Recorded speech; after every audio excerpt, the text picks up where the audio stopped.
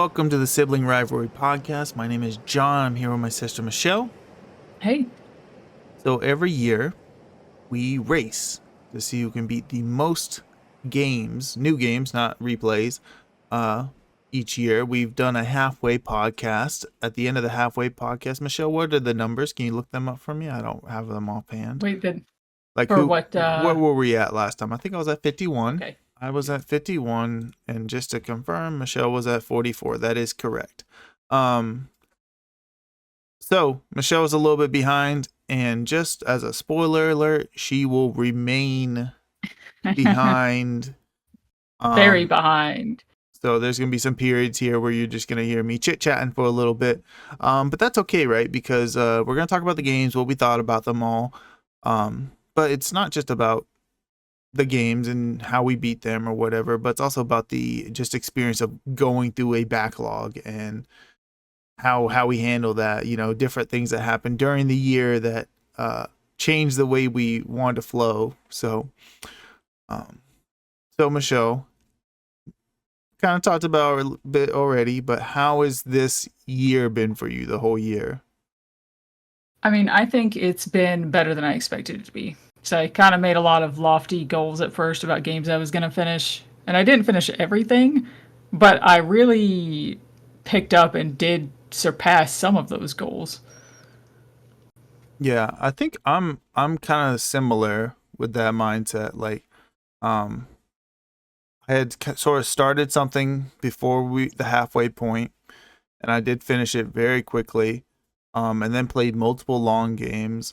And towards the end, I did actually finally because one of the most disappointing things is when I was looking at the beginning of the year, it's how many games I beat that were actually part of my backlog. Oh, yeah. As opposed to I just purchased it and played it, and I think there was only like 2 or 3 out of the 51. And that's fine, right? It's good to buy the games and play them. But I do have so many games I need to get to. So I think in the second half I did actually get to some of those games. But let's go ahead and get started. First game, we're gonna go back and forth for the most part. Except I guess we're not, because this first part's just gonna be me for a minute. First game I beat was Super Paper Mario.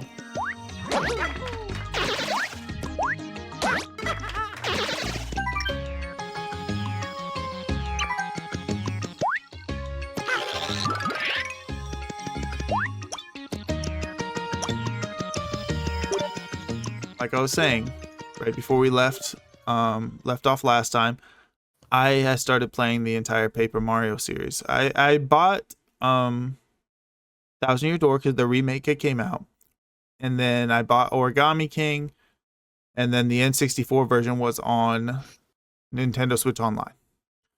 And to me, I was like, oh, those are the quote unquote better ones. So that's what I'm gonna play, right? And then I was like, screw it. And I saw the prices for them, and they weren't like too outrageous. Like, because when I'm thinking any game that's like older than 3 years for some reason, it's gonna be like $5,000 Yeah. these days. But I think the most expensive one was the Wii U one, which is like $50. And I think this game was like 30, and that's like buying like from a reputable seller. If I wanted to take a risk, I probably could have got a little cheaper. So Super Paper Mario is the weird one, right? It's the oddity. First 2 games, turn-based RPGs. This game, not that, right? It is like a side-scrolling puzzle game where you can flip the dimensions. You flip between 2D and 3D, right? Yep. And not just that, but it does also sort of play with the style a bit. It doesn't quite feel the same as the previous 2 Paper Marios, right? Something's a little different here. It's really because they have that 2D world. Yeah. I definitely normally the backgrounds are at least all in 3D in Paper Mario. Yes. So also this one is level based. You do have a hub world that you do return to, so in that sense that does feel Paper Mario-ish, right? Because in Paper Mario, even though it's not level based. You do kind of have a hub world you continually return to. This one also has that, but then it's levels. It's like you go to 1-1, 1-2. Um, and that feels a little bit weird as well. But what I will say about Super Paper Mario is it actually has a pretty good story. Um, Yeah, it does. it's like a little told in a little bit of a childish like light, so children can Mhm. get it, but has a pretty decent villain, and by the end you kind of feel for him a little bit, and there's some surprises along the way. I do enjoy it. I do get if you're a Paper Mario fan, and at the time, right, you can only live in the bubble you live in. This is the Mhm. newest Paper Mario, and there may never be another Paper Mario. That probably feels bad, right? Because you're like, I really like the turn-based RPGs and would like those to continue. um, but now knowing kind of what we know and where the series goes, and this is actually a pretty neat little oddity. Um, Yeah, I think it was really underappreciated when it came out. right. It's from a time when Nintendo was very like, we got the Wii out, let's try stuff. So there's a lot of stuff that was trying just weird stuff, right? And I think at the time, Paper Mario was having a little bit of identity crisis because there was the Mario RPG series, and it was like, okay, well, what's what, right? So there, whereas the Mario RPGs focus on being RPGs, the Paper Mario games focused on creativity, right? They focused on being creative, and we'll see that moving forward with the rest of the games. Super Paper Mario, not my favorite Paper Mario. In fact, at this point in the series, it's my least favorite one, right? Oh, really? Oh, well, Well, yeah, at this point, yeah, yeah. at this point, right? It's definitely worse than the first two games, but I still had a good time. It's still worth playing. And the gimmick is neat, right? The whole switching between dimensions thing is pretty cool. Next up, I did not play this game yet, but we're gonna both talk about it. You played it, and I played it much later. Mhm. I bought you this game earlier in the year. Yes, and that is Master Detective Archives Rain Code. It's completely charred. No movement. No breathing either. I can't feel a pulse. The smell of burnt flesh is too much for me. A knife is still lodged in the chest. This is the only knife wound. I don't see any other injuries. Right after I purchased it, they announced that they were going to put it on Steam, which probably explains why the price on Amazon suddenly dropped to like a reasonable level.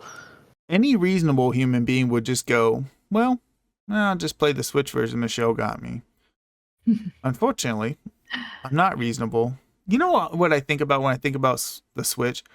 Um, Rain, right?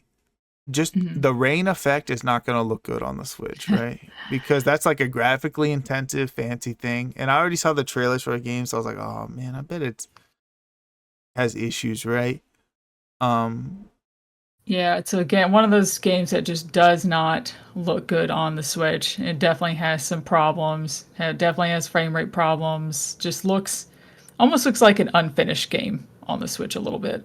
so I waited for it to come out on Steam many, many, many months later, like In way, October. way in October. Michelle's here playing it in June or July or something. Hmm. Um, so what Master Detective Archives Raincoat is, and I'll just call it Raincoat from now on. It is made by the developers of Danganronpa. Um, they have moved on to making a different type of game.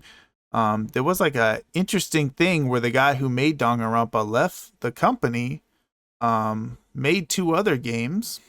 One of them we know, and one of them was an FMV game. I don't know if you know that, Michelle, but I think No. I'm about to buy it on Steam. It's weird. Um, and then they came back to work with Spike Chunsoft again. Here they made Master Detective Archives Raincode. What do you think of Raincode, Michelle? I loved it, and I didn't really. I played the first Danganronpa game, and I didn't really love that, so I wasn't sure if I would love this because it it takes a lot of cues from their normal style of game that they do. Definitely. You know, it was very frustrating. So I've been recording the games I've been playing, right? Mhm. So that way I have like footage ready to go for the podcast. I'm actually being proactive this year.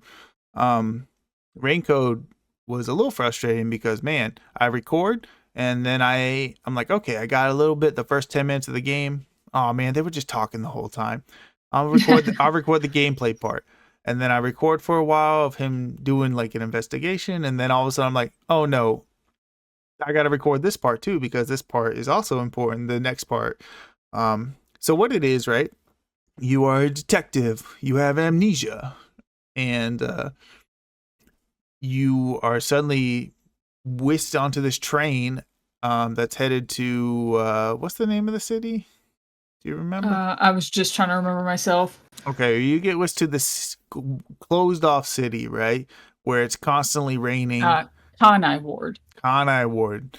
Constantly raining, and you're there to investigate kind of what's going on. I think the goal is actually to solve all mysteries, right? That's what gets kind of figured out. And immediately it takes cues from Danganronpa, and it's talking about like the great mysteries and the mystery that will change the world. That's not what they call them, but it's like the same exact thing that Danganronpa had, which is so funny. But do not be mistaken, this game is not Danganronpa, right? Because Danganronpa, where it's a visual novel with some trials, kind of like Phoenix Wright, this game, fully 3D world, walk around, do some minor side quests. Michelle, you know what I really like? I like Kanai Ward. Yeah, it's really cool. Very pretty looking. Especially with the rain going all the time. I actually just loved looking around. And that's the thing, it always rains in Kanai Ward. Mm-hmm. Which is obviously strange, and they do bring that up. Yes. But I think really just for visuals, like I feel like they made an excuse in the game so that they could just make it rain all the time so everything would look cool. Yeah, well, it worked, right? Because it looks amazing. So the general flow is something occurs, you go there, someone's murdered, and then all of a sudden you start your detective stuff. You do look for clues, go talk to people. But where it's different, right? Whereas in Danganronpa, you'll go to like a trial, right? This one, you go to what's called the Mystery Labyrinth. Which is a physical manifestation of the mystery. Yes, and it's like a dungeon, and it does still go through a lot of the same cues, like the same flow as Danganronpa. Like, in fact, some of the same games are there. Like Hangman's Gambit is basically there. Mm-hmm. But to me, it's just super cool, right? Going through the labyrinth, challenging bosses that are trying to keep the mystery from you. And this is not really like an RPG, guys. I mean, there are bosses, but it's not like he says dungeon. He doesn't mean like a dungeon crawler. Yeah, the dungeon's straight. It's a linear line. You go straight. Oh, and it like unfolds as you're walking. It's actually really cool, and I'm kind of surprised the effect translated like at all in the Switch. Because it looks great. Yeah, like what do you think of the story as a whole? I loved it. Because throughout the mysteries, you're kind of wondering, like, are we really getting closer to finding out Conai Ward's ultimate secret? Because it kind of feels like we're not. Which is really funny because you feel that same way in Danganronpa. You're like, are we figuring shit out? And yes, you are. But really, they've been dropping you hints the whole time. And you do realize some of these things, like, that are strange and kind of stand out a little bit. But you don't really think too much of it. And then by the end of the game, they really explain everything to you. They really wrap it all up, and you're like, oh man, like, so that's why that was that way, and it's really cool. I had started to suspect some stuff pretty early, but let me tell you, there was one thing that is very obvious I did not see coming. At the end, you sort of walk into like a processing plant. You know what I mean? Oh yeah. And my jaw dropped to the floor. I was like, "What?" Yeah, I was wondering. That was awesome. I thought this was just a joke thing. I thought this was like so we could sell a toy or something. It borderline turned into a different genre of game for a minute there. Yeah, it became a horror game. Yeah. I mean, I guess not that people weren't getting murdered and stuff the whole time. I mean, I get, but you know. Right. It was more in a detective light. Right? Yeah. Yeah, I was surprised. To be honest, when this game was announced, I was concerned. I don't know what it was. It didn't feel right. Hmm. Something about it just wasn't hitting for me, and I ended up really, really loving it. I hope they Yeah, make a second game. I mean, by what was going on at the end, they definitely are. They Yeah, set it up for a sequel. I saw the developer saying, or the main dev, he was saying he would like to. He would like to, right? But I guess if they see enough financial success with this one, they will continue. right, But they clearly expected to. yeah. Um, I mean, they're clearly not, at least right now, because they're making a different game, right? But I don't know. They're making a strategy RPG actually. You never know. I mean, level 5 is making like 20 games at all times, so it can happen. Yeah, but are they ever gonna finish any of them? Who knows? God, I hope so. um, but yeah, I thought it was really good. Highly recommend, especially if you like Danganronpa. It's a shoe in. You know what I will say? I thought the story was like perfect, and then when I thought about it a little bit more, then I was like, oh, there's a couple little holes, But just try not to think about it too much. Yeah. There was like a character that was like in the very beginning of the game that like would not make sense to be there, and I was like, oh, wait a second. I kind of had looked that up, and I think somebody did explain it, and that it was not entirely incorrect or something, but I don't remember like why. Yeah, So, but I decided not to question it too much, especially at the very end. At the time, I didn't even realize it at all. By yeah, that point, you've forgotten what happened in the beginning of the game. So, yeah, yeah. It was a good time. Next game I play again. I played Nexomon Extinction.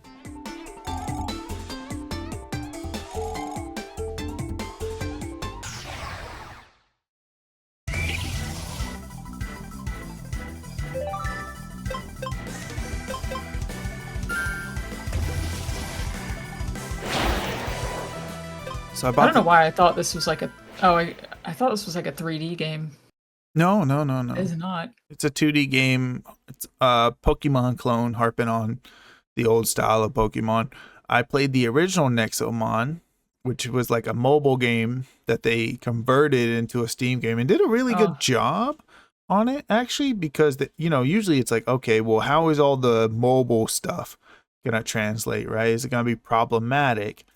Um but no, they actually removed it all or reworked it to make it work and had this really good story in the first game where it's like, oh, you're on the little what's effectively a gym challenge.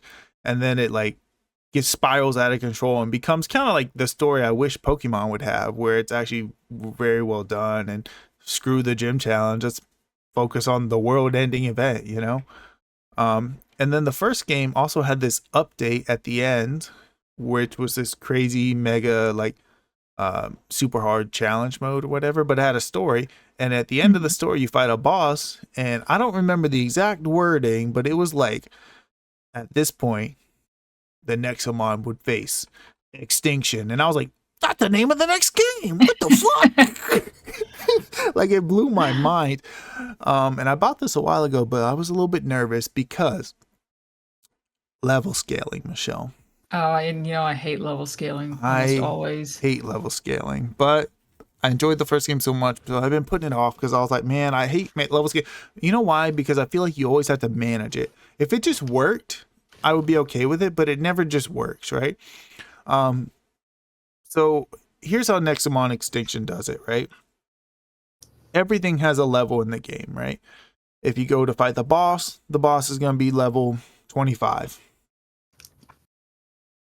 If you get past level 25, they will level up with you, right? I think if you get past like so.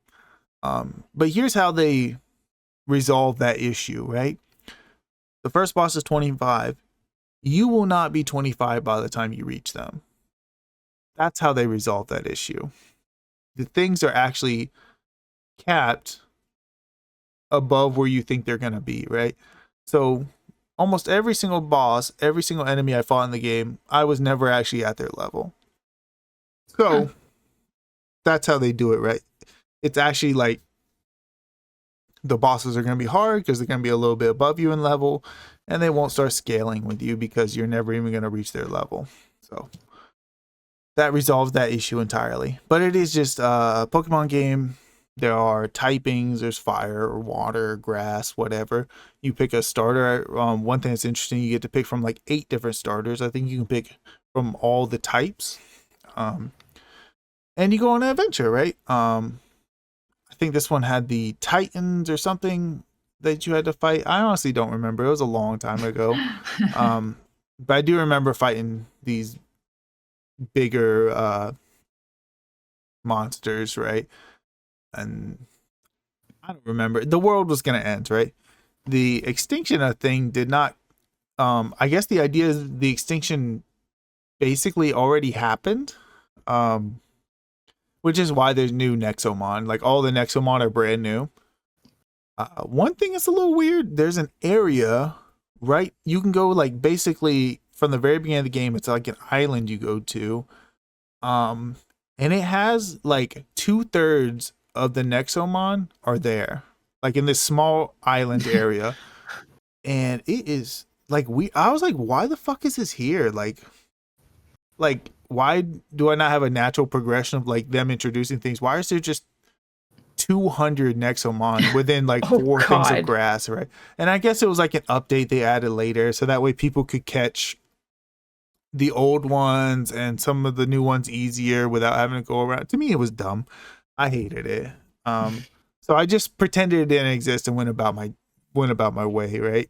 Mm-hmm. Had some cool Nexomon, enjoyed it. There is an update at the end called the Abyssal Update, which sort of plays into the update from the first game. So you have to fight the Abyssal Tyrants that are extremely hard. I think they cap out like level 90 or something. Oh, Lord. And you'll get there eventually towards the end. I did change my whole team for the final area. I was just like, well, if I'm going to do this update and I've caught all these legendary Nexomon, I'll just use all the legendary Nexomon. So I put them all together. The big thing I really don't like about Nexomon, the first game and the second game, the move sets almost feel like they're randomly assigned.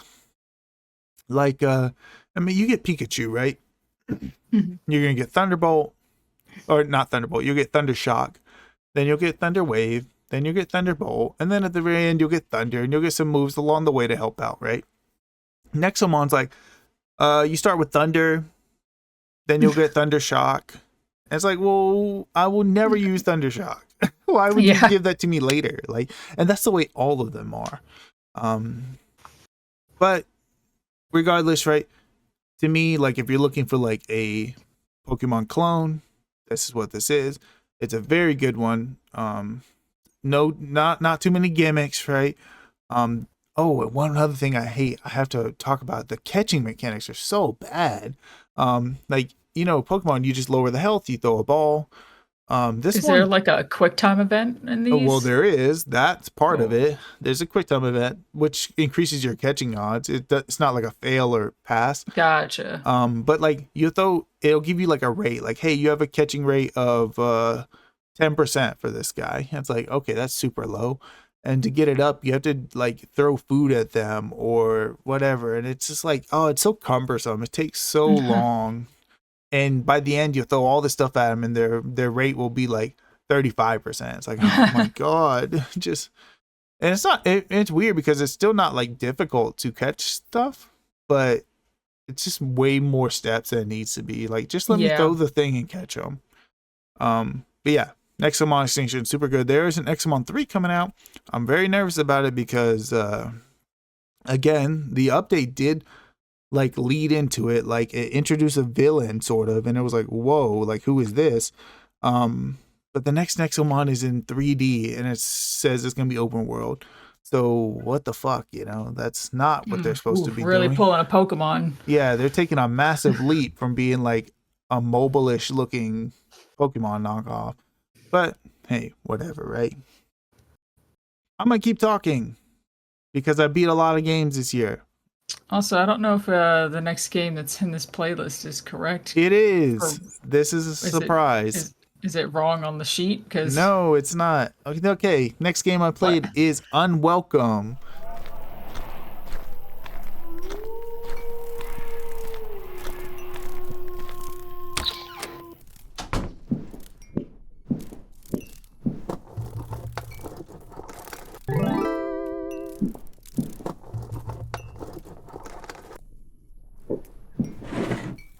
This is a game made by the guy who made... Oh, man. The black and white games, Michelle. What is the name of them? Point and clicks. Oh, the 2D Midnight Scenes games. Yes, he made the Midnight Scenes games. And I think that's how I found this game. We were probably doing a podcast, and I looked for Up the Midnight Scenes. I was like, what's this guy making right here? And I saw this first person game, and the guy's holding a jar of fireflies. of fireflies. I was like, oh, this looks very cool.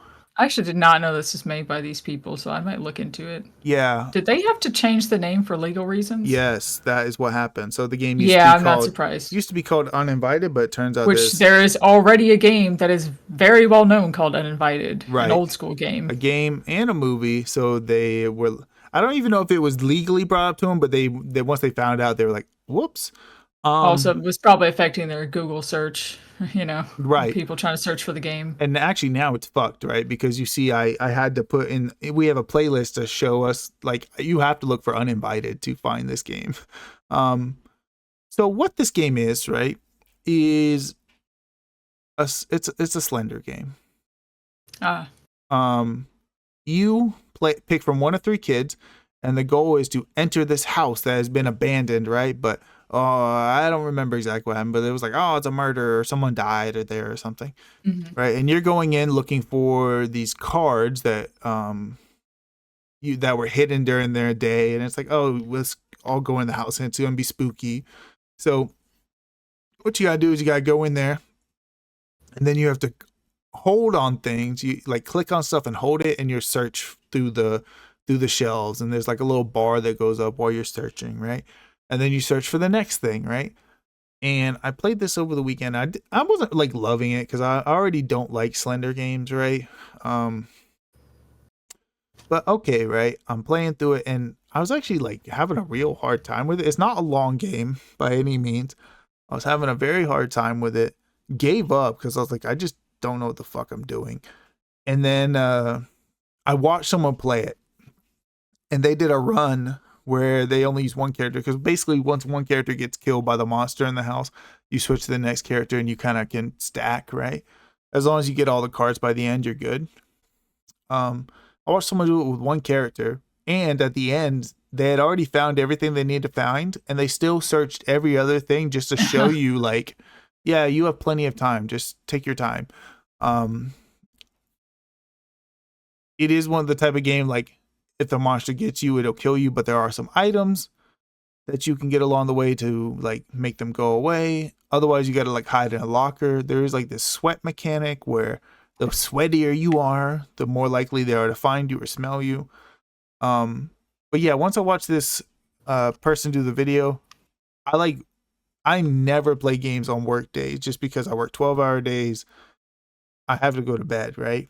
But fuck it. I came home, played it, beat it first try.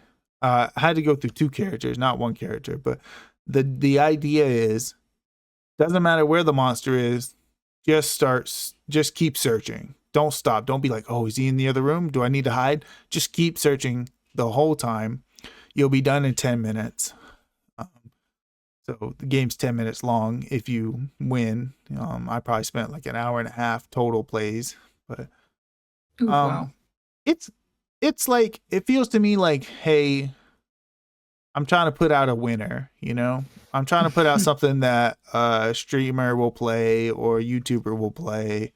And I mean, if you need that money, you need that money, right? So yeah, I'm not hating, but it's like, this is not kind of like the thing he's usually up to. So yeah, it's okay, right?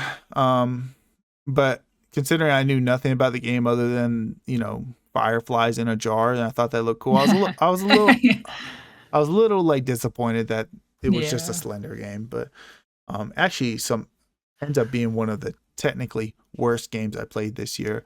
Yeah, literally as we started talking about it and I saw what it was, that it was the Firefly Jar game, I was like, I hope it's good. And then Nah.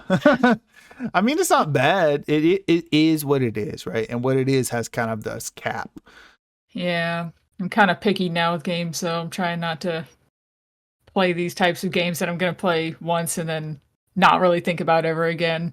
Right. I think it's one of those things where if you got it for free, right, then Yeah. sure, why not, right? 15 minutes, it's fun, it's goofy, but nah. But next game, you actually played it, but I would play Yes. it much later in the year because you played it. And what is that, Michelle? Layers of Fear 2016, so the original Layers of Fear.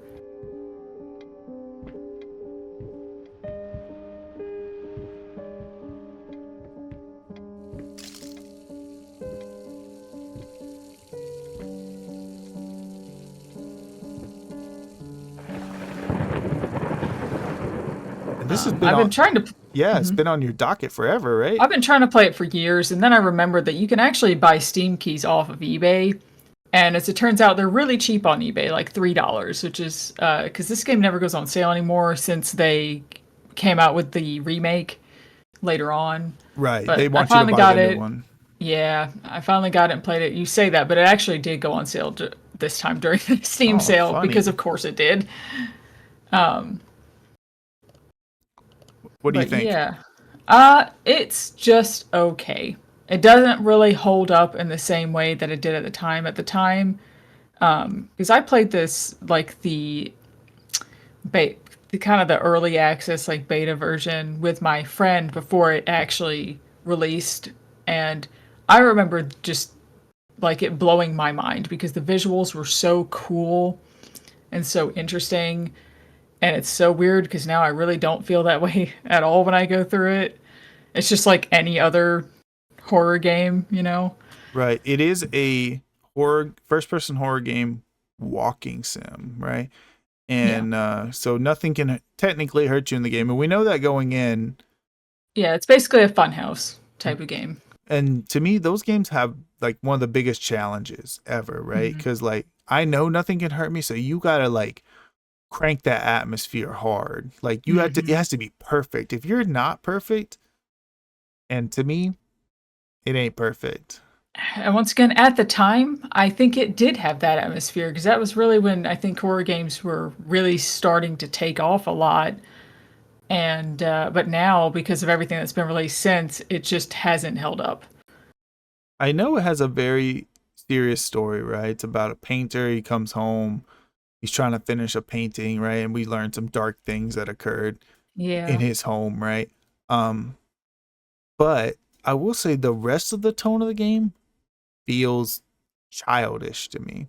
Mhm. Like you'll I be agree. walking and it's like, I can feel the developers like panicking as I've just been soaking in the atmosphere, and they're just like, break a bottle, fuck it, break a bottle, just break a window. Something, there hasn't been a loud noise in a while. It's like, Yeah, yeah.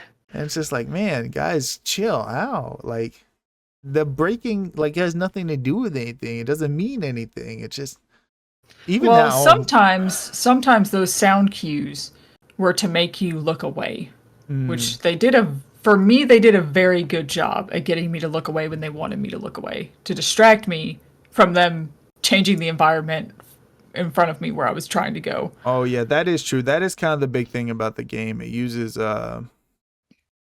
the space in a very interesting way. You turn around and with no loading, it's the whole world has changed behind you. Yeah. And that is It's cool. very, very smooth. And that was, once again, that was another really cool thing about it at the time. I think it was one of the first games that really did anything like that.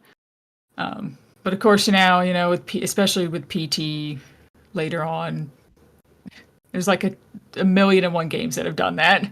Right. So we kind of expect a little bit more now. Yeah. So d- I was a little bit disappointed because I always wanted to see the full game and the rest of the game. And I was kind of like, I mean, I'm glad I only paid like $3 for it.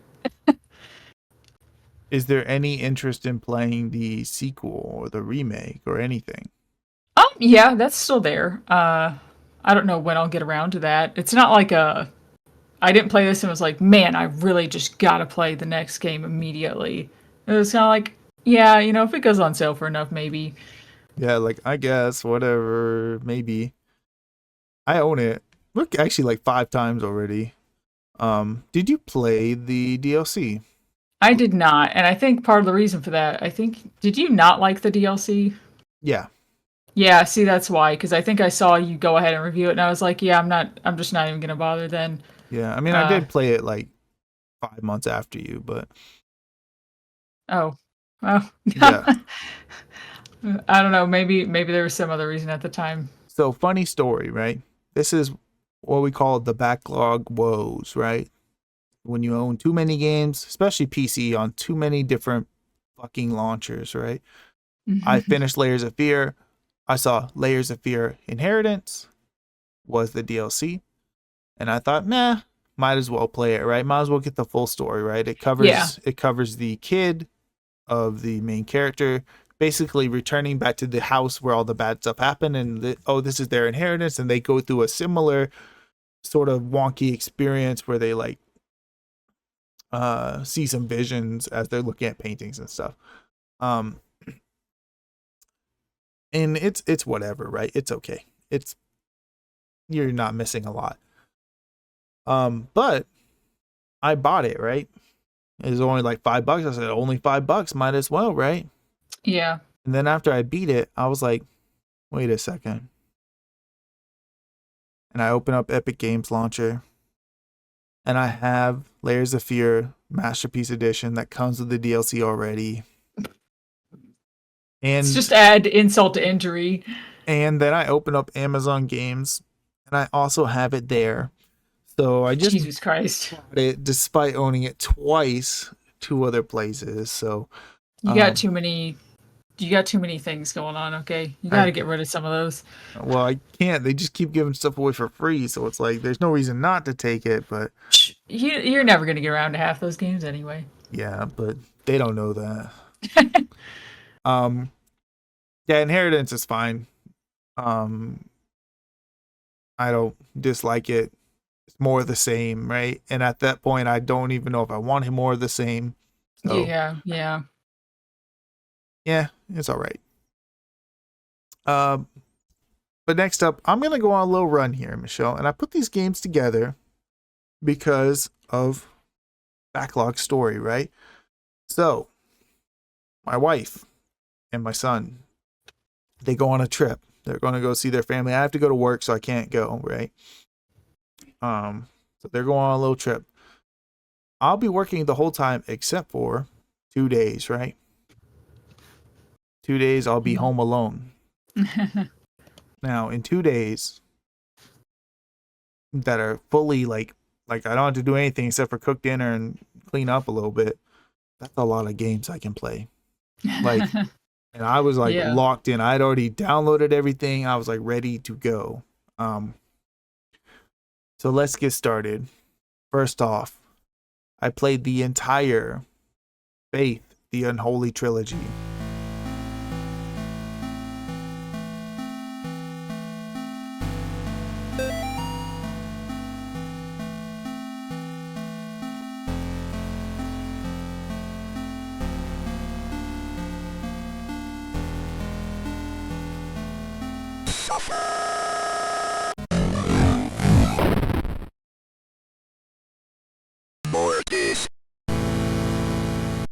Unholy Trinity. Oh, Trinity. I'm sorry. Played 1, 2, and 3. Michelle's played 1 and 2 before. Yes, I have. I just haven't gotten around to 3. I think when you finished 2, 3 was not out, right? Yeah, I think so. So these are games that have an Atari visual style, Atari 2600, very old looking, right? But they're horror games, right? So there's not a lot of that back in the day. I guess adventure or whatever, Texas Chainsaw Massacre. That's as far as you could go with that. But otherwise, there's nothing like that on the Atari, really. And these are like real horror games. You play as, I believe, a priest or a member of the church or something like that. And you're going to basically return to the site where you had performed an exorcism a long time ago. I think you got a letter or something in the mail that asked you to come by. And then bad stuff happens. In fact, if you walk the wrong way in the woods at the very beginning, bad stuff happens very quickly.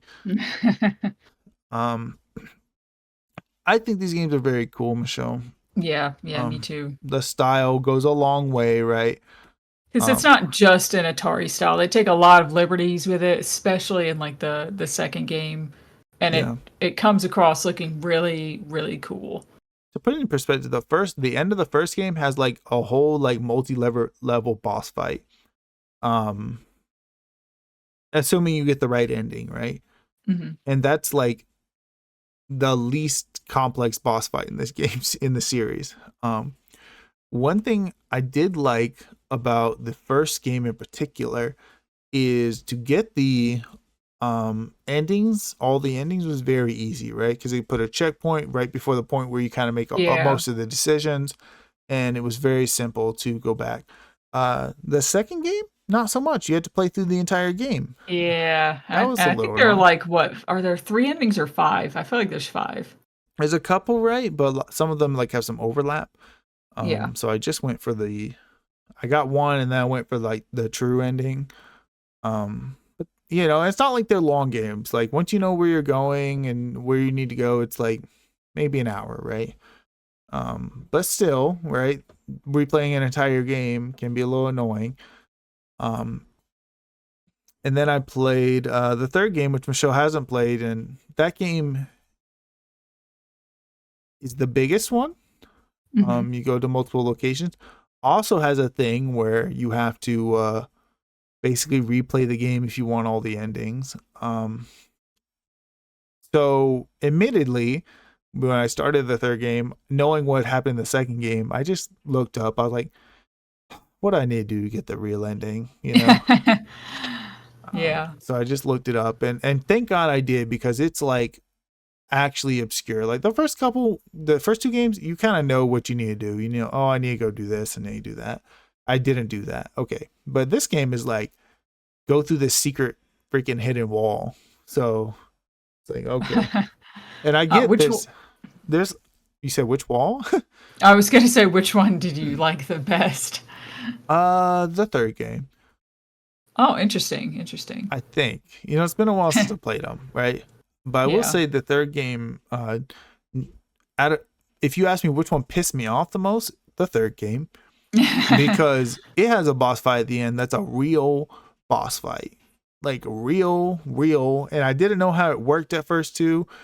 So it was even harder. But like it becomes like a bullet hell. And oh god. Like you have to actually play very good to not die. So and these games you die in one hit as well. So but still, I thought they were very good. Could I explain the story from start to finish? No, I could not, right? There's a lot of layers to it, a lot of characters that are just pixels, right? But I did enjoy it. Thought it was a cool game series, and they're pretty cheap, right? I think it's like $10 for all of them. Mm-hmm. And you might be able to get them on itch.io or something for even cheaper. I guess it's actually $15 for all of them, but they're half off on Steam. That's the cheapest they've ever been, so I bought them for like $11. Next game I played, No One Lives Under the Lighthouse.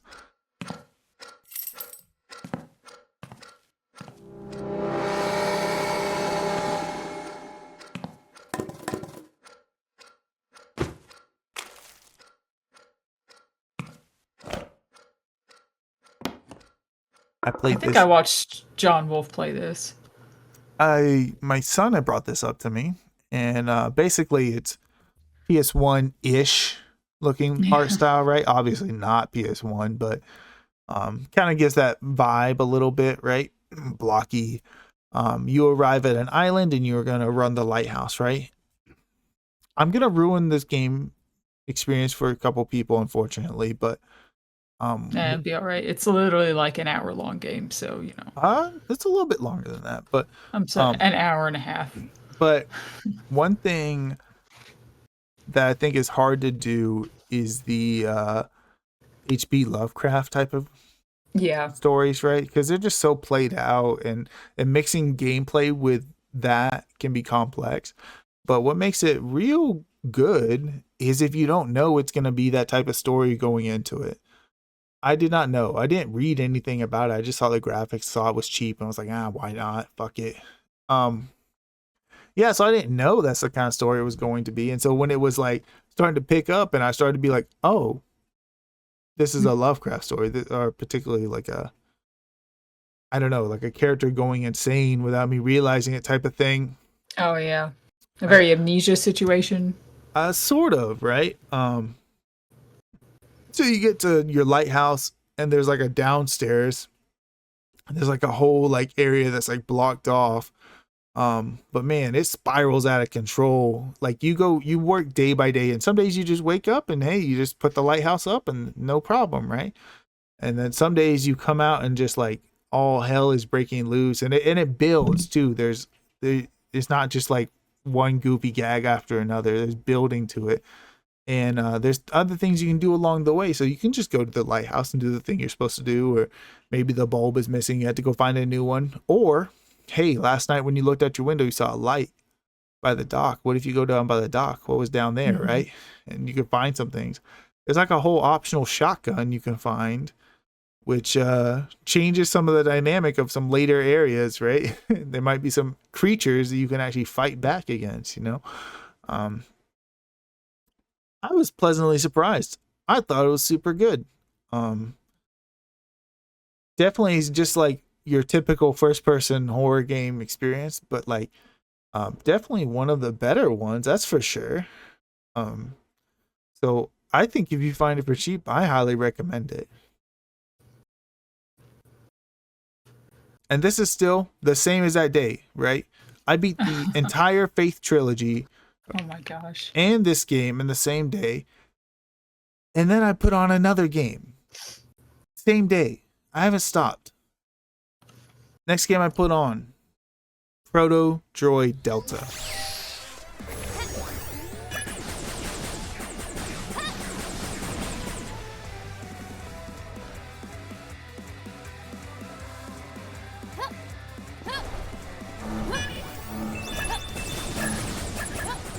I don't know if you've seen this game, Michelle. I have not.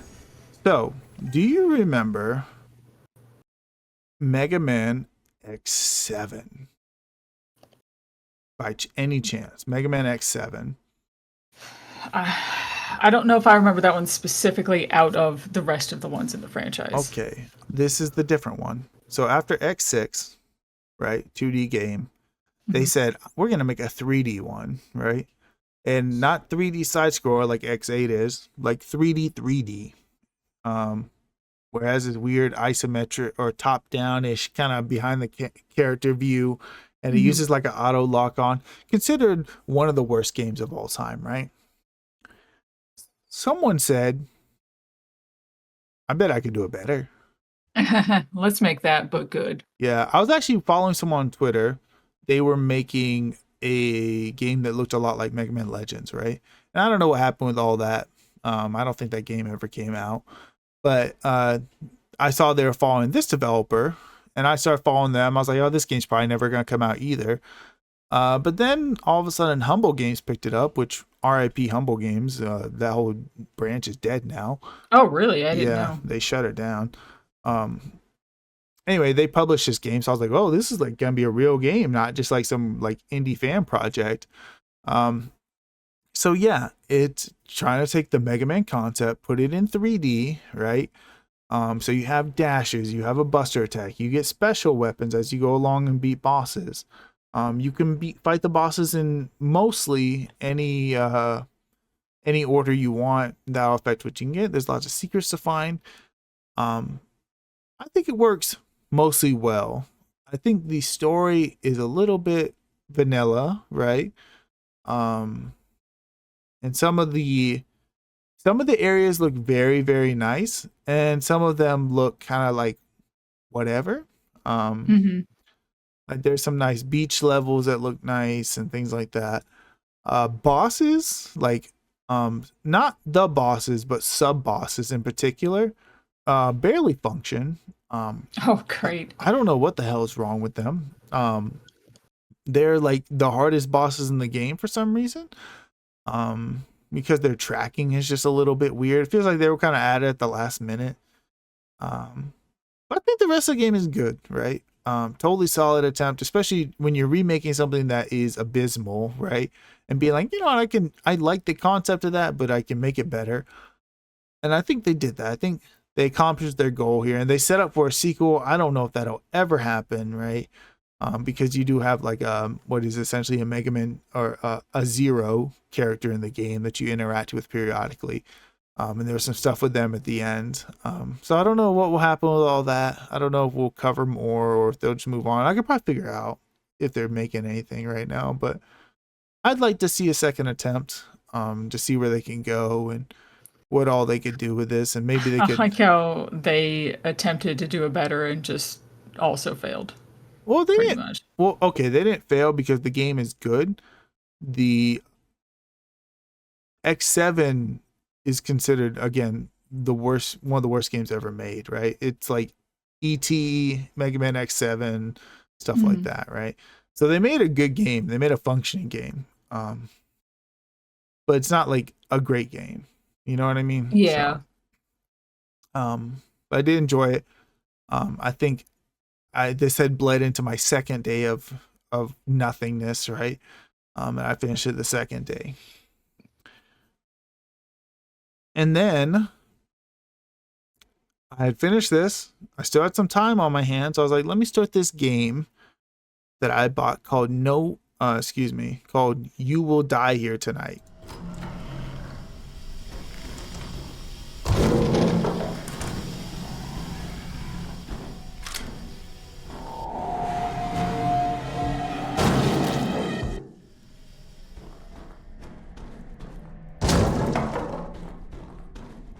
Which I'm very curious about.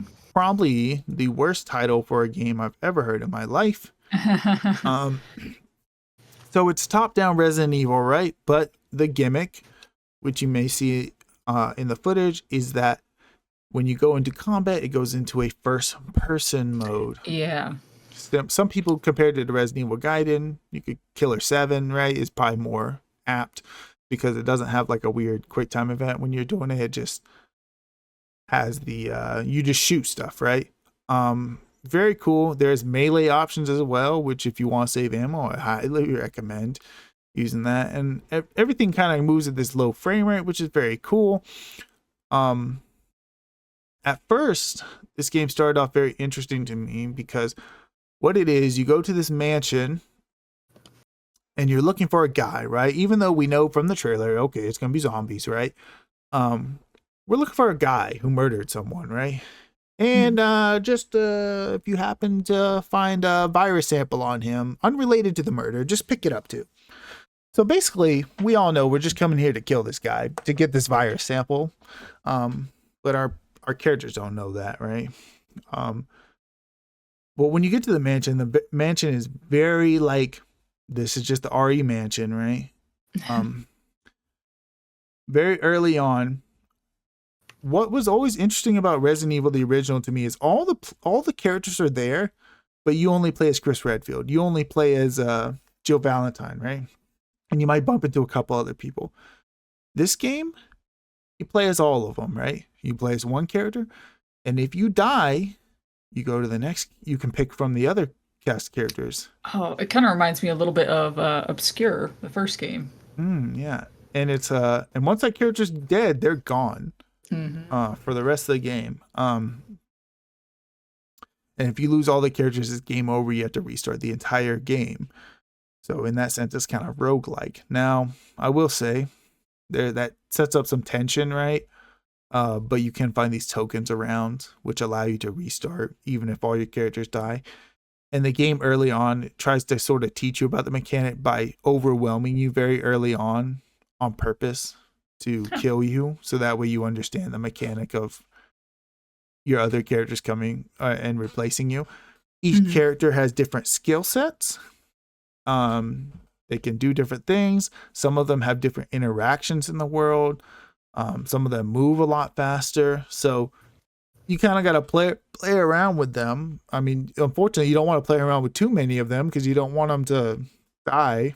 Yeah. Because you can't just switch willy nilly. I mean, based on the name of the game, though, it sounds like that's unavoidable. Right. I did die one time fully, and I did have tokens. I got like 6 or 7 tokens, so I only used one. So it can be a little hard. There is a true ending, and when I say true ending, I mean that's the only ending. If you get any other quote unquote ending besides that, it will just kick you back to the start of the game. So, be very mindful, be very careful. Here's what I'll say: if you ever play it, there's a computer in the opening area where you sort of spawn with your character, depending on which one you pick. And there's a chessboard. I would interact with both of those with everyone if I were you. Gotcha. Right? Besides that, you can just play the game. But those two things need to be done every time. Otherwise, you'll be like me and have to go interact with a chessboard again, and then replay the entire game. But it's not replay the entire game because you still have the keys, so you could just go open up the door to the final area, right? But there is some weirdness where you might have to restart a generator that it gets kind of annoying, right? But this game actually blew me away. I was so impressed with it. The story went places that I did not expect it to, and just the entire mechanics of the squad based thing. And I usually don't like a roguelike. They make me nervous. I don't like playing them because I hate restarting. But this is not really a roguelike. It just sort of makes you think it kind of is. But I really liked that, and I love the combat. There are lots of optional things, and there's traps, and again, it's trying to kill you, right? I think that's very cool. And again, the first person combat can be well done, right? There's some harder enemies later in the game that'll really put you to the test. But yeah, overall, like this game, despite its terrible title, which will make you never look for it, was super good. There are a couple games coming out now that are doing this top down and then go into first person combat. It seems to be like a trope right now. But this is the first one I played, and I thought it was excellent. So, highly, highly, highly recommended. And that would be the last game I finished on my little 2-day vacation. That is a lot of games to finish in 2 days, honestly. Even for short games, that's kind of a lot, because some of these were still several hours long. Right, that was 6 games. Yeah. All right. So to kind of break up John's spree here, I did something silly. I own the My Sims games on the Wii. However, I got curious about what the ones on the DS were like.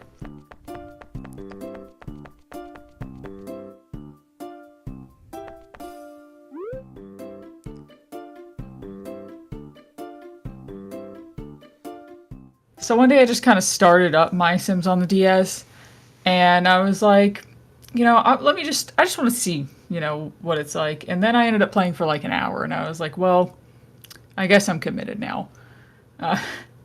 And it's actually you have the wrong footage in this playlist, John, because this is not the game. Look, bro, no one's playing the DS version. I don't know. Well, they should, because it's probably, I've only played a little bit of the Wii version, but I kind of feel like this one's better.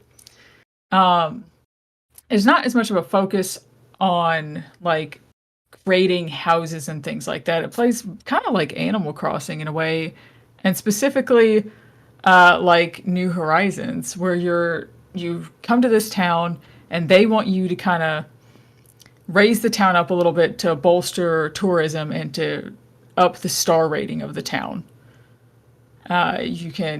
You have a house that you can decorate, which is weird because you can decorate it basically the same way that Happy Home Designer works on the 3DS, but this game predates that, which makes me kind of feel like they stole from My Sims. You can't steal from Nintendo. But it plays very different. It's a completely different game. It's one of those situations where it's the same name, completely different game. Doesn't have a 10,000 loading screens like the Wii one. Your main gameplay mechanics, you kind of can go around and talk to people and react to the mood that they're in or things that they're saying to kind of make them happier or give you simoleons and stuff so that you can buy things. There's unfortunately the gameplay is kind of mostly mini game based. You have to play mini games to earn money and get other things you need done for the town to make the rating go up. And you unlock a couple different areas. There's like a sort of city-like area that you unlock later on, and there's a gigantic house in there that you can buy. Like you can finally upgrade your house to that. It really surprised me. I really enjoyed it. I did kind of check out My Sims Kingdom a little bit too, but I did not end up continuing that one right then. It's definitely worth playing though.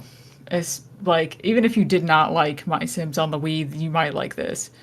How do you feel about them releasing a collection like 5 days after you beat this? Well, at first I was like, oh man, maybe I should just get that. And you know what? I've seen footage of it, and it actually looks like a very straight port, like not even really improved or anything. So at first I was kind of mad about it. But then, I actually only paid $20 for both games together anyway, which is still cheaper than what the collection is. So, What a psychotic game to release a collection for, Like, I'm not even saying the games aren't good, but like, what world did you think they were going to make a My Sims collection? Never. well, hey, now it's cozy gamers. They're Yeah. appealing to cozy gamers, and also they had to try to do something since they said they weren't going to make another Sims game. So, Everything sells on the Switch, right? So, I mean, it sure does, and people were freaking excited about this. They were so like floored that this was coming out. yeah, I was like, hey, look, maybe if Michelle says it's good, I can play it now. Who knows? I don't know. They made Well, it available. I'll have to play more of the Wii one at some point itself to play. Like I said, it didn't affect me playing this game because they did not release these ones. They only Right. released the Wii games. Um, but So yeah, you still can, right? yeah. Okay. Next day, actually, still the same day that I beat You Will Die Here Tonight. That game ended, right? And I had bought a game without any knowledge about what it was. I had just heard about it for years, Yeah, same. and so what got me, I was listening to a podcast, and I think they were talking about best games of the years, and someone said Kentucky Route Zero.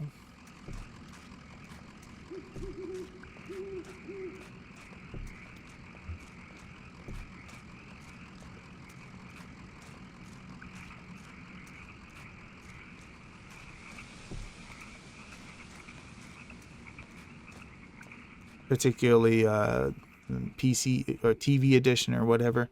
Um, and they said something that always triggers me. They said, "Don't look up anything about it, just play it." And that's when I'm like, "Fuck, I have to just play it." I have like if I look anything up about it, I'm gonna be disappointed in myself. So, Kentucky Route Zero is a game that has been basically in development for 10 years. They released it episodically. So if you played the first episode, you had to wait 10 years to play the last episode. That's how Mhm. long it took for that game to come out. Each episode is like an hour, hour and a half. Um, and there are interludes in between that are sort of different style. Um, it's a point and click, sort of. We sort of interact with objects and progress a story. Guess like a point and click visual novel almost. Someone called it a poetry game. Oh, And I think that is a good representation of what it is. It is a game with a lot of talking. A lot of talking. And Michelle, they're talking in metaphors and phrases like the whole time. It's nonstop. Talking in poetry basically, but not like your little rhymey type of poetry, like real poetry, you know? Like Yeah. um You mean kind of just like a pretentious jerk? sort, but just saying words, and some of it's just not even making any sense to me and jumbling. Michelle, let me tell you what I don't do ever. I never skip dialogue or cutscenes ever Until now? until now. Like by the time I got to episode 5 of this game, I didn't even hear a word anyone. Like I was listening for a while because episode 5 really tested me, because basically you get to this town that you have been looking. Oh, let me guess. I should explain, right? You're looking for this town. I don't remember the name of it, so you can deliver a letter. You're like a postman, right? But you have to get on something. You learn early on you gotta get on something called Kentucky Route Zero, which is this weird interspace dimensional rift thing, to get there, right? It's not like played like this is some science fiction game. It's just like this is what in the real world you gotta get on, even though it's in space and whatever. Michelle, I assume you're looking at footage of the game right now. Yeah. It just looks just all over the place, right? The art style sort of is wild, a little bit hard to discern at times. Man, Michelle, one of the interludes is you're at a bar and you just sit there and listen to people talk for like an hour and a half. They're just talking. And It would lose my attention. you don't even have to pay attention to them. Like you could pay attention to anything in the bar and they'll just keep talking.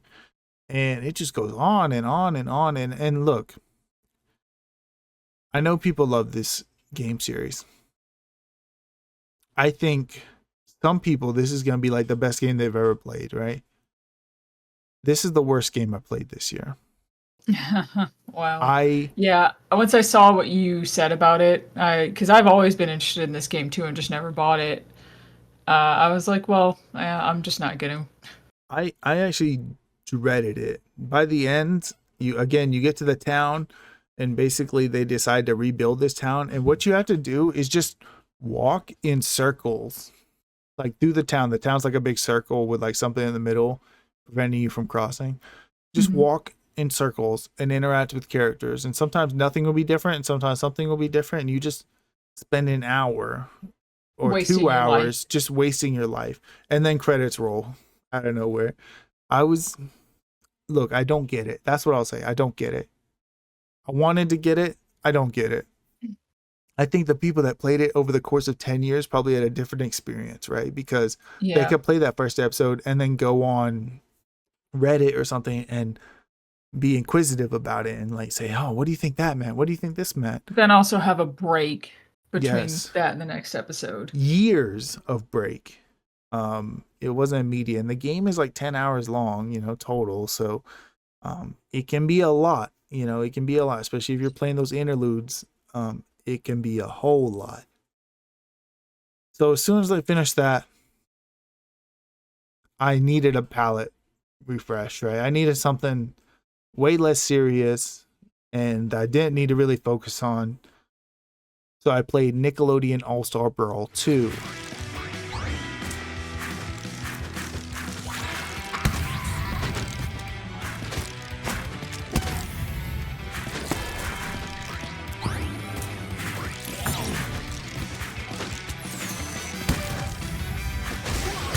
Played the first game, thought it was okay, but the problem is, Michelle, and this is the problem with fighting games for me and you probably forever, we don't really play multiplayer fighting games. Yeah. If I'm playing a fighting game, I'm playing for the plot, which is not how fighting games work. Yeah, But the I'm plot's playing- usually not that good. Right, I'm playing for the single player, oddly enough. So, first game single player wasn't that good, but I was like, okay, this probably take 5 minutes. Nickelodeon All-Star Brawl 2 actually has a dope single player. It was very weird. They went above and beyond to sort of make it work. So if you don't know, this is a Smash Brothers fighting game, but with Nickelodeon characters. So you could play as SpongeBob, Invader Zim, or whatever. But in this single player, it is like a weird roguelike mode. So you'll go through fights back to back to back, and I think you go through like 3 little areas, and each area ends with a boss, right? And then you have to And over the course, you can sort of buy or find things to make yourself stronger, right? And but you keep the same health between fights, so you have to manage your health, and you'll die and you won't reach the boss, and you'll die and you'll not reach the boss, but eventually you get some of these upgrades that carry over, and you'll be able to actually make some really ridiculous stuff. Like I had a thing where it's like, oh, you get healed, I think, whenever you hit them. So obviously that helps with the health management and stuff like that. And but yeah, besides the fights, they have like little mini game challenges, kind of like Smash Brothers Melee had, with like targets and stuff like that, where you had to hit them. And surprisingly, I thought it was very good. I am a little sad they got rid of Cat Dog to play as, but that's okay, right? Invader Zim, my favorite character, somehow kind of shitty to play as. That's okay, right? I don't remember who I ended up beating it with, but I did like, oh, you know what I do? I beat it with Danny Phantom. Danny Phantom was super good. But I think if you like Nickelodeon, and that was sort of something you grew up with, this is going to be an enjoyable time, right? As it's got the characters you want and some characters you may not be familiar with, and you're going to have a good time with it. All right. Yeah. Next, I played a game that John got for me, Catherine Full Body. Those traps again. Commencing Area 2. Are you ready? Vincent! Rin, where are you? Up here! The ground below This is is my falling. game I was supposed to play for this round of the podcast, right? Right, yes. Yes. I've actually played a little bit of it before this, like the first few levels, I think, with my friend Nikki. Like, it's always Nikki who gets these freaking games. Like, a million years ago. And it's a puzzle game where you play as Vincent, and he is in kind of this weird love triangle / square now in this game. Oh, right. With multiple women named Catherine, but all spelled differently. One spelled with a C, one spelled with a K, and now also one spelled with a Q. Yeah, they shortened her name to just Rin. I guess because probably seeing Catherine spelled with a Q was just triggering for them every single time. And I'm unfamiliar. I've played this game before, but she was not there when I played. Yes, because you can basically take in the original game, one of two routes between Catherine with a C or Catherine with a K. You can basically choose to stay with your girlfriend who you're not really happy with, or cheat on your girlfriend and get with this new exciting Catherine. And in this one, Rin comes in and becomes an option as well to pursue. Mm-hmm. The one thing I gotta say, in terms of the story, while I really like Rin as a character and all the interactions with her, she definitely made the story feel more disjointed, for sure. As far as everybody's concerned, like, everybody likes Rin, but the story's definitely worse to put her in there, because she was never meant to be in there originally, and they just sort of slid her in. That's why I was wondering, does she just feel shoehorned in? Yeah, she definitely does. Even not having played all of the original game, like, I could tell, I was like, this seems a little weird. Like, it doesn't quite fit right. They didn't do a bad job of putting it in. It's just, like, you can tell. And the puzzles all occur when Vincent's sleeping. He's sleeping, he's having these nightmares of things coming up at him and chasing him up this giant wall of blocks, and that's why you have to pull the blocks out in certain ways to make a path for yourself to get all the way up and get out of the nightmare. Really nothing quite like it. Yeah, nothing like it at all. And it's interesting because I played this on the Switch, but this is a pretty old game at this point. Yes. And it felt so weird to play such a PlayStation 2 like game. Even though I know this didn't release on the PlayStation 2, it was still very close to that era for the creators of Persona and stuff. So it really just feels like they're old games. Right. That's actually an interesting note. It is not just made by Persona devs. It is in the Persona universe, right? Yes. And my guess is, right, they made Persona 4 and they needed to make a next gen game, but making a Persona game on PS3, that's a big undertaking, right? And at the time they're not big developers, right? So it's like, okay, like let's make a smaller game, let's figure out how these consoles work, right? PS3 was a big mess, right? And this is what they kind of came up with, and I think it's really cool. Yeah, I think it's really cool as well. It's funny because, and I think we talked about this a little bit before, that, like, just when I was actually playing it anyway, that they start you off, the default difficulty is easy for this game. And I felt confused at first, and I was like, no. I'm just going to play on normal. Why would the default be easy? And then I died, like, a lot within the first 2 puzzles and felt like an idiot. And I was like, I'm just going to switch this back to easy. It's a hard game. It is. You get a lot better at it as you go. They do give you tips, and those tips are actually genuinely helpful. Like, they show you different ways that you can pull out the blocks and the patterns that you can make to help yourself climb up.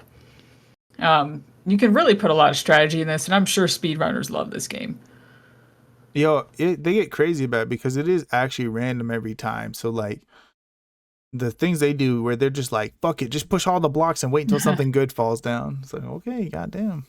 And they do have checkpoints in the levels, which is nice. And they do also have a kind of a, I don't know if they added this in the original, but they have like a bit of a rewind undo feature where you can undo a certain amount of your moves. Yes, they had it. To choose a different path.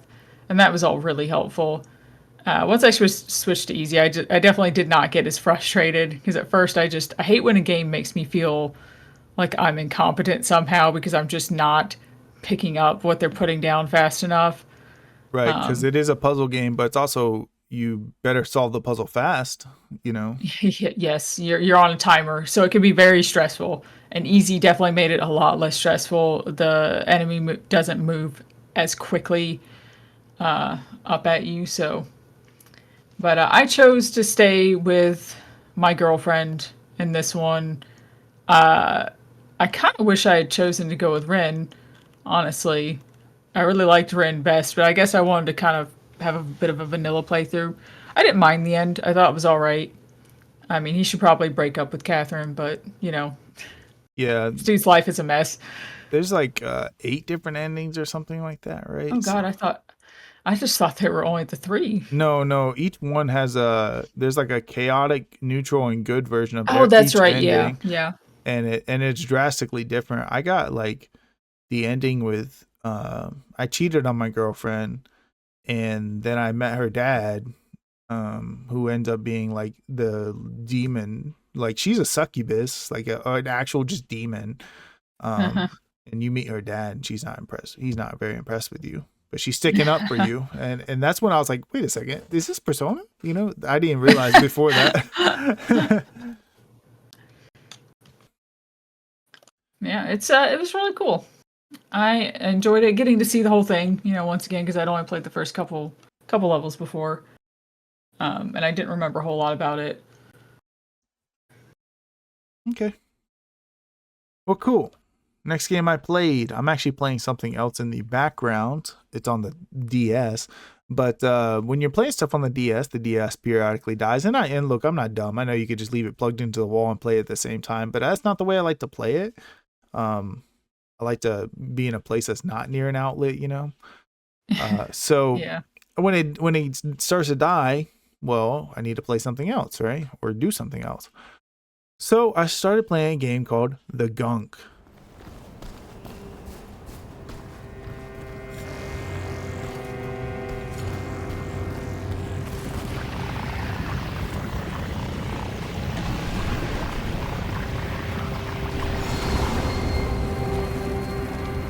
Which is made by the people who made the SteamWorld games, SteamWorld Heist, SteamWorld Dig.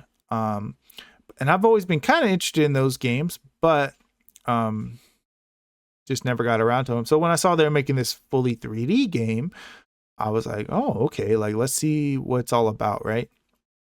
So you arrive to this planet, and you're kind of like looking for energy sources to deliver back to your homeworld to sell. Seems like y'all have been down on your luck, kind of. There's sort of something implied that like your arm is missing, and it's sort of you sort of replace it with like this suck cannon, right? And it's like, well, it didn't go missing just for no reason, right? So you guys have sort of ran into your fair share of issues along the way. So you get to this planet, you notice all this gunk around, right? You know there's some huge energy source somewhere on the planet because you can detect it with your scanners, but you need to go investigate. So you kind of have to go and I guess it's kind of reminiscent. Some people like Mario Sunshine, I guess. Okay, I can see that. Mario Sunshine is about like spraying away filth. This is you suck it up in this one. There's a few games that have been doing this really specific mechanic lately. Yeah, and there are enemies along the way that you have to fight, bosses, things like that. And along the way, you don't just find like the some power sources which you can use to upgrade your character and stuff like that, but you start finding these ancient ruins that are sort of revealing like a little hidden past on this planet. Like, where are these people? What happened to them? Did they die? Why is the gunk here? The gunk wasn't always here because we don't see anything about the gunk in the history. So what's going on, right? And you slowly start to figure out the game is actually surprisingly short. It felt pretty dense, even though it's really not. It's only 6 hours. It's real nice in and out type of game. I really like this game, Michelle. It does feel like an indie game, that's for sure, because something about it, there's some like a little lack of smoothness with the movement, right? Yeah. A little stiffness, kind of. A little stiff, right? When you're jumping. It is essentially a 3D platformer, right? But I still really liked it. I thought the world was very interesting to look at, finding out the secrets beyond the gunk, and meeting some characters along the way that eventually you do find a resident of the planet. I was surprised, right? Not again, not the greatest game in the world, but I thought it was pretty good. And actually, I gave it to you. I don't know if you remember that, but you know, as you were talking about the game, I started thinking about that, and I was like, do I have this game? Yeah, because you know what happens a lot of times, they'll give out free games, and I'll just claim them, even if it's on a different launcher. Like, whatever, I'll just get it again. But this one, I was like, oh, let me give it to Michelle. And this is not a podcast game. You don't have to play it or anything, but I think it's a pretty good game. And I recommend playing it if you find some spare time, have a little 6 hours on hand, and want to something a little simple, but something, decently emotional, right? There's an elevator towards the end of the game that's like totally bugged. Don't jump on it. Don't do that. You'll fall through it. What did you give this to me on? GOG. Oh, okay. That's why I was like, where's it at? Yeah. Okay. All right. Good to know, because I completely forgot about this until just now. Yeah. I again, it was just like, oh, I already own it. I don't need it. So it's up to you. But pretty cool game. Recommended. And maybe I'll check out the Steam World games one day. Yeah, same. All right. I played a platformer, probably one of the few I even played this year. I don't play them that often anymore. I kind of took the jump and got this while it was on sale, I think during the summer sale, just because I had it on my wish list for such a long time, and that is Here Comes Nico.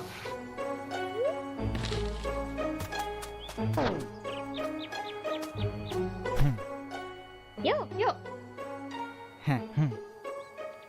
Yo.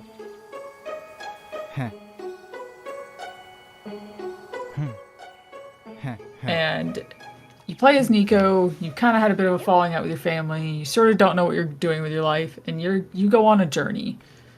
You go to these areas, and you're trying to make people happy as you go towards the place that you're gonna be working at. Well, I think you basically sign up to work with these people, and you're trying to get to the headquarters, but you're helping people along the way. And those people are going to give you coins so that you can use the train to ride to the next station. to keep continuing your journey. And you'll have little in-between sections on the train, little scenes on the train where you're looking at your phone and your parents are kind of worried about you and trying to be supportive and get you to kind of come back home.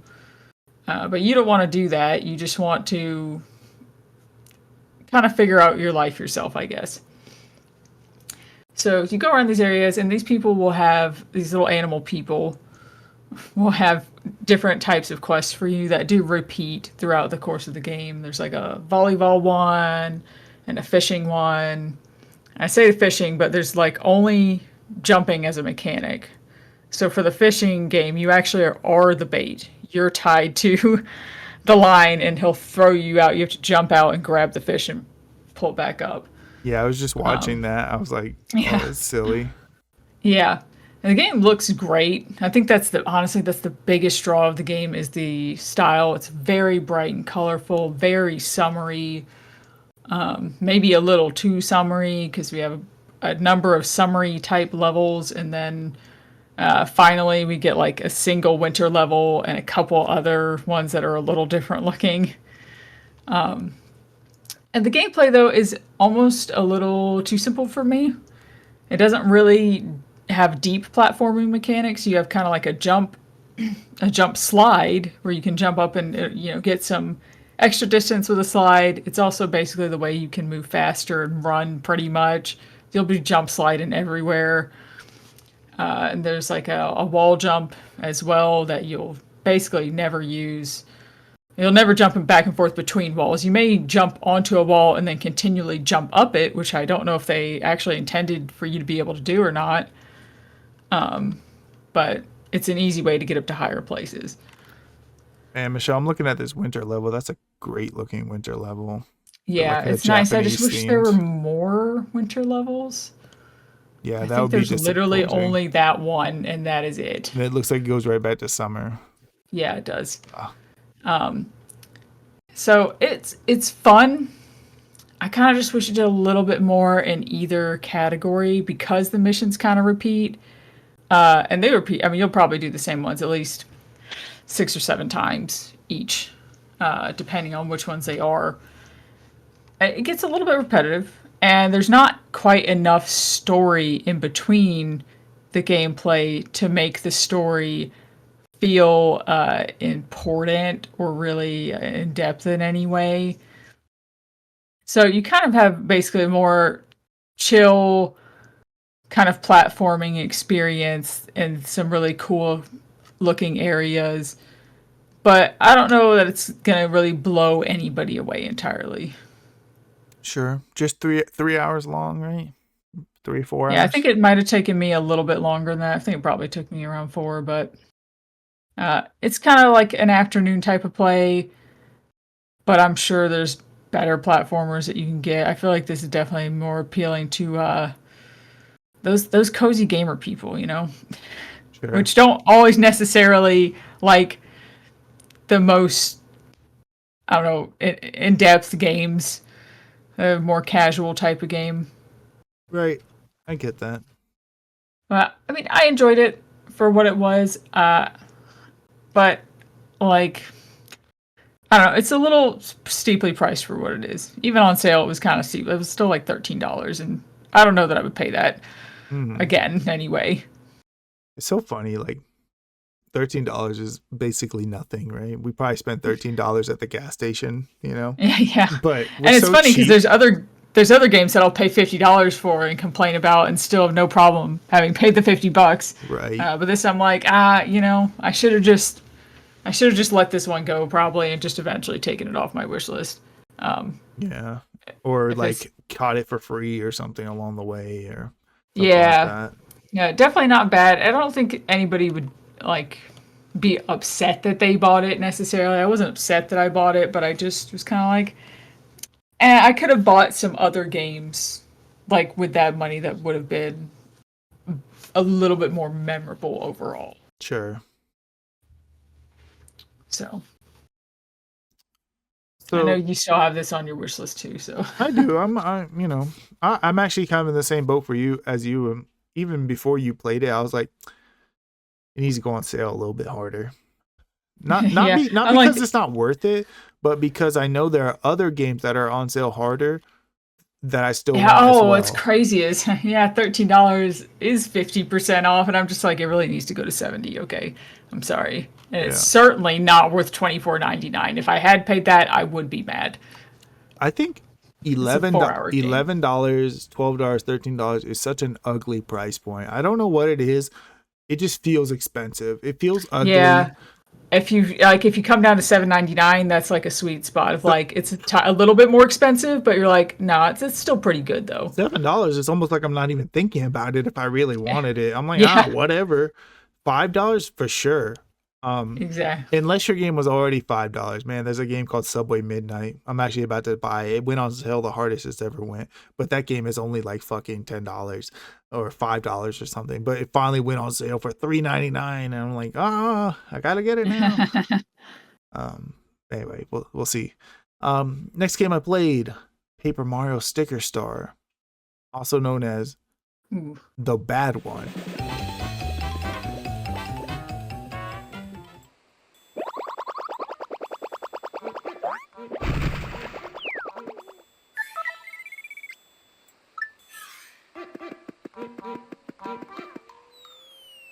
Again, at some point, I decided I would buy all the Paper Mario games, and I was just gonna go through the whole series. The only thing I'm kind of missing is the Paper Jam game, but that's really a Mario RPG game, not a Paper Mario Oh game. yeah. And it wouldn't make sense to play that one without playing all the other Mario RPG games. So, and I think I've basically decided, to Mario RPG, right? It's not available enough, not easy enough for me to get, without emulation. So I think I'm good. So what's wrong with Paper Mario Sticker Star? Well, it goes back to the turn-based RPG mechanics of the original game. So that's cool. That's what everyone wanted, right? Right. But Then they took out the RPG part of it, they took out the RPG part of it. There's no experience, there's no level ups.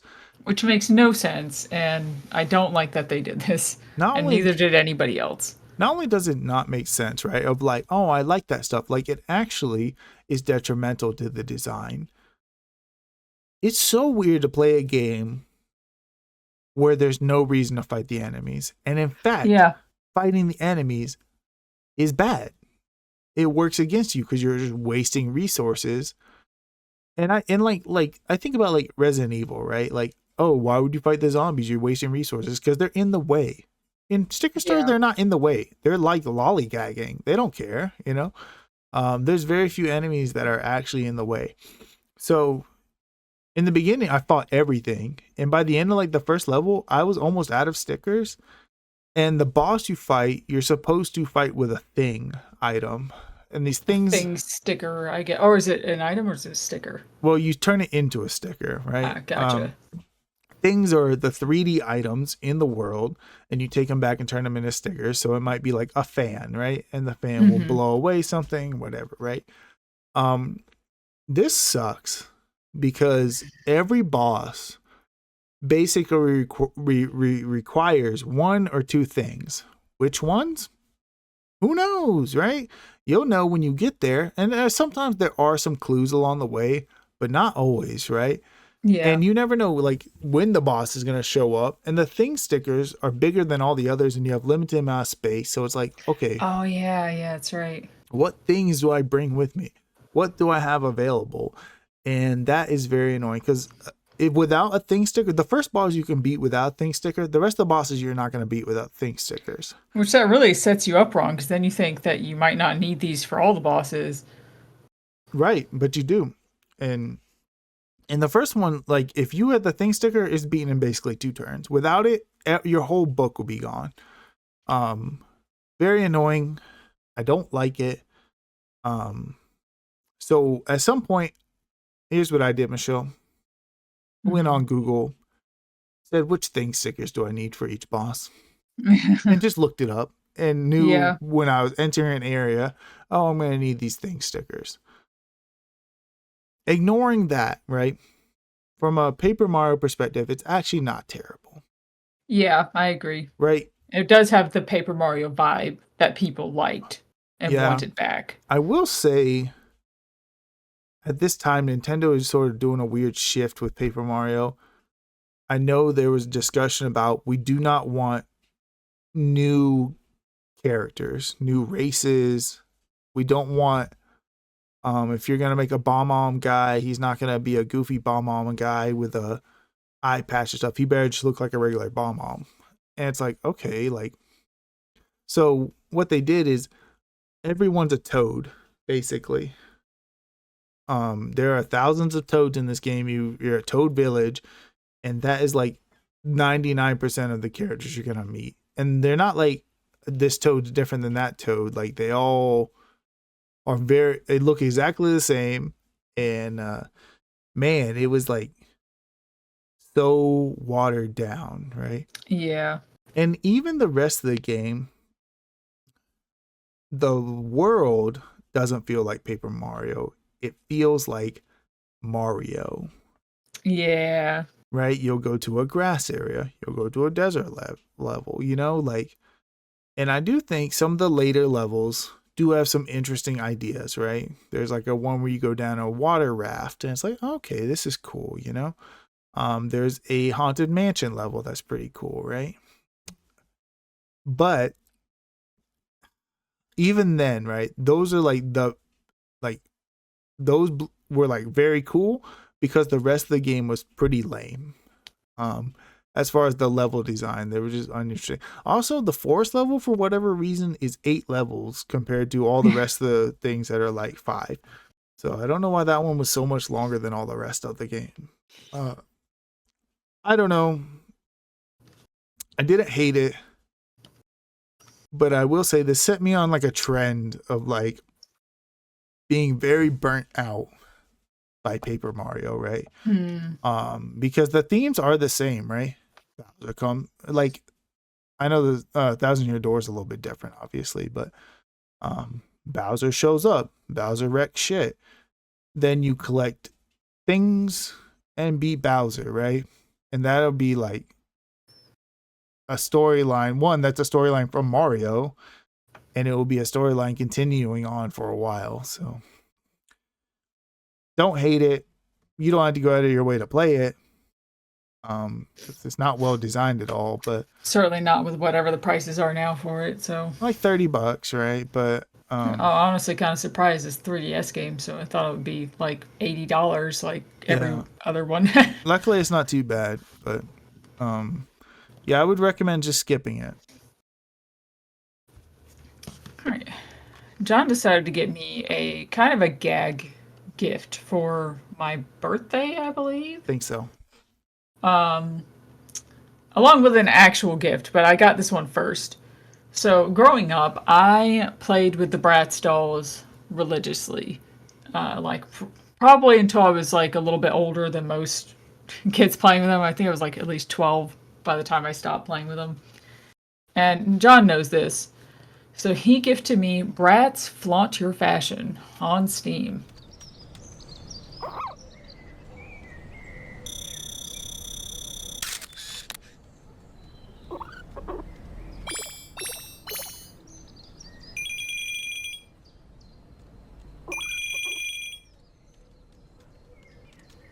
Which I was very confused by initially, and almost a little bit disappointed with. I was like, oh. And what's funny is I was like, well, this was actually kind of thoughtful. I mean, he knows that I liked Bratz growing up. But And then you sent me the real gift, game. and I was like, okay. Yeah. And I kind of went into this a little excited, though, because I was just like, I don't know. I haven't played a Bratz game since the PlayStation 1 game, and that was like a Guitar Hero. Well, not Guitar Hero. It was like a dancing game. Right. That you just, press the right buttons at the right time or whatever.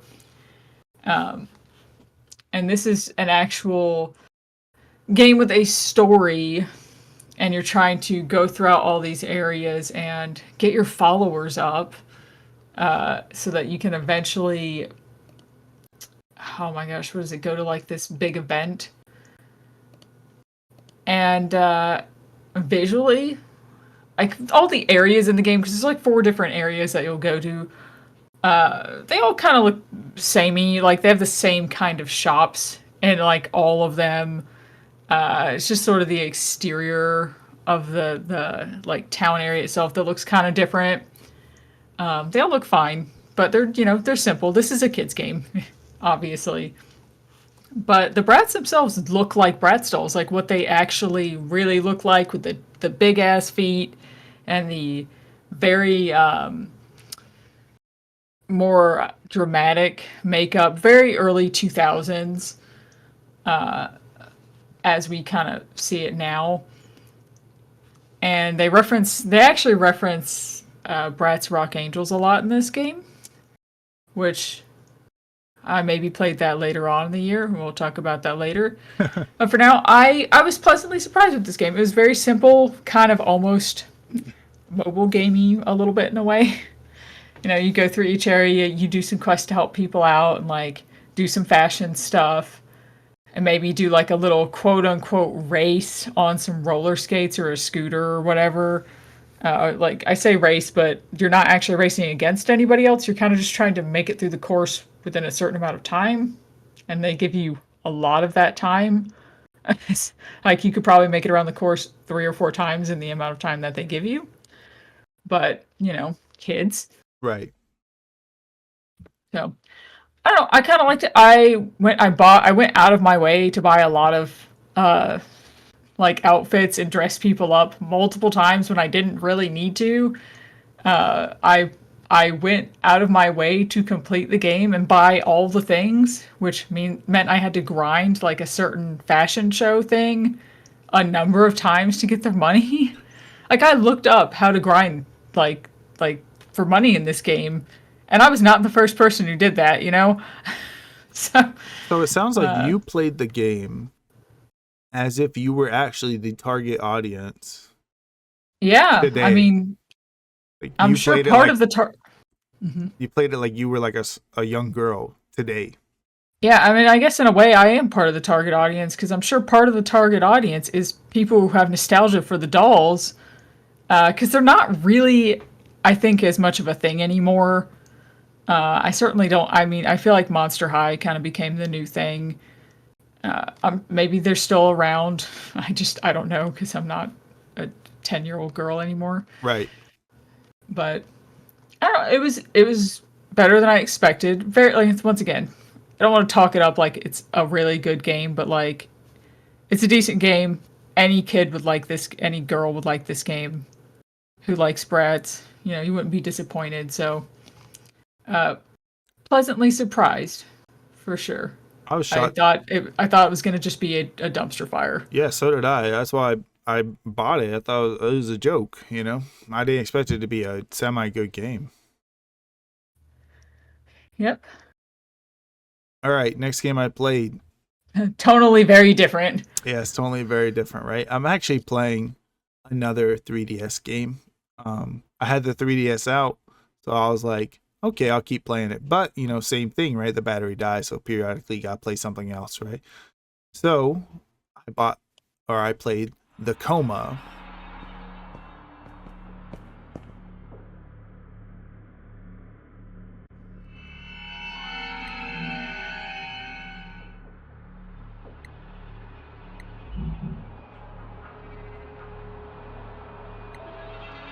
I've played a little bit of this too. Oddly enough. Oh, really? Recently or just in the No, past? a long time ago. Once again with Nikki. So. Oh, like the original Coma, not even the recut version. I think I'm not sure. Yeah. I remember it being really hard. That's all. Definitely not. So what is this game? This is a game where you're a student.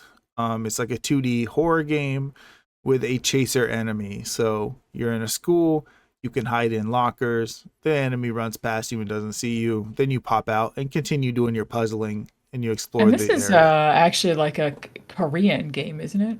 You know It's what? not Japanese, right? No, it's not I think Japanese. I think it might be Korean. I think you're I right. think it's Korean. Right. So, but Yes, it is. I can see. all of those schools look exactly the same. They have the same Yeah. layout. I don't know what it is, but they all have that like sliding door thing, and it reminds me of White Day a little bit, or Detention, which all those are in different countries as well. Well, Well, White Day is Korean, and Detention's Taiwanese, I think. Right. So this game is okay, right? I think I wanted to like it a little bit more than I did. I will say I knocked off some points pretty harshly because I looked up how to get the true ending before I even started, right? And I was like, okay, I just gotta do this, this, and this. But I still did not get the true ending because the game is bullshit. So it was it was weird because one of the triggers to get it was not just to do a thing, but it was to go attempt to do the wrong thing and then say, no, I don't want to do it. But like, why would I even do that? It's like you have to get good grades. So you have to change your grades on all your tests. And one of the option was to go change them like on a computer, like hack and change it. Yeah. I didn't even go there because I knew that's what I wasn't supposed to do. I was supposed to do it legitimately. But I guess you're supposed to go there and click no. So that irritated me. So I knocked off like a whole point. But other than that, it's okay, right? Art style is kind of interesting. I actually thought it looked exactly the same as the second game. It does not. Second game actually looks substantially better. But I didn't realize that. I will say it does seem a little bit like it's designed for high school kids, right? Yeah. Like the teacher is like big booby, long leg lady. Yeah. Like it's almost more towards like a shonen kind of thing. A little bit. There's always that character. Yeah, and the problems are like high school kid problems, like, oh, I have bad grades, someone's a bully, blah blah blah, right? So it's a little weird, and I will say by the end, it does something that I really don't like that horror games do, is when it over explains its concept and its world too much, right? Like with this one, oh, we're in a school, we don't know why we're here, but we know it's like a big metaphor for doing poorly in school. But by the end, it's like, nah, it's not a metaphor. It's a whole world called the coma, and this is, and we're the cyber police. Then we go into the coma and stop the bag. Like it's like, shut the fuck up, like please stop.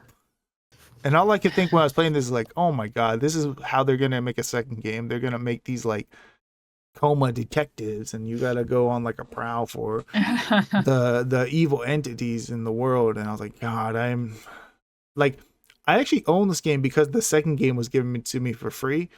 So I was like, I gotta buy the first game, right? So now I have to play the second game, and we'll get to that a little bit later. But Coma, you do have to play it if you're gonna play the second game, but the Coma is just kind of okay. All right. Next, I played another game I got for my birthday from my mom called Fishing Star World Tour.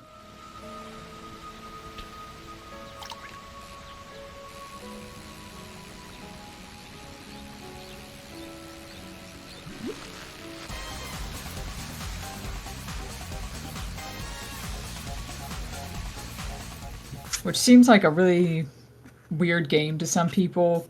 I mean, maybe not if you watch the first one of these videos, because I played Endless Ocean. But one of my favorite games on the Wii is Endless. Oh my God, what is it called? I can't remember right now. Fishing Resort. And this is the only. And Fishing Resort is kind of almost an anime fishing game. And this game kind of had a similar look to it and a similar vibe. So I really wanted to check it out for a few years now. And it does have a similar vibe. It is an anime fishing game. It looks really good. It plays very differently though.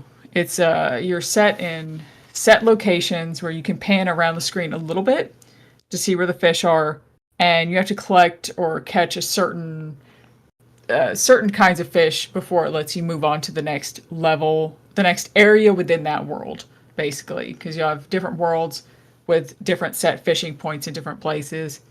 And some of them are like more realistic places, and some of them are a little bit more fantastical, as well as the kind of fish that you can catch. Some are real and some are probably a little more made up. You have different lures and rods. And one thing I do like about the game is that whenever you catch a fish, it tells you what you can use to catch them. Like it'll tell you what the different kinds of fish are in the area. Like it'll have them as question marks or whatever. But it'll, when you go to select a lure, it'll let you know if you can catch that fish with that lure. So you don't have to like guess or look anything up. You can just, go through your lures, and if you have one, you can go ahead and catch it. If you don't have a lure for it, well, chances are you're going to get one later on, and they want you to progress in the game and then come back later kind of as you want to catch stuff. At first I was going to go for completion and catch all the fish, and that's what I was working on, and then I found out that there's this whole like achievement section in the game where it's like you need to catch 5,000 fish, and I was like, no. No, like right then that was where I stopped. I was like, oh no, if I have to do all this nonsense too, nah, I'm not even gonna go catch all the fish. I caught most of them anyway, but I was just like, yeah, I can. This could just be a fun romp, and then I can be done, and play it again, and like, play like one of the worlds again in like 5 years from now. I don't know. It was good. It was what I wanted out of the game, and I was happy with it. It runs great on the Switch. It looks really good on the Switch. So, if you like fishing games or anime fishing games, of which there are almost none, you'll like this game. Cool. I actually thought it was part of the same series. If it is, I don't know. No, I'm not saying like I'm saying like just by the name. I don't know. I thought it was like some new version of it, but yeah, that would be awesome. I hope it would be amazing if they ported it to the Switch. Yeah. All right. So next game I played. Remember I said I had a 3DS game while I was playing the Coma, and that is Pokemon Ultra Sun.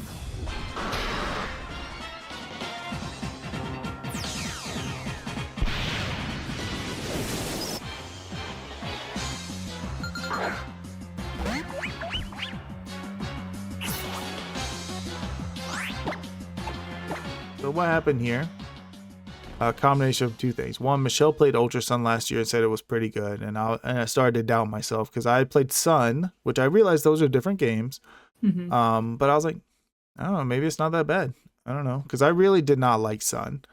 In fact, I consider Sun to be one of the worst Pokemon games I've ever played. Not bad, right? But as far as Pokemon games, one of the worst. The only one I don't like is even worse than that is like Diamond and Pearl, which I know people like those games, but that's just me, right? Mm-hmm. Two, there was someone at work, coworker. They've been on some hard times, and they were just trying to get rid of their 3DS. I almost bought their entire 3DS with all their games, but I decided I didn't really need them. So I just bought Ultra Sun from them, and I bought Sun or Moon or something from them because I lost my version of it. I don't know where I didn't know where it was. I know where it's at now. It's in my son's 3DS. I forgot. I was trying to get him to play it a long time ago. Michelle, Ultra Sun's really good. Really good. I don't know. You had your mind changed. Well, what I will say is when I was thinking about the things I liked about Ultra Sun, when I looked them up, I realized, oh, those are the things they changed from the original, right? I was like, man, this game starts like way faster than I thought it did. Oh, yeah, because they cut out like half the dialogue, and they give your starter way earlier. Before, you would have to go through the whole intro, meet Lily, then go back to the town. And this one, the very first route you're on, they give you your Pokemon. Mm-hmm. So it cuts out like 35 minutes of you not having a Pokemon, just avoiding grass and being boring, right? And I was like, okay. And how there's all these Pokemon I like, I know there's some new ones, but like, what was my issue before? And then when I looked it up, oh, almost every single Pokemon I have in my party just happened to be one of the new ones they added. So clearly, them adding those new ones made the difference, right? Those filled a gap for me that was there before, right? Because I was like, I can't fill out my team. I don't have enough Pokemon I like. And I think that was an issue, right? But now they have all these new Pokemon. Mm-hmm. My team ended up being Decidueye, Hawlucha, Zoroark, which is crazy. I've never used a Zoroark before. Doug Trio, Alolan version, the one with the crazy hair. Starmie, which I think I've used in like 100 games now. He's just very good. Starmie, Slowbro, every other game. I can't help it. They're just too good. And I use a Mimikyu for the first time. But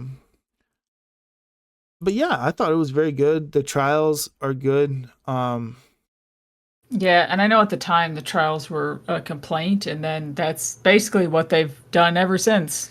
Yeah, I mean, And now people don't complain about it anymore. they're basically just taking one part of the gym and like the first half of the gym where you do like the little gimmick puzzles and making it its own thing, right? And then you fight a Pokemon, and that Pokemon, even though it like boosts its defense or something, is still easy. Usually dies in one hit still.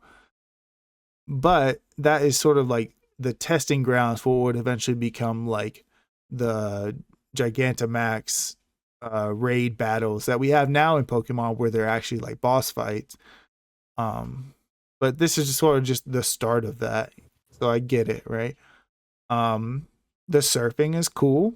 I did it a couple times. Oh yeah, yeah. I thought it was neat. I unlocked a couple tricks. I thought it was cool.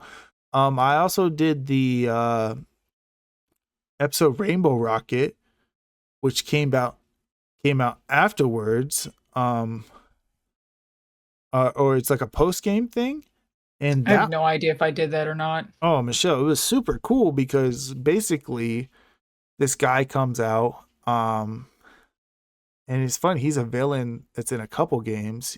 I forget what I think he might be from this game, Sun and Moon.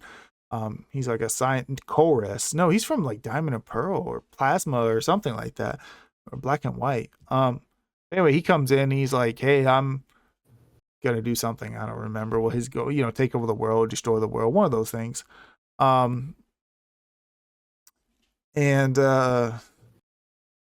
but the thing is, he sort of makes this big dungeon, and in that dungeon, there's like you got to unlock different doors, and to unlock them, you have to fight a boss, and that boss is always a previous villain from the series. So you'll fight Giovanni, and he'll have like Mewtwo and stuff like that. And you'll fight Team Magma and Team Aqua, and they'll have Kyogre and Groudon along with the whole team, right?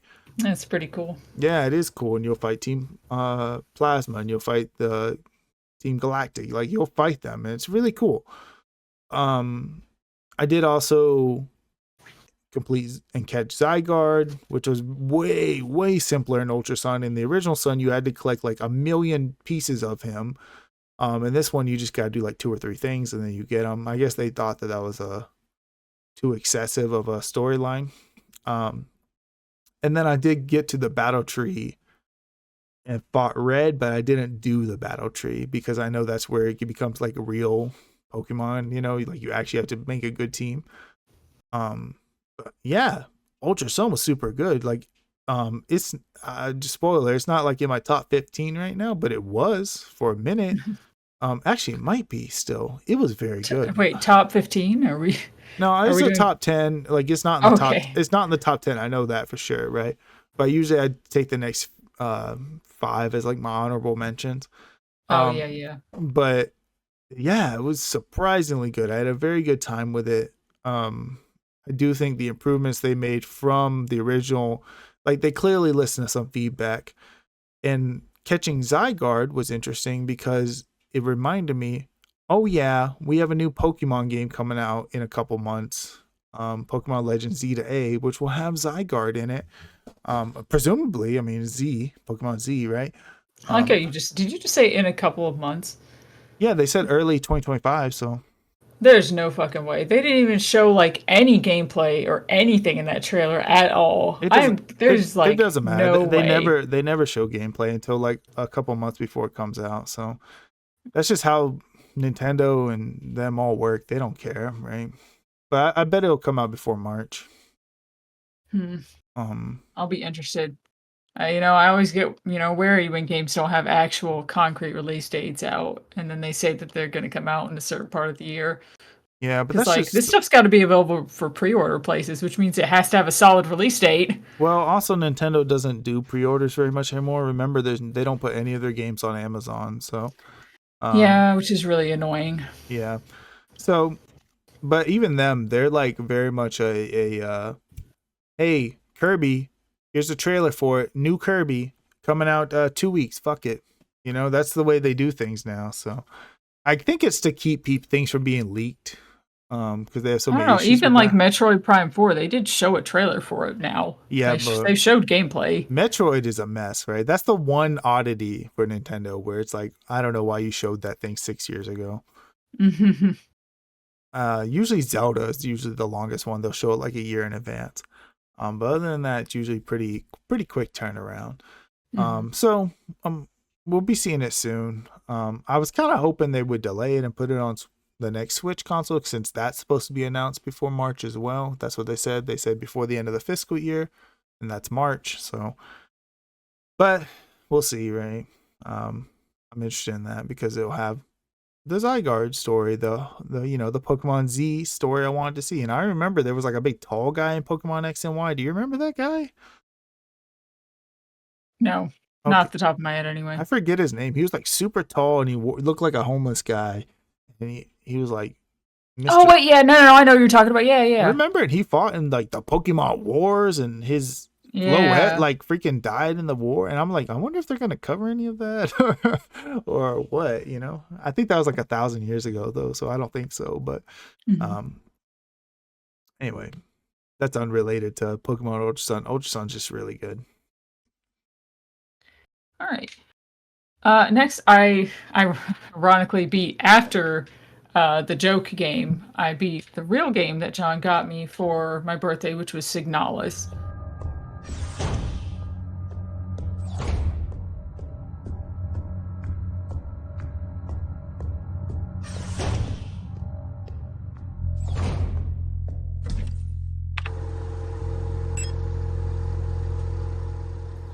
And I know everybody just loves Signalis to death. And there's a lot of things I really enjoyed about it too. The setting, it's kind of basically a Resident Evil style horror game, but that kind of takes place in a spaceship, I guess, or like a it is a spaceship, right? Well, Pretty much. you start on the ship and then you end up on that planet, right? Yeah. And you're like in a little city basically. It's like on the planet. I was like, is it a city on the planet? I mostly just remember a giant ship. Well, you go down these staircase into the Oh skull. yeah, I know. Yes. Okay. So you're like yeah. it's like an internal to the planet type of mine city. And you're actually a like a called a replica, or you're like a fake person basically. Right. And I really wish I could comment a little more on the story, but it's very up to your like interpretation really. Like we know you're looking for your girlfriend, or basically your girlfriend, and you run into this guy named, I think it's like Aldler, Right. and he's trying to kill you, and there's a lot of other stuff in notes with like a lot of proper nouns, and it's all really confusing. And I don't think anybody actually knows what this game is about. There's Like there's it's a mhm. there's a book you find. I can't remember if it's at the end or at the very beginning, called The Man in Yellow, right? Mhm. Which is a book you pick up and you don't really do anything with it, but that book is one of those books, and someone out there is screaming right now because they know what the book is, but it's in the same sort of vein as there's a book called House of Leaves, right? Mhm. Which is like very, very complex literature, lots of layers, very confusing, and people talk about them for years and years. So like the fact that it's in the game kind of shows like, okay, this is what we're trying to Mhm. invoke, right? So it's a lot. One interesting thing of note, because I'm remembering now from the footage, there are 3D sections in this game, like little in between segments that you play through, which I thought were super cool. Even though they're just like these little areas that you explore and usually look at some notes in, and then they will trigger the continuation of the game. Yeah, they're weird. It's what do you definitely think got of- a really. What do you think about the survival horror mechanics of it? Very Resident Evil, limited space. You have a limited amount that you can carry at all God, times. very limited space. It was You know, you say tight. very limited. I really didn't have a problem with it like the whole game. Because honestly, if you forget an item, you're just going to go back and get it. It's not even that far away. Yeah, but it's like you have what, 4 spots you can carry, and that's it. And so there were times when I was like, well, I guess I'm gonna not have bullets, because you would just run around enemies, but it's either bullets or you actually get to carry some key items around with you. See, I don't think I ever went so far as to not carry bullets. I'm pretty sure I just dealt with it. Well, maybe early on in the game, I was able to do that some. The game really really tricks you because you know what? The beginning of the game is really easy. And it definitely gets a lot harder as the game goes on. Like, almost a little ridiculous in a couple places. Like, there's an area you drop down in, like, in the depths or whatever. Like, fuck that whole place. The Like, depths, as you're running to the next area, it's like a brief period of time that you're in this spot, and you're kind of just to run to the next area and not get murdered. There are so many enemies in that room. It's ridiculous. Like in the tunnel-y kind of area. oh, I you do. drop And one of into. them is a boss enemy. Yeah, and so you just try your best to run around them because you've never seen this many enemies at once in this game. It's fun. I literally we have reference footage in front of us. I pulled up that room. I found it, and I'm watching someone deal with it. And yeah, the stupid Gatling gun guy is in there too. I mean, you don't have to fight any of these people. You can just book it. And that's Yeah. exactly what I did. I was like, no, just fuck all this. I hate everything in here. I remember because I think in this area you're like looking for the plates or something, right? And you have to like collect all these plates and then put them in certain Yeah, places. but that's like after this spot. This spot's not even, there's no puzzles in here. It's literally you are just trying to get out of here. And get into the next area where the person is hurt, the girl is hurt. That's the area that has like all the plates and like the rings. Oh, okay. Oh, you're talking about a different one then. You're talking about the mines on the way there. Yes, I hated those. Yeah. Now there is a room later on. So I played the whole game on normal except for this one room in the game where I don't like when I say they made it hard, I was like I got anxiety the second I walked in there. I like walked in the room, realized what was going to happen, and I just walked out and I was like, oh my God, how am I going to finish this game? It's a room where there's like all these spider webs around that hurt you. Oh man. They're like yeah. the string, and the thing is, as you're going through, enemies come out of the floor, and it's not like a few enemies either. It's a lot, and you can only see these strings with your flashlight on, which triggers more enemies. Right. But you have to have it on, or else you can't run to get away from the other ones. And you're only trying to get this one item that's at the end of that area, and then you have to go back. And on the way back, I'm just like, how are you supposed to make it back? How? Because I don't have enough ammo to deal with these guys, so in theory I have to mostly run around them. But there's so many that I can't run around them all. And I was just like, I think I need to change the difficulty for this one room and then move on with my life because I don't think I can do this. Yeah, I think there's the area you're talking about where you drop down to the depths or whatever. I'm pretty sure it's called Nowhere, right? Oh. Which is funny because like it so clearly was a Silent Hill inspired area, like jumping down the holes and like Oh yeah. it was like so obviously Silent Hill, like almost too much, almost where it's like, okay guys, we get it, you like Silent Hill. There's references everywhere in this game, but that was the one where I was like, okay guys, like I get it, so be careful, be your own game. That they still, I think, did a really good job being their own game. The puzzles, there's a lot of kind of more unique there's some unique puzzle mechanics with the radio, how you use that for different puzzles, and how you use it with enemies, which I found really interesting. Yeah, and I think if you're going for the secret ending or whatever on New Game Plus or whatever, that radio is how you do it, right? So you have to go to these weird specific places and that you find in the notes you may not even realize, but they were there. But all the rest of the gameplay is like, it's still your very standard like Resident Evil style puzzles. Like you need certain items for certain puzzles to progress. You know, you're gonna be collecting rings and like you said, plates. Right.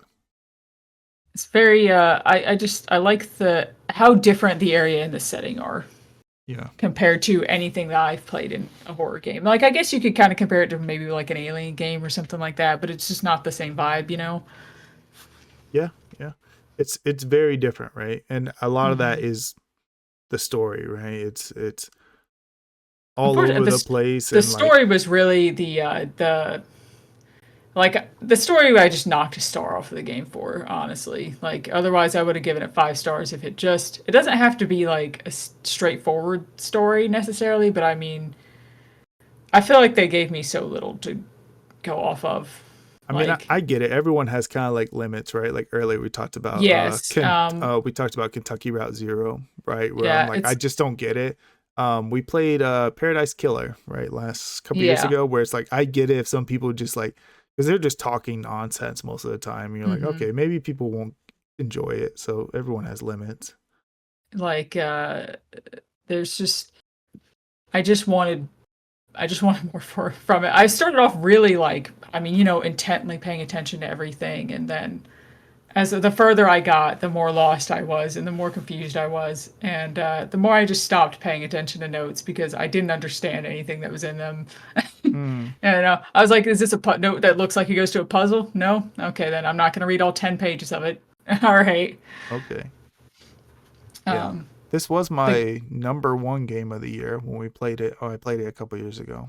Oh God, I didn't even realize that. Yeah. I don't remember. Last year? The gameplay is so tight though. I think it's perfect in terms of the gameplay. Right.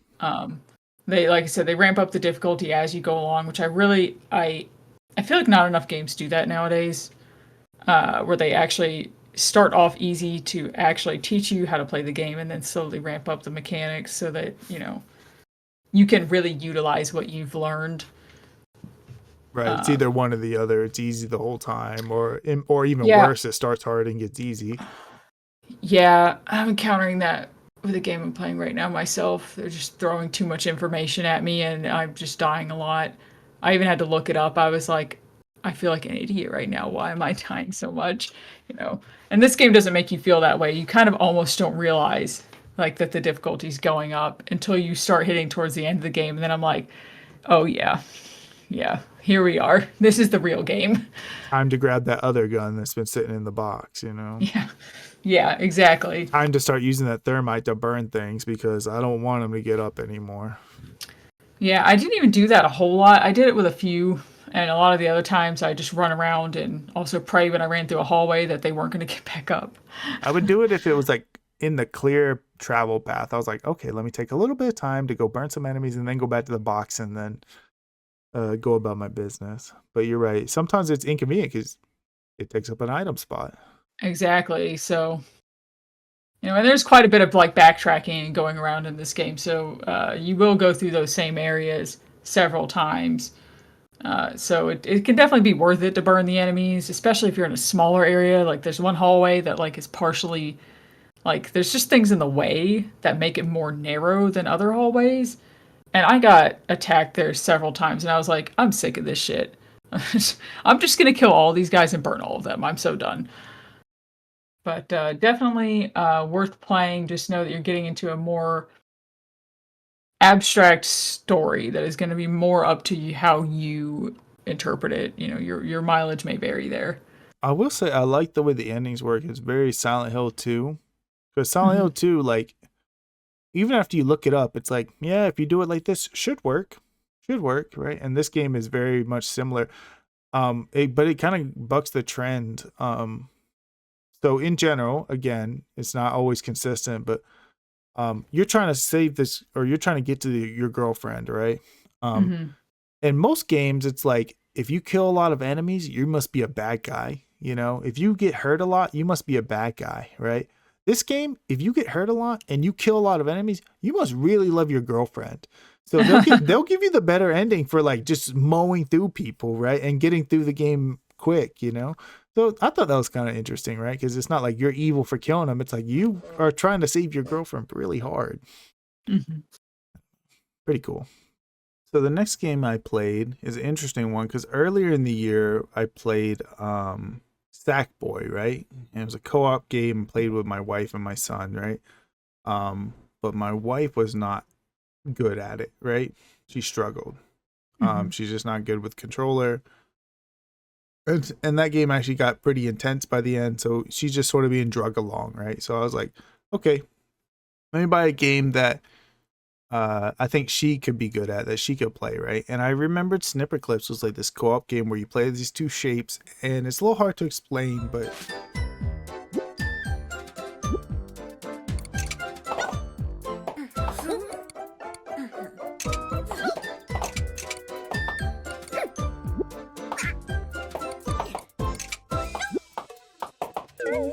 you play these two shapes, and if you overlap each other and press a button, you'll cut out that shape from the other shape, right?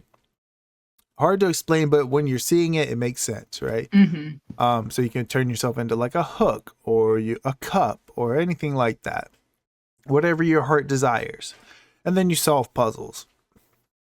I will say, this game was a launch game for the Switch. I'm playing the Plus version, Snipper Clips Plus. It is a launch game that feels like, hey, I bought Zelda. What else should I buy? And then you end up with this, and you're like, okay. And you play it for like 10 minutes, and you're like, okay, oh man, that's really cool. Back to Zelda. Yeah. Because it's cool, right? And I will say, if you buy at launch, there's only 3 worlds, which is like just like 20 levels or something. It's not much at all. So that is would be disappointing. This version came out like 4 months later, so it was clear that they just didn't finish in time for the Switch launch. So it's fine. If you thought it looked like a neat little gimmick or something, to be honest, you're not missing that much. There are better co-op games to play.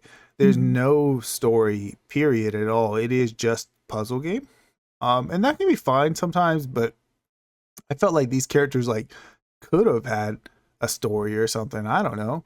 Like, I'm telling you right now, the people who are playing this in this video, I feel like making it look so frustrating right now. They're oh, just fucking terrible at this game. sometimes it's super easy and sometimes it's like, I don't know, like you feel like the dumbest person in the world. And sometimes you just like brute force it. Sometimes you can like not even cut a shape and then it just works. So, but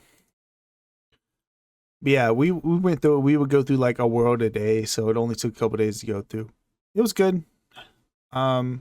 Not the best game ever or anything, and you're not missing anything by not playing it. I do think there is a party mode where it's like you have to do it, but you have to be faster than the other team. That could be fun. I don't have that many associates, so I don't get to test that out, but that could be good, right? That could be entertaining. But I'll never know. So All right. The next game I played is one my husband just kind of bought me at random. He was watching somebody live stream it, and he was like, Michelle will like this, and just bought it on Steam. I'm pretty sure it was on sale. That is a Chilla's art game called The Bathhouse, which I'm sure a lot of people know about by now. it's very Um, particularly relevant this year considering they remade it.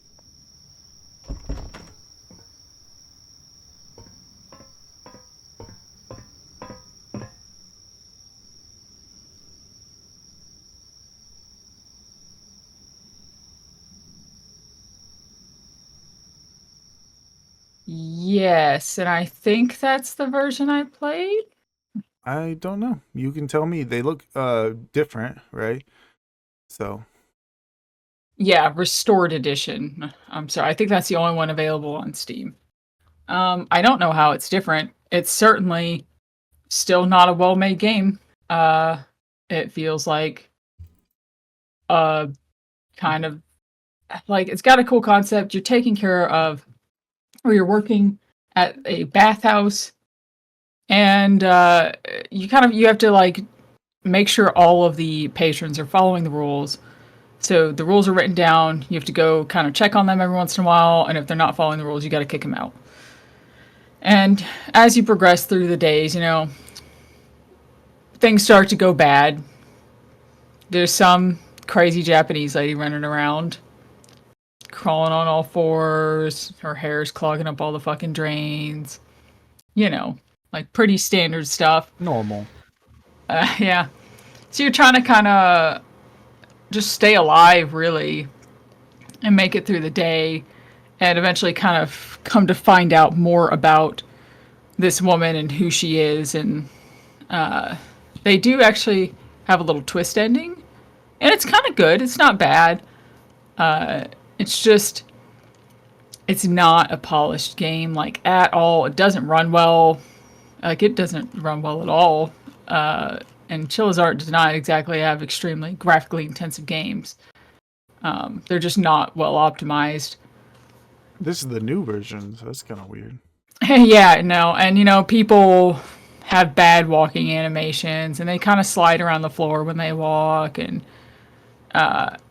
like in terms of the little story and the kind of concept, it's good.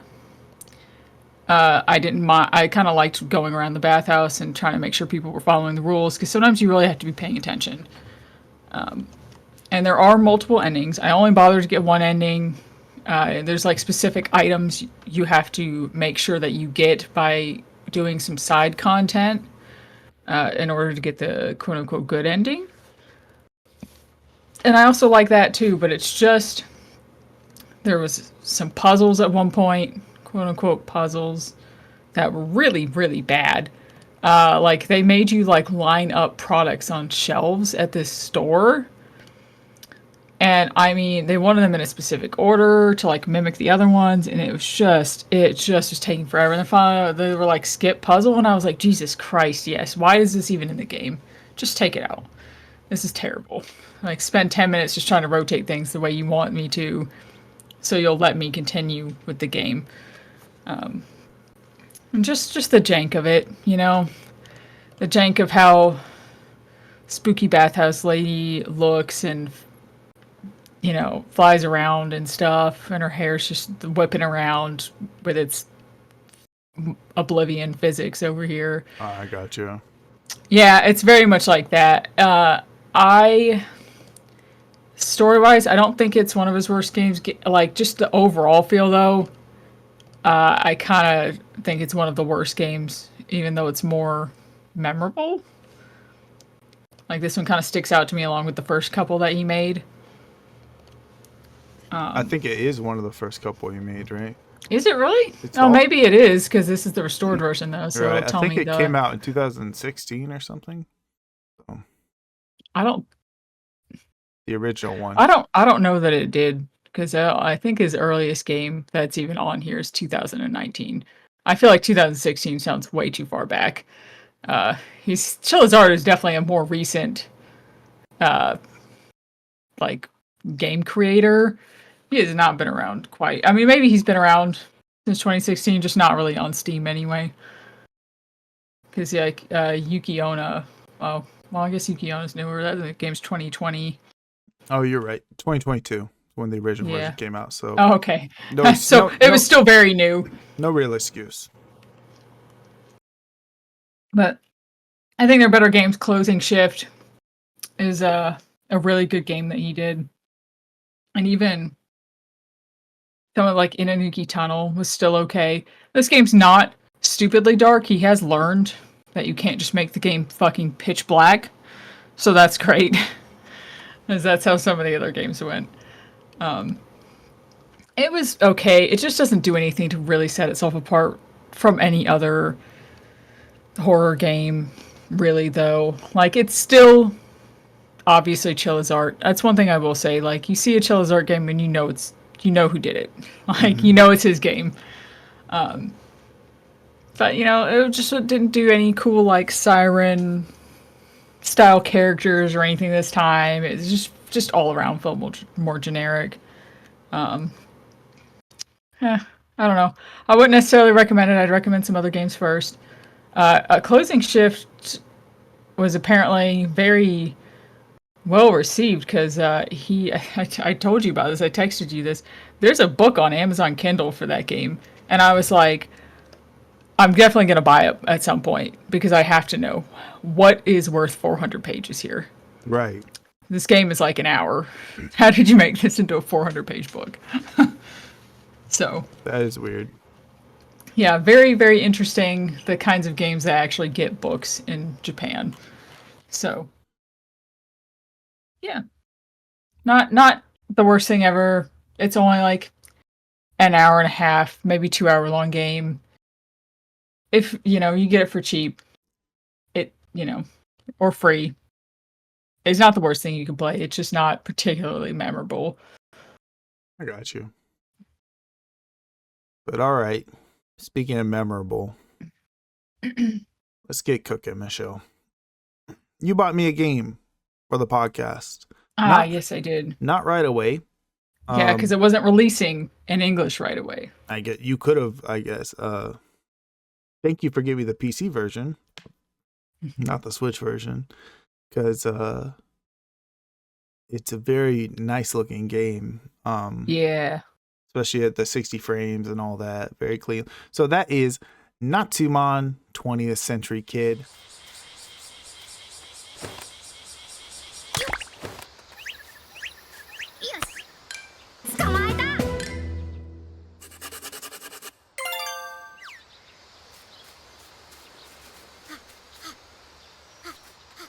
Michelle played it early in the year, or last year, No, early in the year, January. in Japanese actually.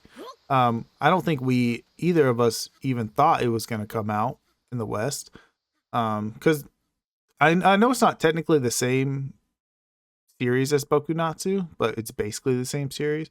Well, this actually is. This is Bokunatsu. This is the new generation. This is not a spin-off game. It is a mainline series game. Yeah, but none of them came out ever. Yes, The only one yeah. we've ever gotten was the Shin-Chan the spin-off. Shin-Chan spinoff. And oddly enough, probably the success of that Shin-Chan game led to this, right? It led to them being comfortable with pushing out other games in the series. At the very least on Steam in Yeah. English, because and like digital storefronts, they are not available physically, I think, in the US. Right. So what is this game, right? This game is you're a kid, it's the summer, and there you go, right? There's a little bit more to it than that, but that's the general gist of all the games in the series, right? You spend a summer each day and you just sort of try to do things, right? Have an adventure, enjoy your life, right? You are a kid, your parents or uncles or something like that, they run like a circus, so they're a little down on their luck, and at first it's kind of like not your problem really. Yeah. But as time goes on, it slowly becomes your problem. So you just explore the town, talk to people, and eventually like you'll learn about little like adventures. And one thing that's different about this game than the other games in the series, which I've never played the other games in the series, but this one has like platforming aspects. Yes. Some would say Breath of the Wild adjacent. Yes. there's Stamina meters. Stamina meters and climbing mechanics. And it uses those not just to be annoying, but also there's a goal. There'll be things where your goal kind of as the summer vacation is to climb those things. Like, hey, we should climb to the top of the clock tower. And you'll go to the clock tower and you'll get nowhere. And then you'll try to finagle your way up and try to find some other little sneaky ways. And you'll almost get it, but you won't get it. You got to keep doing tasks and keep doing filling out your scrapbook and getting the token so that way you can upgrade your stamina. And eventually, by the very end of the game, you'll be able to do all of them. I think the last one I was able to do was the lighthouse. Yes, and I think that is the last one you have to like do basically. It's It requires the the most stamina, it's the essentially. tallest one for sure. Hmm. The clock tower is pretty hard too, because you kind of have to climb it properly. You can climb Yeah. up it, and there's like a ledge, and you can't get around it, right? Um, There's so usually like the little window ledges that you can kind of stand on to regain your stamina in some of these buildings. so there is some like normal stuff. There's fishing and bug catching. Bug catching, I think, is very good. Fishing sucks. Like honestly, it's pretty terrible in this game. Um, There's really not very many. There's like 200 insects in this game, and there's literally like 20 fish. right, So you're and this you're on a whole area that's surrounded by the ocean. Like, how did this happen? right, and they're only like catchable in very like 4 locations Yeah, across the whole yeah. map. And like catching a rare fish is just like very specific. Like I didn't even catch them all because I was You bored. really just have to look it up if you want to. I had to look up several. I looked Uh, them up, but I was just like, this is lame. The fact that like I wish you could see them. You can tell if a bug is new, you know. So I wish you could tell that the fish is new. oh yeah, yeah. Um, the best part, I forget the name of it, but there's like a club. There's a club with kids you go to, and they're Oh, like it's like your little detective club the that they detective have. club. This is the best thing in the game. They send you on the real mysteries.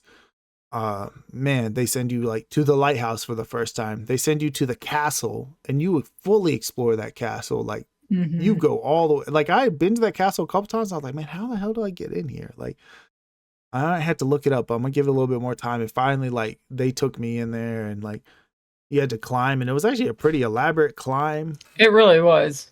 Very well done. Um, the DLC. Did you play it? I did. I don't think I actually quite finished it though. Just I think I just got distracted. The DLC is fascinating because it's DLC, but it's basically just another mystery club thing Yeah. that's been slapped on, and it takes you to an island, and the island is huge. Don't get me wrong, that's a big ass island. I would not go there with low stamina unless you want to like Yeah. make your life a little bit more complicated. I went there very early. Um, Yeah, obviously I restarted the game because I had to start it over on Steam. And yeah, so I went in there with like, no stamina, like three things, whatever the beginning ones right. are that you can get really easy.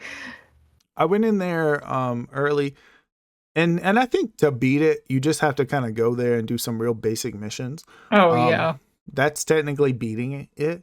And then you come home and you put it in your scrapbook and call it a day. But there's a lot to do there. Ultimately, there's like a treasure door you can unlock. Yes, I did go in there. I think that is basically beating it. There's more Hmm. to do there. There's some other side I missions guess there. I technically beat it, but in my mind it's not beat until it's complete for some reason. Yeah, there are some like radio towers you can turn on and things They like also add some more insects and I think some more fish they do. I think they add 2 more fish. and like 20 insects or something or Yeah, something 10. like that. And that was fun to do as well. And some of them are regular insects and fish from the mainland, so it's kind of just a different place to catch them. I thought that was very good as well. Um, I remember there's a mountain you can climb in the middle as well. Hmm. That one's really intense because it's so big, and you can kind of go walk up a path kind of the long way. I remember climbing all the way up it and like getting to like the last stretch. I was like, okay, I just gotta glide over this one and then climb. I think I can make it, and just not making it and being like, wow, devastated. Like, but eventually I came back and got it. Um, this is a very good game, and I hope they continue on with this style. Later on, I forgot to mention it. The circus does come into play, so you kind Hmm. of become in charge of the circus. It's like there's not much to it, but you get to pick the acts that go on, and I actually don't know if there's like a rhyme or reason to like what's good and what's bad. Sometimes things are I think there is. okay. I found a set that worked pretty good, and I sort of stuck with it. Hmm. Um, and sometimes it would fail, and it was like, okay, I don't know what happened, but um, that part's interesting because it's kind of like the culmination of what you've been doing. It's because by the end of the game, you sort of have done most of the things you're supposed to do. Your mysteries are done, and Especially if you set your day length to long, like Which I I d- did. I eventually had to change it to short at the very end of the game. right, same as that thing. I always put the long first because I'm nervous, right? And then by the end, I think I caught all the bugs. No, I didn't because there's a couple, and I knew where they were, but I was just like, I was I going to don't say I'd be really impressed if you did, because I had to look up videos of Japanese people playing it on YouTube and like specifically look up those bugs to figure out where they were even at. Yeah, you know what I caught? I caught all the rare bugs, right? Yeah, all the yeah. ones you turn to the museum, and I caught most of the rare fish. There was one I was missing. I knew where it was, but it was just taking too long, so I didn't care anymore. I just put my speed on fast and then just went and actually just saw the sights. I went one last time to the lighthouse. I went to the top of the mountain one time and just sort of looked around the area because I knew I had wrapped everything up basically. This was a lot of fun. This is a very special game. They could tell that they took influence from Breath of the Wild, but they're really trying to like expand what that game was because it really and push it in a new direction because they've been the same this whole time. Right, it's really been the same game the whole time. And really, if you still want to play that, I think the Shin-Chans are still those old types of games, basically. Yeah, they are, with a few updates to them. Right, although I think you were telling me in the original games, like, you could miss stuff real easy. Yes, you can permanently miss things. In Shin-Chan, you don't miss shit. Like, yeah. That game is designed for you to see it all, outside of maybe one or two things, but... What I will say is interesting, though. I don't think this game was terribly well received in Japan. I think there were a lot of Japanese people who did not like the departure from the original series. Really? So hopefully they still come out with more like this, and not just Shin-Chan games. Not that I won't still buy those too. I will, but... I think I was telling you last time, I hope it kind of leads to a collection release of the original games. I do too. I would really, really want that. I know that's not as simple as just re-releasing it. They also have to like they have actually to redo all of it. actually have to translate it for the first time, which They have to translate it, and they would probably have to redo all of the imagery because if you blow it up, it's going to be too crunchy for most people. Yeah, it depends on how they want to go about it. Sometimes they could just leave it crunchy, right? That's not my favorite thing, but sometimes if they do something dumb like use AI upscaling, those like honestly sometimes can look pretty good, sometimes look terrible. So I think they would have to hand paint all the scenes again to be more like in line with like say Shin-Chan and stuff like that. Maybe they don't release a collection. Maybe they just re-release the first game. Or maybe, I don't know. Technically, the first game has already been re-released once. That's it was right, originally the PSP on the one. PlayStation 1, and then they brought it to the PSP, yeah. There's some options there. I don't know, but hopefully it fills them with a little bit of confidence. Obviously, they released the second Shin-Chan game, so there must be some success going on there. Yeah. I played a game that I've known about for a million bajillion years now, and I've always wanted to play all on the DS, and that is Solitorobo Red the Hunter.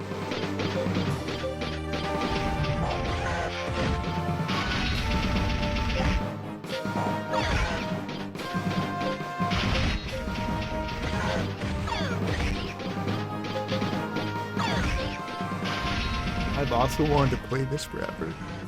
So it reminds me of Mega Man Legends. I will say, just FYI, I did change my rating from when I originally rated it. I think I was a little too, like... I liked the ending quite a bit, and I ended up really satisfied, so I think I kind of just pushed out the lesser parts of the game. And I was like, nah, it was great. It was perfect. And I was like, yeah, okay, I got a little overzealous, but it's really a 4. It's a 4. What did you put it the first time? Like 4.5, 5. Something like that. Because, when an ending is really good and it leaves me really satisfied, I'm really tempted to ignore problems I have with the game up until that point and just forget about them. And not that there's anything bad necessarily about this game, but the combat is very interesting. You play as Red, which I'm a little confused by the name of the game because Solo, it's literally Sola To Robo, and that is Sola and Robo. So I'm assuming in Japanese his name is Sola or something. They just made no attempt to actually translate it. They were like, we're just going to use this as a cool Japanese word and just call it a day. Even though the title makes no sense. You're like a, oh my gosh, like a, I don't want to say a scavenger or like a space pirate. What are they called? Digger. So, I guess he's just. I guess they just consider him an adventurer. It's a kind of a steampunk themed game where everybody has these. Well, not everybody, but there's like these mecha around that people can pilot to, I guess, go exploring for treasure and stuff, or do battles with, because they have like a battle arena in the game that you can do stuff with. And the main mechanic for the combat in the game is actually picking up things and throwing them, including picking up enemies and throwing them into each other. You can chain your attacks together because you can jump in the air and grab them in the air and then repeatedly pick them up and throw them several times in a row. And that's kind of the extent of the combat. You can upgrade certain parts on your little mech. I don't even know like how, like I kind of just bumbled my way through that process and everything was fine. So I don't think you have to use a whole lot of strategy with it. And even puzzles and stuff in the game pretty much revolve around you picking stuff up and putting it places. Pick up box, put on switch. I think this kind of is why situations. this is one of the reasons I got Mega Man Legends 5, because it reminds me of Misadventures of Trombone. That like the grabbing and putting stuff down mechanic is like straight out of Trombone, which they might have got it from, and obviously not this game, but Tail Concerto, right? Mm-hmm. Which is the same type of game. And, let me think about how to explain the story. Also, this is kind of everything is set on floating islands in the game. So your mech can also fly, and there are flying segments in the game, which is wild. This is a DS game, okay? We're fucking flying around, like doing flying platforming sections in like little open world bits in this game, and it is so cool because you never see anything like this because those parts are in 3D like entirely, whereas most of the game is hand-drawn backgrounds, and your character is the only 3D aspect on screen. So to go into like a full 3D, fully traversable environment is just like when I first was able to do it, I was like, "What? what is this game?" Very ambitious. Yeah, and it runs really well, and it does work well. It's kind of confusing and finicky at first to get into the flying mode and move around because, keep in mind you only have the D-pad, or at least you would have only had the D-pad, but I was playing on the 3DS, so but it was really, really cool. But I'll say the grabbing mechanic only goes so far in the game, especially with the combat. Combat does get repetitive. You're mostly just jumping, picking dudes up, throwing them a bunch of times, and that's it, and that's kind of the lower part of the game. There's not a super ton of combat. Like there's a decent amount, but it's not so much that it's ruins the game, because it could. With simple combat mechanics like that, I felt like if it's so much of the game is that portion, it can kind of bring it down a little bit. But there's a lot of story bits, to kind of break things up, almost like visual novel kind of sections in a way. But essentially, you're a hunter is what they're called, but you're like an adventurer kind of person who takes on jobs. And you end up meeting this girl, and she turns out to be somebody important And she's got amnesia because, of course, she has amnesia. Sure. Because who doesn't? And some people are after her, and you've got to find out what's going on. You try to help her. You get roped up in a lot of things. And then it's kind of, you get roped up into trying to save everybody, basically. It's kind of simple for a little while, and then towards the end of the game, they really like open things up and really like make the plot very interesting and take it places where I didn't think it was gonna go, and I was really impressed by it. Just leading up to that point, there wasn't as much interesting going on in the story, so it was really the last quarter of the game where like things really ramped up a lot.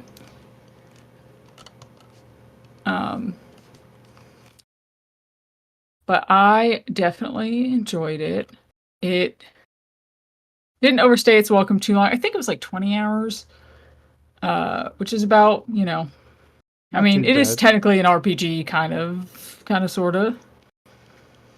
And you're right, it definitely gives some Mega Man Legends vibes. It also really gives Professor Layton vibes with the backgrounds. Like, hard for me. It actually kind of made me want to play Professor Layton. Like, while I was playing it, because it also has, like, chapter sections, and it has a little chapter screen that comes up with a little chime or whatever that reminds me so much of Layton. Oh, well, they have a new one coming out in a decade, so just wait. Yeah. But, I mean, definitely worth playing. Definitely a good game. Not quite what I thought it was going to be, because I didn't know about the combat puzzle situation. Sometimes they do make some cool use of it with certain enemies. You have to, like, catch their projectiles and whatever. But a lot of times it's just the same old, so. Any desire to play Tail Concerto now? Not particularly right now, anyway. I mean, it's just, you have to emulate that at this point. It's a PlayStation 1 game, right? Yes, yeah. You have to emulate. It's one of the most expensive PS1 games ever. Exactly. So. Unless you just get lucky, right? But there's no getting lucky anymore. People are smart. No. People know the prices of games, so you're never going to get lucky again. Yeah, in this game, I don't own it physically. You know, I played it on my 3DS, a ROM on my 3DS. So, I mean, that was the only way I was ever going to get to play it. And I was pretty stoked about it, though. I definitely have wanted to play it for a long time. And I have had the pleasure of seeing this game in person before. And I didn't buy it at the time. One of the many that got away. It happens, though. You're always like, sometime later I'll buy it. Well, technically, who's the fool now? Because I played it for free. Well, it would so be at nice least to there's have that. It would be nice to have it, right? You know, it's so weird. For some reason, for a long time, I thought you had this game. And you totally never did. Nope. I don't know why I got that in my head, but... I wanted it, but I just never got around to getting it. I thought it would be there forever. Turns out I was wrong. Yeah, that's how I feel about a lot of games now. And then I panic buy, entire franchises at once, like Xenoblade. Yeah. But and you know what? Unfortunately, sometimes you're right, and that messes you up because you're like, I got to. Man, there was this game it was a DS game. It was only like $7. And I saw it over and over again at the store. I saw it every time, but I was like, it's like a first-person dungeon crawler made by Atlas, and I don't remember the name of it right now. Shadow Tower or something. No, it's not Shadow Tower, but something like that, right? Mm-hmm. And you could switch between old graphics and new graphics, even though it was just a new game. I thought that game was super. That game is like $700 now. If you wanted to buy it. I don't even know if I would like it because I don't like necessarily like hard dungeon crawlers. Like it's like what's the Darkness game? Shining in the Darkness. It's like that. Oh yeah. So I don't know if I even love those games, but damn it, I'll never know now because I didn't buy it. Yeah, and I feel like it did kind of a poor job explaining this game.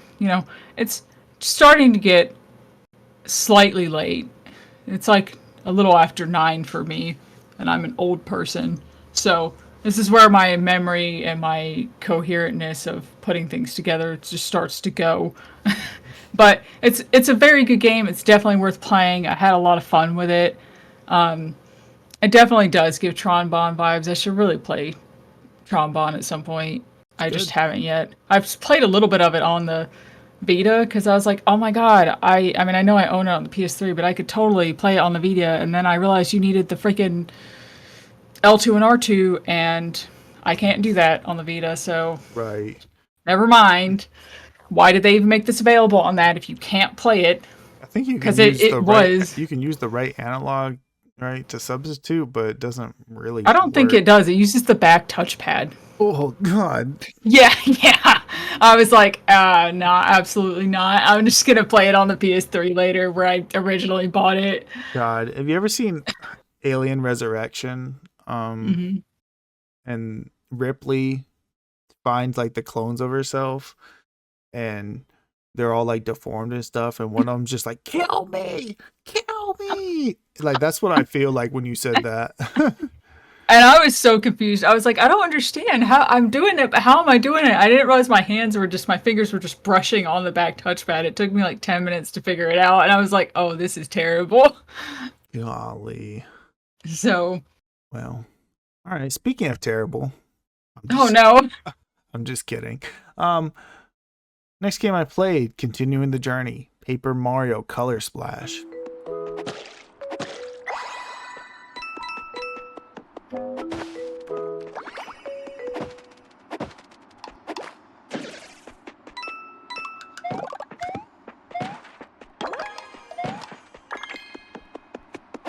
The only Wii U game I would play this year. I mean, that's not saying a whole lot, you know. I mean, most of these got ported to the Switch, so why would you play them on the Wii U? Yeah, this is one of these games where I'm like, yeah, they're not going to port this one to the Switch, are they? I mean, it's like they would still make money though for people like me who didn't get a Wii U who still are curious about this game. Yeah, I think though when I saw them release the Thousand Year Door remake, that was like their window to release the Color Splash port, and it's like, okay, then they clearly don't even care. Okay, story of Color Splash. Bowser shenanigans. Instead of becoming holographic sticker like in Sticker Star, he becomes black Bowser with the paint. Evil Bowser. He was evil before, but now he's bigger evil, right? And then you have to collect some paint stars and then beat them. Yeah, so the story is not unique, right? One, this game looks very good. Yeah, it looks awesome. Looks very good. It does go back to the same sticker star type of thing, right? Instead of stickers, you get cards. There's a limit, but you can still have a ton of them. I didn't talk about this with Sticker Star, but Sticker Star is also level based, and there's a world map that sort of connects everything. That whole aspect sucks when you take away like you're in a big world, like when you have to like physically like connect the dots in a world map on a like a regular Mario world map, like Super Mario Brothers 3 world map. Something about that's lost there, right? Same thing, there's no experience in this game either. No experience, no reason to fight anything, right? Not necessarily, right? Because at the bare minimum, when you fight enemies, they drop paint or something like that, and you can use that to upgrade your hammer, which you have this paint hammer that allows you to paint more stuff. So sometimes there'll be puzzles where you have to hit stuff in the environment and paint it, right? And the more you have of that, the better, right? And it affects your ability to use special attacks. So there is something, right? I ended up fighting almost every enemy in the game. So that's worth it, right? Versus Sticker Star, I didn't fight a single enemy. Mm-hmm. It still is the very generic toady. Everything's toads, you know, the red toads. Mm-hmm. So there aren't like unique races like there are in Thousand Year Door and stuff like that. But I think as far as doing the Sticker Star thing, this is basically an improvement in every way. The levels are actually very unique, especially later on. I think about this one where you had to like help the ship get unstuck, and then you just get on the ship with them, and for multiple levels go on a big ship adventure where you like go to multiple islands and like You're looking for the big paint star that's off in the fog, and you have to get some items. It does do the things again, where you have to use specific things to defeat specific bosses. There are way less things, which is nice because that was a problem in Sticker Star. There's a million things. Some of them do the same exact shit. So that was like very annoying because you sometimes you wouldn't know. There were like 40 things, 70 things.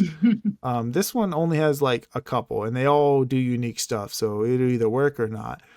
So I would carry. And the cards are not like stickers. They're all the same size. So you do have a limit, but it's not like carrying one is worse than carrying another. So it wasn't as bad. Again, I did look up what am I going to need for the next boss just to make my life easier. Because again, it's still annoying in that sense where, well, I just want to know so I don't have to go back.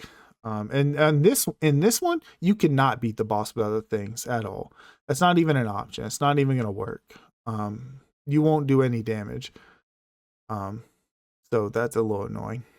I will say, even though this one had good moments, unique moments, at this point, the Paper Mario world, especially with as watered down kind of as it is now, has really worn thin. The fact that this story is basically the same exact story as Sticker Star, just instead of stickers, it's paint, has really worn me out. Like, I'm tired. Like, I know I only have one more after this, but like, man, I'm praying that it's not the same type of story because, and I know this happened a lot where they would make a DS game or a portable version, kind of like there was like Super Mario Land, Super Mario World, right? Or 3D World and 3D Land. And I get it, but this is just the fancy version of Sticker Star. And it is good. It is better. Huge improvement. But still, playing all these Paper Mario games back to back. And I know like it's a big journey. I played them all, every single one of them, even the first two, within the span of like 3 months. Yeah. So it's a lot of the same type of thing. So a little worn down. But I only got one more to go after this. And this one at least had some good moments. Yeah. So there's that.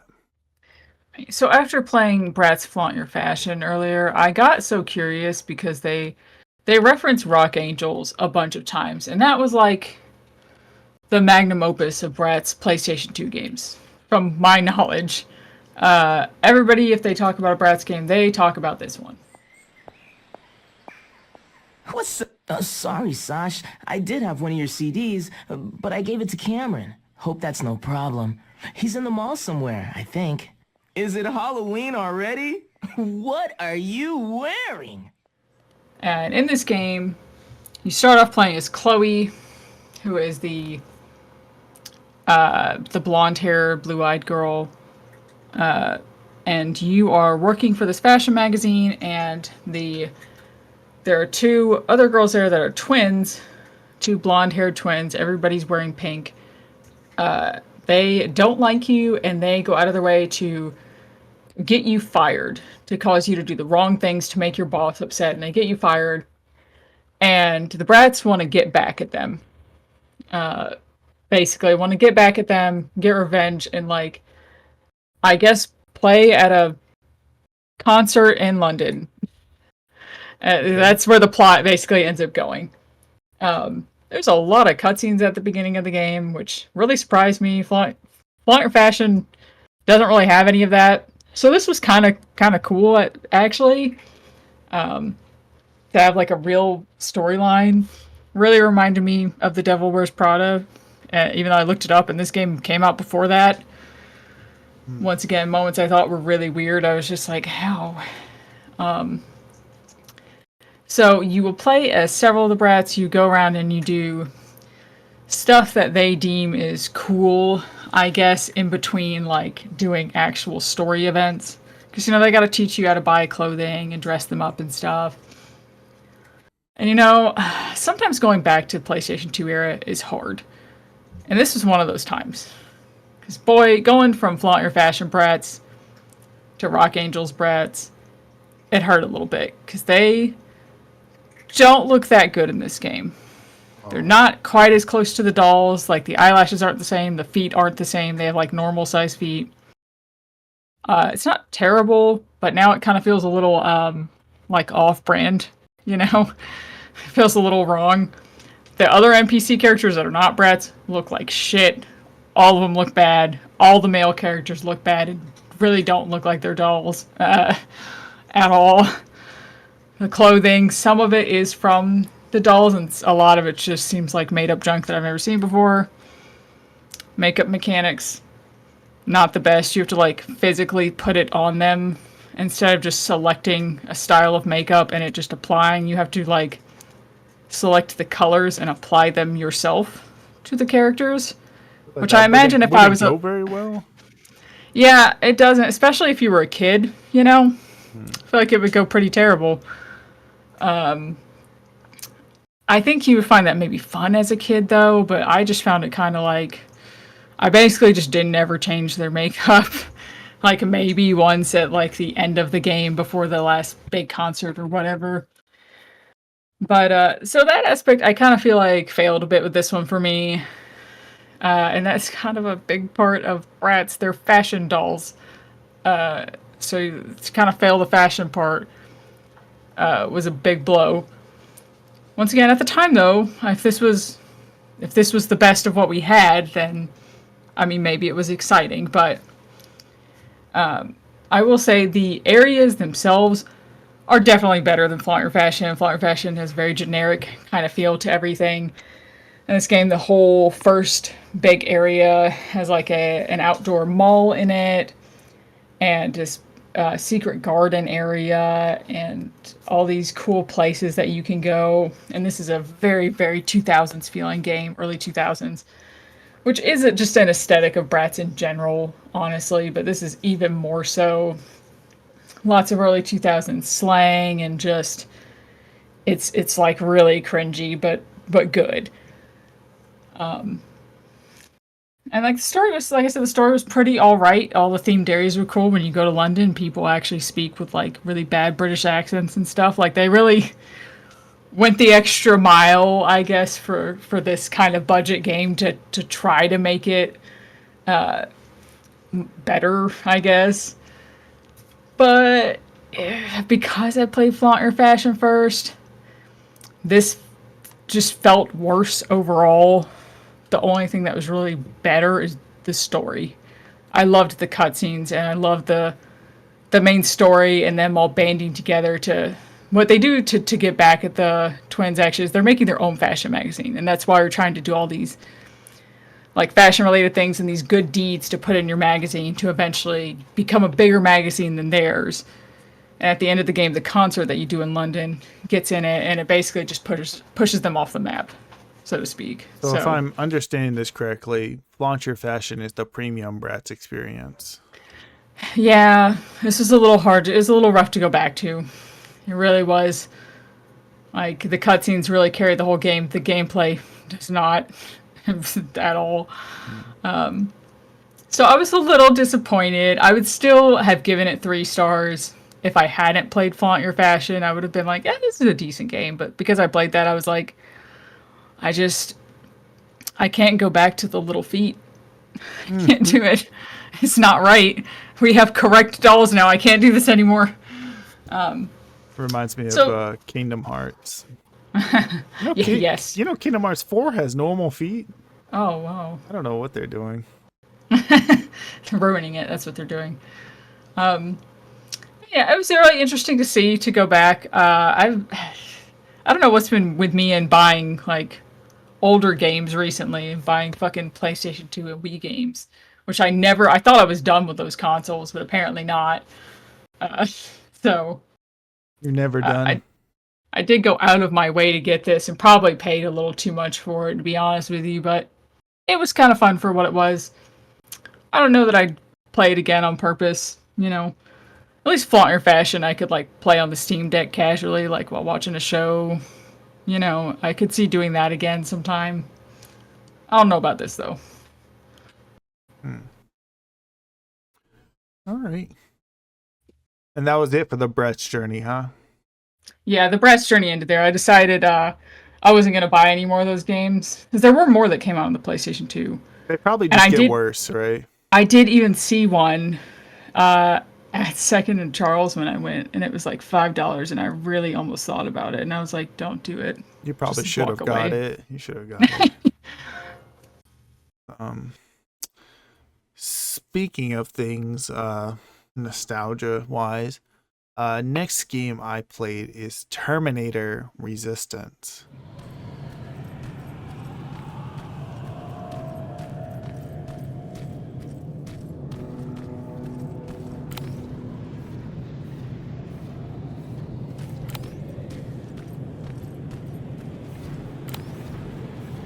So I've been hearing about this game for a couple years now, where it just sort of came out of nowhere, where these developers like somehow made some amazing Terminator game, just pulled it out of their ass, like a budget game too, not even like a big AAA, like oh EA's making it, just some indie devs got the license and was like, hey, we're gonna make Terminator and we will make it the way we want. It's gonna be awesome.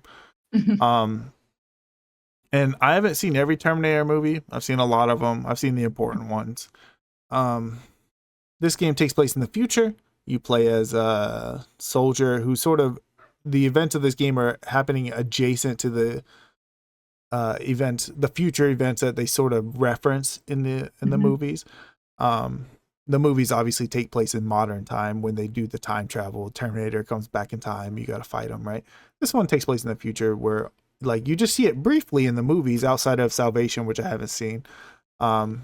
And I always found that fascinating. But what was really cool to me was when I was looking at the gameplay, it looked like Fallout condensed, right? Like condensed Fallout. Like you're put into a very, very open level, not open world at all, right? There's paths and there's a map, but it's open, right? Do whatever you want. There's objectives, there's side quests, and there's a million different ways you could go about doing those. And along the way, right, you are just a guy in the future where the Terminators have destroyed the entire world. So you have to, you know, look through containers and find materials and find weapons and find ammo to survive, right? And you'll fight some regular robots and they're pretty easy. Like, oh, you have a machine gun, you'll shoot them, right? When they introduce you to the Terminator, it's just like you realize how serious they are. You won't beat them. They will beat you every time at first. And then you get some better weapons. And then you'll be able to beat them. And then they'll introduce a new one. And then they'll introduce another new one. And then I think it's very well done. I think the atmosphere is basically perfect. It's basically how you imagined a game like this would look.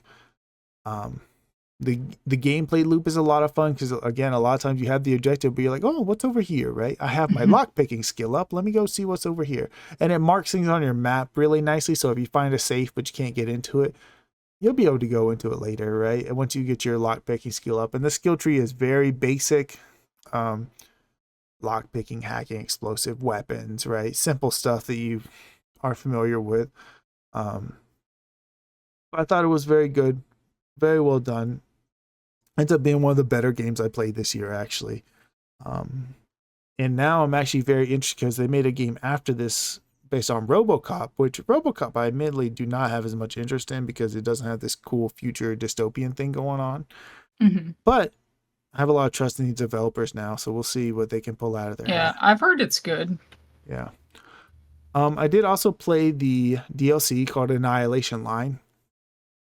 Annihilation Line is the wave of death that the Terminators are on. So right, they didn't just blow up the whole world, right? They're basically marching across the entire planet, just burning and killing everything they come across. So the Annihilation Line is like moving as they go along, right?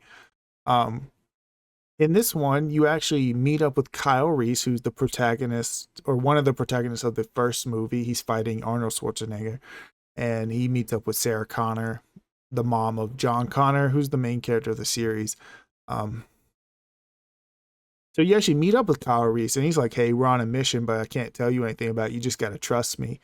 And the people you're with, some of them are like hey, you just gotta trust them. Some of them are a little bit iffy, but there is like this whole thing of like, hey, every time he says to do something, he's right. Even if it sounds crazy, he ends up being right, and we don't know why. And of course, me and you, knowing Terminator, knows that, okay, he knows about the future because he's met John Connor in the actual future. And John Connor already knows what's going to happen. He knows Kyle Reese can't die because Kyle Reese goes back in time and ends up being his dad. So that's impossible. He can send him on any mission and he won't die. So anyway, you're working with him on some things, and long story short, next thing you know, you find your way into the mission that ends up seeing the Terminator sent back in time and Kyle Reese sent back in time. Like you just happen to be on that mission, and I didn't even realize it at first, but like you hear over the radio, like, oh, we were trying to stop them from sending one back in time, but one got through, and it's like, oh, that's like the start of the first movie. That's super cool. And then they send Kyle Reese through, and then they give you an option, like, do you want to go back through and change things? And that's essentially like replay the game, make different decisions, because there is a decision-making mechanic to getting different endings. Or do you just live your life and be happy? I think living your life is supposed to be the good ending, so that's what I chose. But Terminator's super good, super weird that they made a good Terminator game. But I recommend it if you even have a passing interest in Terminator, or if you kind of like Fallout and you're looking for that in like a more condensed. Yeah, it looks very Fallout. Yeah, if you're looking for like that, but not in a big open world, just having a level where you go through and find ammo and find weapons. And I'm telling you, it blew my mind the first time. I was like, oh, let me go back to this one area where the door was a lockpick medium. I wasn't ready for it. And you go back and there's a shotgun in it, and you'll, oh, yes.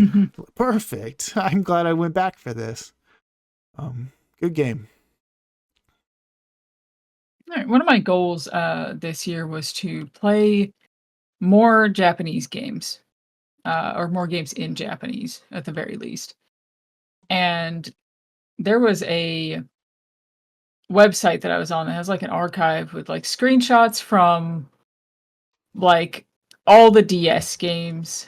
And I kind of just was browsing through because I was sort of trying to see if there was any interesting Japanese games. You can't, I don't know if you can actually filter by like by place, or if I was just looking through all of them, but I came across some screenshots for a game that looked really interesting. And I looked into it, and it was called Lively Garden, or Lively Garden.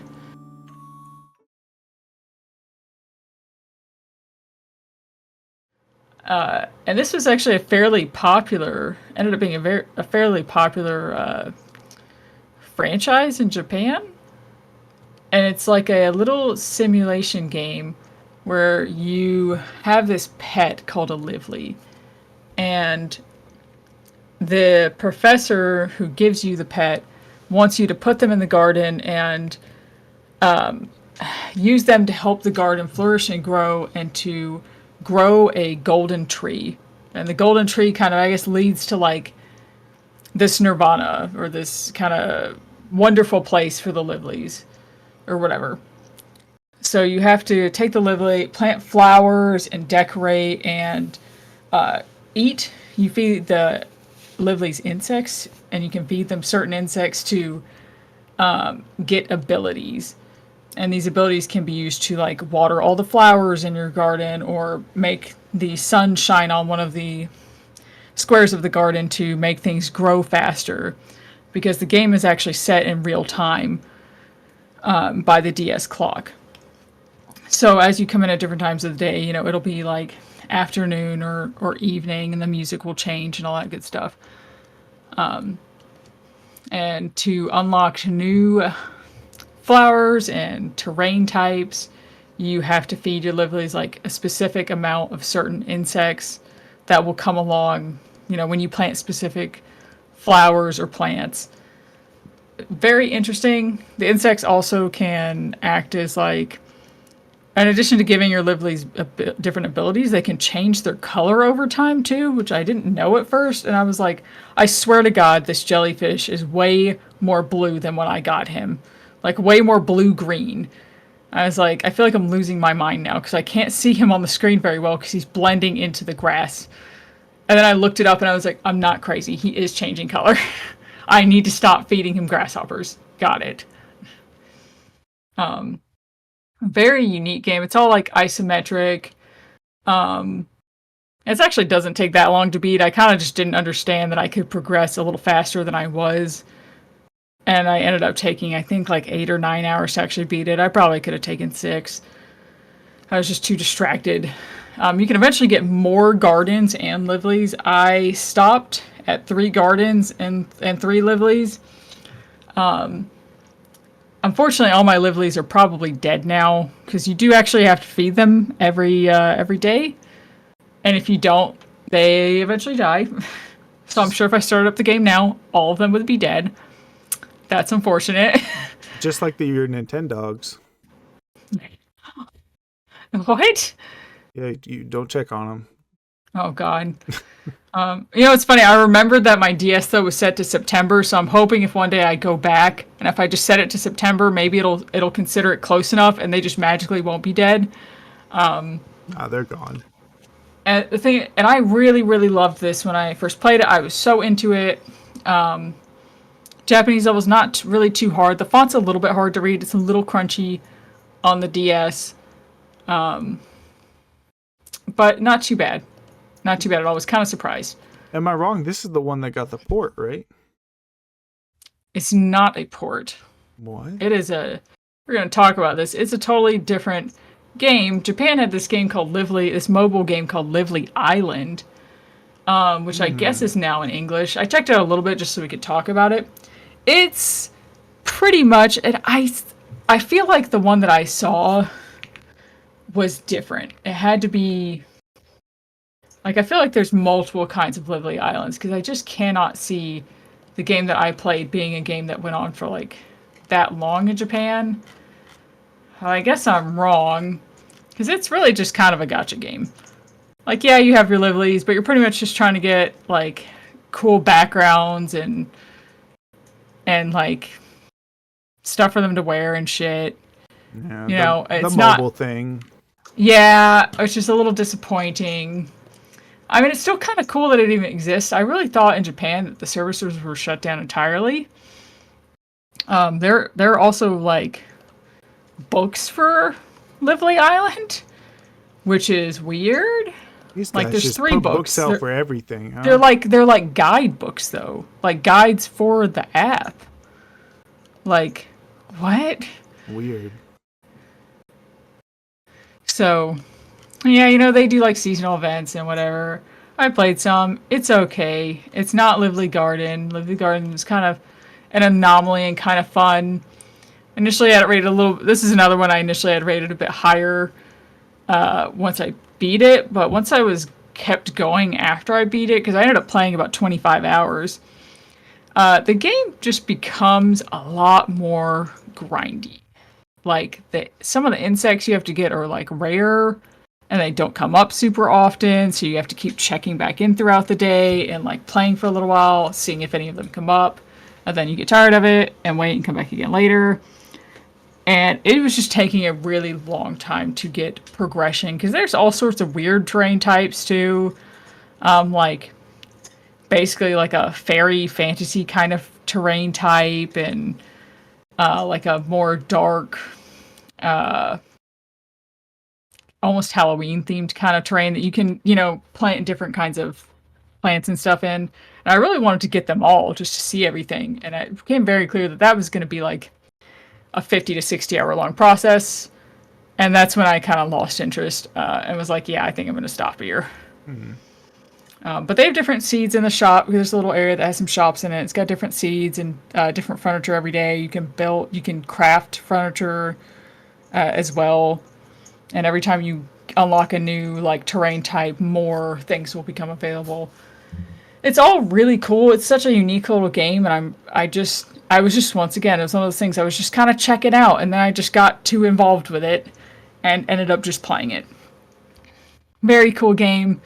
Definitely recommend it. I feel like once you know how the game works, even if you don't know Japanese, I feel like you could play this with Google Translate. Probably pretty easy. There's not a ton of dialogue, so definitely recommended if it sounds like a fun time for you. Okay. Next game I played, Michelle, there was an anomaly, right? there was some games that came out.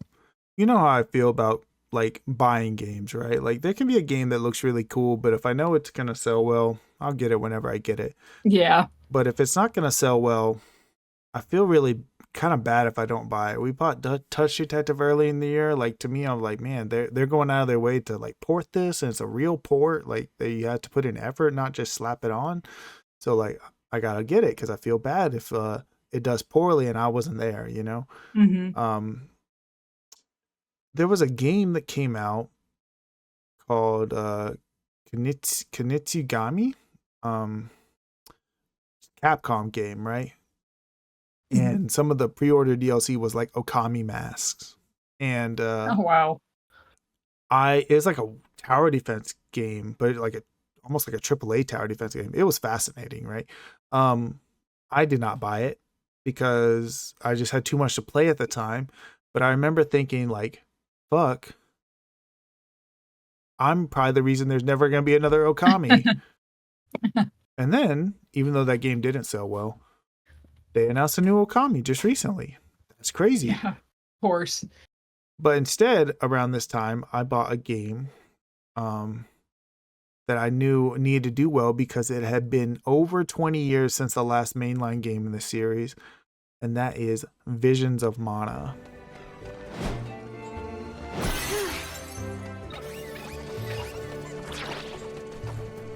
Here they come! Go, go, Rampo! This'll teach you not to mess with me! I played Final Fantasy Adventure, and I played Secret of Mana, and I played Trials of Mana, the original version of Trials of Mana, not the remake. So I felt like I was there, and I didn't necessarily love all those games. Final Fantasy Adventure is incredible, and Trials of Mana is pretty good too. Secret of Mana is iffy.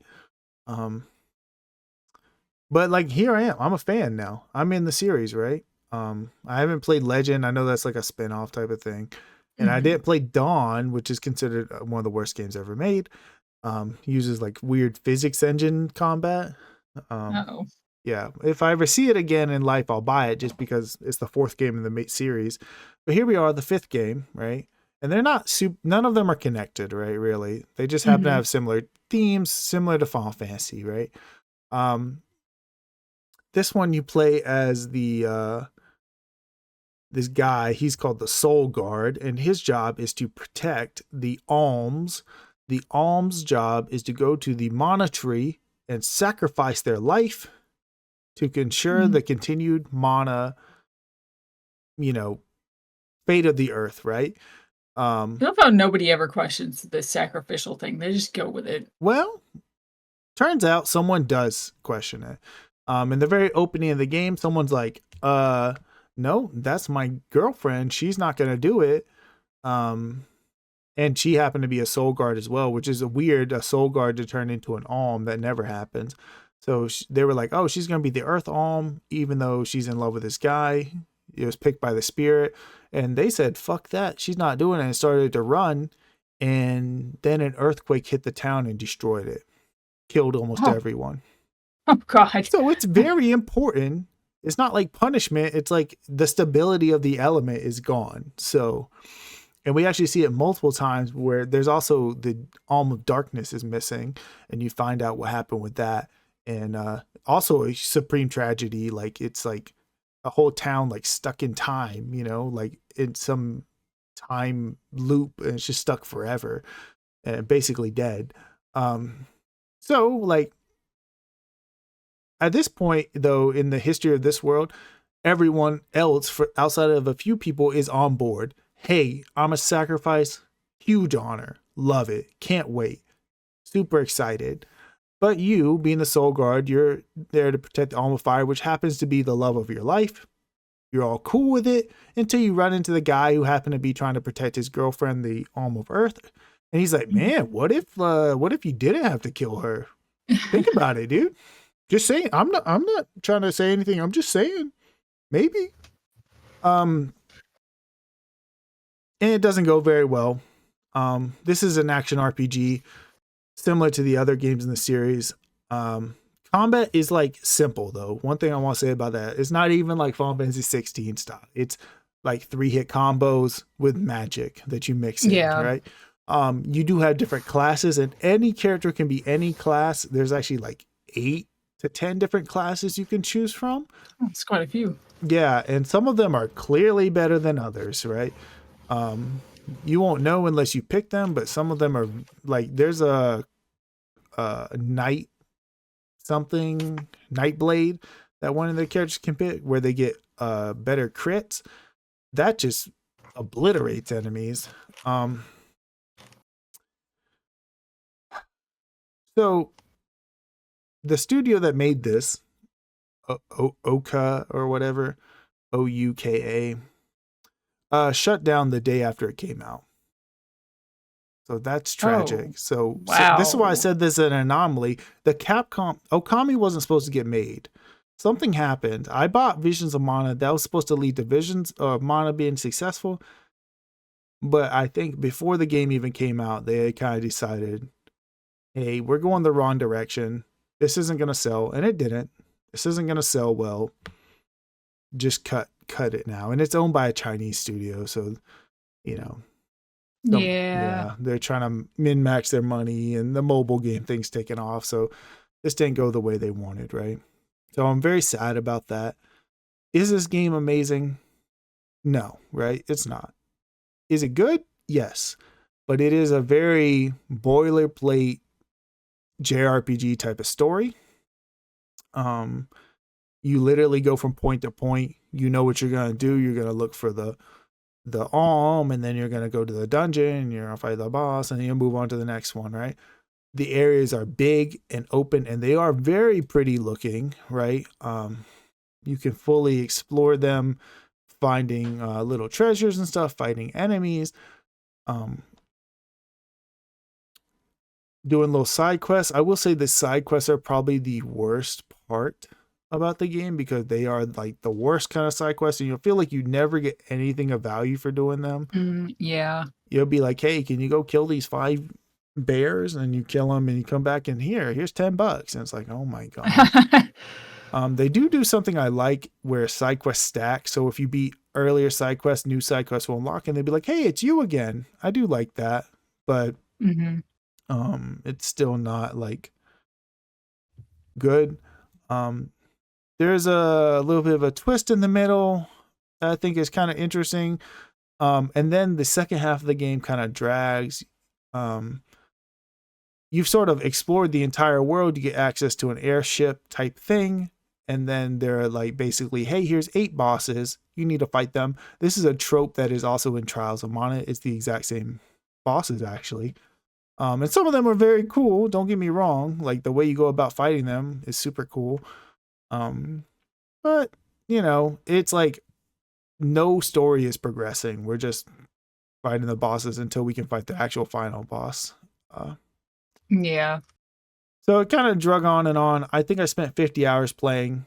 You could probably Oh god, that sounds like way too many hours for this game. This sounds like it should have been a 25-hour long game. Well, It's remember, gonna be this generic-y, simple. remember the areas are open, right? So there's a lot to explore, and you can get a mount, and you could trigger it at any time. But I would walk a lot of times. I don't know why, just because I like looking at the world. It's probably a 40-hour game if you don't do the side quests.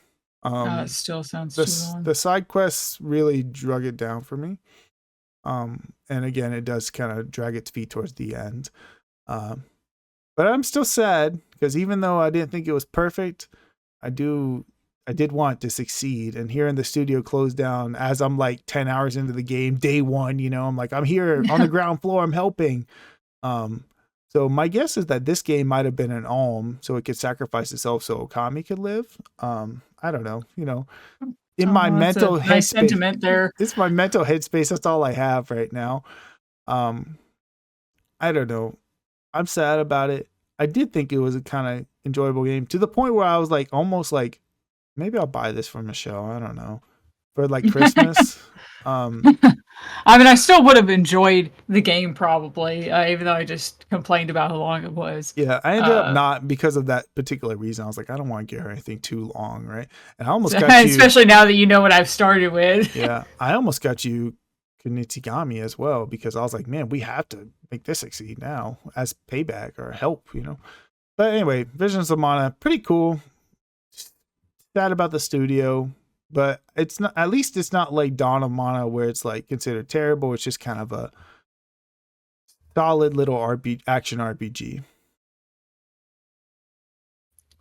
All right. Okay, so this next game we're gonna spend like 20 seconds talking about. The Okay. gameplay video you got is literally only 10 minutes long. So I was going through the Zork games, and I went ahead and played Zork 3, the Dungeon Master.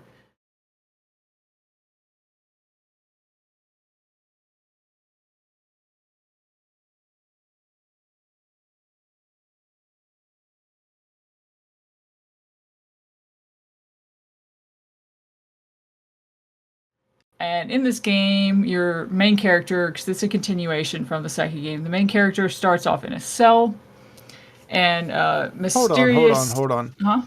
What's Zork? It is an interactive fiction text game. Okay, text adventure, right? Okay. Yes. Just make sure it's clear.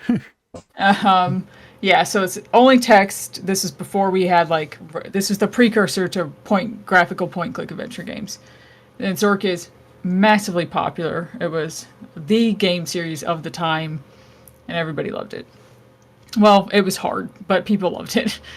And this time you're in a prison cell, and you start off in the prison cell, and some guy speaks to you through the bars of the prison cell and basically tells you that they're awaiting you and awaiting for you to find them and to go on this journey. So you start off trying to escape from the prison cell, and what you're trying to do is you're trying to get to and defeat the Dungeon Master in this game, which I believe has been kind of your goal this whole time a little bit. Not gonna lie, I don't remember as much of this one as the other ones. I kind of burned through it and just played it. I was sort of done with Zork by this point because, in my opinion, the first game was the most interesting, and then Zork 2, it was all right, and then this game was just kind of boring. They didn't take as much time to really describe, go into depth about your surroundings quite as much, or into the story quite as much. I want to say the idea was that you would become the next Dungeon Master and have this power, basically. And I mean, I guess in theory you do. I mean, it's not like a surprise, you know. But it was all right. I'm probably going to be done with interactive fiction for right now, unless I find I really would want some modern interactive fiction games. I want this to come back. I don't see any. If we can bring back FMV games, we can bring back interactive fiction. Okay, like this is ridiculous. Like there's no way nobody's thought about doing this. I mean, there's some stuff. There's like a few games on mobile that are available, but there's just not a lot out there. And even for older stuff, like most people just talk about Zork a lot, and that's it. But there's more than that. Infocom made a ton of these games, so maybe someday. But I kind of just like some like versions of these kinds of games that are just less difficult, because these are notoriously hard. I used a guide for this whole game. I'll never not use a guide because the maps don't make sense. When you try to draw out the map for the directions you're going, it won't come out right. I tried that with the first game and gave up about 15 minutes in. I realized this doesn't make sense. I can't. Like you'll walk into a room and then you'll walk back out the same way you came in, and it leads to a different place, and you're like, God damn it. I'm never gonna know where I am. You do know about Stories Untold, right? Yes, I've played it. Oh, okay. Oh, you played. I wasn't impressed with it. Oh, okay. Like it had some cool stuff, but it wasn't what I thought it was gonna be. So. Because when I think about, and it's also not technically, text like adventure, this. right? Not the whole Yeah. thing, especially after the first chapter. It's not at all. Yeah, it was just kind of like a gimmick for the first chapter. Yeah, which at one point was the whole game, but they Yeah. expanded on it. All right. Yeah, this is okay. Nobody who watches this is going to play this game. So, it's not, we don't need to talk about it that much. Okay. Well, finally, the journey has come to an end. I am playing Paper Mario: The Origami King.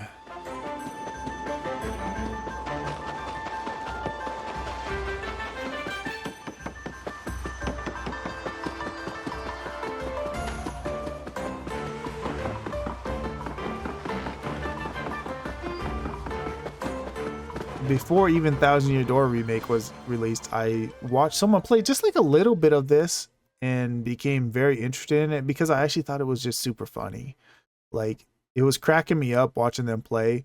And that is the thing. It does have very good writing.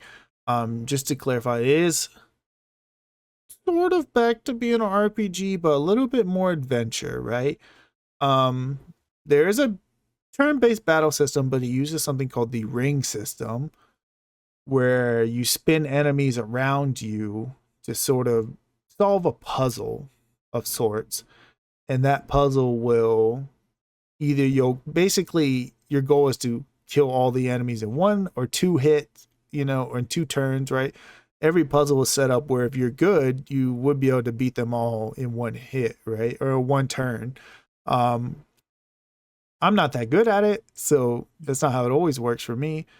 And then the boss fights are actually even more different, where instead of rotating the enemies around you, you sort of rotate the world or the level, and they're like arrows on the map, and Mario will sort of go through like the level and then hit the enemy. And there's no more things or anything like that. There's just now the bosses will always kind of have a gimmick. Oh wait, no, there might be things, but like you always have them. They're not like hard to obtain or anything like that. And then you also get these special powers that your partner can get, where he can like turn into like a big dragon or something like that. The elemental powers or whatever they call them, and those will help you defeat the bosses as well. So immediately, big improvements. There's no more world map, right? There's no more levels, right?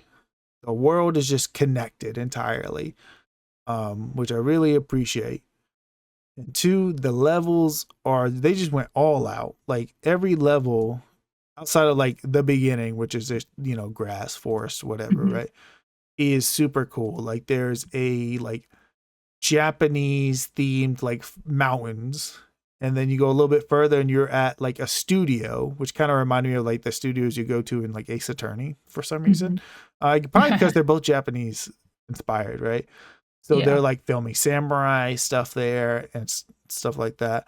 And this just made so much sense for Paper Mario. I mean, origami literally is the art of folding paper. It's kind of almost surprising they didn't do this before. Right. And that reminds me, the main villain is not Bowser, right? It is this guy, I forget his name, but he's from the Origami Kingdom, and he folded up Bowser and he folded up the princess, and you gotta whip his ass. And he's gonna fold the world or whatever. It's actually terrifying. Yeah. Oh, and that's the thing. The main bosses, his like cronies, are things. It's like colored pencils and stuff like that, which I think is funny because of how much I hated the thing. So it's funny to see them the bosses. It's like, now you get your revenge, Yeah. Oh man, I'm just like looking through the gameplay. You go on a cruise, you can get a ship and explore this whole ocean, and there's all kinds of optional stuff to find. And oh man, you go to the desert, but the desert is purple, Michelle, because someone blocked out the sun and it looks gorgeous, and you're driving around a boot. Oh, it was so good, and it felt like an adventure. Am I like the biggest fan of the ring system? No. Outside of the bosses, I don't love it, right? It just sort of seems a little time consuming. But I think the story is very good. The levels are some of the best in the series, period. And I loved exploring it, finding as many secrets as I could find. It did not feel exhausting like Color Splash did. Even though I think Color Splash did a lot of right things, I still was like burnt by it by the end. And again, the writing is very funny. The freaking bomb you run into is so funny. I don't know what it is. Like, cause like obviously a bomb's whole goal in life is to explode at some point. But the one you run into is kind of lazy. And two, he just doesn't think about exploding. So like when there's a moment when he needs to explode, it's very dramatic. And they make it seem like the most craziest thing in the world. You like turn around like, no, I don't know. Very good. I think if you, outside of Thousand Year Door in the first one, right? This one is also very much worth playing. I don't know if I want the series to continue this way or move back to Thousand Year Door or what the hell they're gonna do with it now.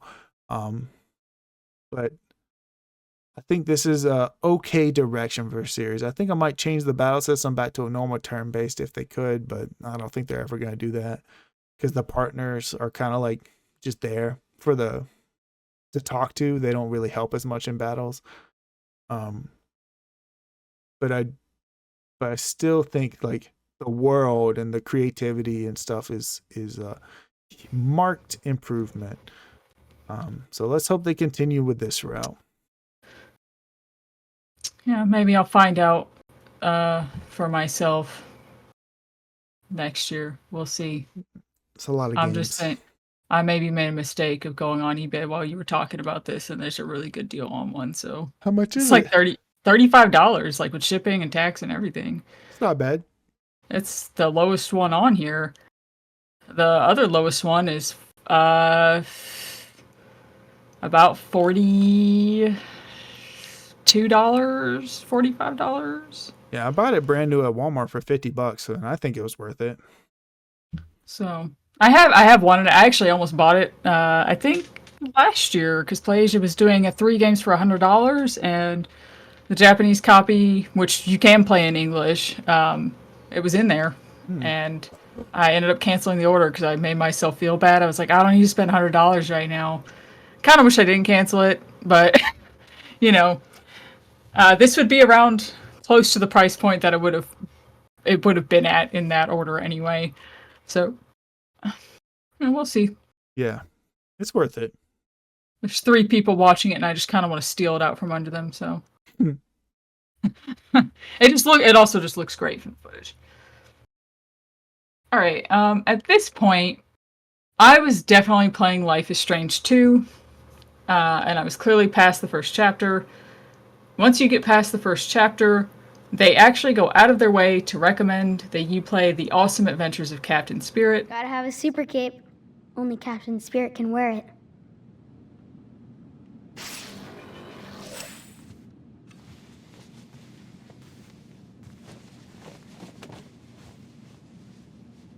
I can feel the energy flow through me. Which is a little add-on story to the main game. And they recommend it before you go into Chapter 2, and they tell you that it's free, and they direct you to where you can download it on Steam. I appreciate that you were like, hey, what do you think? Do I count this as its own game? Because it's like Yeah. a little mid thing that's... It's like an hour long, it is definitely just a really kind of like just adds more context to the main story of what was going on right then in the game. But hey, it's a standalone thing, right? So it counts. It is. And in this game you play as a young kid. I forget what his name is right now. Captain Spirit. Nah, that's just his favorite superhero. This is a kid you end up meeting in Chapter 2 in Life is Strange 2.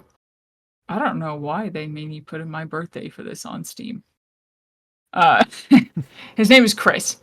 He's 9 years old, and you're kind of learning a little bit about his home life, and that it's not the best, that his dad drinks a lot, his mom is gone. I believe his mom passed away, and his dad is just struggling with being a single father, and kind of helping his son understand that his mom is gone and everything. And he fantasizes that he is Captain Spirit and that he has superpowers. And then, you know, at the end of this little game portion is when he meets our characters from Life is Strange 2, whose names I'm also forgetting right now. Don't know why. It was a long year. Yeah. His, and, you know, and of the main characters, you know, the young kid does actually have superpowers, basically. He has psychic powers. And he kind of uses those to make Chris think that he has powers.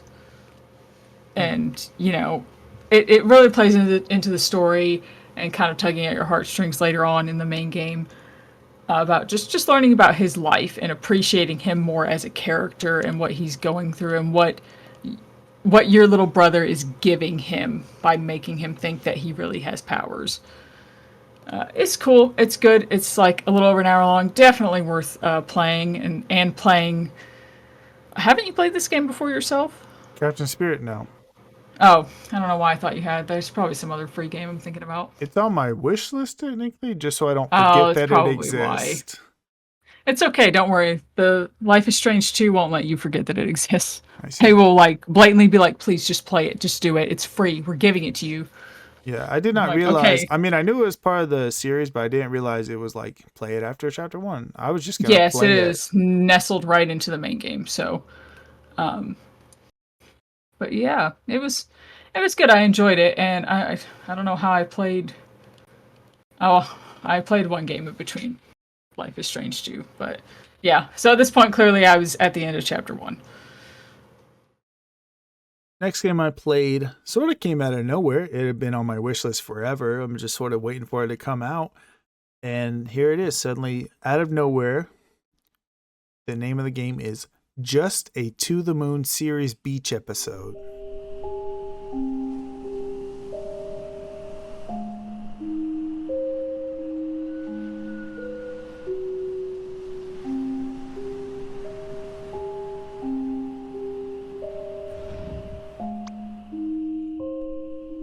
So, Because you gotta have a beach episode in all anime. right. So I guess that's the concept, right? I was a little bit worried about this when it was announced because To the Moon is a pretty, you know, emotional series, right? There's been 3 games now. There's To the Moon, Finding Paradise, and Imposter or something. Imposter Factory. Mm-hmm. And one thing that's always like stood out the whole time was there's something underlying going on that's sort of like teased throughout the series. I don't know. You've played To the Moon, right? Yes. I don't know if you remember, but at the end, there's like something happened, like just for a split second. So yeah, you never figure out what's going on in the game series, kind of until this one. But I thought this was going to be like some goofy side thing. And I mean, it kind of is. It kind of feels like they didn't know where they wanted to go with that stuff.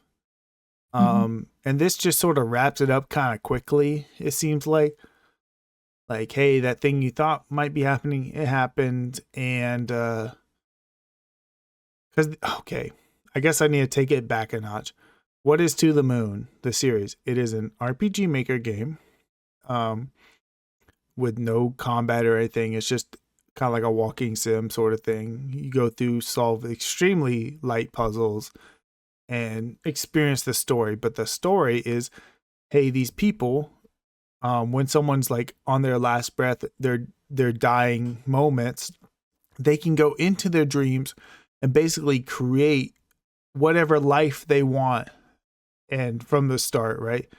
But to do that, they have to go back through their memories and find out where it diverged from what they wanted. So the first game was like, hey, this guy wants to go to the moon. And they were like, okay, so why didn't he? You know? And they go back through and you see his whole life play out in front of him. And then you start to question, like, well, is it even right to do? And then at the end, the realization of like, doesn't matter. None of this is real. The dude's still dying, you know? Yeah. this one's interesting, right? So they go to the beach and you're trying to figure out like, okay, so when is the weird stuff gonna start happening? And yeah, it's interesting. This is, funnily enough, one of the second or third game I've played this year that had a fake ending, where credits rolled and then the game kept going. Don't you hate that? I don't hate it, but What's great is when they do it to you twice.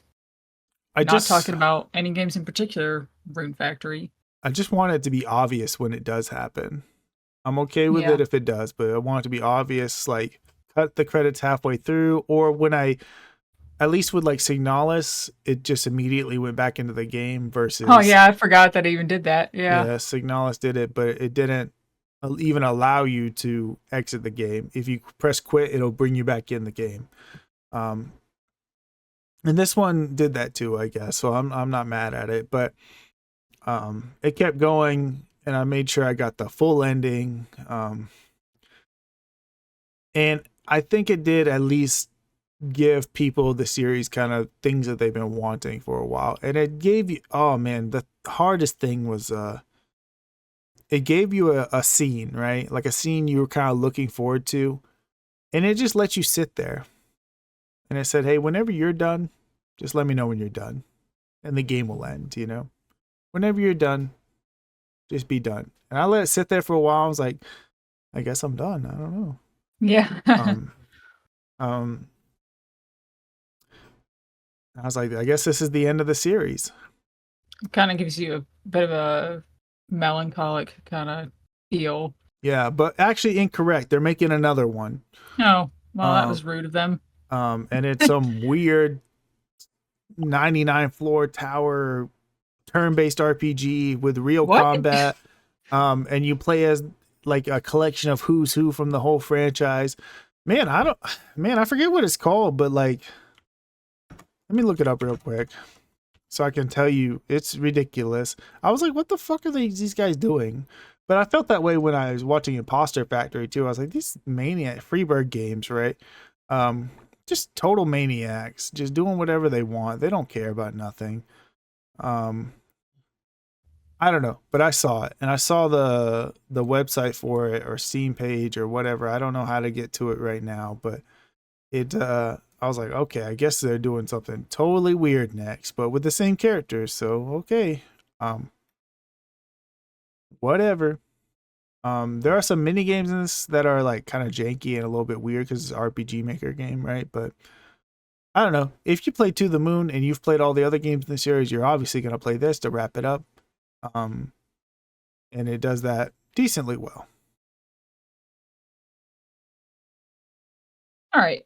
So, in my effort to play more Japanese games, initially I was looking at games that were kind of easier to play in Japanese. Just because, really. And I was on some random old ass forum page, and somebody recommended a game called Moomin Tani no Okurimono, which is gifts of Moomin Valley or gifts from Moomin Valley.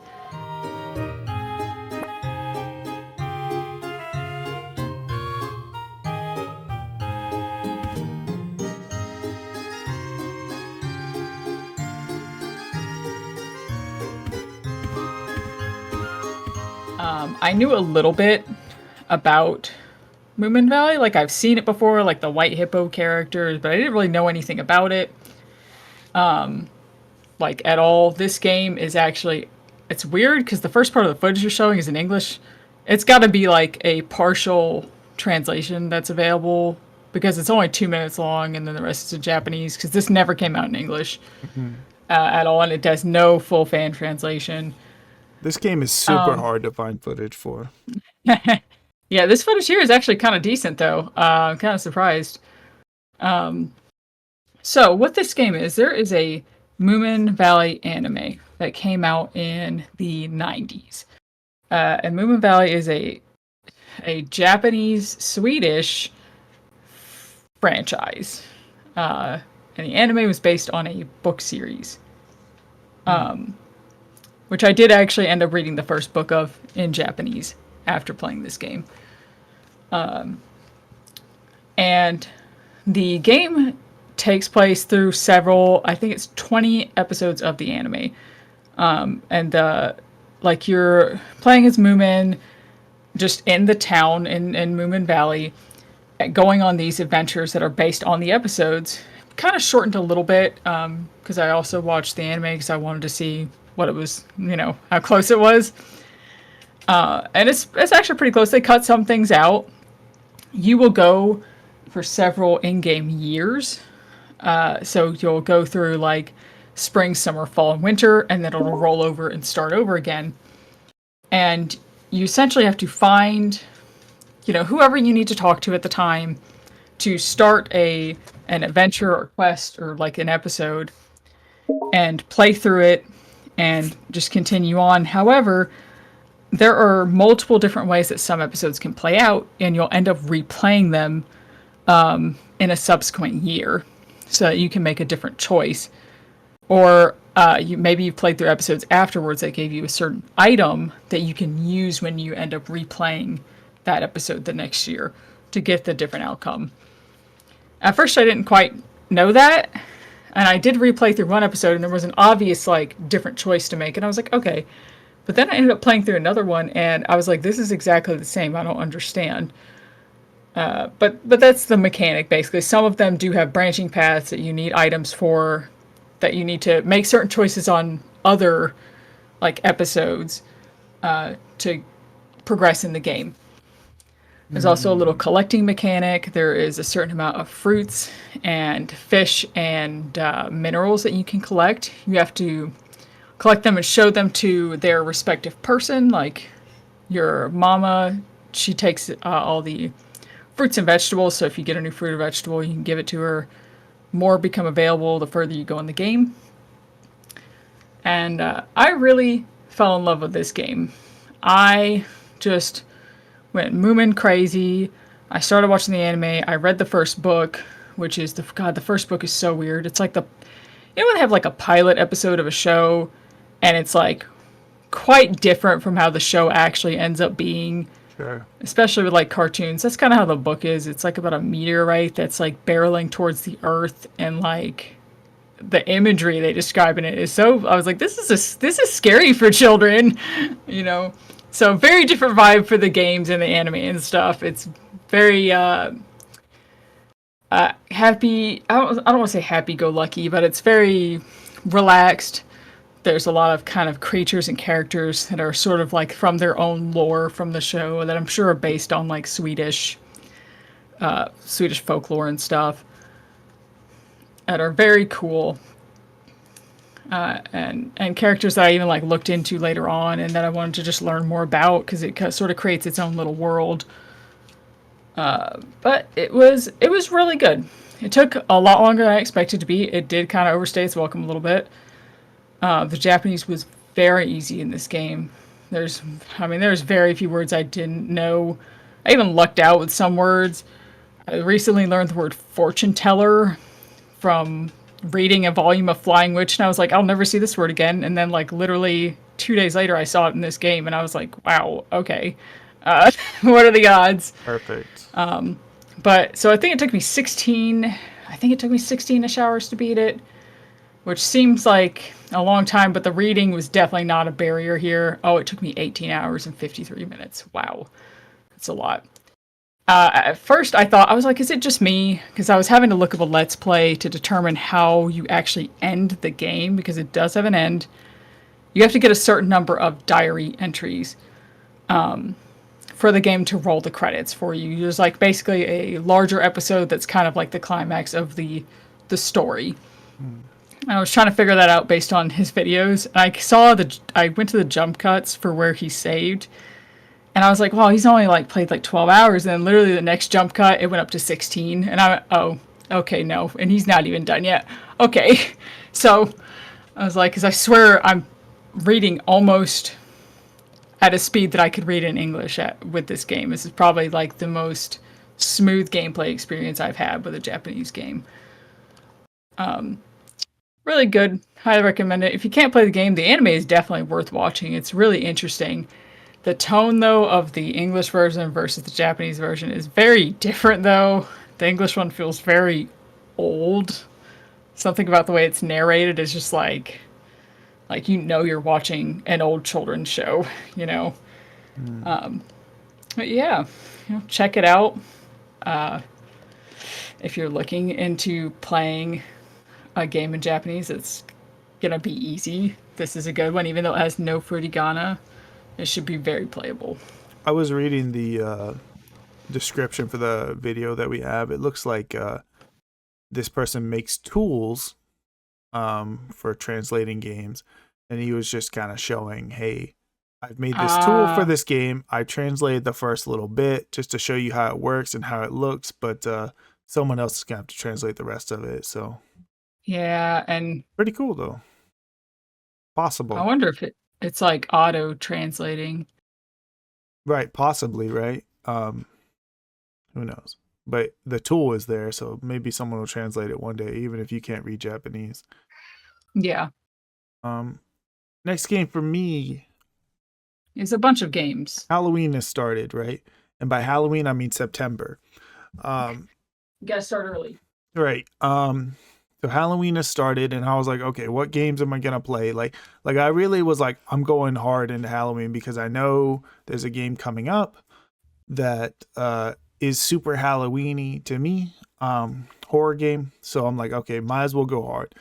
And a couple years ago, I bought the entire Telltale's Walking Dead franchise, and I played every single one of them.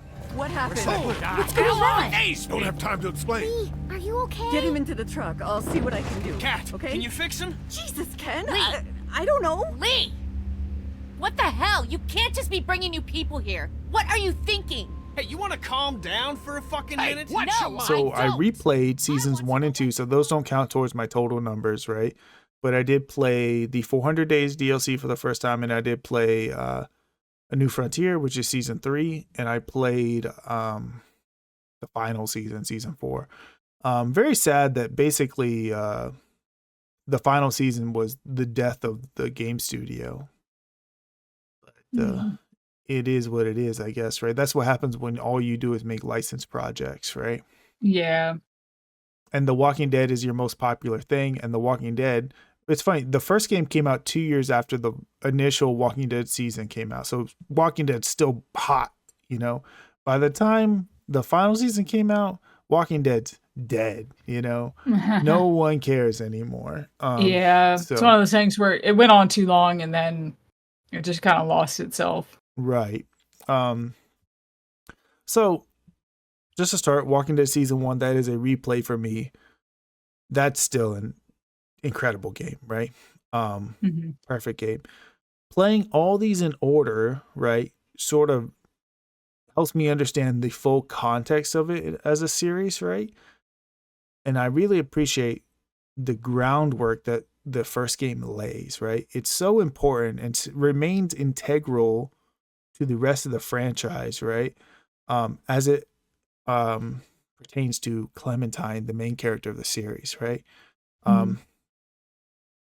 What's the guy's name? I forget his name. Do you remember? It's funny because I can remember Clementine right now. Right. Man, they say his name so much. Okay, you play as a guy. He is on his way to jail. Car gets derailed because zombies. And he finds this girl named Clementine, and they team up, and he takes care of her. Lee. Lee, of course. As he takes care of her as they go on their little adventure, right? If you've seen, he kind of becomes a father figure to her. Right, definitely. It's established almost immediately that her parents are probably dead, right? He finds like a letter in the very first house that's like, hey, things aren't going well. And then he hears like a radio broadcast about how things aren't going well. There's like a phone call message like, hey, we're screwed. Like, and he's like, okay, they're dead. So I had to take her with me. And he takes very good care of her. I waited until I finished watching the entire Walking Dead show to replay this franchise because even though I played season 1 and 2, I was a little bit worried about them utilizing elements from the show that I had not been introduced to yet, which I'm glad I did because that definitely 100% happened. But this first season is still pretty basic. The only thing, there's some carryover with like a farm you go to early on. You meet some characters that are from the show, and then you meet Glenn, who's one of the main characters from the show. But that's just sort of just, they just show up and you interact with them a little bit, and then they go away. It's all about making choices. Those choices affect things for the moment, although the outcome at the end is always going to be the same. It's not going to affect necessarily the ending. You still get to choose kind of what ending you want. Very tragic game. And of course, that just falls in line with Walking Dead in general, which is a very tragic show. Yeah. Still super good. Walking Dead season 2, still good. It was actually my least favorite. I think it's my least favorite as well. It is important because I think it's a kind of important to establish where Clementine is now, right? They do some weird stuff where they kind of write some characters out immediately. I'm guessing the voice actors didn't want to stay on or something like that. I'm not sure what the fuck what that was, but once that's out of the way and they basically like retcon some stuff, even though it's not retconned, it's real, it happens. Like one pregnant lady dies and then a new pregnant lady shows up. So yeah, that was really dumb. I didn't like that. Yeah, that's what I'm saying. The actor must not have wanted to continue. So they must have just were like, well, we have a pregnant story, so let's just continue on. Clementine, spoilers, is not with Lee at this time. Let's just say he went away. He went somewhere else. Lee is not there anymore, and Clementine has to be on her own. But she's not like hardened badass anymore. Like she's just a kid, and she's trying to take what Lee taught her and, you know, use it to the best of her abilities, right? And sometimes that message gets skewed a little bit, and sometimes she doesn't quite do what she's supposed to do. But she's trying, right? And you are playing as Clem the whole time, and you run into some old faces and some new faces. And I think one of my favorite scenes early on is there's a dog. And oh yeah.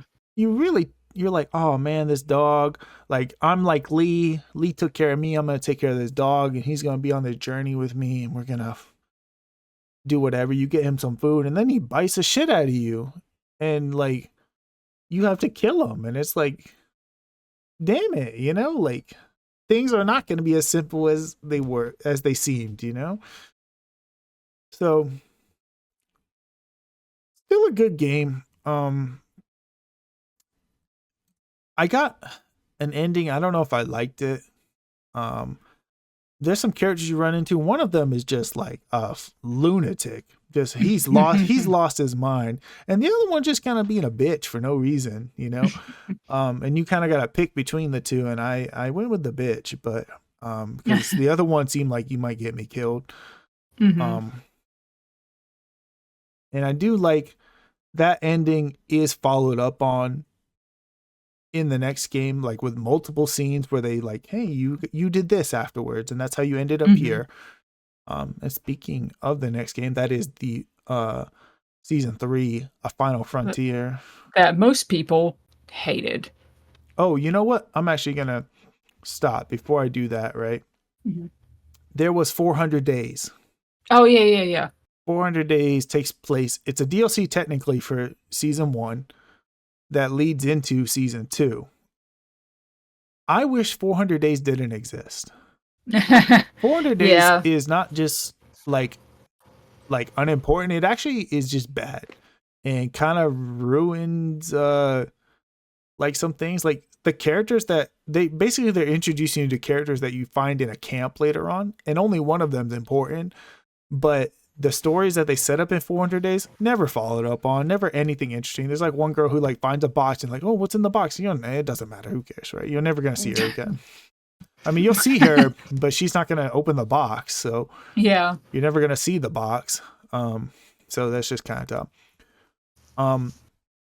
I like A New Frontier a lot because it does an interesting thing where the story is still about Clementine, right? But you get to see her from a different perspective. It's not Lee. It's not someone who's associated with her. It's just someone that runs into her that's having their own problems, their own pretty dynamic story, right? And then they run into Clem, and you kind of get to see between the terrible events that happened to her in season 2, what has happened to her. And it's not good, right? She is hardened, you know. She like even in the beginning, like, is she gonna help you? She doesn't want to. It's not helpful to her. She would like to continue on with her business, right? And you know, kind of at this point, based on season 2, that she does have a baby with her. It's not her baby, but she has adopted basically a baby at this point. But the baby's not with her, so there's some questions there. But I did find, and I forget the main guy's name, but the main guy you play as had a very interesting story. Pretty tragic again at times, where especially towards the end, like, there's no way for him to have a happy ending. Either you're gonna lose one person or the other. Some crazy stuff happens in the middle. Again, it all plays into what has happened already in the franchise. Like, Clem has changed, right? So there's a point where someone like sort of draws connections between Clementine and this group that's bad guys, right? And you learn more about that later on. And she just fucking shoots him in the head. So yeah, it's worth noting in general, this game plays very differently. Like, I described it as definitely more of a thriller than the other games. It's one thing too is they've clearly upgraded their engine at this point. Oh yeah, way fancier. A lot of little graphical flares and stuff like that. Looks real good. I mean, it's a little different. It's not quite as comic booky in a way, but it still looks great. Yeah, it's pretty good looking game. Yeah, I liked it quite a bit. I mean, I still think it's like my third favorite in the series, but some of that's just cheating because season one is like a perfect establishing. It really is. I mean, it may be in some kind of favorites of all time list, honestly, for me. Yeah. I just don't think about it. And speaking of which, the final season is actually insane how much they changed, because now you have an over-the-shoulder camera and the whole game just feels different, right? I mean, still a lot of it's the same, you know, walking around, talking to characters, making choices, right? Quick time events here and there. But like, man, they put some money into the final season. And I always remember the final season was like, we were in jeopardy of never getting it all the way through. The first 2 episodes released, and the last 2 episodes, which is only 4 episodes for whatever reason, instead of 5, were like held hostage for months and months while the studio shut down until Skydance bought it. So very strange. But I love the final season because you play as Clem again, and Clem is trying to do her best Lee impression, right? She has the kid with her. He's a little bit older now. And man. And really, she's still a kid herself. Very much really. So. I think I don't know how old she is, but I think she might be in like her late teens. I'm thinking so, yeah. But the lessons that she learned from Lee as being a kid that was in the real world and then moved to the zombie world aren't always as clean, you know, when you teach it to a kid who's only grew up in the post-apocalyptic world. Yeah, and some, you know, you have to make hard choices. Yeah. Like even yourself just make hard choices to try and figure out what's best for him, and even then it may really just not work out. You try to teach him the right thing. You say, hey, make sure you protect yourself, you know, don't trust strangers. And next thing you know, he's just picking up a gun and putting a bullet in someone, you know, and you're like, yeah. He's like, what? That's what I'm supposed to do, right? And it's like, yeah, oh exactly. God, gosh, that was such a moment. But at the same time, you're like, well, you know, maybe that is what he's supposed to do. Like, that's crazy. But at the same time, like, this is the world he's grown up in. Right. And you like really have this conflict inside about like wondering if this was really the right thing or not. But I think no matter what, I wish he wasn't dealing with it.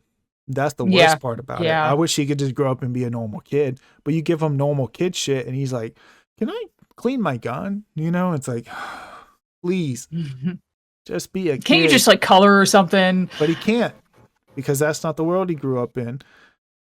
And even at the at the end, and it's like,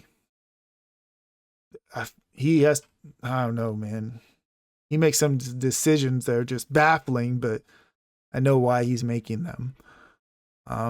What's interesting is there's also a romance mechanic in this game. Oh, that's right, because you could either be with the girl or the guy, right? Yeah. I chose Very inclusive. I chose the girl. Oh, me too. She just seemed cooler. Yeah, exactly. Nothing wrong with the guy, but the girl seemed cooler. So I picked her. Yeah, very fancy. Sad that this is the last game that Telltale put out. But that's, again, yeah, that's what happens. it kind of ends up left a bit open, I guess, to whatever happens next with them. Yeah. And because they kind of have to. And to mention again, I am very glad I watched the Walking Dead show first, because there are things that happen in that show that would have been ruined for me. There are characters. There's a character named Jesus that shows up in A New Frontier, who's just in the show, and that would have been ruined for me. And then there is a character, or no, there's a mechanic, I guess you could say, that some bad people use, where they basically like put masks on. You know what I'm talking about, Michelle? Yeah, I know exactly. Yeah, that's in the show, and it like you don't know what's going on at first. You're like, what the hell's happening? That would have been ruined too, but so I'm glad that wasn't.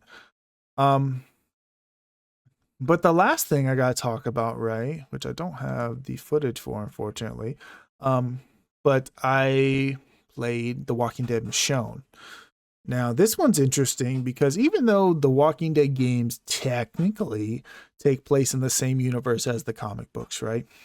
Technically, Michonne really takes place in the same universe as the comic books, because it's the same Michonne from the comic books. There's an event where she gets on a boat and rides off in the comic books, and this, I guess, what happens in the game happens, and then you go back.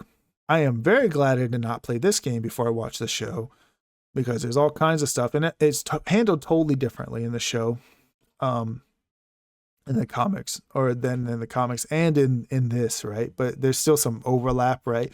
Where basically Michonne, her children, right, when the apocalypse happened, were with their father, and I don't think they're together, and she never got back to them, right? Mm-hmm. And she has a lot of trauma about that, basically leaving her kids to die, right? None of that super into play. They just sort of bring it up here, because that trauma gets in the way of her, surviving. She's on the boat with these people. They run into some trouble. They go to a boat to scavenge some stuff, run into the wrong people, and then have to kill a bunch of people. That's basically what happens. I think it's like 3 episodes. I don't really like this one that much.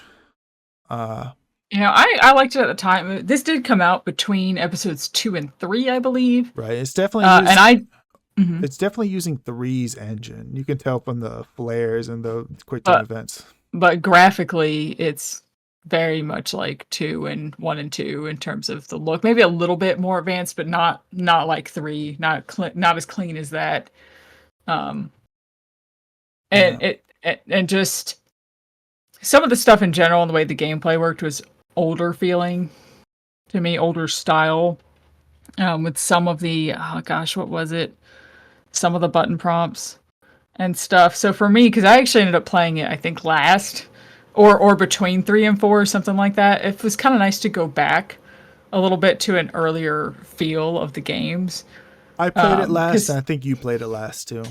Yeah, it was just such a departure from, where the series ended up going in terms of gameplay and everything. Yeah. And just overall vibe.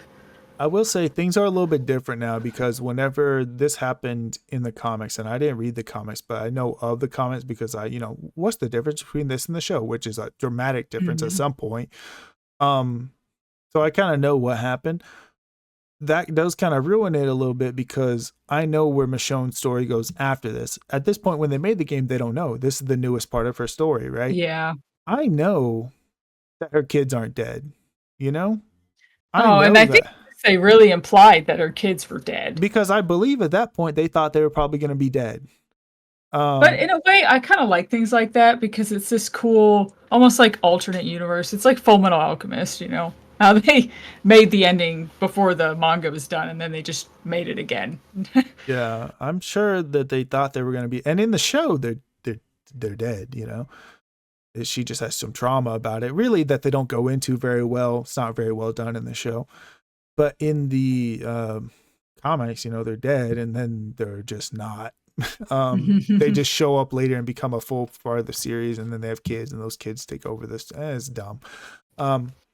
So I know that already. So it's like, okay, there's no trauma here. They're fine, you know? But also because that is not going to be resolved in the game as well. Because it has to be resolved in the comics, because if it's resolved in the game, the people reading the comics won't know what the hell's going on. So this is like a weird little diversion that'll never be brought up again.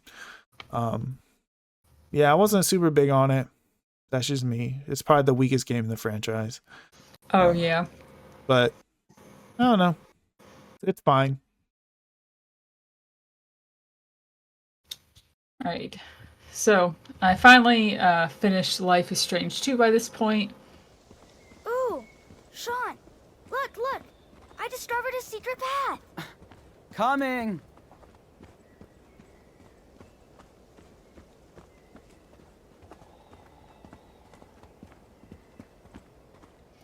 And it's this time you are taking care of, or taking control of, 2 boys instead of girls. I guess they really wanted to branch out.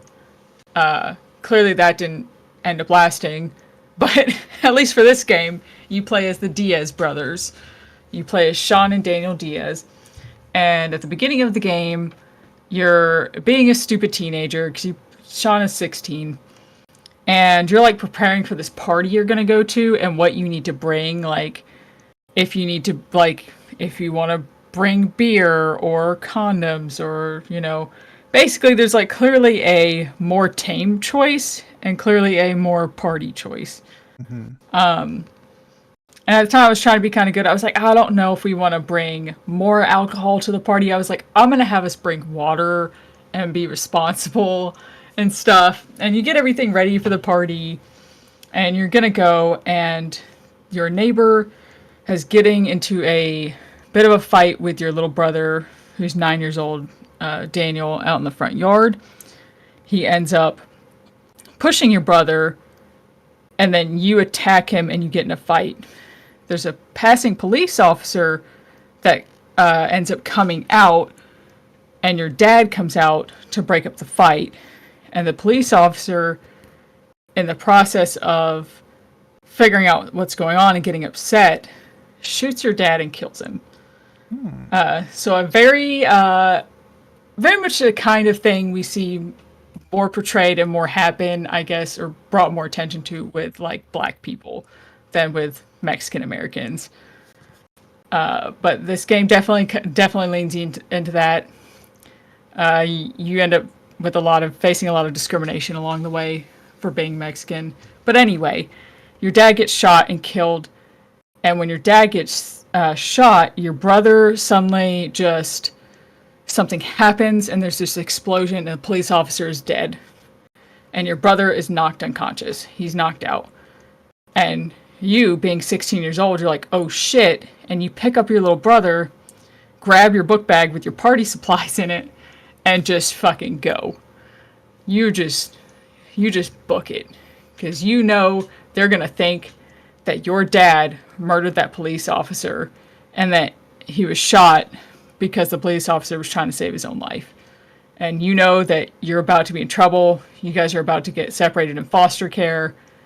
And you don't want that. So you take the bag and go. So it ends up being a really good thing later on that I put water in that bag because we needed it later. And this game is very different from, say, the first Life is Strange game, because there's not really a clear story goal. You're running from the police, right? In the first game, there's actually a murder mystery going on for you to solve and to work through. And this game has no actual end goal to work through.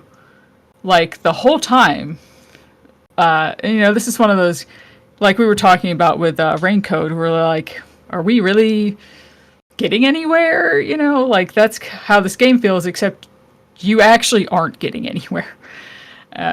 Like, it is definitely about the journey, about the places you go and the people you meet along the way. Because I'm going to tell you right now, you're running from the police know who you are, and they are after you. Okay, you're a 16-year-old boy who's carrying around a 9-year-old. You, as the adult playing this game, you know exactly how this is going to work out. There is only really a couple of ways this could go. And one of them is really, really bad, and the other one's still not very good. I just got super hyped because I'm watching the video and I saw Captain Spirit fall from a treehouse. And then I was like, dude, Captain Spirit. It was like an Avengers moment. I was like, there's Iron Man. Oh my god. So that was kind of a part of the game I didn't like, or I didn't get on with as much, because, like, there's just not like, it's only about the journey. There is not a purpose to what you're doing. And it's like, I don't want to spoil the end, but at the same time, I told you there's one of two things that's going to happen. And I feel like you can probably guess what those are if you're running from the police. So, you do meet a lot of cool people along the way. You end up with some really interesting places. You end up in like a redwood forest with these super amazingly tall redwood trees. And it's like a really interesting location for a game to be taking place in. But there are no like real puzzles. Like, sometimes okay, so Daniel eventually wakes up. He does not remember what happened. He doesn't know his dad is dead. And for the time, you're keeping that from him to protect him. Because also, you don't want him to figure out that you want him to think that's his fault for getting in the fight with your neighbor. But eventually, he finds out you have turmoil there. His telekinetic powers come out again, but they're not really used for puzzles. They're kind of just for moments where you can use them, and either there's going to be a good outcome or a bad outcome from that, and going to affect how the story plays out. This time, there were definitely choices that I was like, man, I wish I didn't do that. Whereas, I feel like more in the first game, I was like, nothing immediately felt that bad. But, I made a choice at one point, and some people, maybe some really bad things happened to them, and I was like, fuck. But what I found really interesting was that because they show you, like, the stats at the end of each chapter for what other people chose or what happened. And even if you choose the same choice, there is actually a small percentage chance that it will not have the same outcome. Which I thought was very cool. There's like a 3% chance. Like, there's 3% of people who did that thing, but had a different, like, nothing bad happened for them. Like, they lucked out really hard. It's like 95% of the time, the bad thing happened. And I thought that was really, really cool. And I kind of wish that I had gotten some of those. I didn't get any of them throughout the time that I played. Really kind of makes you feel like because, like, they give you, like, the illusion of choice, right? Like, it seems like there's choices, and it does affect some things, but not, like, the main overarching story, right? And this almost made it feel like there was just more to it than that. Just that little chance that something could actually go differently and not as the game regularly planned it. It was cool. So, like I said, they do touch on discrimination against Mexican Americans a lot in this.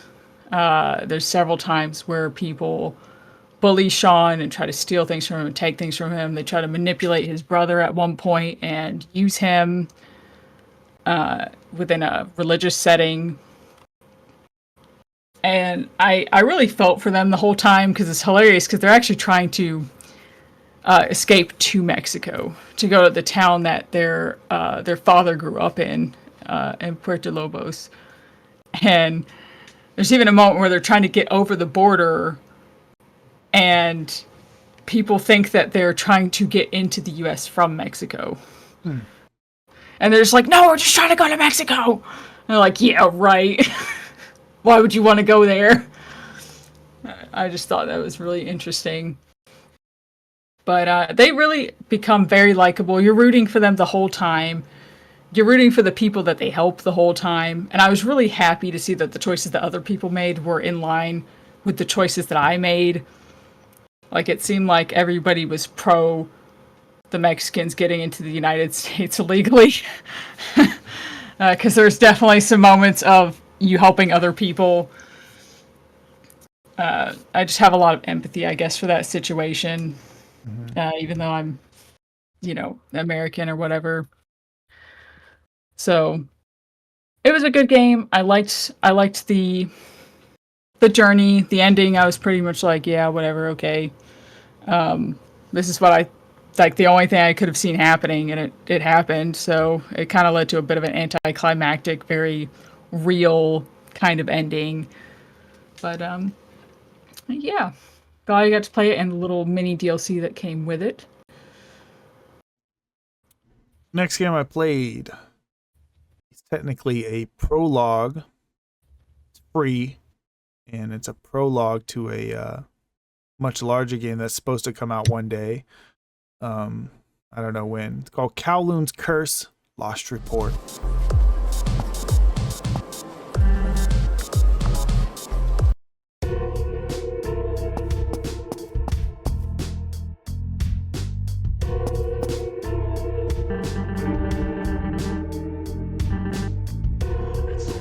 The main game will just be called Kowloon's Curse.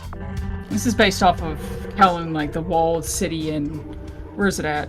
China. Is it in China? I'm pretty sure. Probably. I thought it was China or Taiwan or something. It's probably China. I think it's China. But yeah, where the city was sort of made out of these containers, and they like built it up so high that there were like specific entrances and exits, and when you're walking around, it's like there's roofs, and like you're inside even though you're outside. Such a fascinating world, and so many games and stuff have copied this style for their worlds, right? Yeah, I guess it's in British Hong Kong. Oh, okay. Whatever that means. China. It says built as a. I think Hong Kong might sort of technically be its own thing, even though I think it is in China. And it was apparently a Chinese military fort. Yeah, that's what Kowloon was originally. Yeah. Now, to clarify, this doesn't technically take place in Kowloon, right? It's just sort of trying to embody that type of world.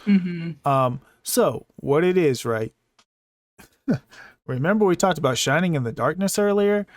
That's what this is, right? Tile-based first-person game. So you move one chunk, you have to look left and right, and then move chunk again, right?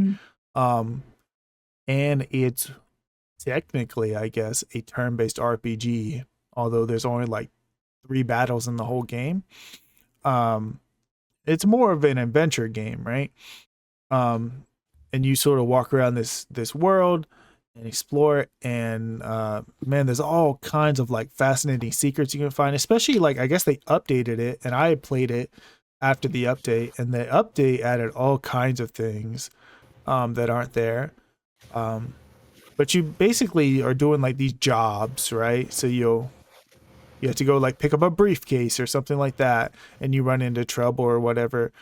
But I'm telling you, it's really the vibes, right? You run into like the people in the city are like weird Shin Megami Tensei monstrosities.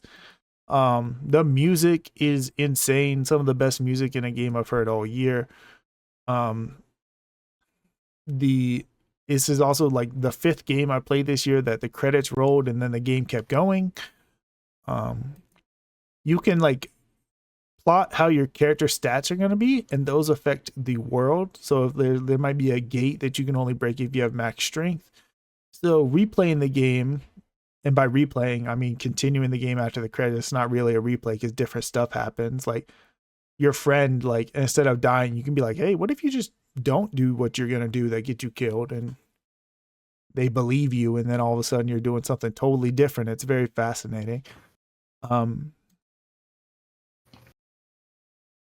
But yeah, you can find all these secrets and go on this option. I actually missed one of the secrets. It made me sad. The second time I went through, because I was like, man, where the fuck was that last one? And oh, it was right there if I just turned a corner. This game was awesome. Like, actually, like, super good. And I hope the full game eventually does come out. I saw they had a Kickstarter, but only made like $8,000. So, but that was enough to get it funded, but that's still like not a lot of money to work with, right? Yeah. But if this is the proof of concept, I would love for them to expand the battle system, like, and make it into something. Right now it seems like basically nothing, like almost like it's part of like a parody thing. There are mechanics to it, that's for sure, but you can pretty easily overwhelm the couple enemies they have. But the main focus of the game is being strange and weird and unique. It does have a story you can follow, but it is also so weird that it's like, what's even going on? But this is free, right? So highly recommend. Check it out if you like strange games. Like if you like the vibes of like a Shin Megami Tensei or something like that. I think you're gonna find this like interesting, if nothing else. All right, we're gonna do a tiny bit of story time here. I'll try to make it fast. So this was an interesting time when a lot of things were just going wrong in life, and I was out of work on Thursday. On Wednesday, like, the weather was getting bad, and on Thursday they called off our work just for safety precautions. Or Wednesday they called off, and then on Thursday morning, we ended up getting hit by the worst hurricane that's ever hit the southeastern United States, by far. It was supposed to hit Atlanta, or go towards that, and then it just beelined straight through the state and just hit everything. So at this point, we did not have power. I think it was like day 2 of us not having power. Things were really bad outside. There's just nothing but sirens and chainsaws the whole time. So I was like, well, thank God all my 3DSs are charged. So I whipped out my 3DS and I started playing Theater Rhythm Dragon Quest.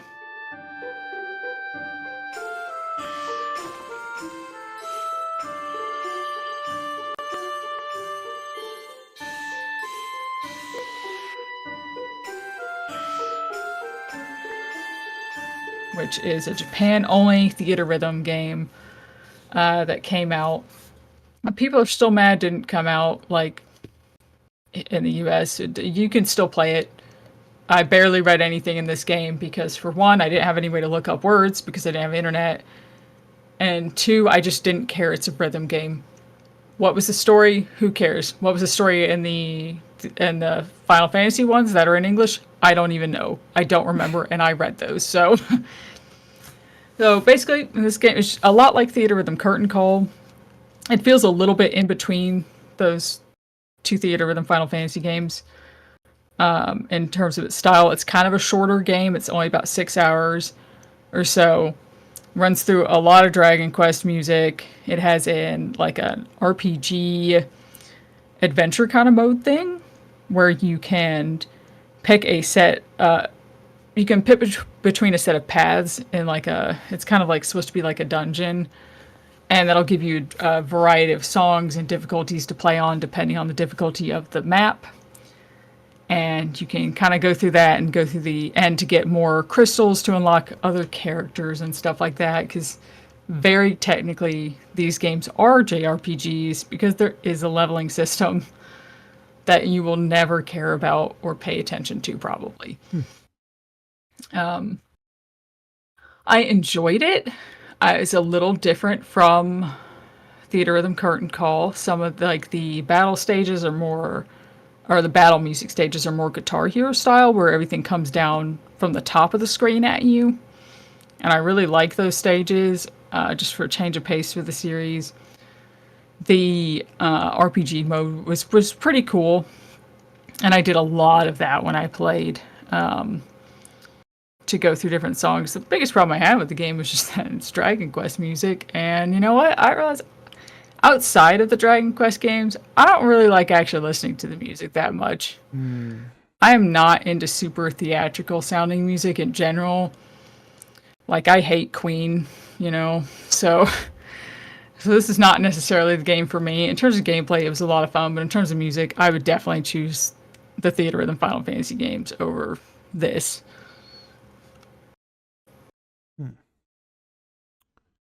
Well, Michelle, let's talk about it.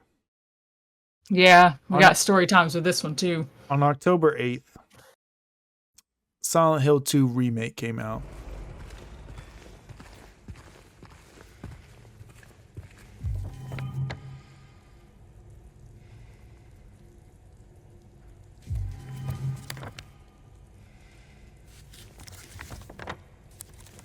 I think we both got this day one. Yes, and I did not originally intend to. Right.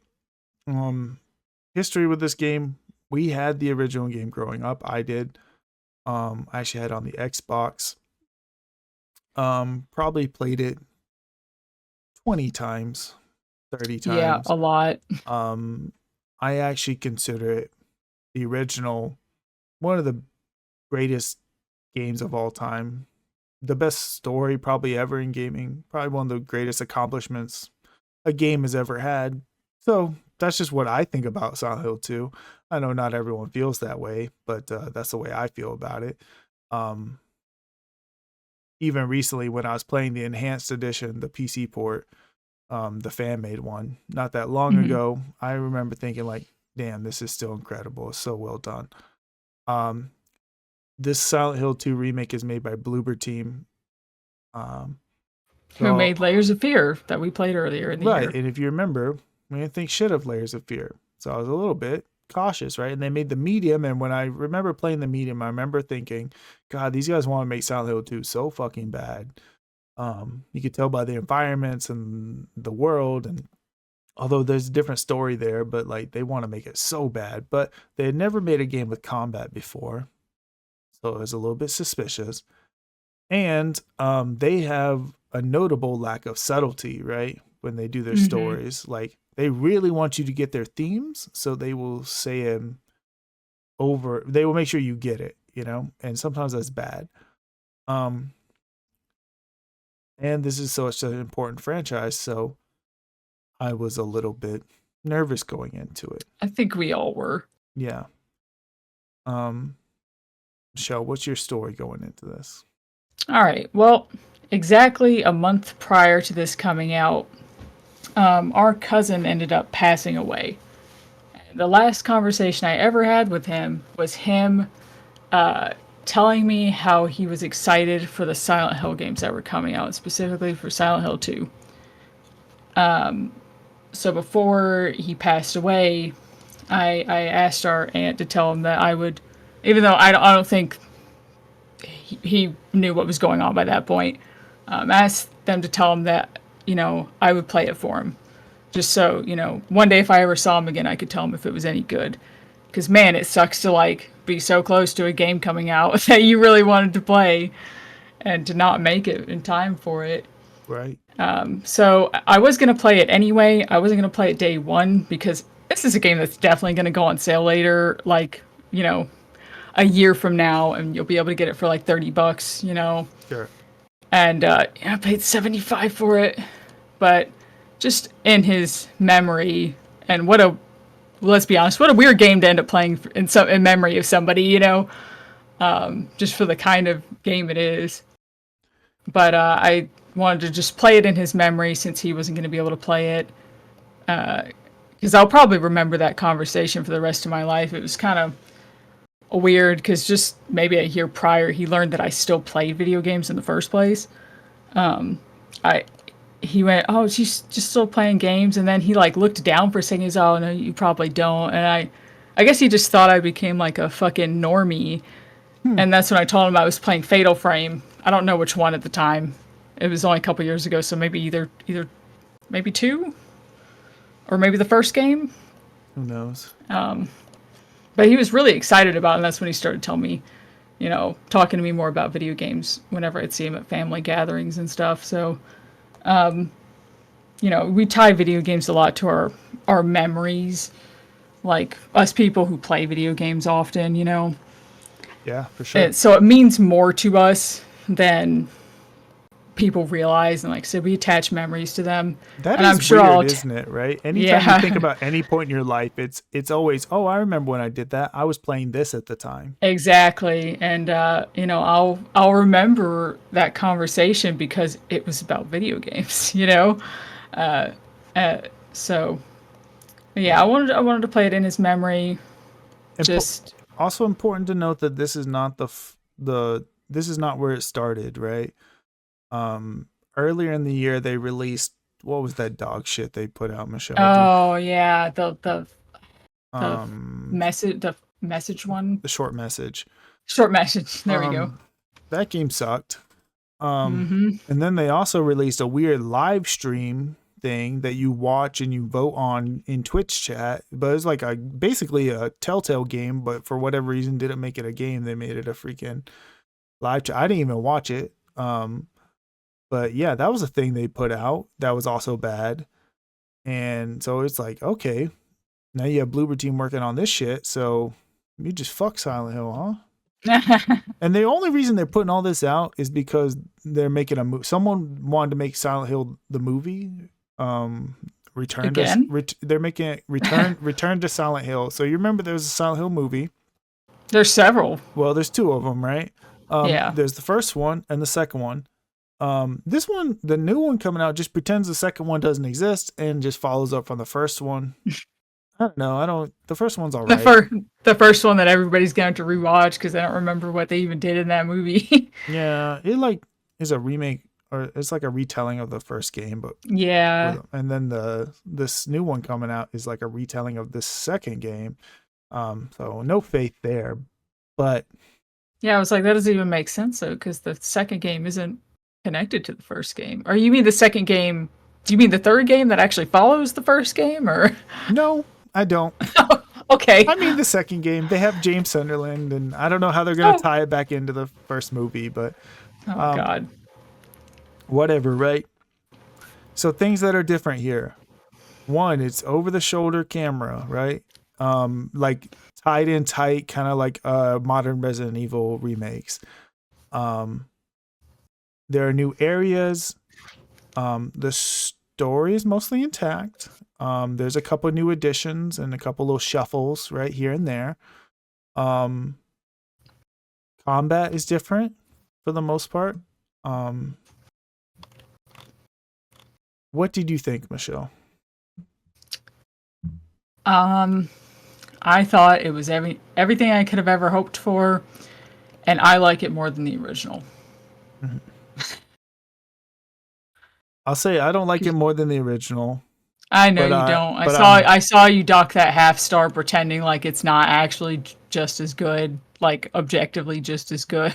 I actually put it 4 stars first, but I bumped it up. Oh, I would have been offended, to be honest with you, at that point. Like then you're just being stubborn. I bumped it up a little bit. So just to man, I hate being negative, right? Especially on something I think is very good. Focus on the things I don't like. Areas similar to the new Resident Evil remakes actually are sectionalized. So like when you play the original Silent Hill or Silent Hill 2, you go into an area and you can just sort of explore at your heart content, and you'll find puzzle items in any order, and then you just sort of solve the puzzles in whatever order that you can, right? This game's not like that. This game, there's usually one puzzle to solve. And you go and you walk down like a door, and once you're through that door, you're kind of in that section of the map, and you do like a little loop, and it will get you the item, and then it will loop you back to the puzzle. And then if you need a second item, you'll go the other way, which will usually just be open at that point, which it wasn't before. And then you'll go through that little loop and loop back, right? And I don't hate that type of gameplay, but I do prefer the other way. And they also, this game is like almost twice as long as the original game. And some of that is due to some extensions they made in some areas, particularly the hospital and particularly the historical, especially the historical society, which is substantially longer. So, and I don't know, and particularly, I don't like the flow of the historical society as much. I am definitely less familiar with these sort of ending areas of the game than I am with everything up to the hospital. Yeah, the historical society is my favorite area in the original game, and it's actually my least favorite area in the remake, because the way That's where like wait, is that the area with the hotel? It's the one with the labyrinth. See, I think that was one of shuffle the cube around. It's the one where you got I think that was one of my least favorite areas in the first game and in this one. So yeah. I love it in the original because you feel like suffocated. In this one, you shuffle the cube around, you go one way, and then you do the little loop and come back. And those loops are cool. Don't get me wrong, but it does kind of drag its feet a little bit. It does. Surprisingly, the hotel, which is not one of my favorite areas in the original game, is my favorite area in this game. Yeah, I really liked it. I think it actually had a good, like, normal survival horror flow where you could go in many different directions. One thing I'll say is way better than the original is the boss fights. Yes. Man, they went above and beyond, and they sort of played with you. Like, they knew that you played the original probably, so they were like, okay, yeah. And let's take it a step further now. And combat actually in general is just better. Yeah, it is. It really is. It requires a lot more you have a lot more options than just, and it plays very differently because you can't just run away from enemies. You can't just run into another room anymore because the enemy's just going to follow you. Yeah. And when I say better, I want to be clear. It's not like it suddenly turned into Devil May Cry, right? You're not some monster. When you put your gun up, if you're moving around, it's going to be hard to aim, right? You can dodge, but like the enemies can be pretty relentless with their attacks sometimes, especially the nurses, right? They can attack up to 3 to 5 times. So you have to be pretty good with your dodging. And even then, if you get ganged up on, it's tough, right? It's funny, is an enemy I didn't ever have trouble with in the original. I had a lot of trouble just with in the remake, and that's the fucking guys who spit. Oh, like, yeah. Sometimes, I mean, they just would end up hitting me, and I wouldn't, like, they have such a broader range of motion than you think they do. Did it trip you out the first time you fought the second variant, and it fell on the floor and exploded, and you're like, fuck this game? Didn't that happen in the original as well? No, it doesn't. Are you sure? Yeah, the secondary variants were added for this game. It was funny because it fell on the floor, and I thought I should back away from that while it's still squirming around, and I just didn't back away fast enough, and I was like, I fucking knew it. Yeah. I knew it. I do think it's kind of cool the way they have secondary variants. You have to be careful, right? Because you don't want it to feel too gamey, right? But basically, every enemy has a second variant in this one, except for, I guess, the crawlers. But yeah, those ones will blow up. The leg ones get some crazy stuff later on. I love the leg ones, the mannequins. I just called them leggies like half the game before I remembered they were just called mannequins. I love where they hid them. I walked into a hotel room or whatever, and I just saw it crouched under the table, and I went, "What the fuck are you doing? What's funny is are you hiding right now? What is this?" It takes a little bit, but eventually you start to learn. You see an enemy, you walk into a room, you see an enemy, it's walking away from you. And you go, oh, perfect. It's leading you. Yes, it's leading you to a trap. To a fucking mannequin. Oh, every time. Did you love the one where you go around the corner and there's a mannequin, but then there's a mannequin behind the mannequin, and it just, like, the second the first one goes down, it just jumps and hits you, and I'm like, God damn it. I should have known. So they were like my favorite enemy in the game. So I think the combat is a marked improvement without it being, like, too making you into, like, a freaking super soldier like Homecoming tried to. And ammo is very scarce. It's similar to Resident Evil 2 remake in that or Resident Evil 7 where you'll pick up not a full thing of ammo. Sometimes you'll find 1 bullet, 2 bullets, you know?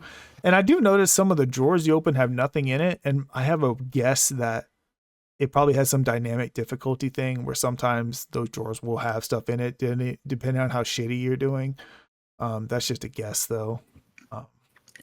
What do you think of the new? Oh, I'm sorry. Go ahead. Oh, no, go ahead. What do you think of the new performances? What do you mean new performances? By You mean by the people who play them? Yeah. You know, at first I wasn't completely sold on everyone. James did a really good job. Yeah, I think James is a standout for me. Yeah. At first I wasn't sure how I felt about Maria. Like some of her lines, I guess I just wanted them to be like exactly like the original game. Yeah. And just the tone, like, you know, do I look like your wife? Like that line just wasn't quite the same, you know? I actually don't think I really like Maria that much. I don't know. Like her voice actor just isn't correct. She's not sultry enough, you know? I think also her model just, it looks like her, but it's just not quite perfectly how I wanted her to look. Right. Like just very slightly off. I wasn't sold on, what's her face? The girl with the knife. Yes, at first, but she really grew on me. She actually had a really, Angela, she had a really good performance later on when she started acting crazy. Yeah. I thought she did really, really well. I think Laura, she did good. She's just different, right? She is. She's very different from the original Simon character. In the original, she's a 17-year-old girl, but she looks like she's like 40 years old. Yeah, she does. And she sounds like she's 40 years old, but she also kind of talks like in this squealy, like I'm a child voice. So like there's this weird dimension to it. This one, she's clearly 17 years old. And like they definitely had more of a vision for how they really wanted her to be in this game, as opposed to everybody else who I feel like they tried to make pretty similar to how they originally were. Right. Laura's a bit different, but I liked Laura. Laura's good. Eddie is very slightly less, yet more creepy. I kind of wish they didn't make him quite as fat and sweaty. Yeah. He also is kind of missing a little bit of his Chucky eyes that I kind of would like to. I just need to feel like Chucky the doll is looking at me when he speaks, okay? Like his eyes need to be piercing into my soul. I'm shocked that they still had a boss fight with him. I thought for sure. I was like, there's no way they're going to do that. Yeah, it was funny is I was like, oh, right, that's right, we fight Eddie later. And then it just wasn't happening. I was like, maybe I'm wrong. Maybe I'm misremembering this because I've actually only beaten the original game all the way through once.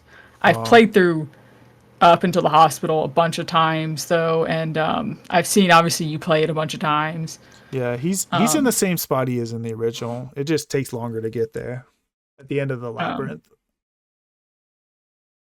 But I for the most part, I really liked everybody. I was really pleased. It definitely had its moments. Yeah. For sure. I was going to ask you something else, but I forget. Man, it was very good, though. What's up? You know, when I got to the hospital, after I encountered not the first nurse, but the second nurse, the one who, because the first one just walks out from a hallway on your left, and it's just not super scary. Like, it's scary because I hate the nurses scared the shit out of me. Because in the first game, they were really hard. They were like harder than bosses. They could kill you in 2 hits on normal, which was ridiculous. And then there was that one with the fucking gun, which was really rude in the original. Oh, yeah. Yeah, they took that out. I don't blame them. That was not okay. But man, the second one that you see when she's coming directly down the hallway at you and the light is flickering, that scared the shit out of me. And I wasted a bunch of bullets on her. At that point, just for the hospital, I turned the combat difficulty on easy because the nurses, it took me a little bit to get over it. Like once I had like a strategy, I was fine, but initially I was so fucking scared in the hospital. It always scared me as a child in the original game. I don't know why. I just did not like it. And I had this anticipation coming up. I was like, oh man, it's time for the hospital. I was like, oh no. Eventually I got over it though.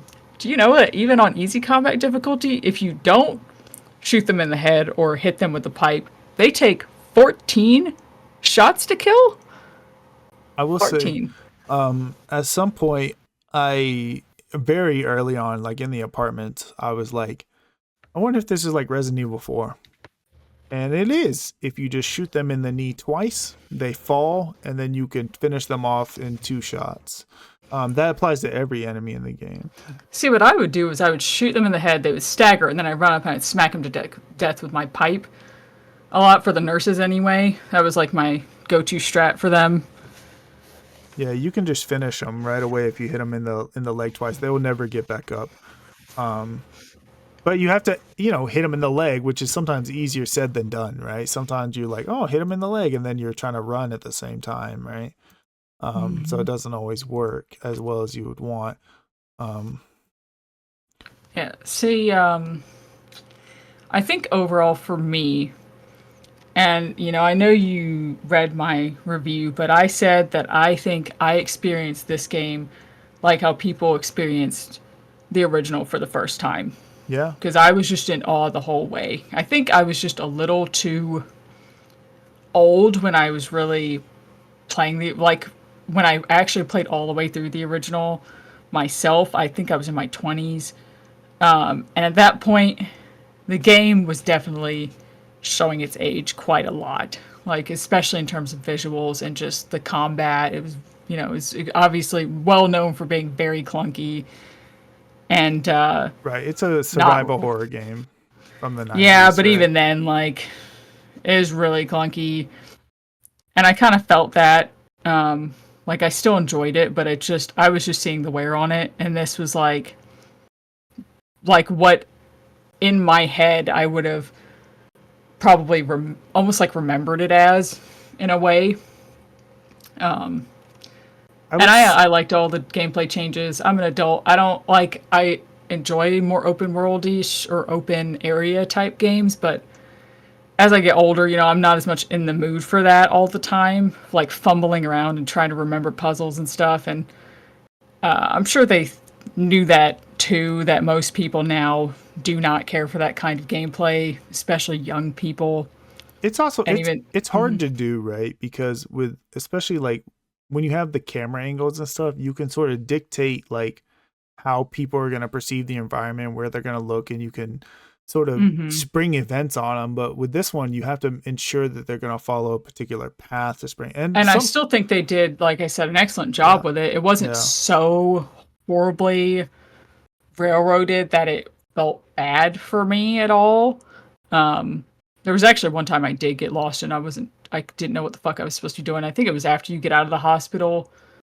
I think it was after you get out of the hospital and you're in the streets, and there was a point where I was like, where am I supposed to be going? I can't find where they're asking me to go, and I still don't off the top of my head remember where it was now. Yeah, I think you just follow the path. There's no other way to go. I did, and it led to a dead end, which was the problem.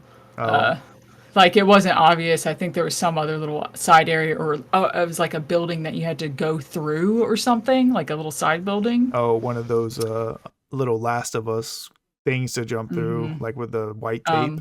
I think it was like a little diner or something. And that was great because I walked in there, and that was probably the worst area of the entire game for me. I walked in there and I panicked, and I shot my gun, and then a bunch of other enemies started coming up, and then I just fumbled with the controls and screwed up, and I was like, oh my god, I'm gonna die. There's a lot of enemies shooting everything. In that area specifically, there's a ton of enemies, you're right. But I loved it. I think the hospital and the hotel were my favorite areas. I don't know why. During the Pyramid Head boss fights, I was jacked up. Like, my heart rate, I could feel my heartbeat in my throat, and I was like, why am I so nervous right now? You know why I was nervous, Ferris? I forgot to get the fucking rifle in the prison. I did the whole rest of the game without it, with just the handgun and the shotgun. Oh, God. I forgot all about it, and I knew I only had a certain amount of shotgun shells left, and a certain amount of handgun ammo, and even though they gave me a good bit before that boss fight, I was so nervous. I was like sweating bullets, which was kind of a nice feeling, to be that like on edge for a boss fight. But yeah, You I know don't what I know. do appreciate? You fight the abstract daddy in the labyrinth or whatever, Yeah. which is a much more elaborate boss fight. But one thing I Mhm. really hated in the original is when you get to the hotel, there's a hallway with two abstract daddies in it. They're a little bit weaker, but it's like, okay, this was a very significant story boss that had a lot of meaning Mhm. behind it. Why is he just here? Yeah. I know Angela's here, but why is there two of them? Like this, it was like terrible. So I'm glad he doesn't come back. I was kind of waiting for him to come back. Man, they got the things that crawl on the floor and made them cool. The ones that crawl under the grating. You remember? Oh, yeah. In the original game, they're just like there. You just run past them. They don't do anything to you. Now they're assholes. Now they suck. Now they're hard to Yeah, they fight. do. Yeah, You better stay away. You're gonna get smacked in the face with like a tentacle or whatever the fuck it was. yeah, and you could kill them, but they take a long time, and there's many of They them. do. So Yeah. Yeah, I forgot about that. They're mostly just like for ambiance and to be creepy in the original game. yeah. But yeah, I think they did a good job. And now, like, what's cool, right, is they can do kind of whatever they want, right? Oh yeah. I wonder, I mean, I assume they're gonna give them more Silent Hill games because why would they not? I mean, they pretty Well, much knocked it out of the park. people were Let's be asking. They were honest. like, "Hey, does Bloober want to remake the original Silent Hill or maybe Silent Hill 3?" And they actually said no. They said You know, they said are they that mhm. Silent Hill 1 and 3 are not in their wheelhouse, right? Because they make really psychological horror games, and those are like cult games, and they have like a storyline, and You know, there's less you can do with them. So they said that I feel maybe like if if you they throw enough money at it, they'll do it. they said maybe if they had like brought up like maybe The Room or something like that, which I think is actually in their wheelhouse, right? And they could do something good with The Room. Um, but they I think they already could still do something good with all of it. Really, I think they just act like they couldn't do it. But let's be honest, they followed this game still very closely to the original, like very yeah. respectfully close to the original. So I feel like as long as they're mostly following the original concept, they could do it just fine. And Yeah. that's also when it comes down to that pressure, when it's what everybody wants. Sometimes people just cave and just do it anyway because too Yeah. many people want it, and people are already begging for them to remake the other games. Well, Bloober announced another game. It's not Silent Hill, so I don't Hmm. know. We'll see what happens. But I just mean Konami can do whatever they want with Silent Hill because right now they Yeah. have two more Silent Hill games in the works. Right? They have Townfall, which is like the Mhm. story-based one that's supposed to be like episodic anthology thing. We'll see, and it doesn't matter. It could be good. It could be bad. It doesn't matter because we got this right. Mhm. And then you have Silent Hill F, which is the next mainline game. And that again could be good, could be bad. It's gonna be weird because it doesn't take place in Silent Hill technically. Um, Let's really hope that they really pull a Capcom and just continue on like they are. Like you found the secret formula, you just have to keep going with it because everything that Capcom's done with remaking games and even new ones that they've put out have been good. Some of them maybe been a little weird. I know like Village like had its problems or whatever, but for the most part considered good. yeah, Silent Hill's And harder though, right? Because there's not that connective tissue. Resident Evil has story tissue. Silent Hill is like how much story do you have before it just feels derivative? And if you're not doing story, then it's hard because what makes a Silent Hill game a Silent Hill? Is it that Pyramid Head's there? We've proven that that's not true. So I don't know, like what makes a Silent Hill game? And I guess we'll find out when F comes out. If it feels like a Silent Hill game and it's new, then we'll know that they figured it out. But I hope it does and that it does well. I mean I was pretty just ecstatic with how this ended up coming out because I didn't look up anything beforehand about how it was doing or anything about its production. It's one of those moments where you're like really happy and like kind of proud for a developer. It's kind of like when Psychonauts 2 came out and it was like everything everybody wanted, you know? yeah, Like it's one of those moments where like we had a win. Like there was a big win for gamers today when Silent Hill 2 came out it was and actually good. re-released. Yeah. And not just good, it was like literally I don't think we could have gotten a better Silent Hill 2 remake, honestly. Like I don't know anything else that they could really do differently to update it, but also keep it the same as the original. I can think of a lot of things they could have did to mess it up. and I was thinking about them the Exactly. whole time. And Especially with Team Bloober and like how they are with stuff, and that they tend to be more flashy than anything. They're more visual oriented. I was waiting for Angela to give me a monologue about what happened to her in her past and break it down for me, like with 20 minutes of talking, and then have her forgive her dad or something, you know, like just to really drive home the Bloober experience. Yeah, I wonder if they had like a really short leash on them when making this remake. For some reason, I don't think so, because of what happened with the stupid live stream and the short message. I think the leash was long. You know who I think had a short leash? The fans. And they were fucking like holding them at gunpoint, like, I dare you to mess up. And I think even like we saw, like they released remember the initial trailer and James was looking a little bit older than he's supposed to be. They changed that real quick. They were like, uh-oh. So This isn't acceptable. Because even when it started up, I was like, didn't he look different? I was like, I feel like he looked kind of weird before in the trailer, but I guess it's fine now. Yeah, they did. They changed him, you know. How old is James supposed to be? He's like in his 20s. Is he in his 20s? Yeah, I'm not gonna lie. He still looks older than he is. He definitely looks like he's in his 30s to me. In the original trailer, he looked like he was in his late 40s, like looking tired, man. And I was like, oh, that's just an artistic thing. I wasn't really worried about it, but people freaked out about it, and they were like, his hair's not brown, it's like light brown. And it's like, okay, Jesus Christ, dude. But hey. I guess he's supposed to be 29. Yeah, he looks like he's in his early 30s to me. Yeah. But so they did it. They did it. They did the thing. They did the thing. Yep. And they did it well, and I'm very proud of them. And I would also like for them to make more Silent Hill games. I don't know if they will, but I will say whatever the Bloober releases next, especially if it has combat, I'm interested. Right? I'm interested. It seems like they learned a lot. It kind of. Yeah, I'm sure this really like they were already known, but I feel like this has really put them very much in the spotlight right now. Yeah, I agree. All right, so the next game I played, a little gem from the late 90s, Sanitarium.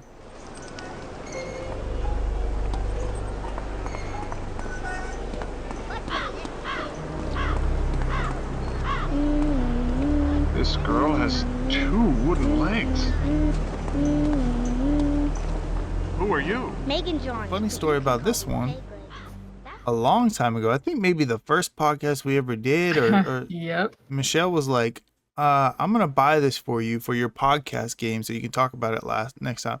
And I was like, let me check real quick. And you're like, you don't own it. And then I looked, I did own it on like Amazon games. You just didn't have it on your backlog.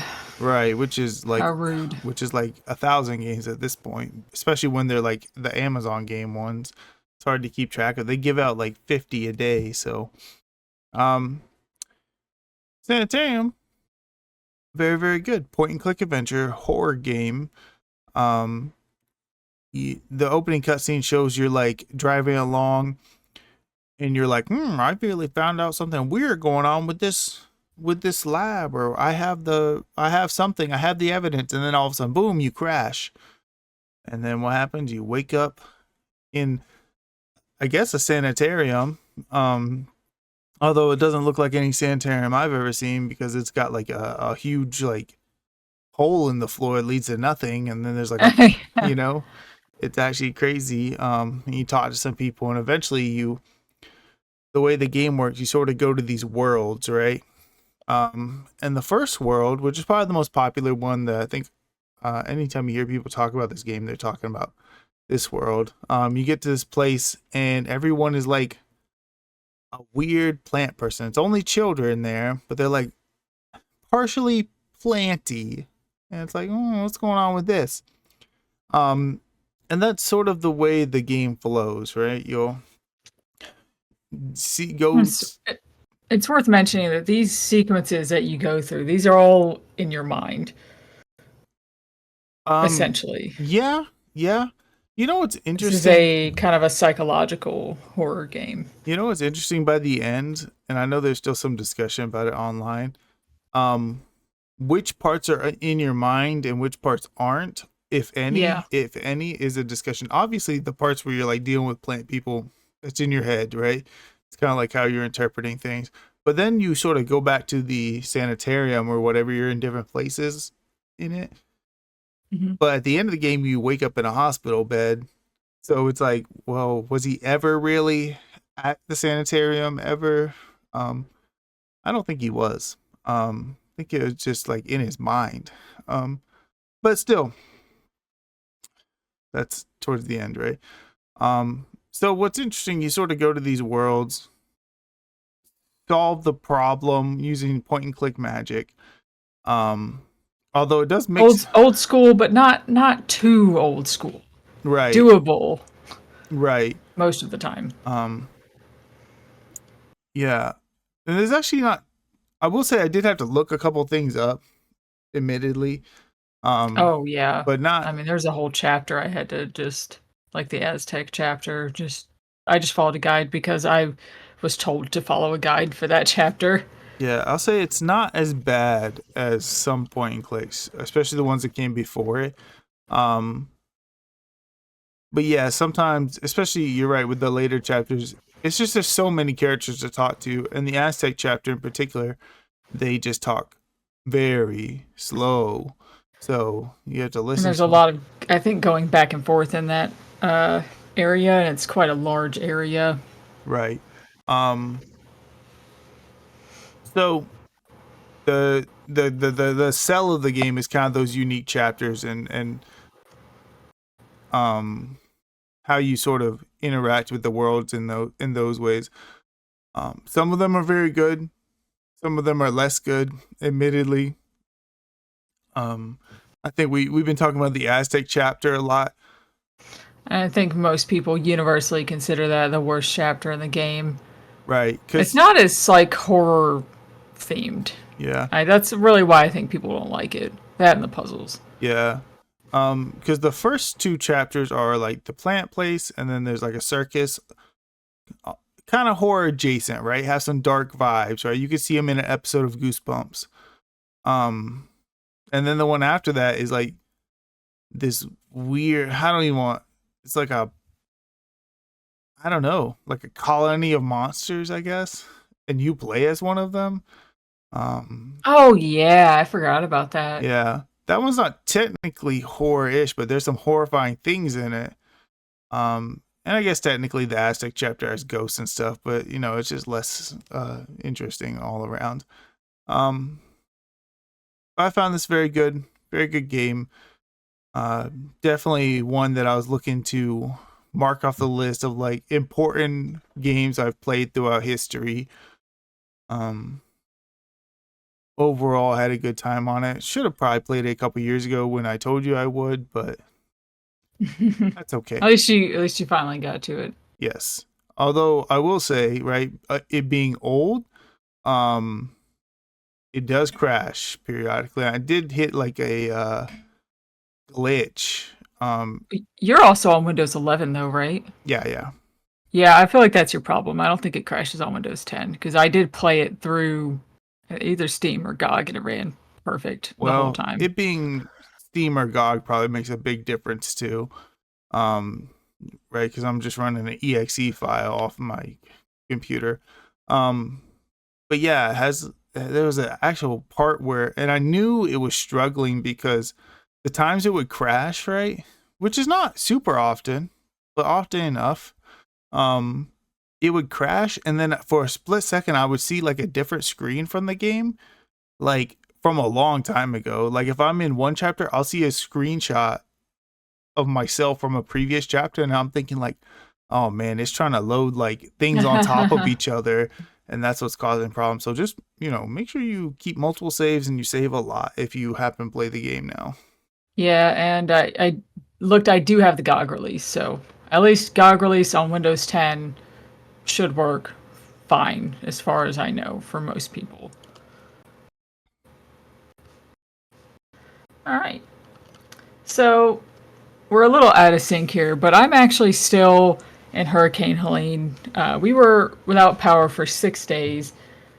So I'm still working on my handheld consoles, and the next game I played was A Winter's Daydream on the Vita.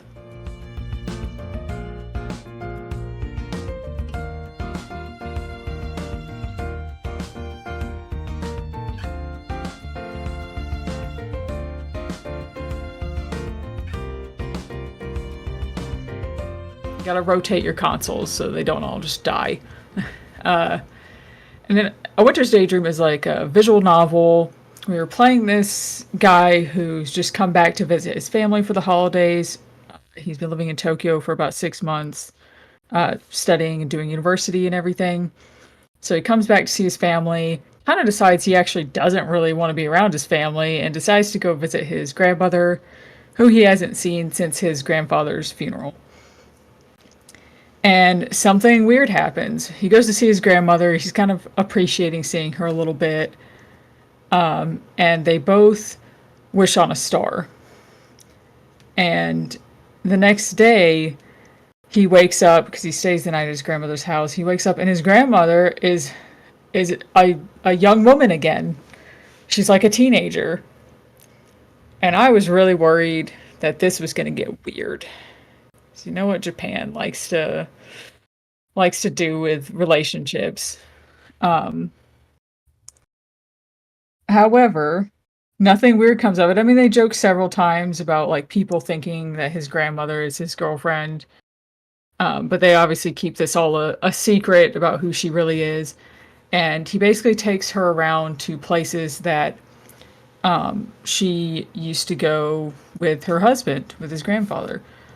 And through that, he really appreciates her life more and kind of respects his elders a little bit more and does sort of their beliefs and how they live their lives. And towards the end of the game, you are trying to help her get up to the shrine to do the New Year's celebration festivities up there that she would always do with her husband. And it ended up being a really sweet story. I was kind of surprised. It's pretty short. I'd say it's like a couple hours long, maybe 2 or 3. And it is also available on Steam as well. So if you're just looking for kind of a shorter visual novel to play, it is a good one. It's a visual novel, huh? Yes, Like very much so. I think just it might reading. actually be considered an indie visual novel as well. Interesting. All right. Next game I played, I scrolled to the very beginning of my Steam library to play a game called Shadowground Survivor.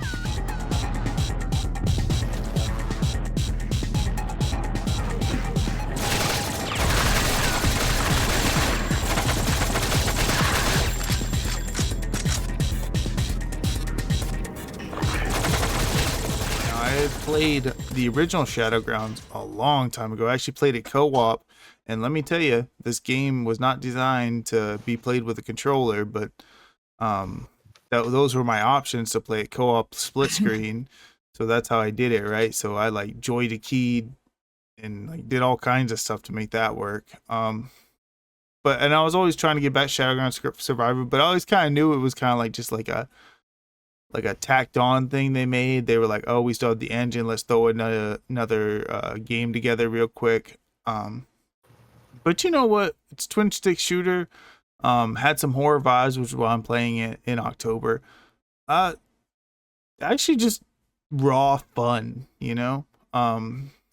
Pretty simple shoot. You play 3 different characters, some of them are better than others. Like they focus on just like making fun scenarios. There's a lot of times where like they'll be fighting hordes of enemies and they'll give you tons of weapons. Later on you get a mech to utilize. It's surprisingly a lot of fun, and being able to finally play a game that's been sitting in your library like since the beginning of time, you know. For like almost decades. I think this is in the first or second grouping of games I ever bought, and through a humble bundle. These developers would go on to make some other games that are like not quite as popular as Shadowgrounds, but they're pretty popular. It's known as the Trine series. You are aware, Michelle? Yes, I've played a few. Right. So one of those series took off and one of them did not. Yeah, Shadowgrounds is super fun and it has fun with itself. playing as the different characters is a lot of fun. Even though I think the best character is still the Marine that you start with. The other ones can be fun. So if you find it for super cheap, I recommend it. All right. The last game I ended up beating during our 6 days without power was Kirby's Extra Epic Yarn on the 3DS.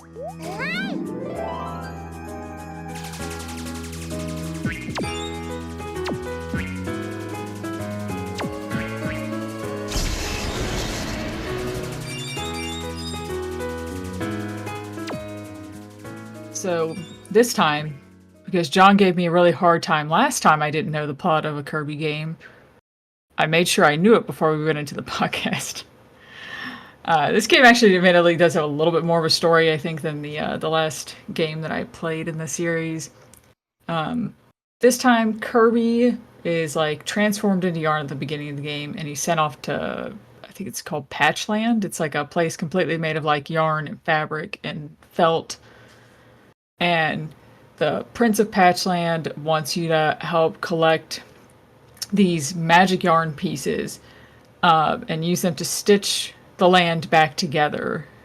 And then to go off and defeat the big baddie, whose name is Yin Yarn. And I don't know why this game wasn't more well received, because if you look up what the best platformers are on the 3DS, this doesn't make any list. And I just don't understand it, because it's a really good game. Am I mistaken? It's a Wii game that they ported, right? Yes. Right, that's probably why, just because it's a port, you know? It loses a little bit of its luster. And I don't know what what it adds, the 3DS version adds. I assume it adds stuff. It's called his Extra Epic Yarn, so... Right. But, yeah, I really like this game. They have a lot of really, I mean, the world themes are a little generic. You know, you got your lava world, your ice world, your sweets world, because, you know, Kirby. There is a badge system in this game where you can, with the coins and stuff that you get, you can purchase badges that kind of give you an advantage in the level. Sometimes that's basically like a cheating advantage. Like, I think I bought... Wait, am I confusing this with the other one? Oh, God. Maybe I am. Here we go again. No, I think this one does have the badge system, because, yes. As I'm reading a Wikipedia right now to see. Because some of the levels... You know what? No, it is the other one.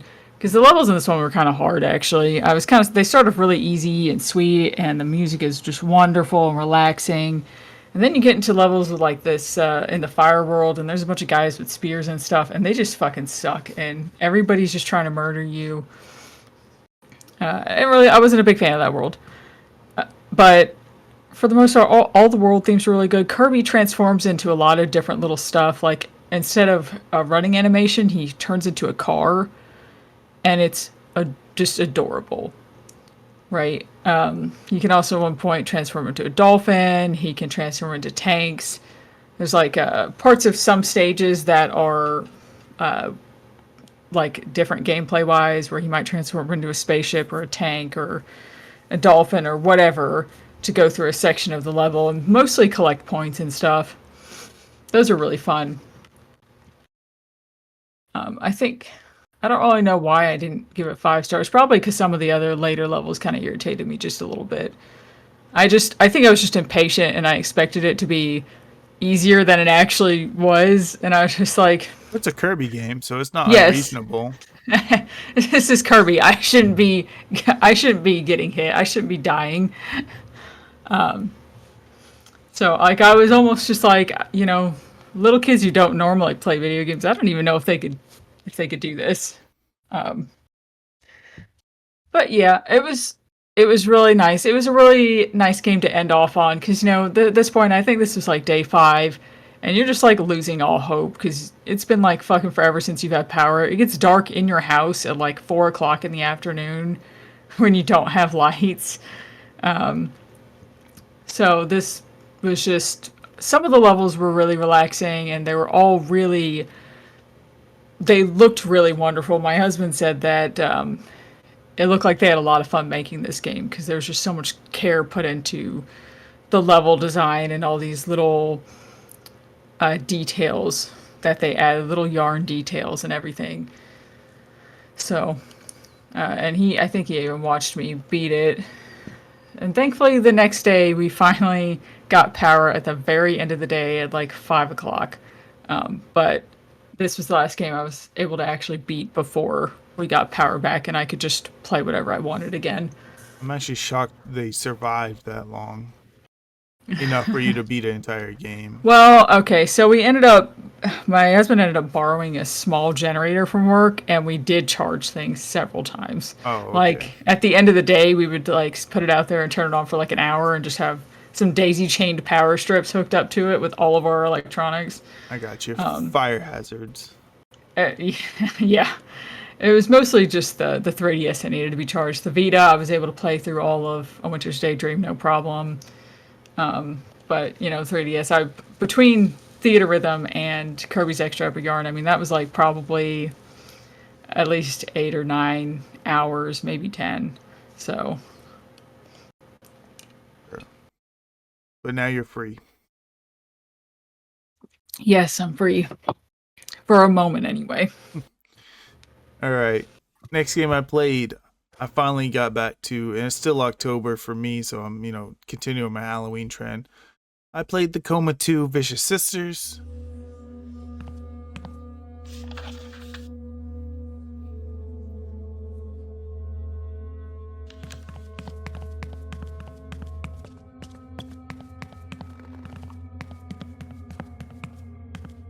Which was, if you remember, that's the original game I got, and I had to go back and buy Recut.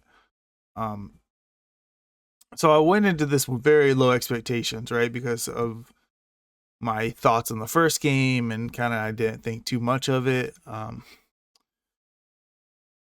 You play as a girl.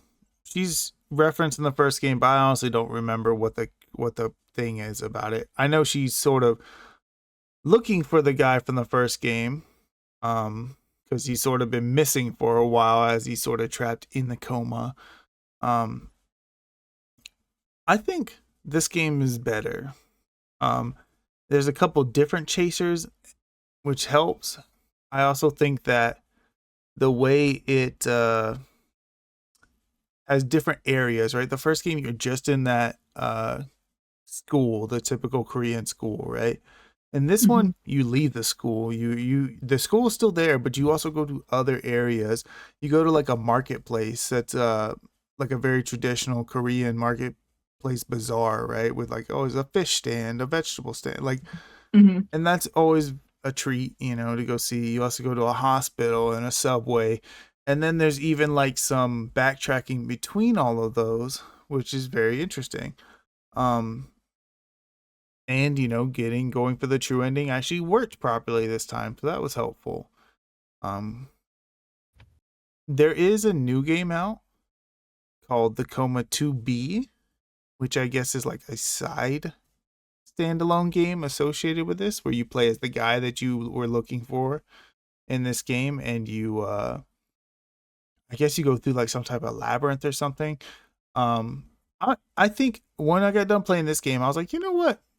I'll play another one. So whenever that one goes on sale, hard enough, it's not yet, but whenever it does, I'll play it. It did add a couple little things. Quick time events.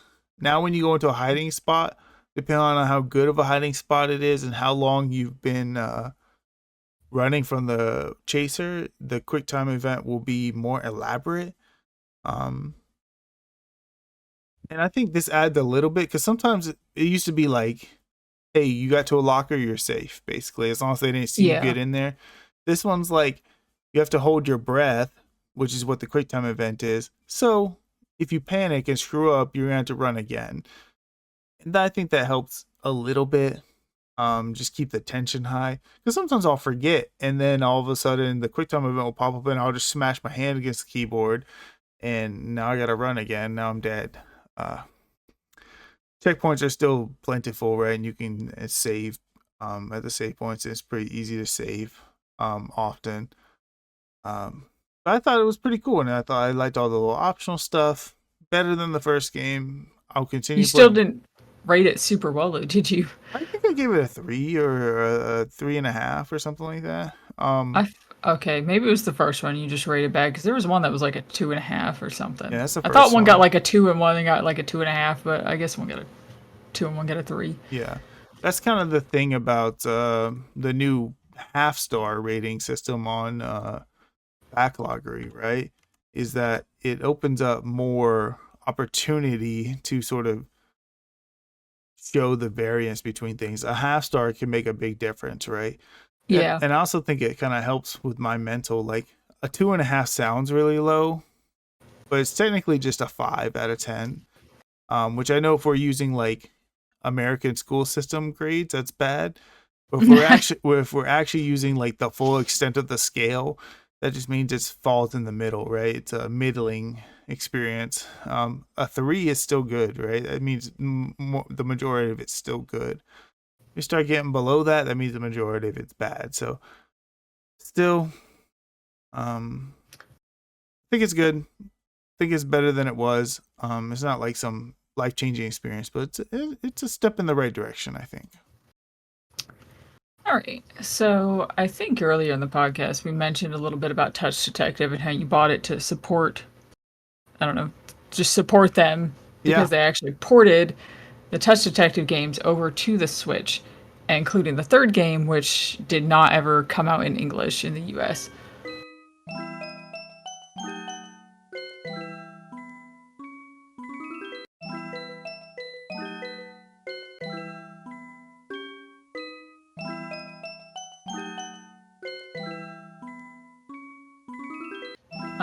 I own Touch Detective 1, and actually I had access to all of them, but I was like, well, they said they retranslated all of the games. Like, they cleaned up the translation a little bit, and I kind of wanted to see what the difference was going to be.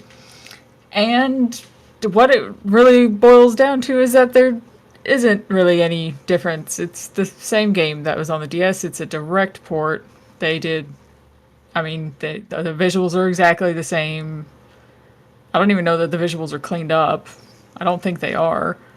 There's no auto-saving, which was a problem for me, because I had at one point in the last chapter where I had to do a bunch of stuff over again because the game didn't auto-save and my Switch died. So that sucked. But it's basically, you play as Mackenzie, and you're a little detective, and you go and do these 4 kind of odd little cases. Like, what's the first case? You're trying to find a dream thief. Was that right? Oh, I don't know. I've played so many games since I played the first one. Yeah, you're trying to like find a dream thief or something like that, and they're just weird, right? And Mackenzie is a cool character, and I think her humor does come across a little bit better in this version of the game than the DS version. So like the stories of each case that you take on and the characters are all good, and the puzzles are bad. They're just bad. Like some of them are pretty normal, and then some of them are just like, there's not even a puzzle. You're just walking back and forth and talking to people in like 20 different locations, and you have to talk to them in a certain order, or else the game doesn't like let you progress.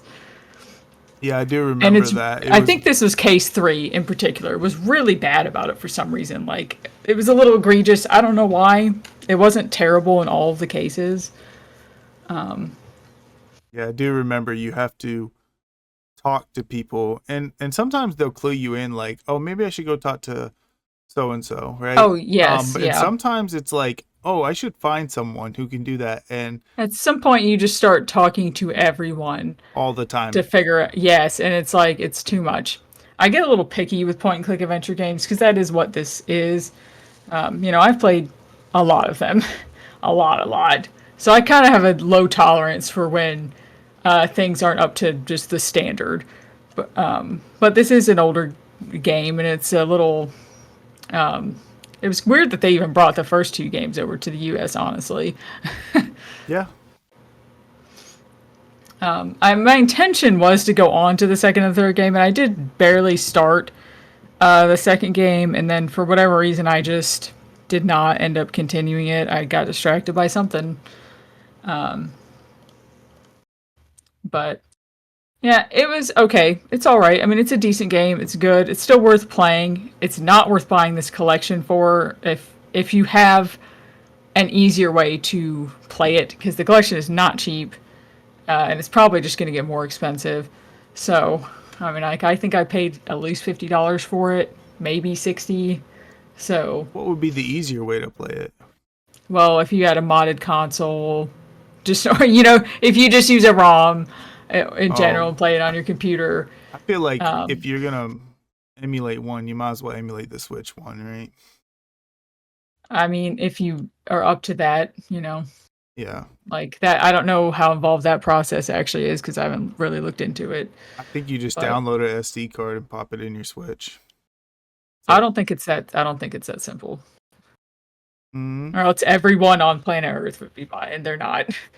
Well, seems like a lot of people are. But all right. So, Touch Detective, you're not super hot on. Nah, it's alright. I mean, I'm still glad I bought the collection because it is an oddity, and I just like weird stuff like that. I just wanted it.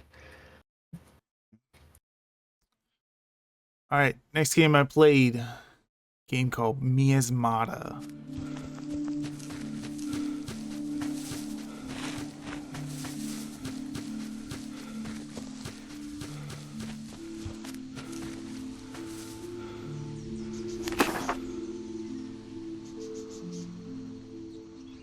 I was wondering how you were going to pronounce that. I think that's just how you pronounce it, Miasmata. I guess if you were a clown, you could pronounce it Miasmata, but Miasmata, Miasmata. Miasmata.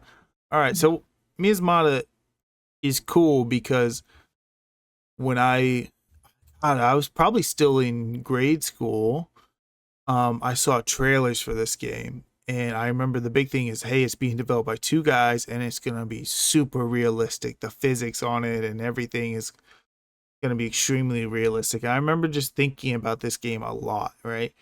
And finally, when I got Steam, way back in like 2013, 2012 or whatever, this is one of the first games I ever bought for it because I was like, man, this thing is like cutting edge, right? Played it. The game is hardcore, right? So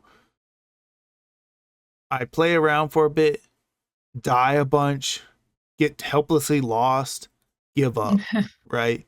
And that's it, right?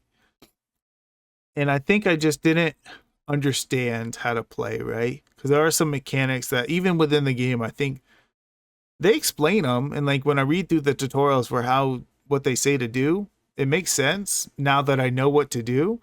But at the time, I just could not understand them. Yes, I hate when that happens too. You really just have to play for like a while and just re-figure it out yourself. Yeah, or go on YouTube and watch the guy on YouTube just say it to me instead of me having to read it. So what it is, it's a survival game. You, for whatever reason, just wake up on the beach of this island, and it's like you understand that you have some critical, basically plague poison going on, and you're gonna die. And you have to craft the cure. You've kind of set yourself up like the pieces for the cure are on this island. You just had to find them.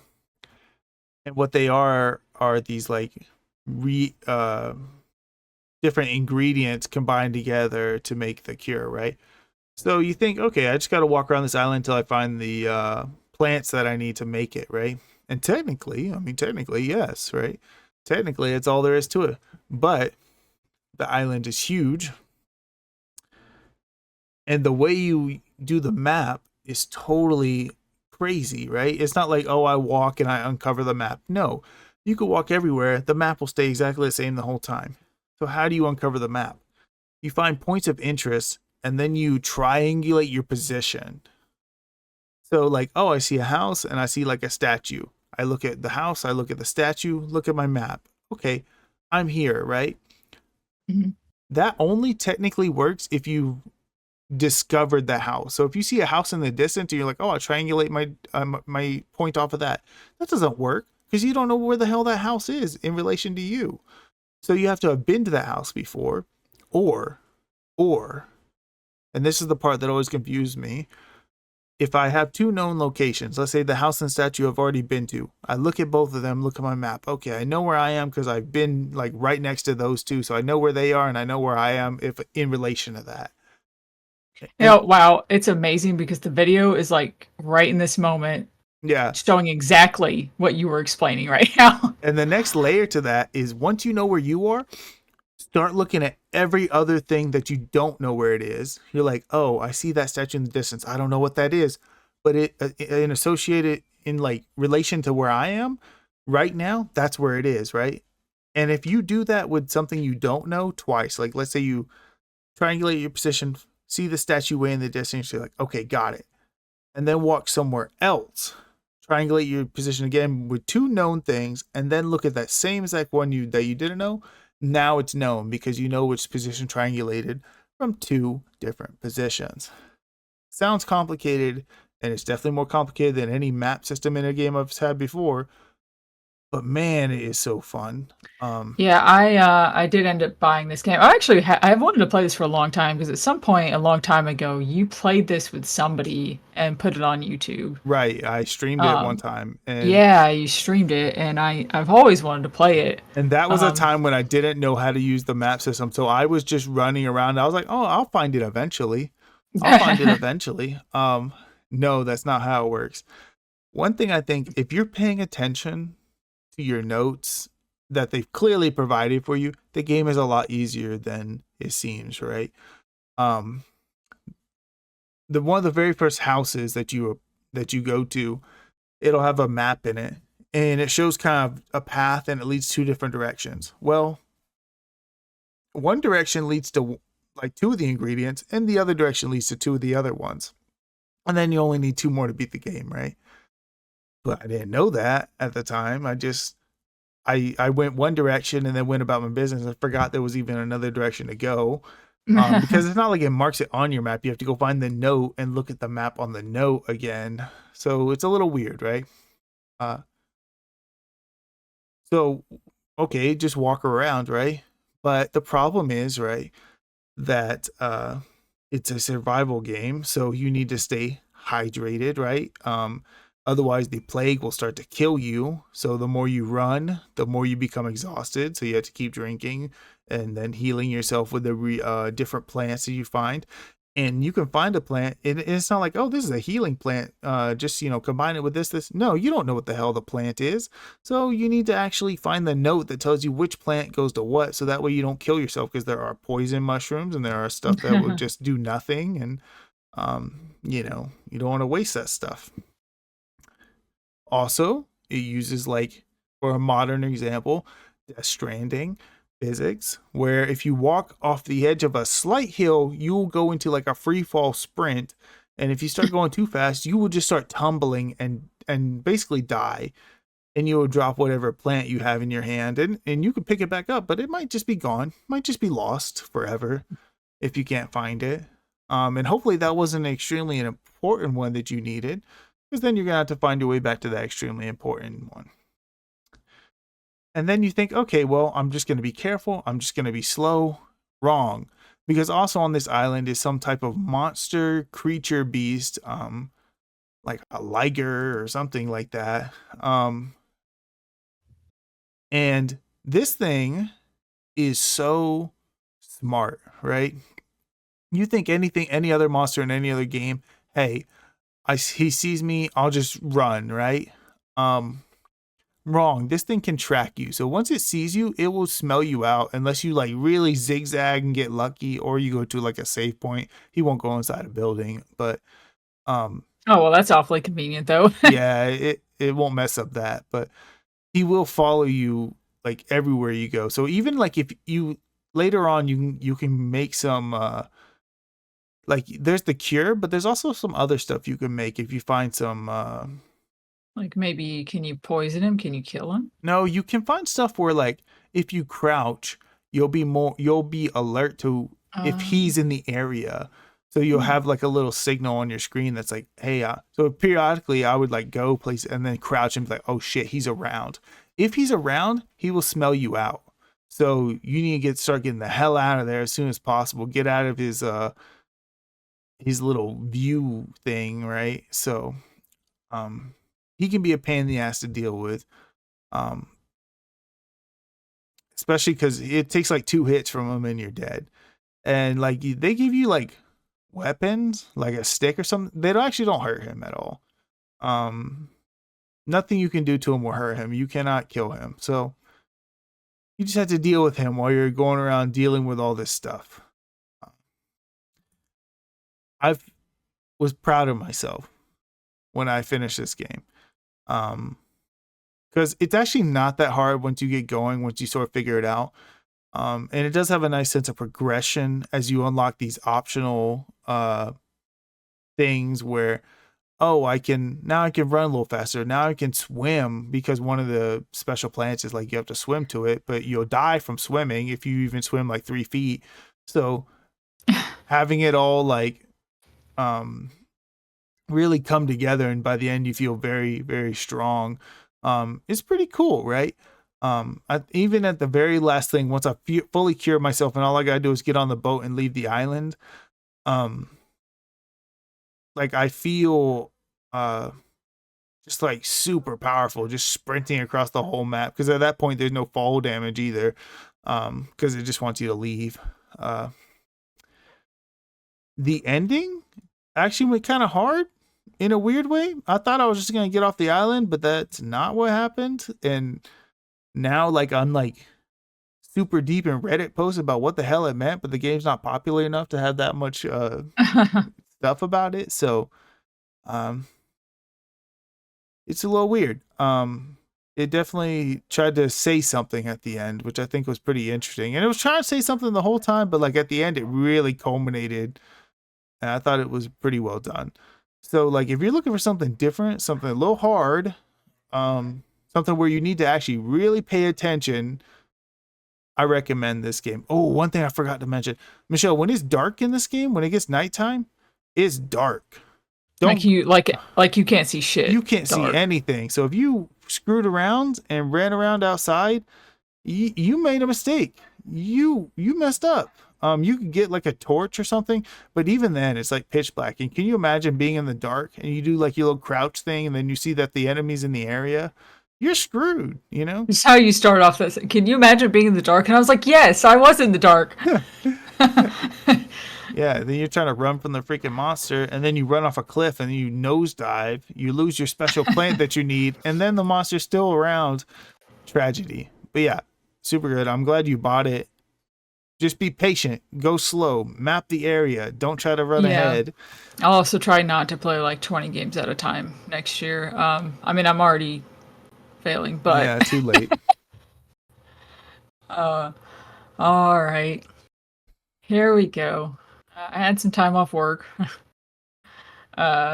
because our stepdad, literally the day after their power came back on, so day 8, our stepdad had a heart attack and he had like open heart surgery and everything. So I had to take a week off to take care of him because he wasn't allowed to be by himself. So you wanted to play something to help you relax. Yeah, sure. It was spooky season, and I was really hell-bent that I was going to play some of the games that I had set out to play in October, because I really had lost like the entire first week of October already. But the biggest game that I wanted to get around to was Corpse Party Blood Drive.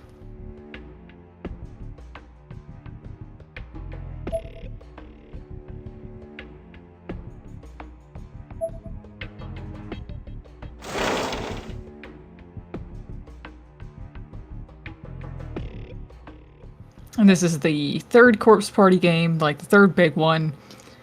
Then it is a direct sequel to Book of Shadows, kind of. And a lot of people hate this game. And for the first 5 hours or so of the game, I was really loving it. You end up going back to Heavenly Host. You go back to Heavenly Host because you get tricked into going back. They basically tell you that you can use the Book of Shadows to bring your friends back to life, even though you may have already tried to do that before and it just killed some people. Spoilers. Just try to do it again. See what happens. Yeah, and like this whole time I'm like, are you a fucking idiot? What is wrong with you? And I was like, this is stupid, but okay, whatever, we're in Heavenly Host. First 5 hours, it plays pretty like standard Corpse Party. It is not a visual novel. It's all in 3D. You run around the school, avoid enemies, get items and stuff, and solve little puzzles. And the story is okay at first. I mean, you're like, this is kind of dumb. They introduce some other characters in the beginning, and things do get kind of confusing because, like, you don't remember exactly how everybody's all tied together and who they are. And then, like, I think this game, it took me almost 13 hours. Like, I would say around the 7 or 8 hour mark, things start to just go so bad. So much worse than I ever thought they would. The gameplay doesn't change. The gameplay's still okay. The one big problem is this game was made for the Vita, and it runs like absolute shit on the Vita. I've never played a game that runs so bad. The frame rate is terrible. Like, it's very dark and you have to have your flashlight on to see things, especially things on the ground. They have like broken glass and shit on the ground you can walk across and it'll hurt you. And if you don't have your flashlight on, you won't see it. And even with your flashlight on, you're probably just gonna fucking walk into it all the time, and it's gonna really just make you mad after a while, because you really can't get hurt that much in the game before like you start walking slow. And then once you start walking slow, if an enemy sees you, you're just screwed. Like, you're dead. So around 7 or 8 hours, the story goes from kind of normal, and I'm following it, to what is even happening at all right now. Like, I was really trying so hard to follow it too. Like, basically, Heavenly Hosts, you've got some other people in there that are basically trying to, because Heavenly Hosts is in another like dimension, basically, and they're trying to open a rift in the dimension to like unleash hell from Heavenly Host onto the world. And that concept was actually fine. I thought it was kind of cool. It definitely made for a very high stakes story. And then, like, there's cults that are involved in this, and oh my god, there's like a weird section where you're kind of back in Tokyo, like playing as a different character, and there's a whole fucking hot spring segment, like a straight up anime, like, you're hot for your teacher who's turned your house into a hot spring thing. It was so fucking weird. I was like, what is happening? I just don't get it. I don't get any part of what happened at the end. Down at the very, very end of the game, like, literally in the final cutscenes, a character comes up and I went, who the fuck is this? And then my character goes, who are you? And I was like, are you kidding me right now? Are you just throwing in a brand new character during the very ending cutscenes of the game and trying to explain to me who they are and how they're connected to all of this? Did they explain it? Of course they couldn't explain it, John, because none of the story made sense up until that point. I don't even know what happened. It is that bad. And I just, like, the first half of the game really seemed okay. Like, aside from the performance issues, everything was acceptable. You know? And I was so let down because there's definitely something here. There's just part of me that does like parts of the game, and I just wanted it to work. I just wanted it to be better and at least normal.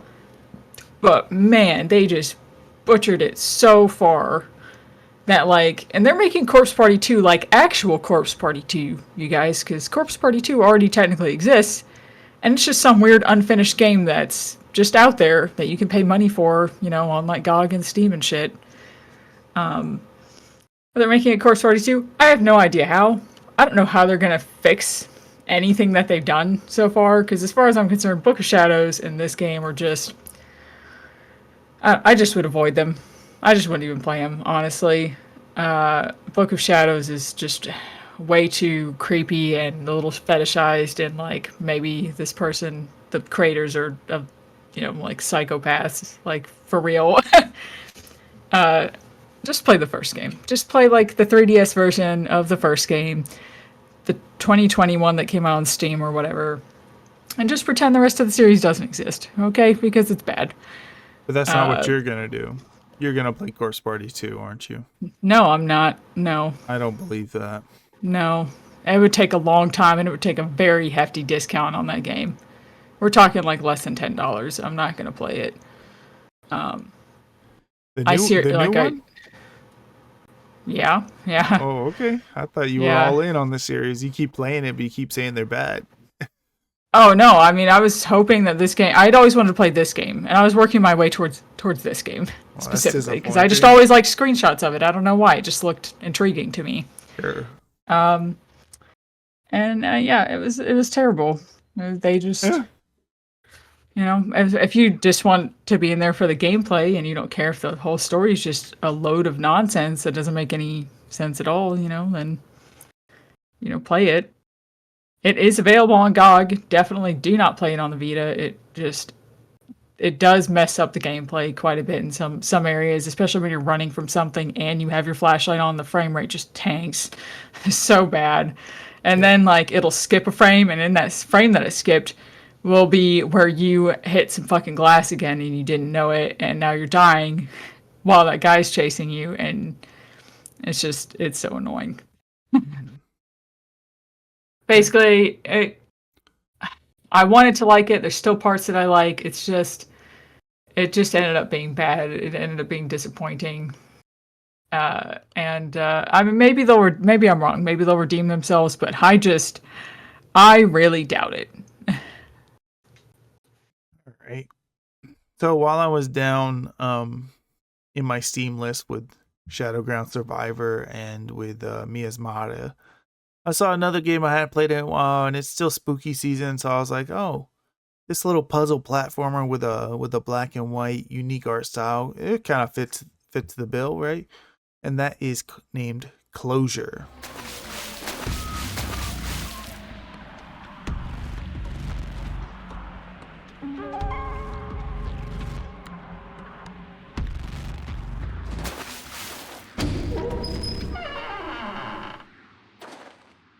So do you remember Limbo? Yeah, it wasn't that long ago. Jesus. Well, yeah.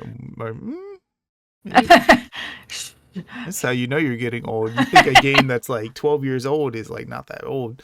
I think Limbo for a while just did damage to the to gaming, right? Indie gaming at the time. What's the simplest type of game we can make? Puzzle platformer, right? And even now there's still puzzle platformers everywhere, right?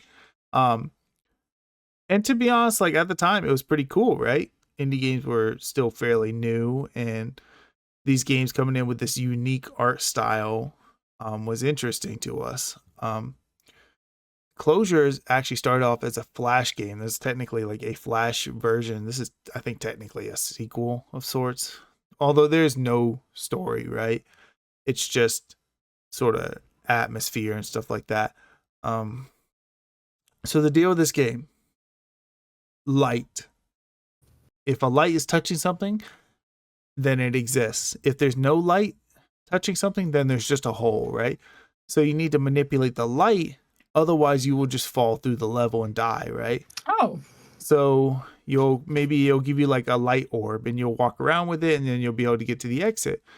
Sometimes you might have to create a shadow so that way you can get through an area, so you can jump through an area that's supposed to be there to get to a lower level. Sometimes stuff like that happens as well. It's actually a more unique concept for a puzzle platformer.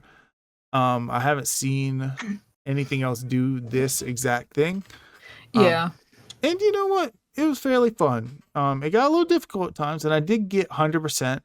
There are optional butterflies to find in some of the levels, and I will say the optional ending that you get for finding all the butterflies did seem worth it to me. It was kind of like this neat little moment where you get to fly around as a butterfly, and I thought that was kind of cool.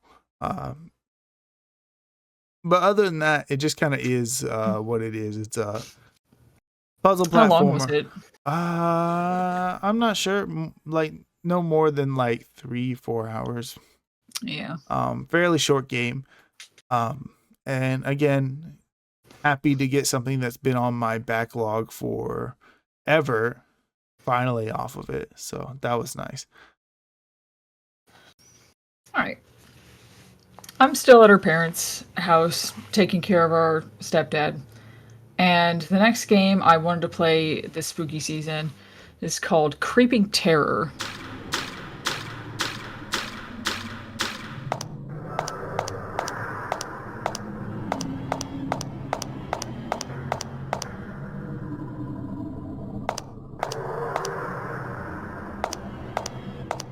It's a 3DS game. It technically has a Steam release. It is a completely direct, like, extremely direct port of the 3DS. There is nothing that was changed. As a matter of fact, apparently it's bad because it's not, since it's such a direct port, it was not optimized or made to run with the PC at all. Right. For anyone who's seeing the video right now, I'm showing the PC port just because it's easier to get footage of. But like earlier, we talked about Touch Detective being like a straight port, and that's accurate, right? But that's not really because it moves around the touchscreen elements. When we say this is a straight port, I mean it has both the screens up. Like right. it's just an like emulator. If you were to emulate it, yeah. So maybe don't play it that way. I mean, if it's the only way you got and you just really want to, I mean, it's like less than $3. So I mean, I guess you could do worse. I have it on my wish list. I'm ready. I had never heard of this game, and I'm always, the 3DS is pretty much my console. Okay, I've heard of like most games on it at this point. And I had seen somebody do a video where they spun a wheel that chose which handheld horror games that they were going to try to play, and this was in there, and they ended up getting it. I was like, yes, I really want to see what this is. And it's very much kind of a little clock tower style game, I guess, or something like Detention or any of those games that have a chaser enemy, or like the Coma. Yeah. Where you're just playing as some, I think they're high school kids. You're going to this spooky abandoned mansion pretty much to do some live streaming, and you've dressed your Japanese American friend up in a schoolgirl outfit so that you can get some more views. And while you're live streaming, you end up falling through the floor into an abandoned mine shaft. Of course. That isn't so abandoned. There's a crazy guy down there, and he wants to kill you. So this is not a deep game. I mean, it's probably only like 3 or so hours long. Maybe not even 3 hours, honestly. You run around these areas. You'll go to the mansion and a hospital that's like behind the mansion. And there's like a story there. It doesn't actually matter that much. Like it's very basic from what I remember. Like the killer is just some guy who was at the hospital and, so something happened to and he just like lost his mind or something. But you go around the mansion, you can do these little puzzles. There's some key hunts, and some very minor puzzles. And you avoid enemies because there will actually end up being 2 chaser enemies and occasionally dogs. But you will know immediately if there's going to be an enemy on that screen that you walk onto because there will be fog towards the bottom of the screen. At first I didn't realize this. So, I got surprised a few times. Because I just wasn't paying attention. And then once I caught on, I went, oh, okay. So the second I walk into that screen and they're there, I can just walk off of that screen before they see me. Because if they see you, they will chase you. I think they'll occasionally chase you onto other screens, but a lot of times you can just go on and off screen and it'll be fine. So kind of easy to avoid them after a little while.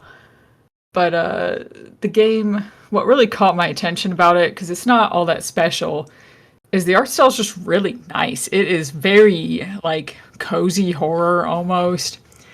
This feels like a little bit more of a casual horror experience. If you just are in the kind of mood for something to play during spooky season, but you don't want to commit to something like a Resident Evil, Silent Hill moment.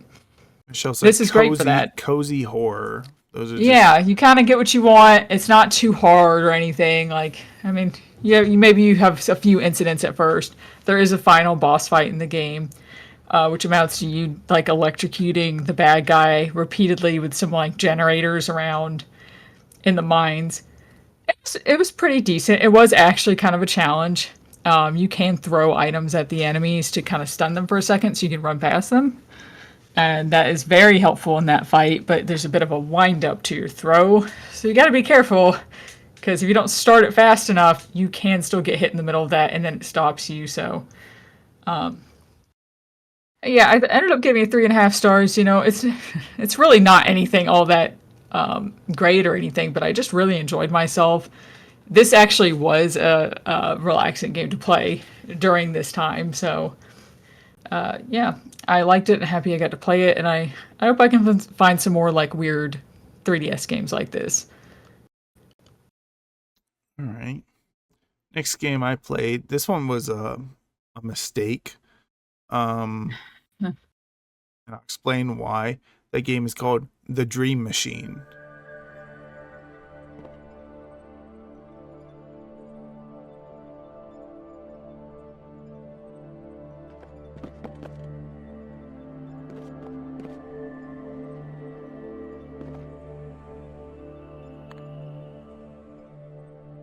So The Dream Machine is a point-and-click adventure game.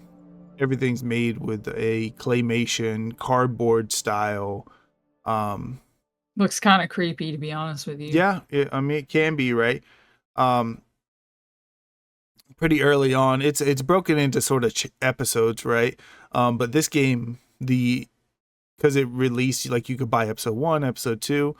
Now, if you buy all the episodes, they'll just like bleed into each other seamlessly. It'll say episode 2 started, but it's not like there's a big transition or anything.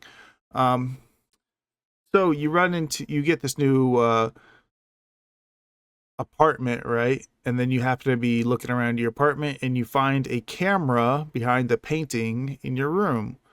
And you go, uh-oh, some freak is watching us. So you go to confront your landlord, and long story short, you find that he has this thing in his basement called the Dream Machine, and that he is like going into people's dreams, and their goal is to sort of get to the center of the dream universe. Like, everyone's dreams sort of exist within this same universe, and his goal is to get to the center of the universe. But unfortunately, the Dream Machine has started to sort of think for itself, and that's creating some problems, right? You try to shut it down, it doesn't like that. So eventually it starts just like putting everyone to sleep and going into everyone's dreams. So you have to go into all their dreams and save them, right? Very cool premise for a game. Extremely cool, right? And it is still just like your standard point and click, and it does have some occasional moon logic stuff, which actually, when you're in a dream, is kind of like, okay, this makes sense a little bit more, right? You're a little bit more tolerable of it. I did get lost a couple of times, right? That's normal for a point and click. There is sometimes where you gotta talk to characters a specific way, and maybe sometimes you don't always realize that. I know right now, I don't know which. When I recorded the game, I recorded like the very first chapter, which is just you in the apartment. I wish I recorded later once, but it gets pretty wild, right? Sometimes you'll go to a boat, sometimes you'll go to like this crazy village, and sometimes you'll be like in a cyber world, and it's got a lot of different variances. Where I went wrong, right? Michelle, this game is made in Flash, right? Yeah. And you may recall Flash is no longer in use, right? So I actually had to go out of my way to buy this because it had been in my Steam library forever. And every time I click on it, I'm like, I always wanted to play this game. I remember, oh yeah, I only have episode 1 because it was free. So I don't really own this game. But this time I went in, I saw it was like super cheap for all the episodes. I said, screw it, now's the time to buy it. I needed a nice little transition game from Halloween to not Halloween. I thought this was perfect, right? Because it's still kind of, weird looking, but it's not quite a horror game, right? Although there are a lot of dead people at some points. But as I was playing through, I went to look something up, and then I realized, oh, this guy's remaking this game. That's right. They're making like a from the top down, not made in Flash, so they're reusing the assets, right? But putting them in a real game engine, so that way it works properly.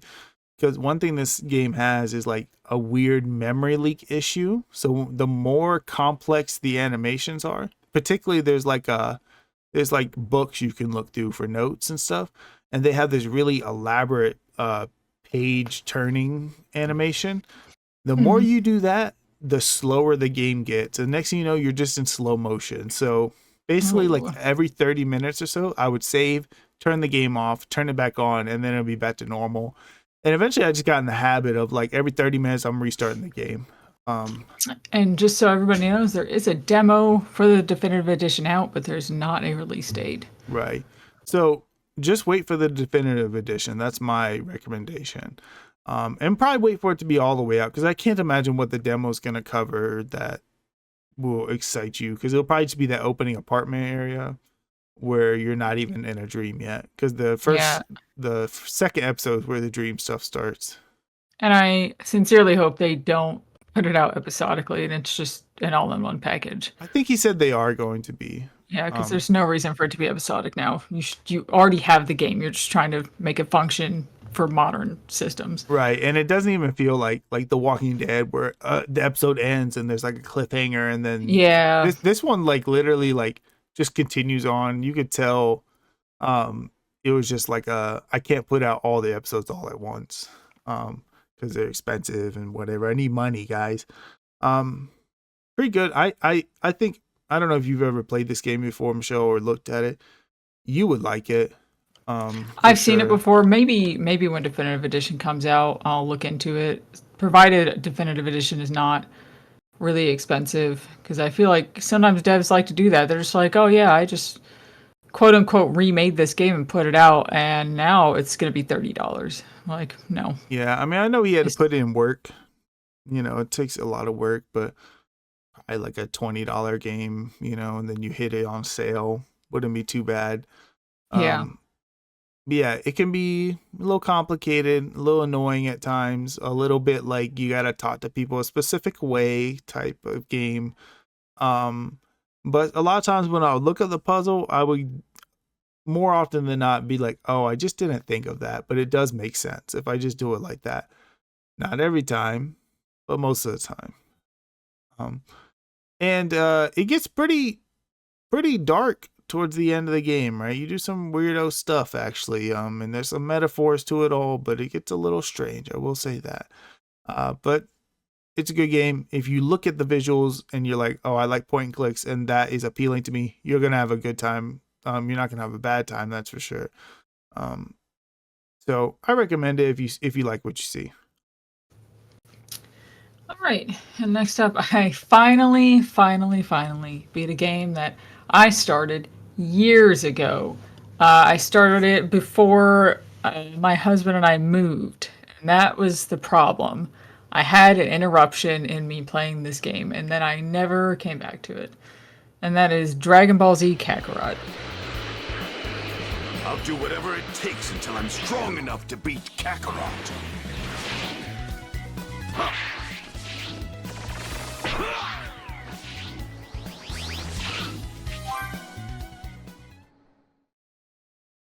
Which I don't think really needs a whole lot of introduction. I mean, it is pretty much... Can you explain what Dragon Ball is, just from the start? I'm sorry. Really? The whole thing. Start with the conception of anime. Oh, God. Okay, so unlike most of the other Dragon Ball Z games, because let's be honest, most of them are just straight fighting games. Right.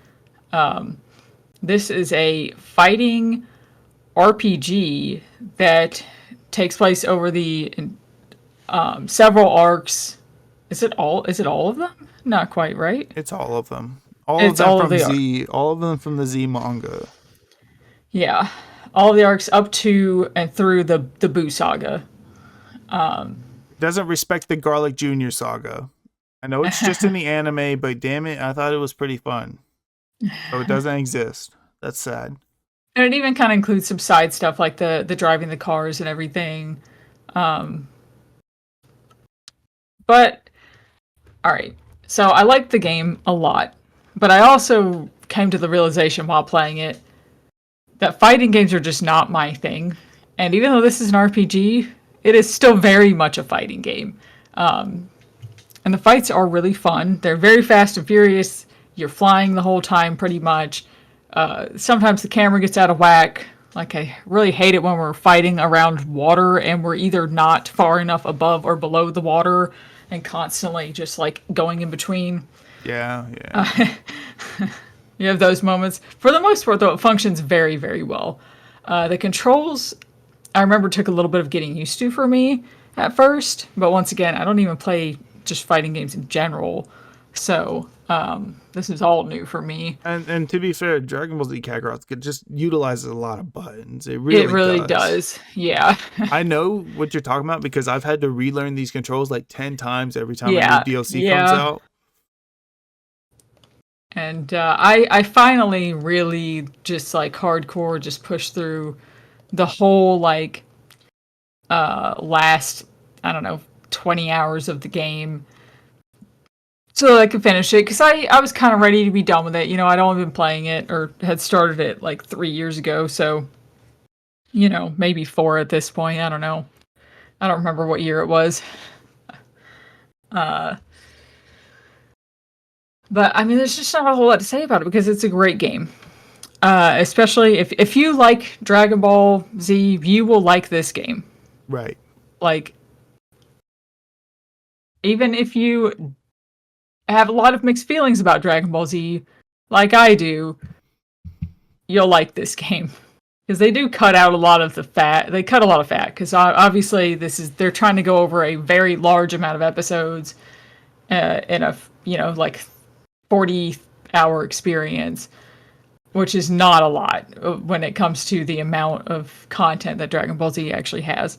Right. You might have a fight with Cell that took like 20 episodes in the anime, but you just do the fight in like 5 minutes in the game. Well, now that one complaint I do have is they make you repeat the same fights a lot, and even fights that you lose, you have to win to lose. Yeah. Which is stupid. They should have just not done that and just let the enemy like beat me down like on purpose and then just continued on from there. But instead they make me like, oh my god, the last boss fights in the game, they make you do it like 6 or 7 times. And I was like, this is ridiculous. Let's go. Come on. Yeah. Like all the ending cutscenes at the end of each arc are actually really awesome. Like they look so sick.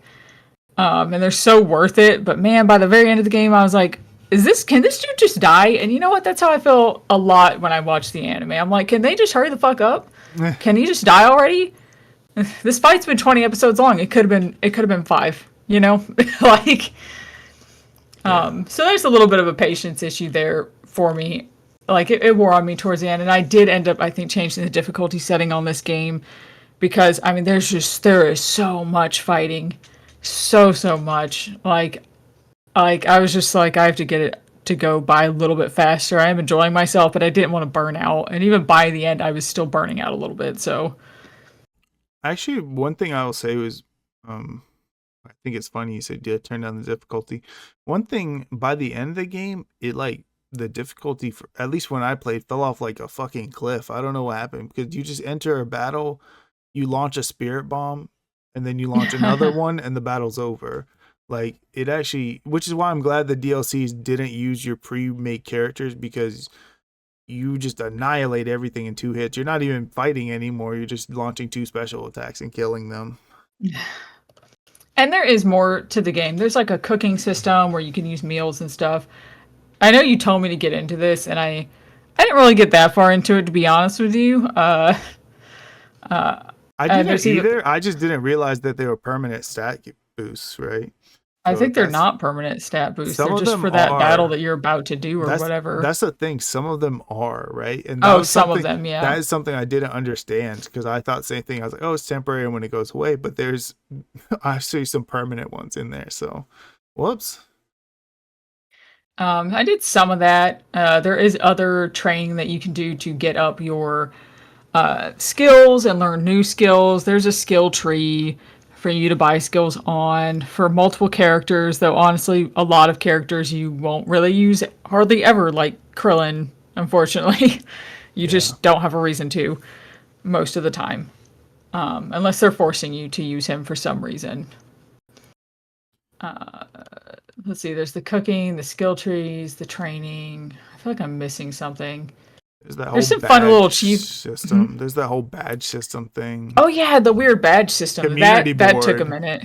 Yeah, the community board. You get like badges from the characters in Dragon Ball, and you put them on this community board based on what kind of character they are or what class of badges they fall into the most, to give you certain like different kinds of boosts, like stat boost or things during fights or field boosts, what you get, what items you get and stuff like that. Yeah, more it's very interesting. Yeah.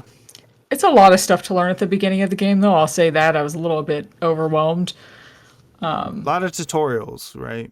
Oh, yeah.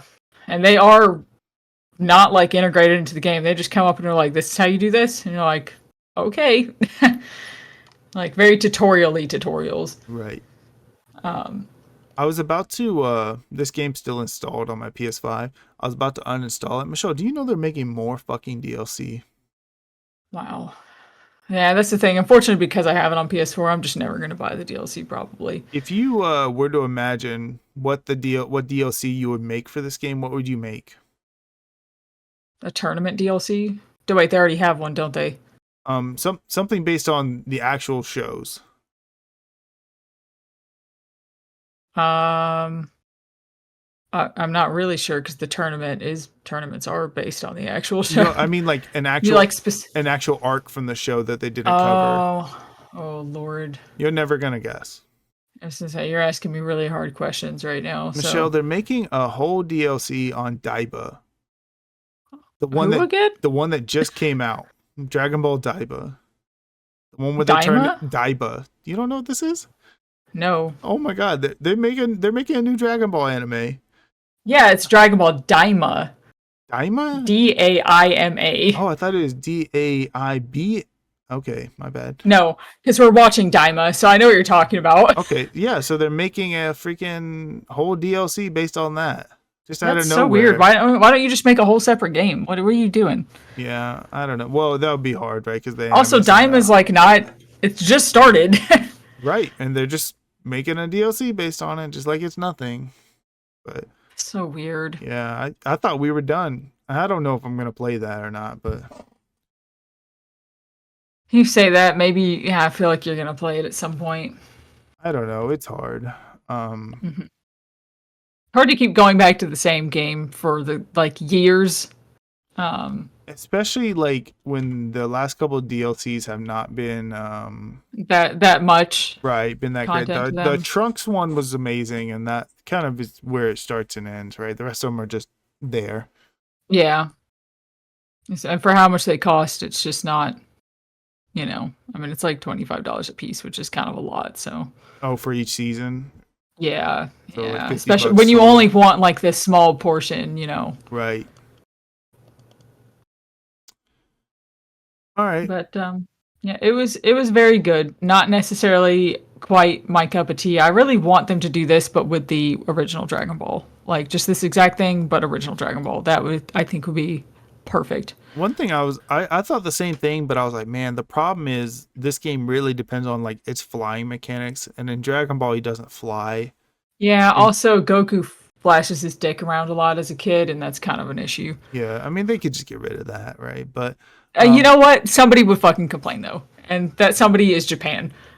Okay. yeah, I think they would still have to get rid of it. There's nothing they could do about it. But in some of the DLCs, they have fully grounded combat. Like when you're doing the tournament, they say no flying allowed, and you know what, it works pretty good. So it's actually Yeah. it's actually more competitive because you actually have to play good. You can't just like start getting your ass beat and sort of fly in the other direction. You have to actually be good. Yeah. All right. So I was saying that I used the Dream Machine as my transition sort of out of Halloween because I knew, and I was sort of preparing to play my last big game of the year, and that is Tales of Arise. So this is the forest teeming with Zeugles you warned us about. No sign of Zephyr, though. Which means either they had the skills to make it through safely, or we're too late, and the strays got to them first.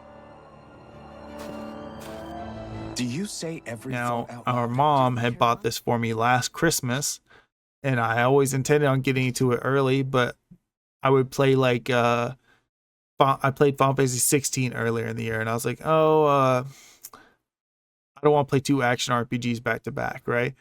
And then about the time I was gonna play it again, Visions of Mana came out, so I played that, and I'm like, oh, I don't want to play another action RPG, right? So I gave it a little bit of time, and now here I am playing Tales of Arise, and I have played like almost every 3D Tales of game at this point. I played Tales of Exillia 2, or excuse me, not Tales of Exillia. I mean, I did play that one, but Tales of Berseria last year, which it took me a long time to get around to that one. But I really like that game. This one, when I saw trailers for it, one of the big takeaways was, oh, this looks fancy, right?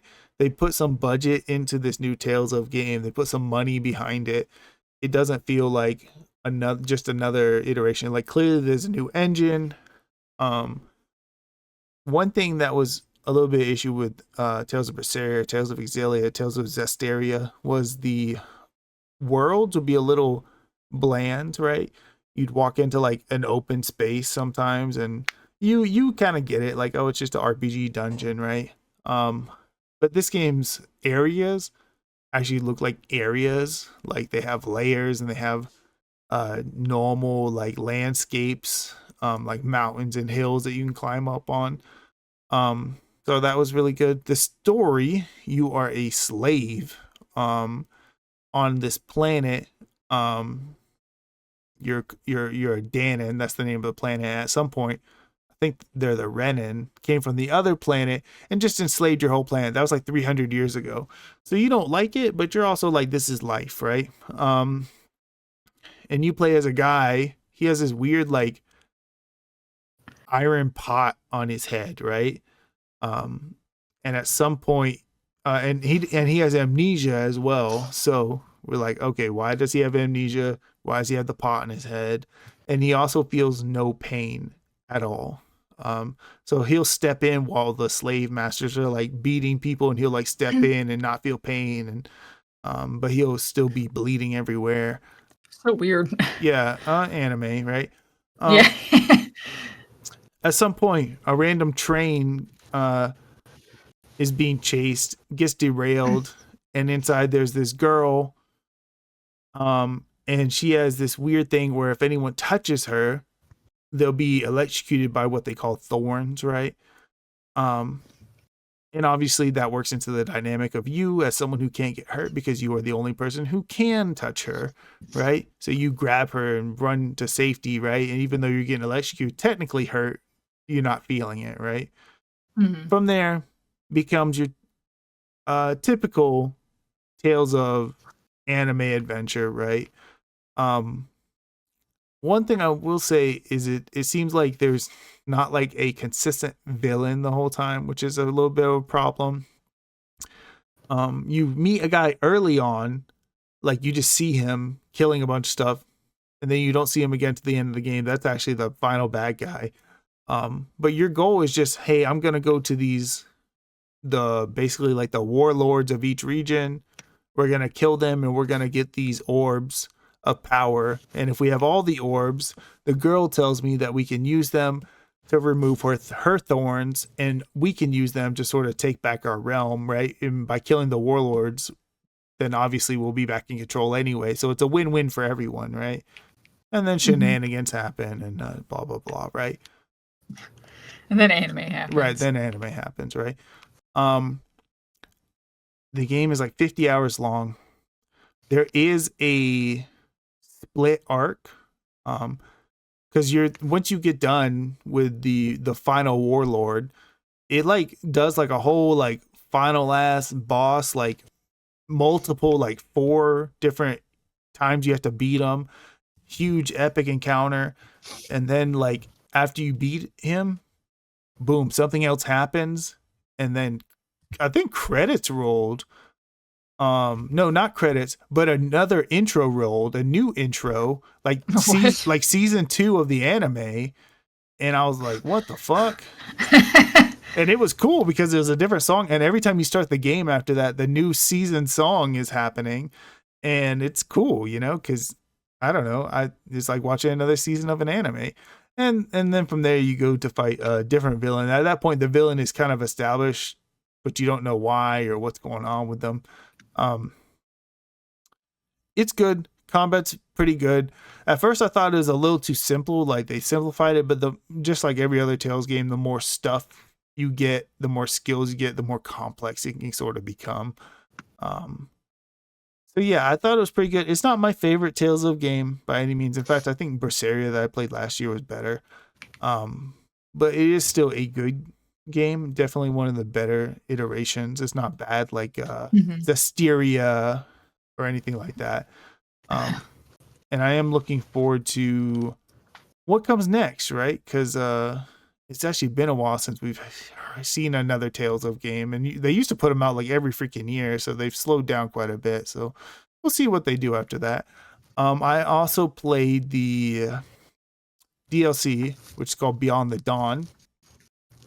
Beyond the Dawn feels like, Michelle, if you've seen like an anime, good ending, strong ending, you know, and but they just want to keep going, and they just tack on something that happens, you know, like, oh yeah, we beat the main villain, but oh, there just happens to be this other person who's also pretty bad, and yeah, you're gonna have a little like TV movie adventure and fight them, right? So this is like man, I think I spent like 15 hours, maybe more, playing this DLC, so it's pretty substantial. Most of it is side quests. Not necessarily. If you were to just push through the main stuff, it might not take that long. It does force you to, like, none of your character stuff will carry over. So you just start at level 65. If you were level 50 when you left the main game, you're going to be 65 when you start this. If you were level 99, you're going to start at 65. So some people didn't like that. I liked it because it meant that it could be balanced the whole way through. So you're not going to be way overpowered or anything. It did give you some rewards, depending on how much you completed of the main game. So it'd be like, oh, you completed the main quest, you get this. You completed all the side quests, you get this. I didn't get all of that, but I thought it was good, but it did feel a little tacked on. It was just like, hey, you ran into this person who just happens to be the daughter of one of the warlords. And it's like, okay, we never heard about this person before, but sure, why not? Why not? And then you help her out, and but she's a little unstable, doesn't understand how society works, and it all goes awry. It feels tacked on, but if you're looking for like, oh, I just want to spend a little bit more time with these characters, this will be fine. I just want to spend a little bit more money on this series. Yeah, sure. I think it was worth it. All right, after playing the Moomin Valley DS game, I was going pretty Moomin crazy, like I said before. And there was another Moomin Valley game that came out, Snufkin Moomin Tiny Nomadity, that came out on the Switch, which is Snufkin Melody of Moomin Valley.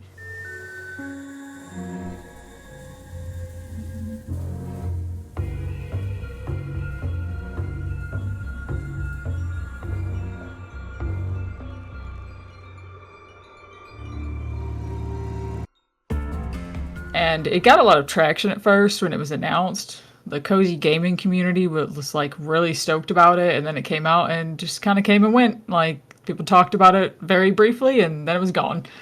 It's also in English this time. Yes, I played it in Japanese, Mm-hmm. but it is available in English. Yeah.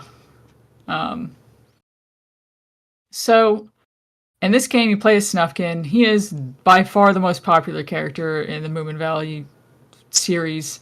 He's kind of a loner and a traveler.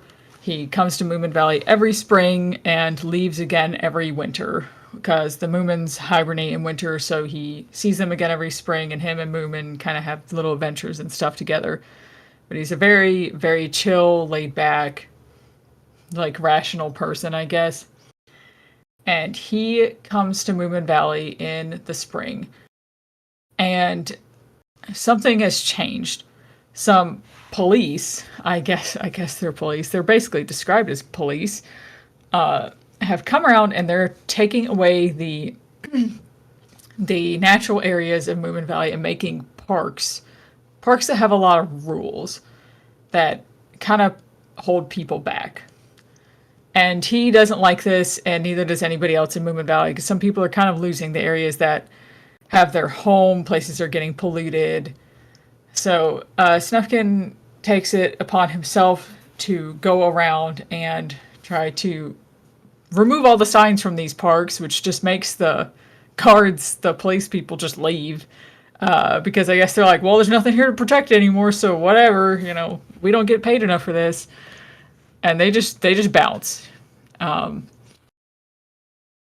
also have to save Moomin at one point. He gets kind of taken into custody by the police people for trying to help.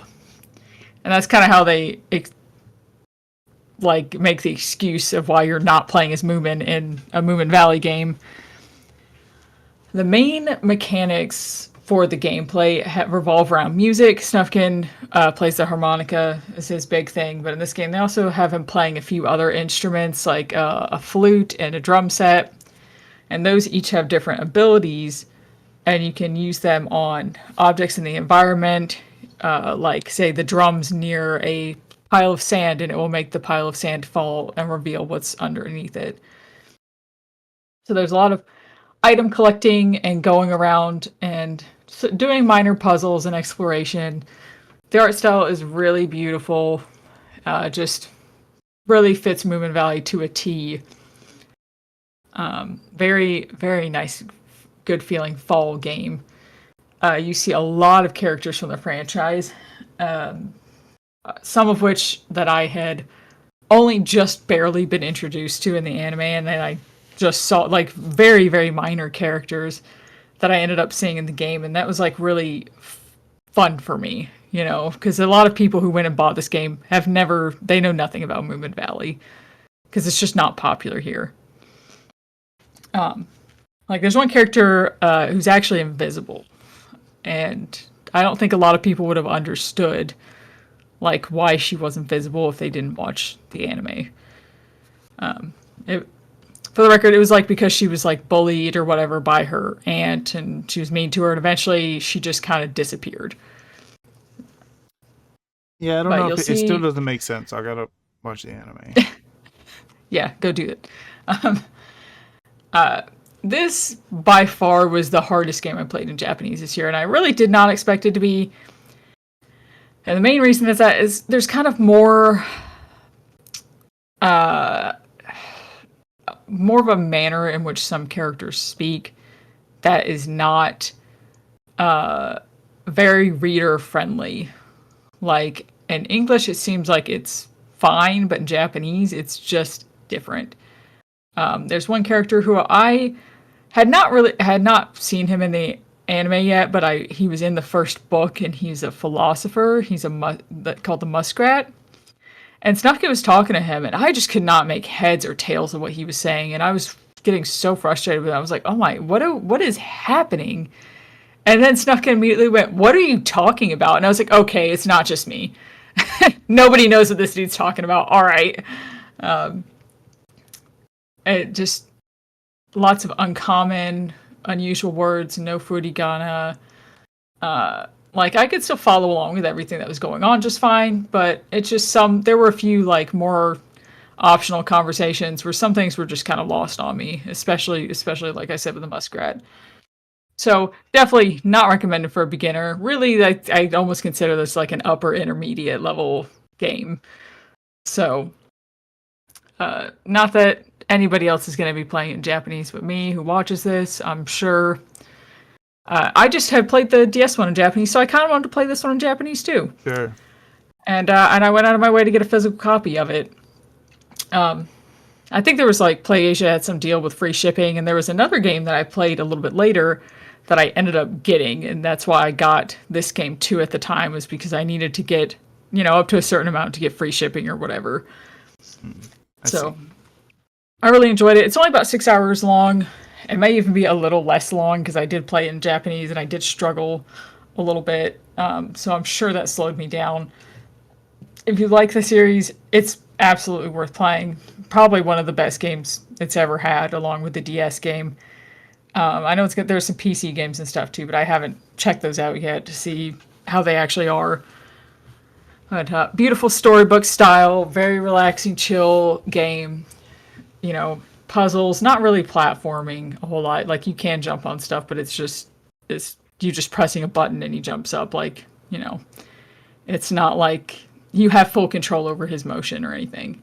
Right. So, definitely worth playing. Probably more so on sale for most people. I paid $30 for this, and I definitely would not pay more than $30 for it. So, just because of the length alone. Cool. Okay, Michelle. John, What were you gonna say? I was gonna say John's only reaction to the game. No, I was watching it. It's got a very good art style, right? Yeah. I was surprised because I realized I was watching the video, right? And you were talking about the length, and I realized, oh, this is the full game, and it was under 4 hours. And I realized that person probably knows kind of like what to do, but yeah, still, that's very short. Yeah, for nowadays. Shorter than it looks, right? It looks like it would be a little bit longer game. Speaking of short games, though, so have you ever heard of Buckshot Roulette?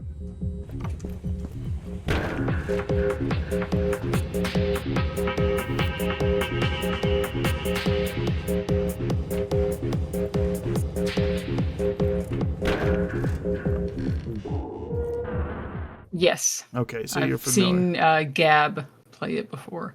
So anyone who doesn't understand, you sit across from another guy, normal gentleman, nothing wrong with him. You put a shotgun in between you two. You have a set number of rounds, could be 2, could be 8. Some of them are blank, some of them are full, right? You have 2 options, right? One is to shoot the person in front of you. If they get hit, they lose a tick of health. They have 3 to 5, depending on what level you're at. Or you can point at yourself and shoot. And obviously, if it's a shot, that's bad. If it's a blank, you get to go again. So the goal is to diminish the health of the person across from you with trying to get as many turns as possible, right? Later on, they introduce items that you can use. Some of these items might be like a phone that tells you a certain round, if it's blank or not. I'd be like, hey, round 4 is a blank. And you're like, okay, I got to keep track of that, right? Or it'll be a saw that saws off the end of the shotgun, so it takes away 2 health instead of 1, or cigarettes that refill health, or all kinds of stuff, right? I will say this is one of the games that when I beat, I actually went, do I really count this as a game beaten on my backlog, right? I mean, technically I beat it, right? But also technically it's only 3 rounds, and once you finish that, it's done. And that could take like 15 minutes if you don't lose. Now I did lose like 3 or 4 times, right? Because some of it's just luck. But hey, I don't know. It's beaten, right? Same thing, I imagine, like if you beat like a fighting game, the arcade mode of an older fighting game, like technically that game's beat, even if that's not the main crux of the game. Same thing with Buckshot Roulette. Once you beat it, you unlock what's called Double or Nothing, which is a forever mode. You could play forever. Once you beat the 3 rounds, you can like say, hey, let's go again, Double or Nothing. And eventually you cash out and you get your high score, right? And I know that was added later, along with a multiplayer game mode. One thing I do like about Double or Nothing is it's not as balanced. Like the regular mode is designed for you to win. Double or Nothing, they added in all these crazy items that were not in the main game, and I kind of wish they were. But they're like inverters to change the bullet that's in the thing and all kinds of crazy stuff. Pretty interesting, right? From a concept, right? There aren't a lot of games like this, obviously. It's got some style too. I think people pointed out it's reminiscent of the DLC for Resident Evil 7. Yeah, I guess technically, right? The 21 DLC or whatever. Yeah. It is kind of like that. And that DLC is incredible. In case anyone's never played the DLC for Resident Evil 7, Resident Evil 7's DLC is super awesome. Even the worst one is good. Man, Resident Evil 7, what a good game. Buckshot Roulette, just kind of a neat little thing that you play. There's a multiplayer mode that I think would be kind of cool. You could play 4-player. But you gotta know people that own the game for that. So. But anyway, it's kind of a neat thing. Just make sure you get it super cheap because it's gonna last you like 10 minutes. Yeah. All right. Now it's not October anymore, but I still had a few games that I wanted to play for spooky season, so we just kind of extended it into November. And my husband and I have been waiting for this to come out and actually go on sale for quite a while, and that is Sons of the Forest.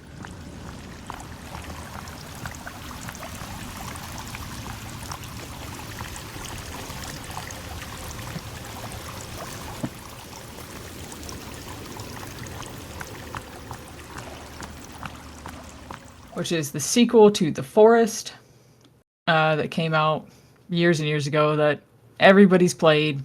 It's a pretty good game. And Sons of the Forest really isn't all that different. You play as some random guy named Jack, and you're like a journalist, and this family that you have connections with contacts you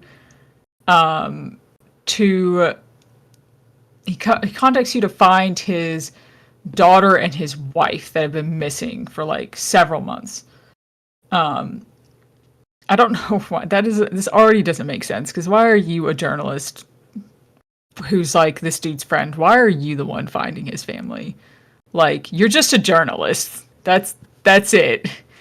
Do you not play as the son of the guy from the first game? Oh, so that's what my husband and I actually thought the whole time we were playing, and then towards the end of the game, lo and behold, here's Timmy, and you're like, oh, okay.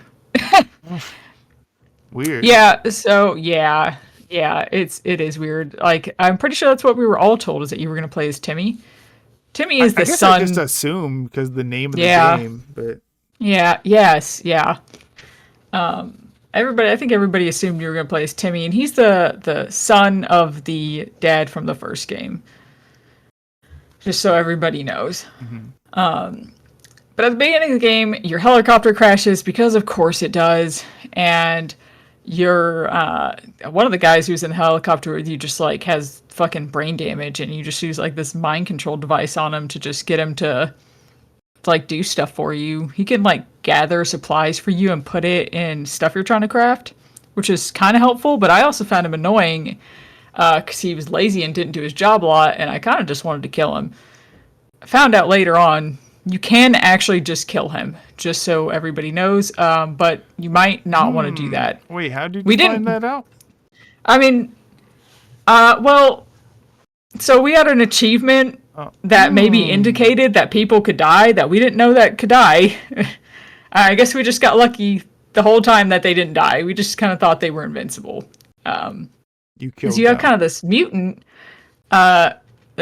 lady who ends up coming around your camp, and she just kind of hangs out with you, and you're like, okay, she's cool. You figure out like kind of immediately who she is. Like, it's not hard. Like there's only so much story you've been given at this point, and you just like, yeah. I mean, they make it like a revelation towards the end of the game, but you're like, yeah, I knew this the whole time. Who else would this be? She is awesome. She can fight for you. She has 2 arms and 2 I'm sorry, hold on. 2 extra. Nope, just 1 extra arm. So she's got 3 arms and 3 legs, and she can hold a shotgun and a handgun for you if you give them to her. Ooh. And she will just relentlessly kill people who come near your base. Sometimes she'll wander off and kill people for no reason, which was kind of weird, and we didn't really worry about it a whole lot. Maybe you should worry about it. Maybe you should keep an eye on her, just in case. Once again, maybe some people in the game can die that you didn't know could die. But, so you're going around, you're trying to find his family, you're going in these caves, you're coming across all these crazy mutant creatures, like these horrifying, like, fleshy oddities. The story in this game gets really weird, and it doesn't really make sense, and honestly, it's not good. It's not a good story. Like, you learn about, like, this, the company that this guy owns and that his family was a part of was, like, involved in mining this resource called Solophyte that they were trying to use for something. And there's, like, ancient structures from, like, alien-esque civilizations that you end up coming across in some places. I don't really know what happened in the story altogether. I don't remember aliens in the first game. Yeah, they were not. I mean, there's not even aliens. It's more like there's just some alien structures that you go through. There's still just all this fleshy people. But I guess it's the Solophyte's supposed to be good for like medical stuff. Oh wait, you know what? There definitely this is a pharmaceutical company. I forgot. There definitely were aliens in the first game. I forgot. Were there? Yeah, the fucking oh my god, there's that whole black little thing. Not aliens, but the aliens exist, right? I forgot. You basically I don't like there was the black thing at the end that like that's where everything sort of spawned from or whatever. I don't remember. Forgot. It was like in the lab. It wasn't science that caused everything. It was magic or whatever. Man. Yeah. Man, the Forest one's pretty cool. It really is, and I hate to say it, but a lot of the time I just thought about how the first game was pretty cool and how this game was very similar and in some respects better and worse. At first I thought the world pretty much looked the same, like the graphics look the same, but they really do look better. The world is very beautiful to explore. Like I could see this game being great to play on like peaceful mode where there's no enemies. If you just want to treat it as just a regular survival game, you know. Your inventory is freaking ridiculous this time. You get so many items in this game. Like you have to pan around back and forth to see the whole thing, which is a little cumbersome. But there is also just a lot of fun stuff you can pick up. You can get a guitar. There's multiple hang gliders around this time in certain set locations that you can get. There's just a lot of little things to find. However, the story is presented to you in a much more linear way, which I really appreciate because in the first game, you really could just miss tons of stuff on accident. You know, because you have to kind of go out of your way to find the like notes and the photos that piece together the story for you. And in this game, it's kind of clear which places you need to go because there's only so many places you can get into. Obviously, first off, you're going to go to the place that's closest to your base, and that place is always going to have a certain item in it that you need to go to the next one. So they'll kind of, and those next items will kind of give you hints. Eventually you get like stuff for cold weather, and I'm like, well, clearly we have to go to one of the caves or the mining sites or whatever that are in the snowy area. So let's go ahead and try out a few and see which one, you know, we need to go to. I definitely think in terms of story progression, that was way better. It was a little less frustrating. There's definitely a clear difficulty progression in the game, specifically with the mutants and how they how many of them come to your base and what kinds come to your base. And the first game was like that too. Oh man, what was I gonna say? The building is a little bit weird in this one. I think it was easier in the first game. You kind of could just plop, like walls, you could just plop pieces of the wall down where you wanted. In this game, you place the logs individually, which I understand why they did that, to make it a lot more customizable. But if you're just trying to play the game, it makes it a little bit slower to build walls and stuff around your base. Yeah, and the original, you just like, you said, hey, this is the structure I want, and then walked up to it and then started slapping the E button. As long as you had the items for it, it would put itself together. Yeah, and some things are still like that. A lot of things are, but they just switched up some stuff, and it became a little bit more cumbersome to do. Yeah, there was a free building mode, but I didn't like it, so I didn't mess with it. Yeah, I definitely enjoyed the game all the way through. Oh my god, there are golf carts in this game. And we found out they're indestructible. One time I drove us off a cliff on accident because it had snowed and everything was just white. And my husband actually got he got a video clip of it, of me just being like, "Oh, I didn't see that." He went, "Jesus Christ, Michelle!" So he just drove us off of a cliff, and I was like, "Well, I couldn't see anything. It just was white on white. I didn't know." And later on, I actually just being stupid, ended up making us fall all the way down a mountain, and promptly made myself really want to throw up. So be careful, don't do that, because tumbling down a mountain in first person in a golf cart, very bad. But those aren't available immediately, but they are available, and it definitely makes traversing the landscape a lot better, a lot less annoying. The first game did not have anything like that. The first game did have a boat, though, and this game doesn't, and that's kind of makes me a little sad. There's one point where you do have to get in the water to get something, and it's just not actually as scary as I thought it was going to be. We kind of just got there, and everything was surprisingly okay. Like, the sharks didn't come up until after we'd already got on the raft. And I was like, well, the raft that was like floating in the ocean that we were trying to get on. I was like, well, we've been worried about this whole time, and it wasn't even a problem. But I would have liked the boat. I liked how in the first game there was like that little underwater hidden cave thing that had like the katana in it or whatever. And this game just kind of is missing a few more secrety secrets like that, I think. Right, but the katana. That's one of the biggest points of contention about that whole game. The katana. They added it in just sort of as an early access like thing that has nothing to do with the story. It's just like, hey, these guys were here too. Wait, in the first game, you mean? Yeah. Okay, can I say the katana is in the second game, and you get it though through just natural story progression. Like in one of the places you have to go to, it's just laying around. Like, because this was a resort, so this was this guy's like his little penthouse suite that he had all decorated up, and had these stupid swords on the wall, and one of them's just out for you to grab. Very enjoyable game, just very similar to the first game. Which, considering how long it took them to make this game, is kind of surprising. Like, I can't even say it's better or worse. I think I sort of prefer the first game a little bit more, and I think it's mostly just because it was fresh, and there was like a mystery there. Whereas in this game, it felt like you were kind of just replaying the same thing a little bit with some kind of confusing story tacked on. All right, so next game I played, sort of on the same role.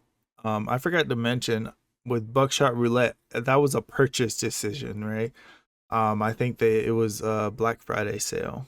But during that moment of weakness, I bought many games, actually. Some of which I still haven't played yet, but that's what happens when you buy like RPGs in December. But one of the games I bought was Choo Choo Charles. Yeah, baby! We're coming for you, Charles!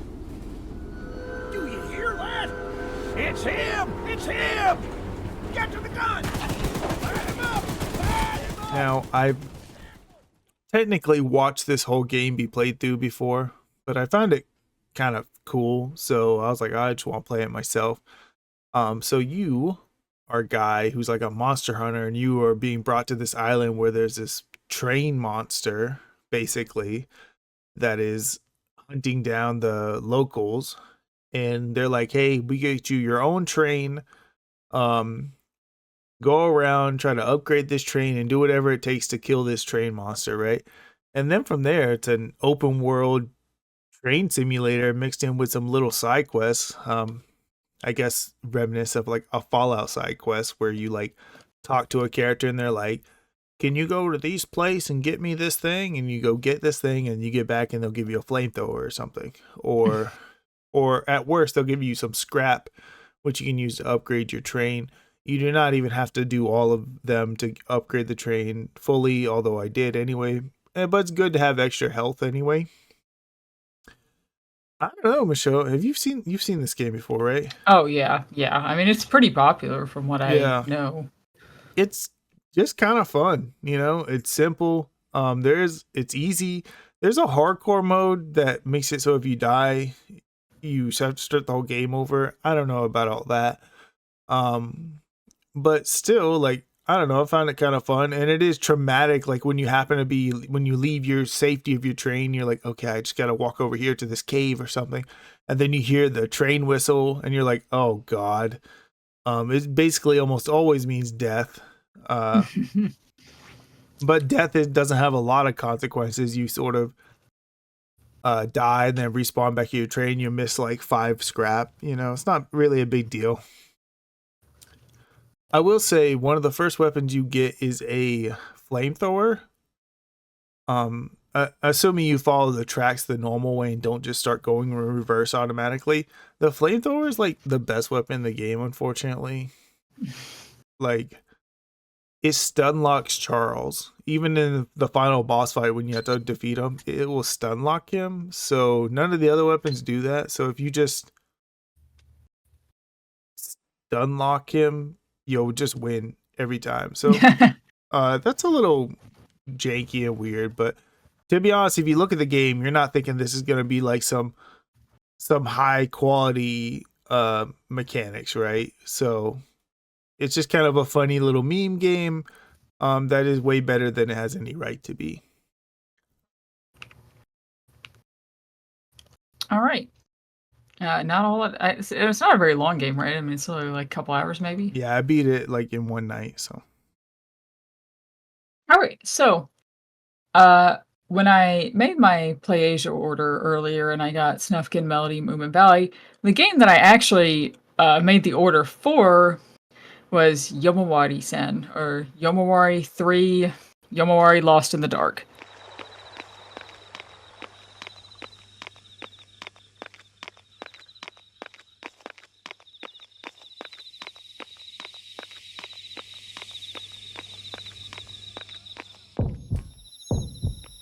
Because I was quite proud of this. I don't know what happened. I went on PlayAsia, as I do, and just randomly look at games that I'm kind of interested in that I do want a physical copy of. And it was $27 for the Japanese version of the game, because this only came out physically in Japan. And you know how much this game actually is, John? It's going for on eBay right now? How much? Like $80+. And I knew it was expensive, so I don't know if they were just trying to get rid of stock for some reason, but I hopped right on it. Because I own the other 2 games physically, and I really wanted this one. I mean, I don't own them all on the Switch, though they are all available physically on the Switch. And as with the other Yomawari games, this is a very, like, tragic story. You play as Yuzu, and you wake up in a forest, and you don't know how you got there, and your last memory is that you went up on the school rooftop at sunset when the day was over. And like the first part of the game you kind of play through, you're getting bullied by a lot of kids. They force you to eat some worms and stuff. Like, it's terrible. So I guess the thought was it looked like you jumped off the roof. And were possibly dead. So you wake up, you encounter this girl that you end up calling One-san throughout the whole game. She's not your sister, though. She's just like an older girl that you like. And the older girl is trying to help her figure things out, to help her realize something. So she tells her to go around and find all of these memories, like items that will trigger her memory so that she can remember what happened. And that's kind of the premise of the whole game and why you end up going around to all these places. There's like, you can pick up items and then view a little clip of the memory, like of where you're actually supposed to be going. So you may find the item somewhere else in town, but it will then, once you view the first little part of the memory, that'll kind of give you a clue for where you actually need to go to continue on into the next area. So you might see, you stop in front of a sewer grate to pick something up, and you're like, okay, I need to go to that sewer grate and probably go in it, And all the areas are themed, and some of them even have their own gameplay mechanics. One of the coolest areas for me was a ship that you get a camera on, and the camera flashes the mechanic. Except you can't just take pictures at your own will. You press the button, and it's gotta charge up before it does the shot, because it's like an older camera. Mm-hmm. So there's definitely some suspense and tension there. There's like a doll mansion kind of area. There's a shrine, a lot of very typical Japanese things, honestly. And each area has its own boss. The bosses in the game, I think, are actually pretty good. They're hard. You'll die multiple times on them, because really the premise of Yomawari is that you have a stamina meter, and you kind of need to, you're completely defenseless, and you need to make good use of your stamina meter to get away from enemies.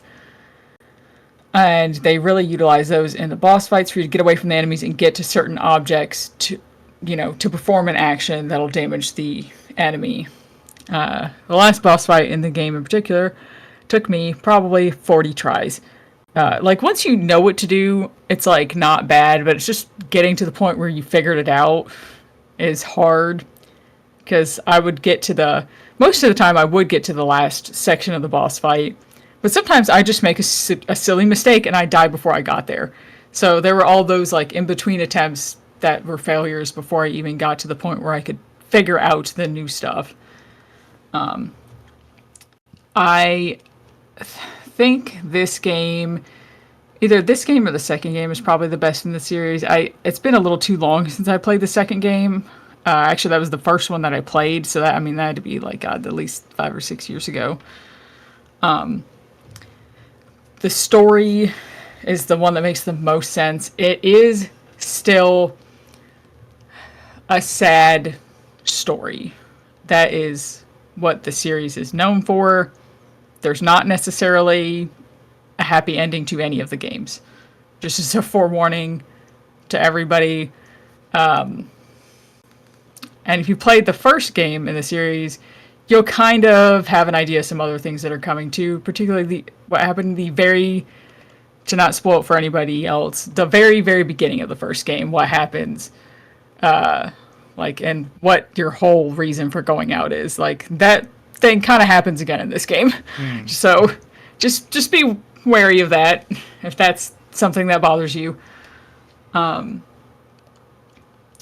Yeah, I thought it was fantastic. The reading in this game was not bad. This was the font itself was hard to read, but the actual dialogue was all very straightforward grammar. And I had to look up some words, but it really wasn't that bad. It was the only time I had trouble was there are a few areas where they've got broken tablets around that you have to read, and parts are cut off. And so it kind of messes up your sense of context for what's actually on the tablets. It's just not as obvious if you're not somebody who knows Japanese very well. And there was only one point in the game where I actually had to go to Gab's playthrough and go to where I was at because I could not figure out what I was missing, and it had to do with those tablets. I just wasn't understanding what word they were trying to say on the tablet, and if I had realized I would have been able to continue just fine. But yeah, it's a very good game. I think it's one of the best in the series. I will say, I don't think they can take this anywhere else. I think they've gone kind of as far as they can go with the mechanics and the stories of these games. They're all good. They're all worth playing. But I just don't know if they're going to make any more. Yeah, I mean, a trilogy seems like a nice... Yeah, a nice stopping point. Nice stopping point. So now this is my moment, right? Next game I played is Kirby and the Forgotten Land.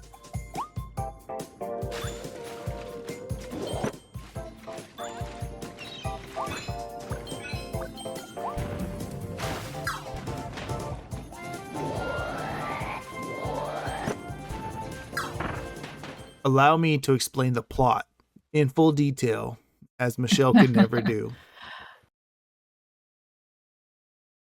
I don't remember. No, I remember. I'm just kidding. Let's talk real quick about Breath of the Wild, right? What? Breath of the Wild came out, and I know there are games before it that had this, but I feel like Breath of the Wild established this sort of melancholy vibe, like a sadness that I feel like a lot of games attempted to replicate a little bit. Like this sad, quiet piano playing kind of world, forgotten world, if you will. And when I saw the trailer for Kirby and the Forgotten Land, a couple things stood out. One, it's Kirby in 3D, right? Like actual 3D, not like crystal shards or whatever. And then two, it had those similar melancholy vibes. It takes place in what's seemingly like a modern world, but basically the apocalypse happened like 500 years ago or something. Because there's like plants growing all over a mall. You know, there's like soda machines there, but they're all covered in vines. And the story is Kirby's just chilling one day, shenanigans, rift opens up, and then you get taken to the Forgotten Land. And then you're trying to save all the Waddle Dees, and then you run into the people causing the problems, you whip their ass, and then you come back, right? One of the big gimmicks here is, Kirby can suck things up and steal their powers, but in this game, Kirby can do something called mouthful mode, where he tries to suck up something that's too big for him, like a car, and he'll suck it up most of the way, but then he'll basically like be able to control the car and do like little races, or he'll be able to control a vending machine and shoot like sodas out of it. And those are used for puzzles, right? It's just kind of a different way to solve a puzzle, right? The rest of it's just normal. The rest of it's just normal ass Kirby, right? You're platforming, super easy. Absorb enemies, get their powers. You can upgrade their powers back at Waddle Dee Town. Waddle Dee Town is like your little hub, and I appreciate that it expands the more Waddle Dees you save. Expanding towns is like one of my favorite things, right? Like the more people you save, like, oh, you have access to this weird mini game where you can pass out food as a chef, right? That's awesome. There's like a fishing mini game, and I'm just sitting there having fun fishing. Really no reason to do it, but I think it's kind of cool, right? I will say Kirby, and I know this is just by virtue of it being a Nintendo game and being Kirby, right? Does get I don't know, a little bland, right? A little vanilla, because there's no story. Yeah, it, right? It just kind of is what it is. There is a post game that I did play. So after you beat the game, they're like, hey, that final boss that you fought, he's really not a bad guy, and his spirit is sort of drifting. So you go through what essentially is remixed versions of the levels you've already been through. They like sort of combine multiple levels and they make them way harder. It's still not hard because it's still Kirby, right? But harder. And then you fight this real final boss, which I don't know who it was, but I understood that it was a reference to something. And and that was pretty cool, right? And it was actually a real boss fight that was actually pretty challenging. And so that post game stuff is super worth doing if you ever play this game. But for what is essentially my second real Kirby game, the first one I played was the very first Kirby on Game Boy Color before he could even suck up enemies and get their powers. I thought it was pretty good. I had a fun time with it. I don't know when the next time I'll play another Kirby is. I just don't go out of my way to pick them up because of how kind of vanilla they are. But I did have a good time with this one. All right. Now, I really like Pokemon Snap. Of course. I love actually just taking photos of stuff in games in general. And I haven't actually played any Pokemon Snap clones until this point, where I learned about a game called Panko Park.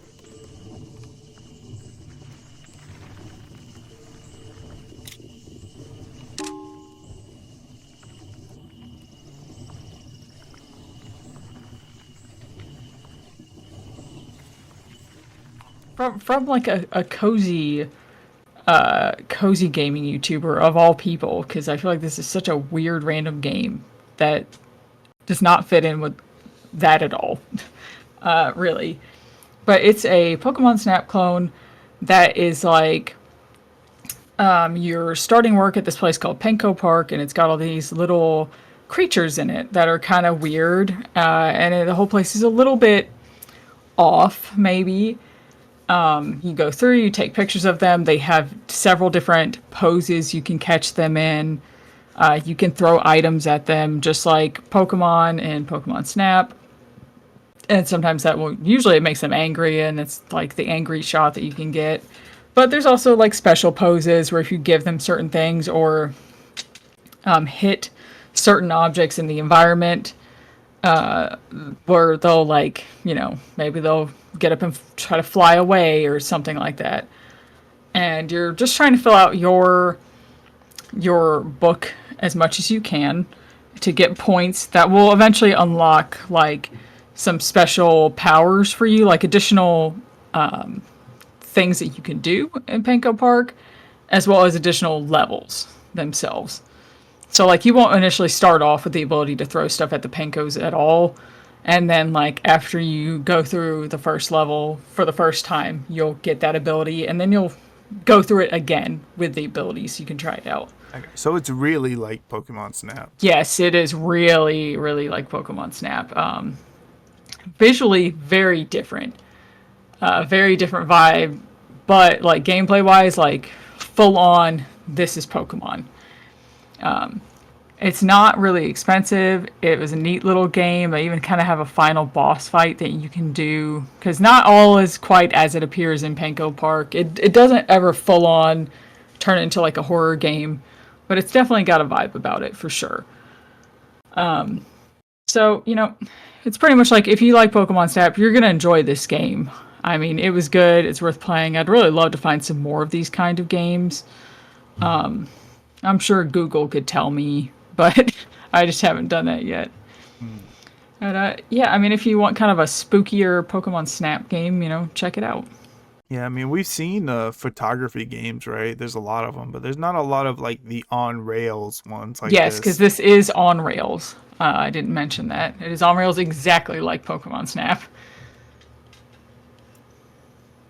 All right, next game I played is a game called Back in 1995.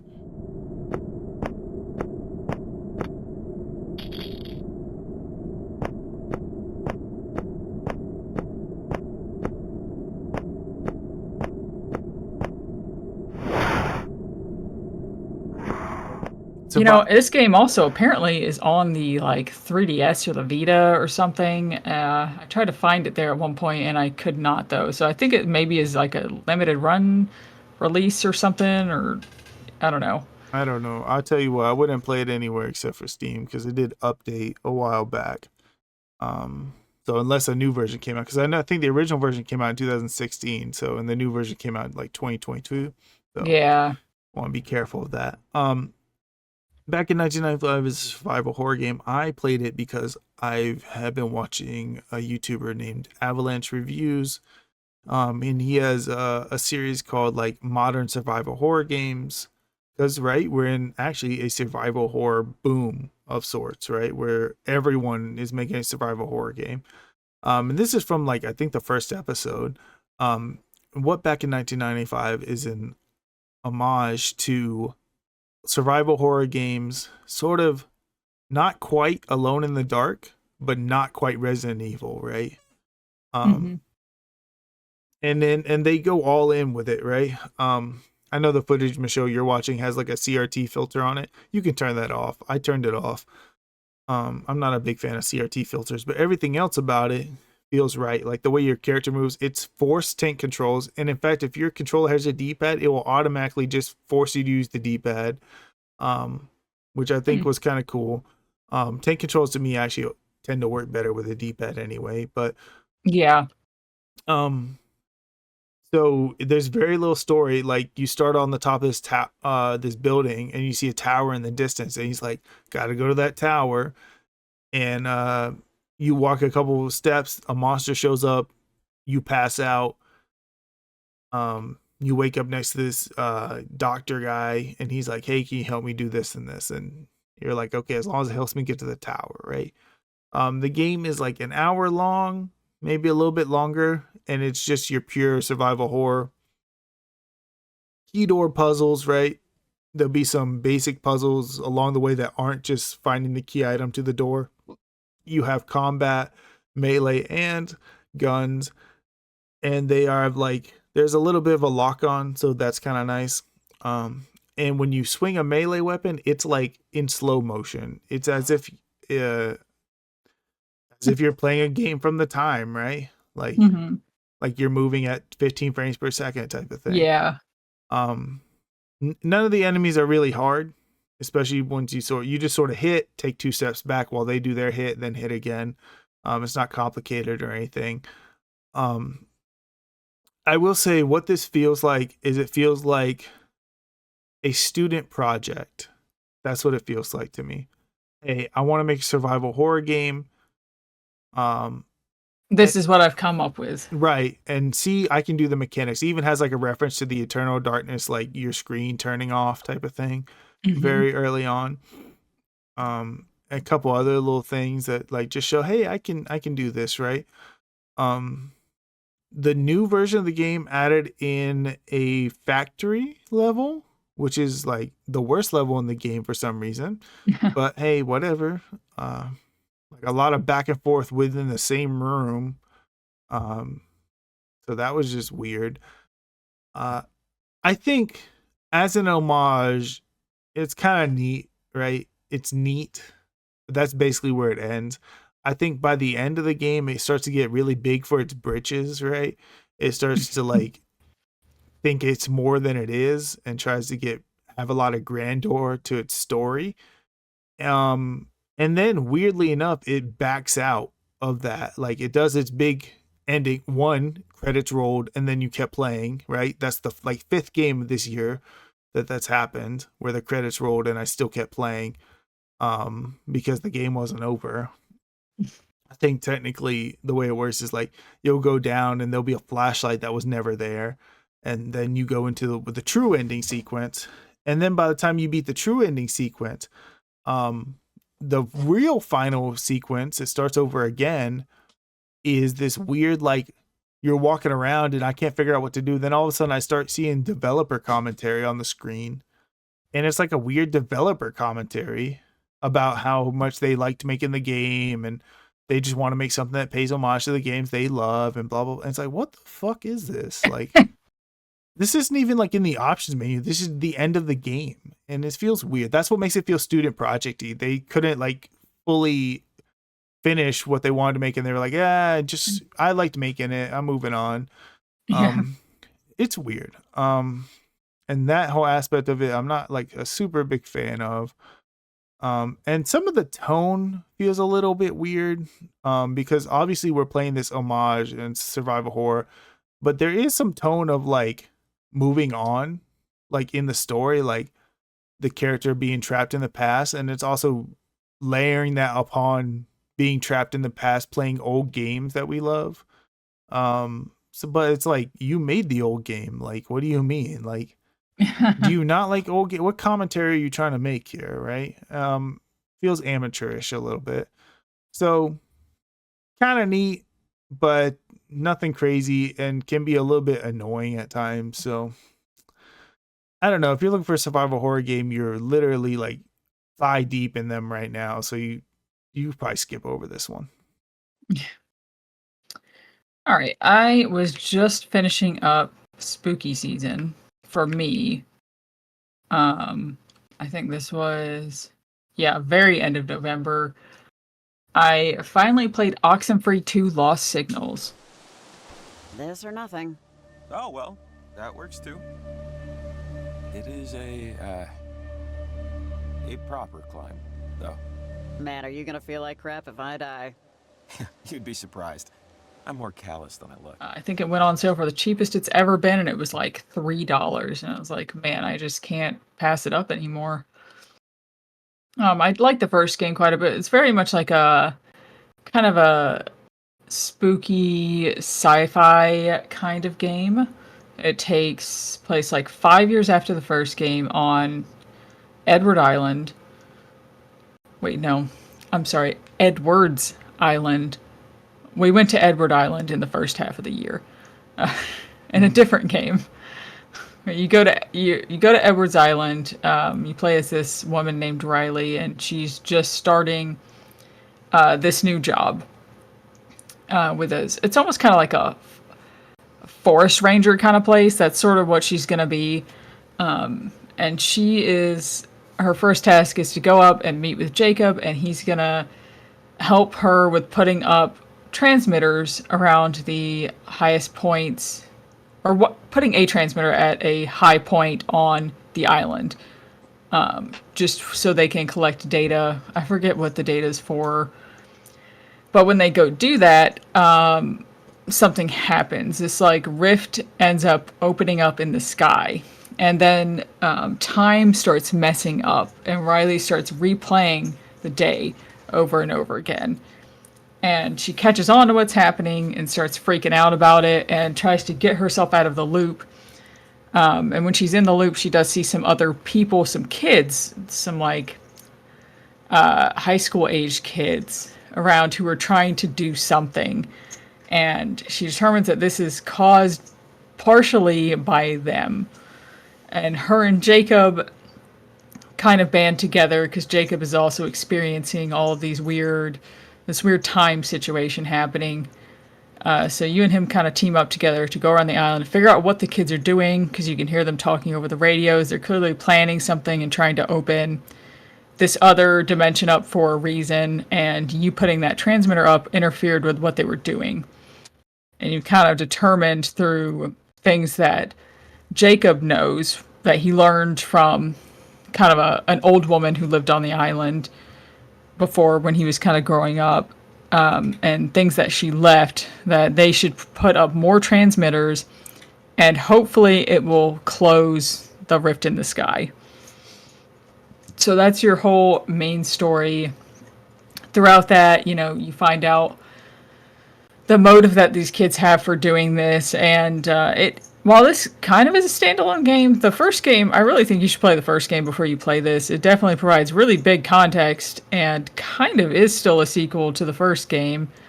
I don't know why it wouldn't be considered a sequel. There's a direct connection there. Do people not consider it a sequel? No, they consider it a standalone game. That they're like, the first game just gives context to the events in the game. I'm like, then that sounds like a sequel. Is that not what a sequel is? Okay. But there's all kinds of stuff though. Kids are like sometimes getting possessed by this force which is one of the characters and that you're learning about. And at the end of the game, you can basically make a choice for what you want to do. If you want to help if you want to sacrifice yourself for somebody else, basically. Or I didn't choose to do that. because you know what? Fuck all those people. This was their fault. You know, but and it's weird because apparently that's the choice the game expects you to pick, and I was like, oh, that's weird. That seemed like the not right thing to do, like morally, but okay. I really liked it. It's very cozy as you're running around the areas. You have a lot of commentary between you and Jacob, and they come across as very real characters, or very real people who have a lot of issues and are working through things. And Jacob's kind of a goof. And I kind of really wanted them to get together, and then Riley kind of drops a bomb at one point that makes it obvious that that's not going to happen. And that was kind of a shame. I was like, wow, thanks. You just fucking ruined that for me, Riley. Like, that's part of the reason I was playing this game. I had gotten invested in your relationship. But, yeah, I really like it. I definitely think you should play the first game first. I do think it does things better than the first game does. In the first game, they kind of make you have a very slow walking speed throughout a lot of the game, and this game does not do that. You are running most of the time, and the game will only slow you down when it wants you to slow down, like for specific sequences and cutscenes.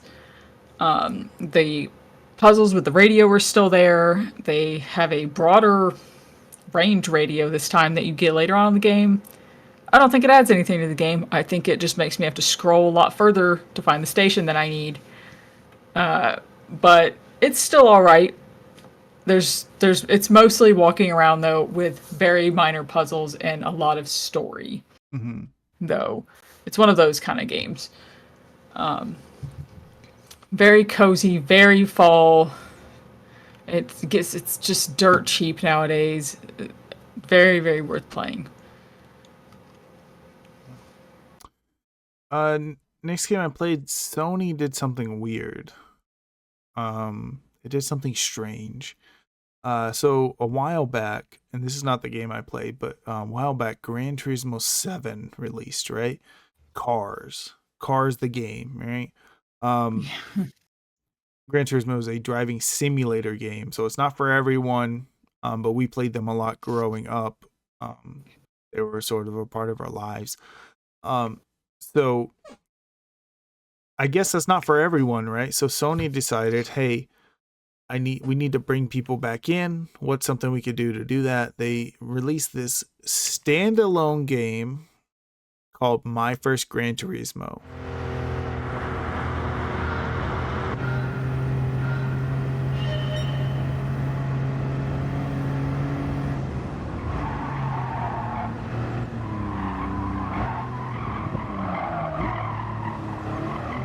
What did you play this on? PS5.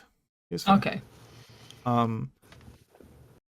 It was a weird thing where what it is basically is a very elaborate demo for Gran Turismo 7. Again, do I count this, do I not count this? But it is its own standalone thing, so none of its content is in the main Gran Turismo. So what it is, it'll give you 3 licenses to get you, so you earn your 3 licenses, and it tutorializes and teaches you how to drive in a real basic way. And my thought process is, this is to show people, and it's free, this is to show people, it's not as hard as it seems, right? I know it's a simulator, but it's not really that difficult. And it's not. Once you beat the licenses, you unlock races, which there are 3 races. You unlock this weird mode where it's basically a time trial, but it goes to the beat of a song. So it's like, you have 500 beats to beat the level, but the song is playing. So it's not like 500 seconds, it's 500 beats. So if it's a faster song, it's going to be harder, right? Mm-hmm. Still not difficult, but kind of a unique way of doing the checkpoint races. And then you earn time trials as well, which you can play. And then you have practice races, and you unlock cars along the way. Technically, the game says I beat it 100%. It says I completed it because I unlocked everything. Like on the front, it says 100%. But I didn't get golds and everything, so I didn't count it as 100%. But getting 100% gets you the credit, and the credit is just a trailer for Gran Turismo 7. Like literally, like it starts off. There's a big number 7, and it's like, hey, here's all the shit that's in Gran Turismo 7 that you're actually not getting with this game. You know, here's photo mode. Don't you want that? Didn't you like this experience? Yeah, and here's a car customization, and here's this, and here you don't get any of that here. Like, and you know what? I think it did its job. Admittedly, it made me kind of want to buy Gran Turismo 7. I was like, hell, you know, I'm kind of in the mood for it. But I do have a couple other Gran Turismo games I gotta play first. But I don't know. It was a unique little experience. It doesn't sound like anyone else really played it, so I don't know who it's for, but it was kind of neat. All right. This is the point in the year where I just gave up. Yeah, I just lost all of my, like, the rest of my life, basically. My husband gave me Sims 4 and all the DLC and everything that comes with Sims 4.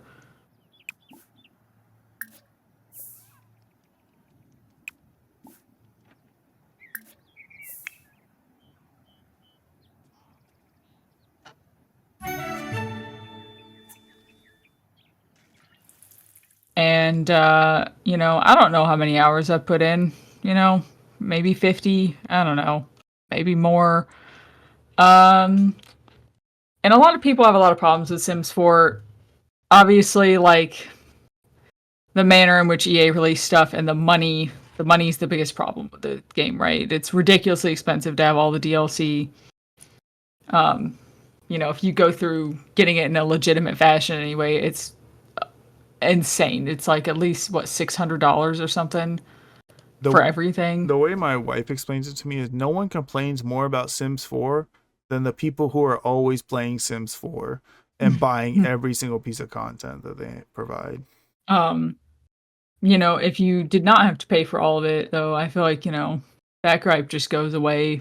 You know, that's not really a problem. I mean, it has its other issues, right? Some of the life states in the game are not fully fleshed out anymore. Like plant sims are not a permanent life state. I guess I didn't even know there were mermaids in Sims 3. Apparently there are mermaids, because I was really excited when I saw it here. I was like, holy shit, there's mermaids now. And then I went, wait, were there mermaids in Sims 3? Like, I did not play Sims 3 as much for some reason, so I don't remember a lot of it. So most of my comparisons come from Sims 2, which I played a fucking ridiculous amount of in my life. They did add some things. They did add a lot of things in later that the game was missing. They seemed to actually get better with what content they put out, and even just like if you look at houses, like the pre-built houses in the worlds when they first started, they are absolutely awful. There are just these bare bones houses with nothing in them. And later on, I mean, they clearly actually paid some people specifically to do it, because they made really cool houses later with interesting architecture and that fit in the world a lot better that they're in or whatever. There's a lot of worlds in this one compared to all the other games. I mean, there's like, what, 12 or something, maybe more than that. Is this your first time playing The Sims 4? Yes. Oh, okay. I did get it for free on Steam a while back, but who is playing base game Sims 4 with no DLC? I mean, really? Who's even playing Sims 4 without any kind of mods?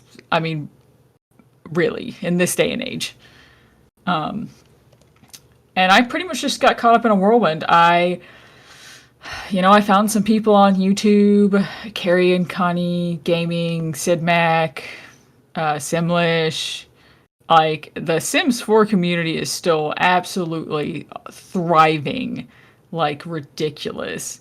Everybody puts their content up through Patreon now to get around, like, it being illegal for them to sell Sims 4 content, basically. I've spent money on custom content, like at least $25 now, which is insane. I've never done that before. Usually if it's not free, I'm just like, oh, well, I better find something else. And I'm like, well, this is the perfect item for this character that I made, though. I have to have it. So, I think it might actually even be my favorite Sims game now. which I know is just hearsay, because, I mean, God forbid I pick the Sims game that doesn't have spiral staircases in it. Like, what a tragedy. You know, we can't put counters on diagonals anymore. It's just the worst game ever, right? But, like, God, there's just so much it does right. And that it expands on the gameplay with and just makes it more interesting and more convenient to play than some of the other games. You know, when events are going on, it just tells you in the top right corner, like if an event is going on in another world, and you can just click on that event and your Sims will just go there automatically. You don't have to like go out into the menu, figure out where it's at, and try to go there. You can just one click and you're there. Easy peasy. And all of that I've just really, really enjoyed. I still play it all the time. I actually was playing it, like I said, I was playing it before you asked me to, you know, if we wanted to record. Because I had some time to kill. I mean, I'm going to have to curb that, like, addiction for next year for sure. Right, but because this is not technically a game you beat. So... no, it's not, because, you know, it's Sims. So, I mean, there are, like, stories, Sims 4, like, stories in Sims 4. I just haven't attempted any of those, you know? And I don't know if they would really count still as a beatable thing, but... That's whatever you think if you end up playing them. It's up to you. I don't know. We'll see. You know, Probably not. But I definitely will probably play it well into next year. I gotten really into building stuff. Like, it's just... I mean, it's funny. My husband, like... spent all this money on this like camping trip for us for Christmas, and I was like, I mean, you literally could have just given me this and I would have been the happiest person on earth, and you didn't even, you know, pay for it. So, you know, like, I'm really simple. We didn't have to go through all this. You could have just given me Sims 4 and called it a day. But he's definitely lost out on a lot of time we could have spent together because I'm busy playing Sims 4. So at this point, I remember you messaged me and you've thrown in the towel, right? You said, "Hey, I'm not gonna catch up," and it's true. Yeah. I think we're in December at this point. There was no shot. None. Even if you had beaten like 2 games every single day, there was no shot. But that's okay, right? I'm moving on. I'm playing a game that I bought actually way earlier in the year on GOG. And that is Alone in the Dark, The New Nightmare.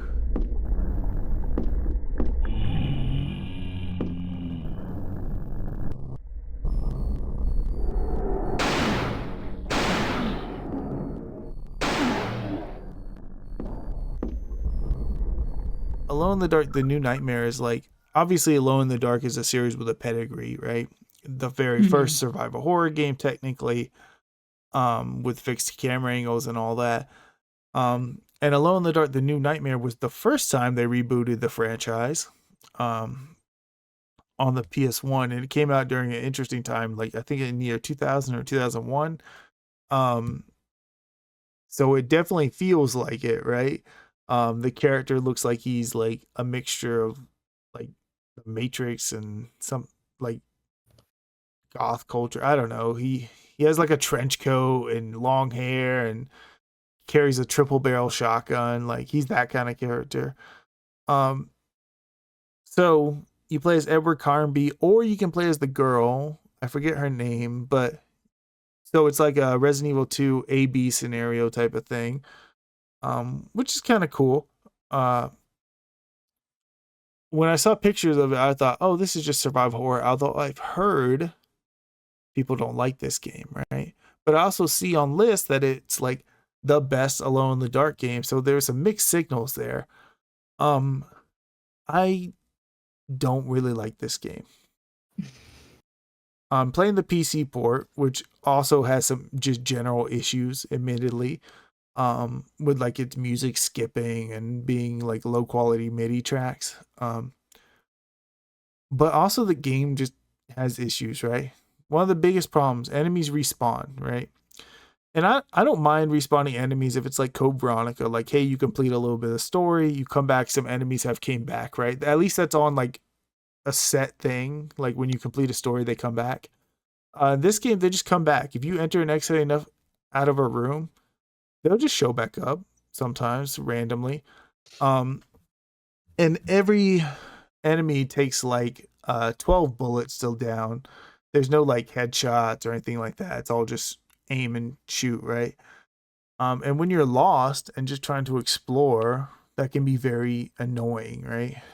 And this game is a little bit weird with its exploration sometimes. Like, you'll be in a room and like, okay, what am I supposed to do? What am I supposed to interact with? And sometimes you'll see the thing and you'll be clicking on it, but it just won't activate. You have to be in this very, very specific sweet spot. Even to like open doors, it just won't open them unless you're in the very. So there are times where I'm like, okay, I guess the door is just like doesn't work, or like a window, right? Oh, maybe I can go out this window. No, I guess not. That doesn't make sense.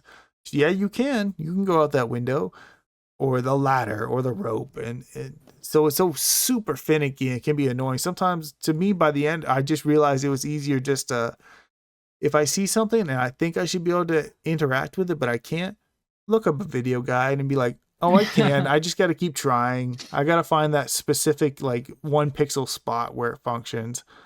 Now, even though the respawning enemies is a problem and you can't really run around them because they like super glue them to you, they do give you an assload of ammo. It is like almost like an action game. You have hundreds of bullets at all times. Oh, wow. There's like 2 boss fights in the whole game, and both of them are kind of finicky. The PC port is janky and crashes after cutscenes play. Like if they have like a CG cutscene, it'll crash. So what I have to do is I have to watch the cutscene. Hopefully I saved recently. Usually not, unfortunately. Watch the cutscene, let it crash, reload the game, and then when the cutscene plays the second time, just skip past it as fast as possible. And I gave this game like the full shot, right? I played it all the way through as Edward and played it all the way through as the girl.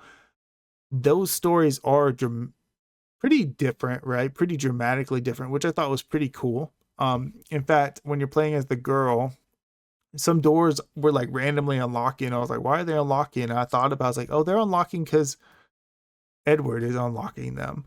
And then she actually goes to like a whole different location and everything.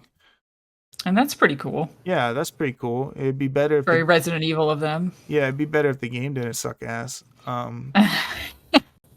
Because it really does. And the story is also like that it kind of reminds me of remember playing Fatal Frame 1 and you're trying to keep up with the story and you're just like, I don't know what the fuck is going on. I feel like that was mostly just because we couldn't hear anything that anybody was saying, though. That's not helping. But then, like, you read like a note, and it's just like jibber jabber. Like, what the fuck are you talking about?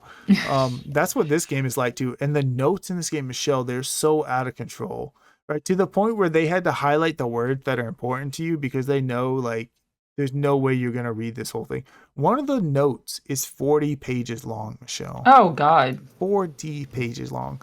I would literally see that and wouldn't even attempt to read it at all. I would just immediately go out and just move on with my life. I didn't. I skipped through it fast, looked for the red text, and I found it, and then I still didn't know what puzzle it was for. Oh man, one thing that's real annoying too, things you can interact with do not shine. Like, you know, Resident Evil put like the little shine on it. There's like a puzzle in a library where it's like, hey, and then I understand it. Hey, there's like 4 books I need to pull. I get it. I understand it. The library is like 4 stories tall. And I understand, like, I'm looking at this picture where they roughly are. But again, with the weird finicky mashing that you got to do to make things interact properly, I just could not find them. And I was like, what the fuck? I must be doing something incorrect. I must be doing something wrong. Nope, just look up a guide. Yep, the book is right here, even though I've clicked on the area like 1,000 times. Real finicky, real messy. Maybe I would recommend, if you're going to play it, maybe just emulate the Dreamcast version. Maybe it has less finicky stuff going on with it. I don't know. If this is the best Alone in the Dark has to offer, I think the series might be bad. Yeah. And the original Alone in the Dark are like weird, like they had that King's Quest thing going on where there's like traps and it's like, haha, you fell down a hole and you died, game over. So I don't know if those are for me either. And I know there's a new Alone in the Dark, but people didn't like that one either. So I don't know. This game's really messy. Not one of the better games I played this year. All right, one of the last games I played this year. At the time, I wanted to go through all the Life is Strange games that had come out, and then Double Exposure came out, so whatever.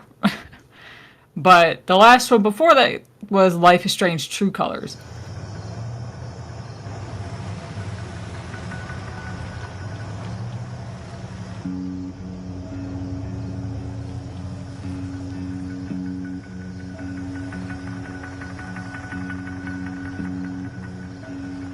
This goes back to a female protagonist again.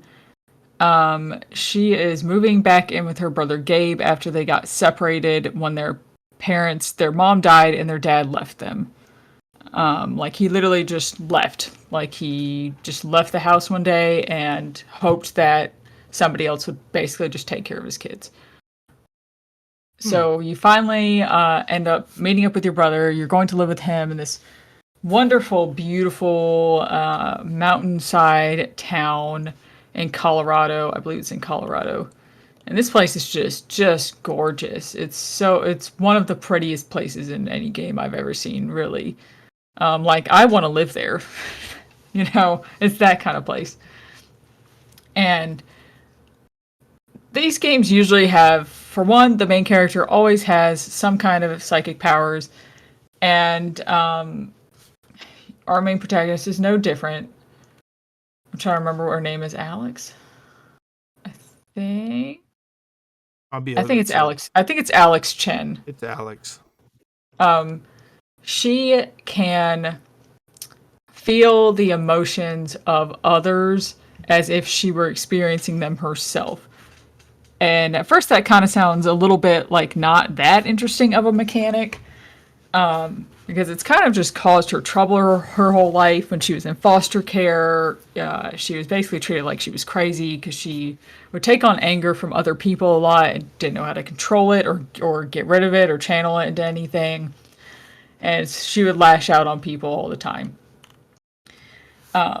When she meets back up with Gabe, though, she kind of starts being able to feel other emotions too, even happiness in other people, and is able to not only feel their emotions, but see the world literally as they are seeing it right then. And in an early part of the game, you end up seeing the world through a scared child's eyes, like what is causing him to be scared, how he sees the thing that's scaring him as like a monster when that's not what you see as an adult.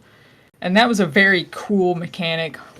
Way better than the second game's mechanics. Like this actually serves a lot of story purpose in how you get information and interact with other people. I really like it. So early on in the game, because things always go bad in these games, things go bad. I'm not even going to say what happens, but at the end of chapter 1, they just go hard, and you're like, wow. And you have a mystery on your hands to solve that involves the mining corporation that's in the area, and you're trying to find out what happened and why it was their fault that this incident occurred while you were there. And it's a surprisingly good story, a little bit straightforward. You're not traveling all around. You're not playing a teenager either. Alex is an adult. She's like 21, which is a first for the series.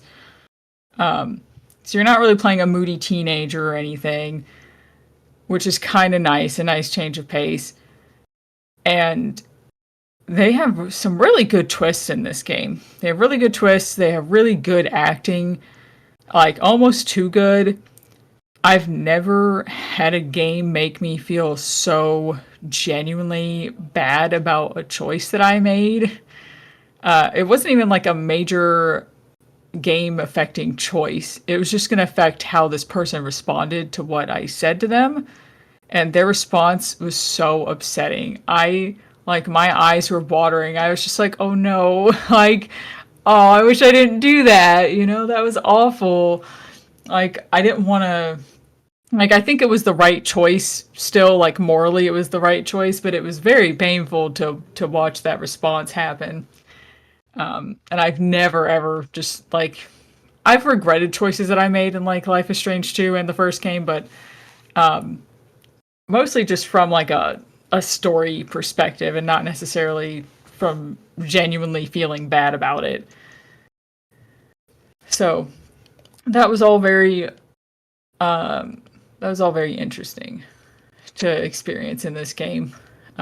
Like you really get the sense that people are actually upset or shocked or sad during scenes in the game. It like honestly kind of the closest comparison I can make is The Walking Dead when I think of this game.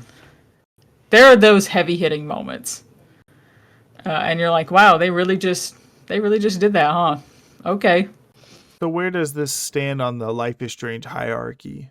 I like it better than 2, but not as much as the first 2 games in this. Not as much as the first game and Before the Storm. Gotcha. And I think I'm a little bit in the minority on that. I think a lot of people like 2 better, but that's just because it carries the same vibe as 1. But I think objectively, it's not a better game.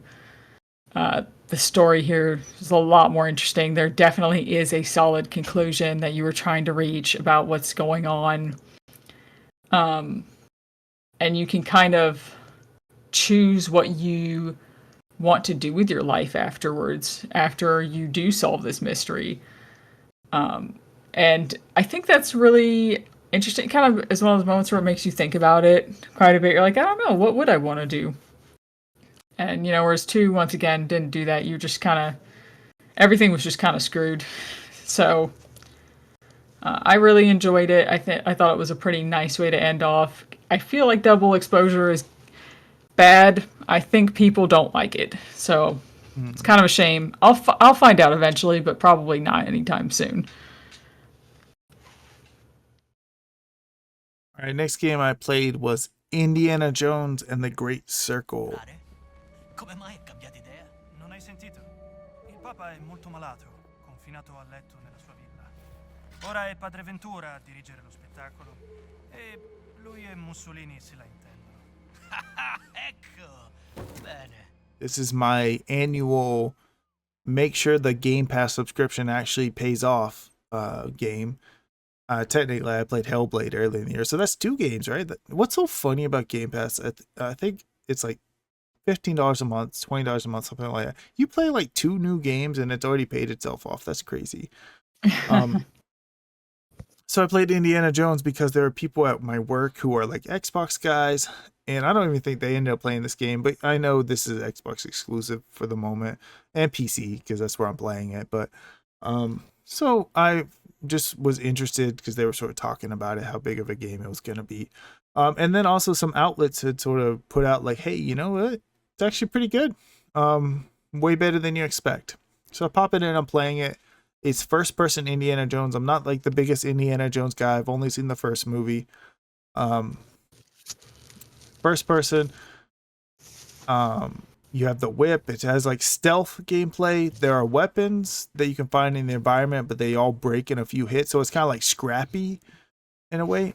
And the first real level is like this sort of longer level, and it's so fascinating. It's linear, but there's like multiple approaches to every single area. So you might go through the upstairs, you might go through the downstairs, and it was so cool.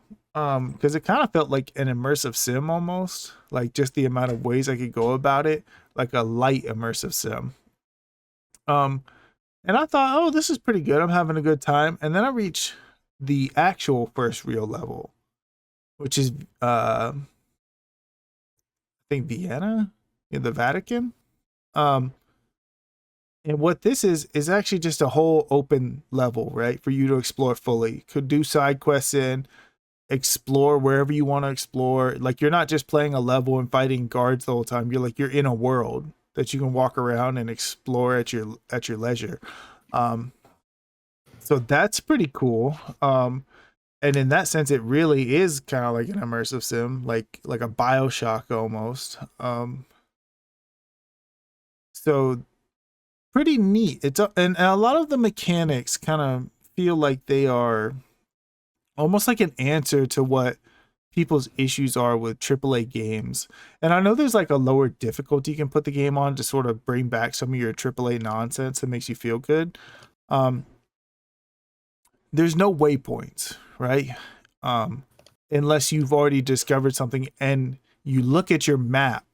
You have to have your map out, then it'll give you a waypoint, and you put your map away, and then you just have to walk without the waypoint again.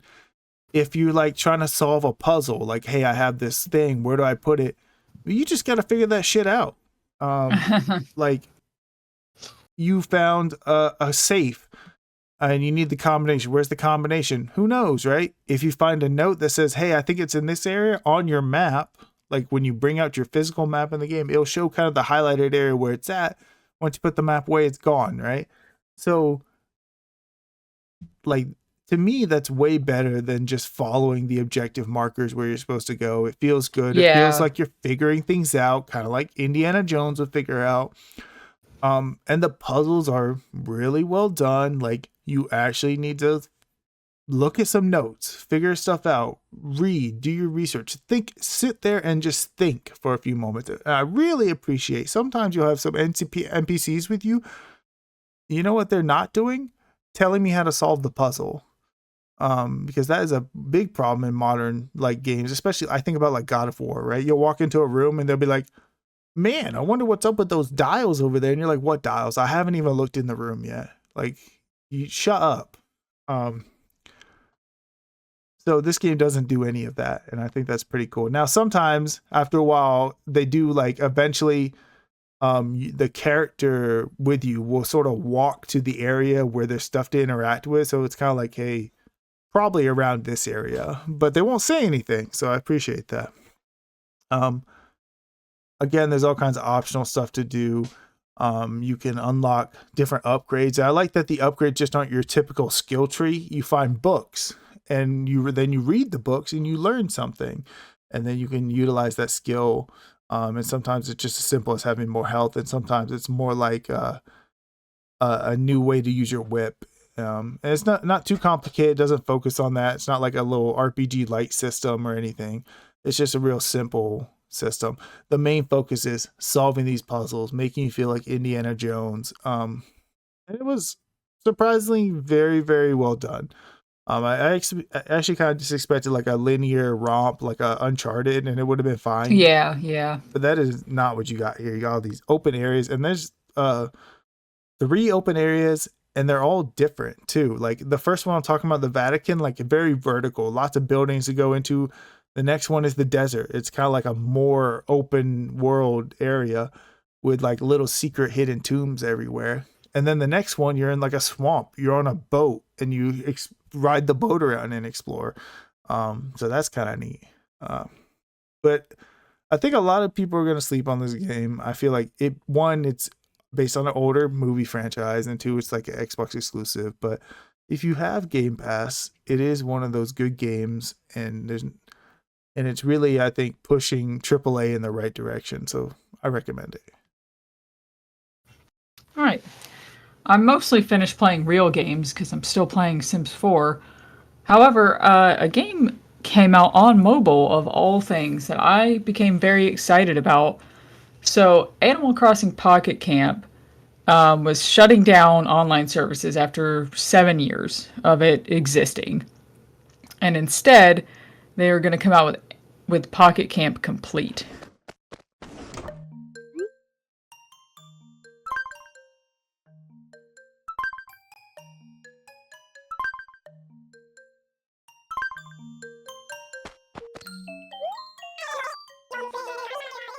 Which you would pay up front for the game, and instead of having microtransactions, you could just earn everything within the game itself, because you used to have to pay for Leaf tickets, and now they changed those to be Leaf tokens that you just earn through normal gameplay and events and stuff.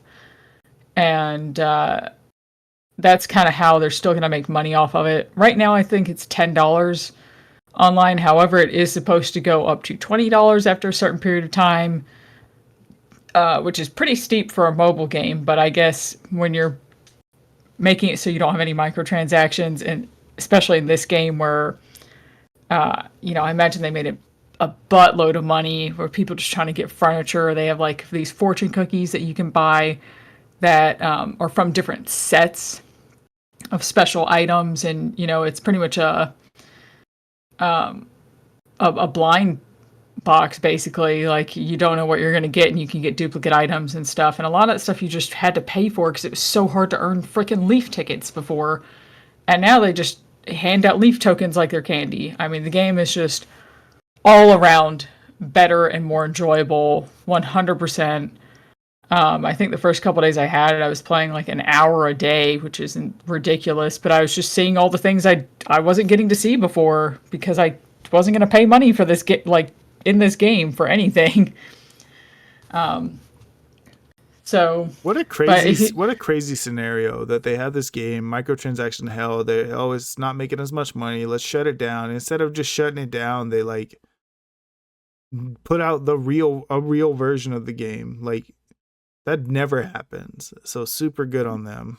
Well, I guess they just didn't want to support the online servers anymore. I mean, it has been 7 years that this game has existed, which is a long time for a mobile game, honestly. Yeah, but any other developer would just shut it down and call it a day, right? Yeah, so and I mean, on all your data transfers over to, because it's all saved in the cloud. Like your Nintendo account is attached to this. So I mean, I was able to just have all the stuff I already had. Because in this game, if you don't actually know what Pocket Camp Complete is, it is an Animal Crossing game where you manage a campsite, and it's kind of a bit of a gacha game in a way, I guess. Like you can get more villagers who can visit the campsite, and you can like level up your friendship with them and stuff, and go around and collect fruit and bugs and insects and other little areas. Like there's only like 4 other little areas you can go to. They have seasonal events and all that kind of good stuff. You can decorate your campsite. You can decorate the inside of your camper van, and eventually a cabin that you get, and you can get up to 3 floors in the cabin. So it's basically just a glorified decorating game, which is really all that Animal Crossing is anyway. It has some of the best, it has the best furniture in all of Animal Crossing. I sincerely hope in the next Animal Crossing game that they rip so much from this game because there's so much cool stuff here. I'm guessing that's the benefit of it being mobile, right? Because you have to make cool stuff so people want to buy the new stuff. Yeah, and there's just, I mean, tons and tons and tons of furniture and items that are completely unique to this game. As a matter of fact, most of it is completely unique to this game. Like, I hated when I saw screenshots of stuff and I'd be like, oh my god, which Animal Crossing game is this? And I'm like, it's fucking Pocket Camp. Because it's always Pocket Camp. Mm-hmm. Anything that looks cool, it's Pocket Camp. So yeah, I've been enjoying it. I'm not playing an hour a day anymore. As a matter of fact, some days I just don't even play at all because I forget about it. But I still play from time to time. It's really the only mobile game I've invested any kind of significant amount of time into, literally ever. I think it's probably one of the best mobile games there even is in terms of like what I like anyway. So, if you like Animal Crossing, now is the time to buy this, especially if it's still $10. Yeah, before it hits 20. Yeah. All right, Michelle. So you remember earlier in the year, in the first half of the year, I played a game called Sky Odyssey. It's like a flight simulator game, almost launch title for PS2. I picked it up actually on accident because I thought it was a different game. That game ended up being really good. Like shout out Sky Odyssey if you ever had the chance. Pretty cool game. But what game I thought it was, and what game that I was lucky ended up on PlayStation Plus just randomly out of nowhere, is called Sky Gunner.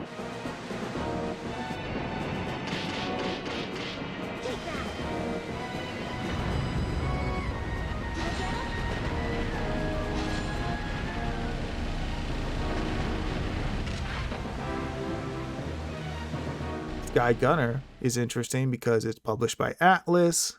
It has anime aesthetic, and it's planes, right? And I'm a big Crimson Skies fan, so planes do something for me, right? Sky Gunner kind of sucks. If I'm being honest. has a weird camera where it locks onto an enemy, whatever your nearest enemy is, at all times, and it kind of makes it easy to shoot that specific enemy. But just flying, it makes it chaotic, right? It makes it hard to fly, and you can switch to a behind your tail camera if you want, but you can't like do your lock on attacks while you're doing that. So you kind of have to switch between them, and it's a little bit wonky. This is really kind of a shame because this game looks really cool. Yeah, I see why you wanted it. Yeah, and it's not like too bad for the first. There's I think 5 levels, right? It's not too bad for like the first 3 levels, right? You're having a good time, and fine. And then like on the 4th level, like there's a lot of time limit stuff. I like died and was like, I don't understand like what happened, and there's just some stuff I couldn't complete in time because it was like, hey, can you kill these guys? But like, where the fuck are they? You know, and like, how do I like I'm locked on? Why did you lock me onto some shit I don't care about if this is what you wanted me to look at? So it's a little bit weird in that sense. I did play on normal mode. I will say that right from the start, there was an easy mode option, which I probably should have selected that one. But actually the only really hard level was the last level, which is like fair enough, right? If you're going to have a hard level, make it the last level, I guess. But, man, it wanted me to do something with the final boss, and the mechanics were just not up to snuff for that. Basically there's like a charge attack you can do called a cross missile. And if you shoot something with a cross missile and then shoot the cross missile with like your machine gun, it'll blow up in a big explosion. It's kind of how you damage all the bosses in the game. And what it wanted, and after you shoot it, if they'll stay stuck to the enemy for a little bit, but after a while they'll fade away. What it wanted you to do was to stick 6 of them to the final boss, and then shoot them all at the exact same time, basically, so that way they blow up at the same time. But, you know, with the weird wonky lock-on aiming, that shit was almost impossible. I would shoot it with 6, shoot them, miss one, or one of them would fade away right before I finish blowing them up, and it'd be like, not good enough. And like, to the point where like, I had to look it up. I was like, am I doing some shit wrong? Like, what the fuck is going on here? And there's lives, right? So if you die too many times, there's only like 4 lives. So, and then you have to restart the whole game. So that's annoying. And also, just as an extra bonus, there's also fuel, which I didn't realize until the final level. But you can run out of fuel as well. And then once you run out of fuel, it's game over as well. So there's all these different game over states. Sometimes there's a time limit. Sometimes you'll die from getting hit too much. Sometimes you'll die because the freaking fuel runs out. Sometimes you're out of ammo and you have to like do weird little like ammunition runs that take up a lot of time and are very annoying. One thing I don't like doing on an emulator, which is what this is PS5, but it's an emulator, right? I don't like using the rewind feature. I'll use save states periodically. I try to be reasonable about it. I was rewinding in this game because I was like, I'm shooting all 6 missiles into this guy and it's just not fucking working. So like, I would like shoot 6 missiles, shoot the missiles, they wouldn't blow up at the exact same time, rewind, try again, doesn't work. I spent like an hour trying to beat this stupid boss. And it pissed me off. And the level before also had some problems. So it's a cool looking game. The story is like barely non-existent. There's just some evil guy doing evil stuff, whatever, right? And again, it's only 5 levels. But if you like this kind of game, I will say that obviously you can play as easy mode and normal mode. Easy mode is not just easier, but you also have different objectives to do in the map. So my guy will be like, oh, go take out these big ships, and the other guy would be like, okay, I'm gonna focus on the smaller ships. And it's like, okay, right? So they do different things. And when I beat the game, I did unlock another mode, unlocked hard mode, and I saw that you could unlock what was called difficult mode, which was even harder than that. So I don't know what kind of psychopath is playing those ones. And there was another mode you can unlock too. So there's obviously value there. And I was probably a little bit more harsh on this game just because it pissed me off at the end. But I don't know. Sky Odyssey's the better game. All right. The last game that I finished this year was a replay, but it's significant enough, so we're going to talk about it. And it's important, right? Because it sets the tone for many games you're going to play after this. Yes. I bought all three of the Xenoblade Chronicles, well, the three mainline Xenoblade Chronicles games on the Switch last year. And now you're going to have the opportunity to get the last little spin-off thing, so that's cool. Yes. So before I played the second game, I wanted to replay the first game. It's been a long time. It's been 12 years since I played it, which is insane.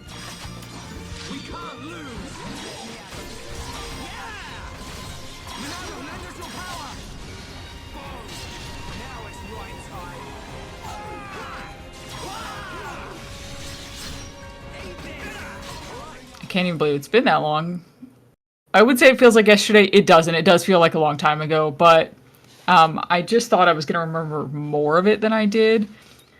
When I first played this was like one of my favorite games of all time. 100% of the game, my first run through, so over 100 hours. I never do that. I pre-ordered it because I was scared I wasn't going to be able to get it because it was an Operation Rainfall game. Right. So I wanted to replay it because I know at the very least the other games, or at least 2 and 3, are in the same universe. They're not sequels necessarily, but they're in the same universe. And I think X is actually not a part of that universe, if I'm not mistaken. I was trying to figure out if what you're saying is accurate. I looked up too, and it used the word parallel universe, which is I don't know what that means, but you're gonna find out and you'll let me know. Yeah, I was like, it seems there's the same races of people and stuff, that some of which were in the first game. I know that much. They were saying at the very least they have a shared history, like the world. Yes, the same things happened in the past, even if the games didn't all exist at the same time. Yeah, I'll have to learn more about that later, as I get further along. But what about Xenoblade 1? Man, it was so... I still think it holds up really well. I appreciate the combat system especially a lot more now than I did before. It has such a unique combat system where at the bottom of the screen there's arts. They're called arts that you can do with your weapons. And you can execute those at specific times. Like once the bar for them is filled up, you can execute them and do more damage from like the side or the back, or if the enemy has break inflicted on them, you can topple them. It's very intricate. It can be very intricate anyway. But when you're not doing those, you just auto attack, which was very convenient. I really liked that at the time. I was just like, oh, I don't have to like micromanage every single thing that they do, but you kind of do have to micromanage because you're going to use your arts all the time, literally constantly. So it's known for having an extremely large like world. The environments are huge. There's just like almost everything that you can see you can go to, unless it's like really really high up cliffs like off in the distance. It's a little intimidating. Yes, there's a huge sense of scale, and that was just... And you can also, like I said, you can go anywhere. You can swim, you can jump in this game, like unprecedented for RPGs. You can never jump, you can never swim. When I played it a long time ago now, I only got kind of like the first town. There's like a million side quests to do, so I was doing them. And I was like, what happens if I just swim? And just swim across this big river. That was incorrect, just so we know. You swim across the river and then you run into like level 80 crabs just sitting on the other side. And it's like, what the fuck? In all the areas that you can go into, there's always really hard enemies that are around in certain places.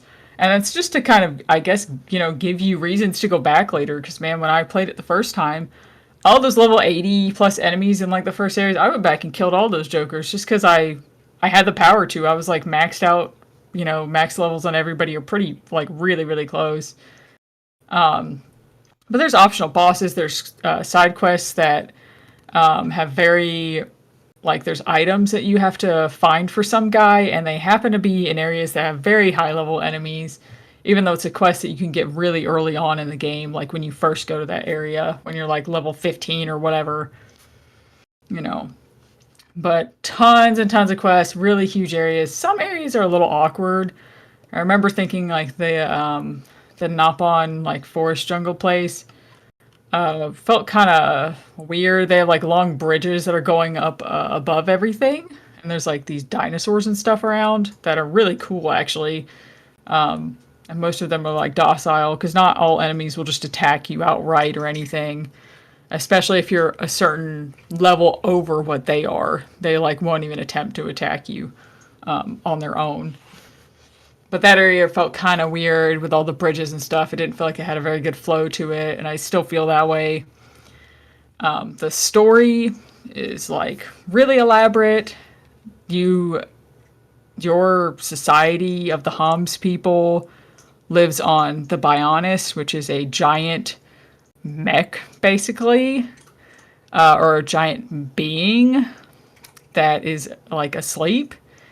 Like, it was in a battle with the Mechanis, which is another giant like mech being that also has its own people living on it. So it's like a war within a war is happening, basically. Some people are trying to bring the Mechanis back to life, and the Mechanis are trying to kill everybody, and they killed your friend, and now you want revenge, and you're going to try to stop them. And along the way, there's definitely some twists and turns. It gets very philosophical at the end about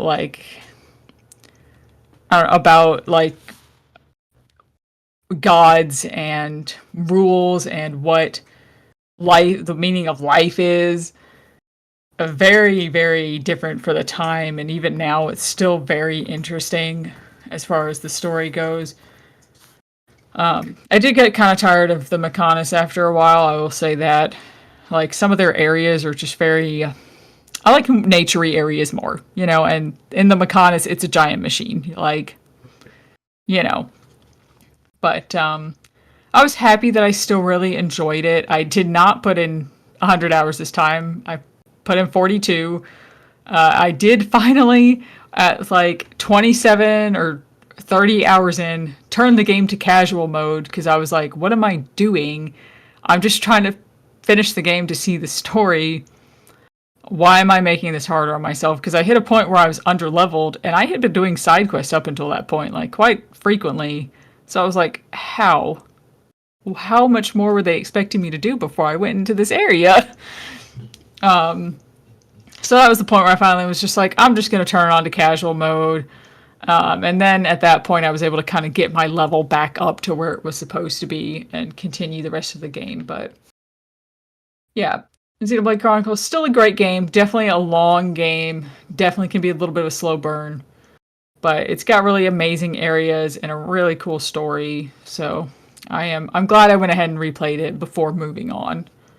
I'm very interested to see what you'll think of too, because people seem very split on that game. And I know it's a little bit more anime than the first game, so we'll see what's up with that. One thing that's worth noting in the Switch version of Xenoblade Chronicles is everybody's faces are completely different.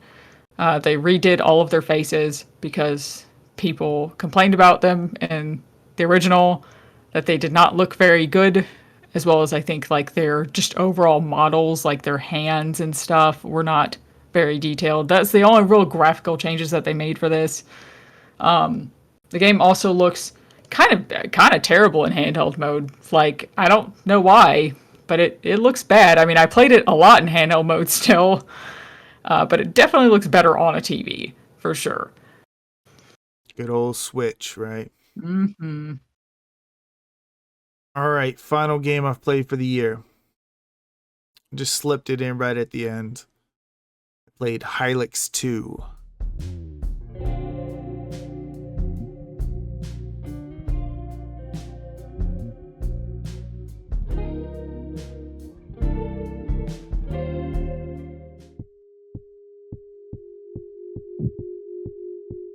but I played Hylics 1 many years ago.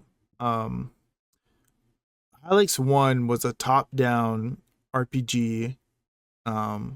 You play as Wayne, and you go on an adventure, and every single character talks in gibberish, like actual gibberish, like not like fancy talk, like literal nonsense. And you I don't know, you go to the moon and you fight this guy named Gibby, and none of it makes sense, but it was super weird, and it uses this crazy ass claymation style, and the designs were crazy, right? So Hylics 2, similar type of game, but the changes, right, or it's no longer top down, now it's an isometric viewpoint.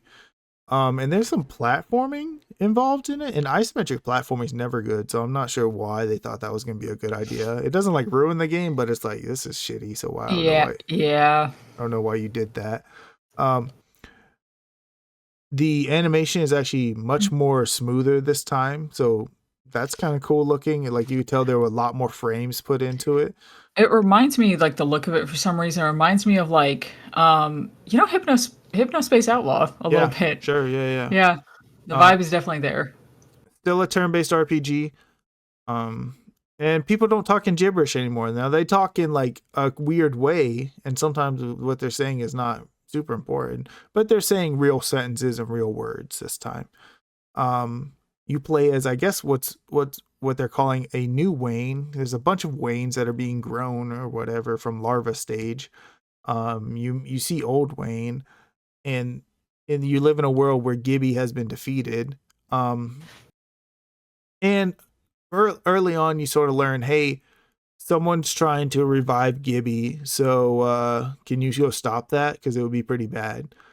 And that's your goal, right? You run into the same characters you met from the first game, although you technically some of them are optional, right? You like could miss them, I guess. It would be a little difficult, but yeah, it's a weird game, right? It's very weird. The combat can actually be extremely challenging, especially in the beginning before you start getting equipment and stuff.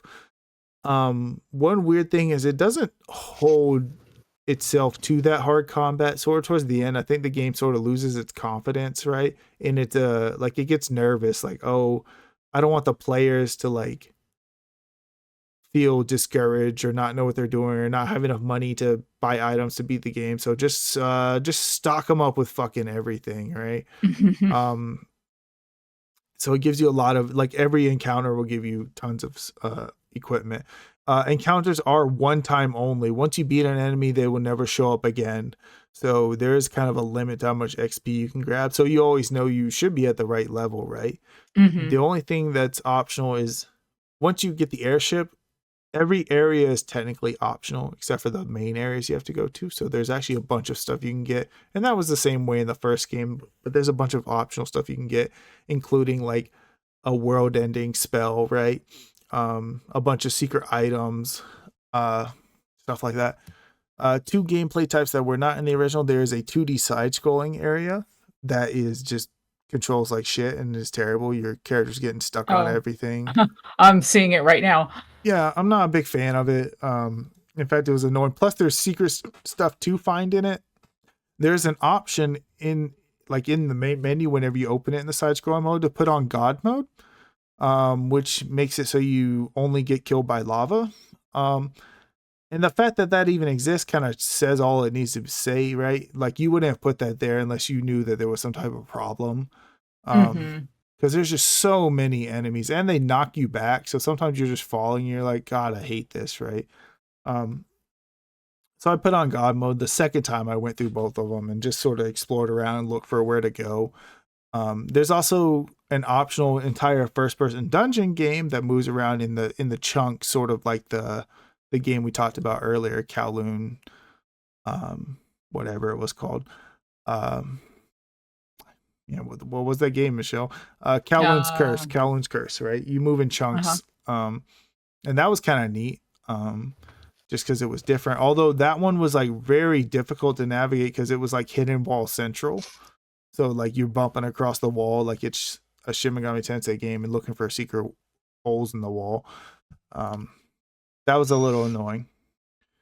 I will say by the end, like, assuming you did the optional stuff, you're gonna be so greatly overpowered. Some of the stuff that was hard in the beginning of the game, the final boss is pathetic, right? The thing that makes him hard is he can do up to 100 damage per hit, and you only have like 300 HP. But like by then you have so much, and he hits everyone, so it's everyone 300 or 100 ticks of damage. But by then you have so many ways around it. You can slow him down. You can do these attacks where if you charge them, they give you 200 extra hit points. You can do an attack that hits every enemy because he'll be spawning enemies as well, but you can just hit them. It's not a big deal. And then you have the nuclear bomb spell, which I didn't even use it until like the very end, but he hit me with a move that it's one of those moves that in RPGs happen where the boss will take every character you have down to 1 hit point. He did that, and I was like, he's only got 300 health left. Let's see what happens if I just cast this nuke spell, right? Let's see what happens, right? And it just killed him outright. Did like 350 damage and killed him. I was like, holy shit. Okay, so Hylics in general is weird, right?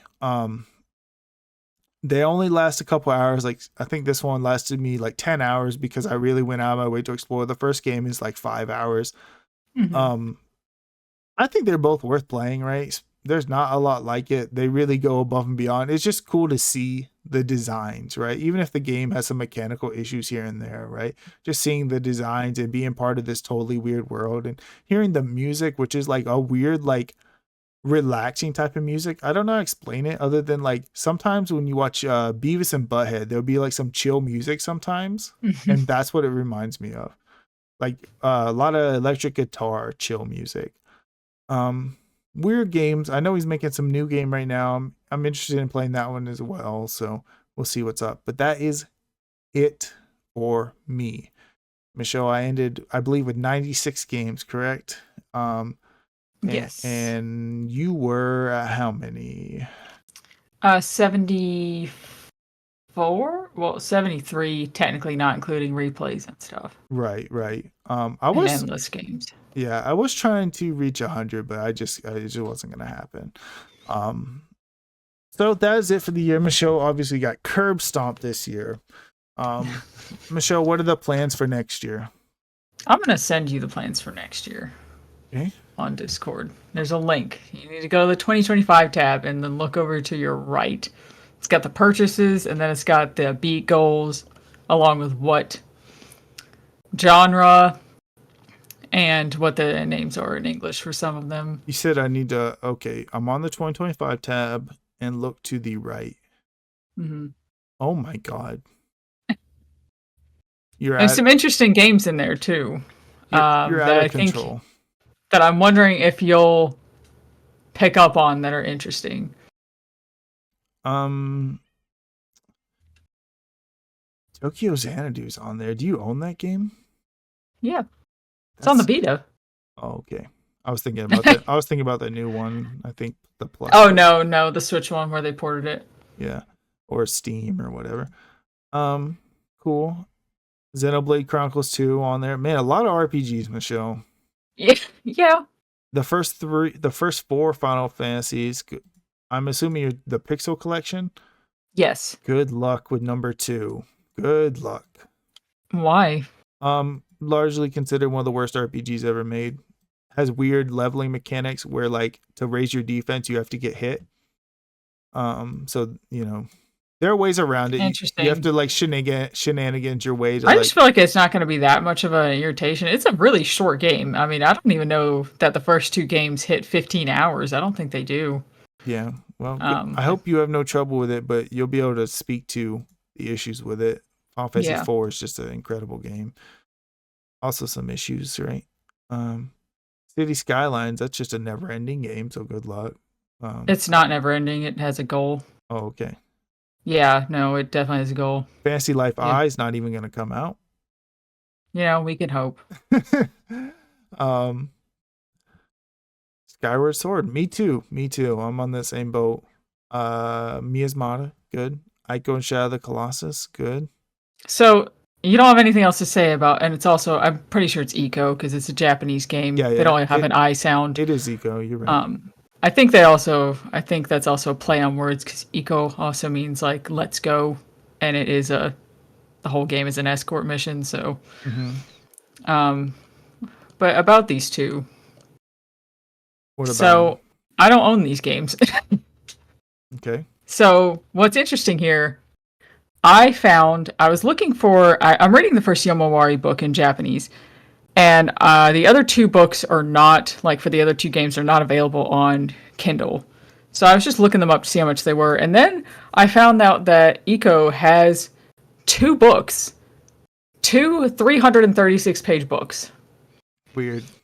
And I got both of those books together for $15. They're on their way to me from Japan because I just gotta know what is in 672 pages. Yeah, especially with a game with characters don't talk. Yeah, I just gotta know. I gotta see the interpretation of these.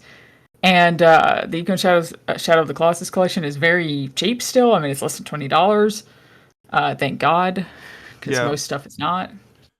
And Shadow of the Colossus is obviously like one of the best games ever made. So I've actually played through over half of the game before. I've just never finished it. It was once again my friend Nikki's copy. So some people can't wrap their head around the controls, but it's really, the controls are weird. Let's be honest. I don't know. It's really not that bad. You just have to, it's just not standard, right? So and then you added on some other stuff on there. Thanks. Right. I gotta finish all this too. I see you're gonna play Origami King. That suddenly got thrown on there, huh?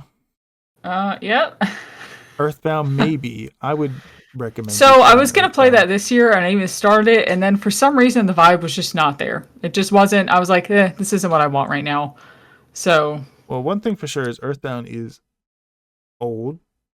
And there's some mechanical things that you have to adapt to, right? Especially with the inventory that's a little crazy. But it's really good. And so I've already started Yokai Watch 4 and Xenoblade Chronicles 2. I'm probably at least 7 or 8 hours into Xenoblade. And I got 5.5 hours into Yokai Watch 4 today, and I think I'm gonna do something a little nuts. So, Yokai Watch 4 looks and runs like absolute dog shit on the Switch. It looks terrible. It is one of probably the worst looking and playing games that I own on the Switch, next to Master Detective Archives. It did also come out on the PlayStation 4 as Yokai Watch 4 Plus, so it had all this DLC included within it already, and it looks ridiculously better and plays better. Are you about to import it again? I think so. I think I am, because it's just the frame rate gets so bad in fights that I can't even tell what's going on. Like, it's bad. It's like to the point where I think it would affect my rating on the game, and I would just enjoy it so much more if I could just play it without issues. And that sucks because like the PS4 version is substantially more expensive. Like you can get the Switch version for like $25, and the PS4 version is literally double that. So I've made an offer on one on eBay though, and I'm hoping they get back to me. I know that it's morning in Japan. I know it's Saturday morning, so I don't know how this person hasn't seen my offer yet, but they need to get on it because I want to get this game in like as quick as possible. Gotcha. And then how much would you have to redo? Where are you at? 5.5 hours. Oh, the whole 5. Okay. Well, what do you mean the whole 5? Like, no. I mean that's not that bad. It could be worse, that's for sure. Especially since and obviously read it. Yeah, so I can just blow through everything really easily. Yeah. It'll probably only take me, a couple hours to get back to where I was at. Okay, well, good luck with this system that you have in place. Hopefully that works out for you. And I got the little purchase list over there too. I saw Tears of the Kingdom, maybe. It's kind of like if I really end up in the mood for it and I have time, then maybe, because otherwise, I mean, the price is still going to be the same next year and the year after that. So it's just... Yeah, and then I forgot that Xenoblade had that expansion. Xenoblade 2 has that expansion, so... I'm probably going to end up buying Torna. Are you It's like how are you gonna buy it? You gonna buy it just as DLC, or are you gonna buy the physical version? technically it's not DLC. It is its own separate thing. You do not have to have Xenoblade Chronicles 2 to play Torna, I think. It's really confusing. No, I think you're right. I think you because you can definitely just buy Torna by itself. Yes. So I think it's actually its own separate, just existing thing. But so I'm gonna buy a physical copy. Oh, you're gonna buy physical? Okay. Oh yeah. I'm wondering if I already have the others physical. Why would I do that? Well, I would check if it's actually physical or not. So I'm pretty sure it is. I've seen the case for it, but just in case. Yeah. Well, cool. Good luck. My plans. Persona 4 Golden will be played. I got it. I played Persona 3 this year. Loved it. The FES version. And I've been kind of like, oh, I'm gonna buy Persona 4 Golden, and then all of a sudden the last Humble Bundle they just got it to me, so there's no excuse now. So that'll be a RPG I played pretty early on. No guarantees, but I would also like to play Blue Dragon. I talked about it last year this year when I played Lost Odyssey. Or was that last year? I don't even remember. This year. Yeah. I talked about playing Blue Dragon. I just did not get around to it. I would like to do that before the Xbox 360 dies. It's kind of like, is it still alive? Yeah, it's still alive. Wow. I got one of the later models, so I have no problems with it. Oh, you mean like yours just dies? Yes. Gotcha. Yes. Right. I own the game. And if I have to, like if something were to happen, I know the new Xboxes are backwards compatible with Blue Dragon, so I can play it like that. But that's not the ideal situation. Yeah. Those two are my big hopes to play, and I'm going to dive back into Ace Attorney. I meant to do it this year, but some weirdness happened with the releases, right? The Apollo trilogy came out, and I was like, oh, I'll buy the Apollo trilogy when it goes on sale. And then they announced the Ace Attorney Investigation series. And I was trying to figure out like what's the best way of handling that. And if you look at like, let's just say release order, right? Ignoring the Great Ace Attorney because it's kind of its own thing, but just looking at release order, it's like the first Apollo Justice, then the two Ace Attorney Investigations, and then the next two Apollo Justice, right? Yeah, and I'm gonna tell you right now, you don't have to do it in that order. You can literally just play them. They're not connected. Well, I mean, you see recurring characters from all the games, but like it's not anything from Apollo Justice, like specifically. Here's what I saw, right? People online were saying, look, you can just play the investigation games right now if you want. Or you could play the Apollo Justice games right now if you want. But in Ace Attorney 7, they're gonna reference some things that happen in Ace Attorney Investigation just slightly, right? It's not gonna. You're gonna have to tell me which one 7 even is. You can't just throw a fucking number at me with an Ace Attorney game, John. Like I'm gonna know which one it is. I need a subtitle here. Oh, wait, maybe not 7. 5. I'm sorry, the second Apollo Justice. Okay. Dual Destinies, I think. Okay. They're gonna make some references to what I guess Miles or whatever was up to, and like that's not gonna matter to you, but if you know what he's been up to, that's gonna be kind of cool to you, right? Yeah. And you also you just obviously want to play them before you get into the 3DS games because you're gonna there's gonna be a big difference in like stylistically. You're going from the DS to 2D to 3D. You're right. So I'm actually probably going to buy the Apollo Justice trilogy, and I think I'm going to do it the way that it said. I'm going to play the first one, then I'm going to play the 2 investigations games, and then I'm going to play the 3D ones, so that way I play all the 2D ones and the 3D ones. And that's going to start soon, very soon. Gotta start with the long games first, Yeah. Although I don't know, none of them are jump start. None of them are too terribly bad, right? None of them are like. I mean, you say that they're all like 20-25 hours, so. But at least they're not like 50 hours, and. Oh yeah. And the way they're not like RPG, so they just sort of, as long as you're there, they're playing themselves. You just got to be along for the ride and enjoy it. So it's been a while, so I might do a little recap refresher on what happened in the first 3 games just in case, but. Anyway, so that is my major plans. The rest of it's just to catch up on the games I just got for Christmas, which luckily is not too bad, right? I know everyone, it's like, oh, the more games you get for Christmas, the better, but actually, like, sometimes it's too much, right? Mm-hmm. And the games I got this year are actually a mixture of short and longer games, but I should be able to finish them without any issue. Although I did get Final Fantasy VII Rebirth, so now I'm like trying to debate in my head, am I gonna go back and play this Yuffie DLC from the first one real quick? And I think I might, just to make sure I don't miss anything. So that's gonna be a undertaking. But yeah, that's my plans for next year. Seems like we're both set. I'm sure by the end of the next year we'll have accomplished all of that for sure. I detect absolutely no sarcasm whatsoever in that statement. Right. Okay, Michelle, let's talk about top tens. Do you want to go first or me? I can go. Go ahead. I'll do honorable mentions first. I'll blow through them real fast. My honorable mentions: Yomawari 3, Kirby's Extra Epic Yarn, Solita Robo, Endless Ocean Luminous, Oxenfree 2, and Moomin Tani no Kurimono. What one was that one? Gifts from Moomin Valley. Oh, okay. The DS one. So top 10, starting at number 10. And number 10 was honestly kind of a crapshoot. A lot of games could have ended up at number 10, but I ended up settling on Life is Strange True Colors. Number 9, The House and Fate of Morgana. Number 8, Moon. Number 7, Master Detective Archives Raincode.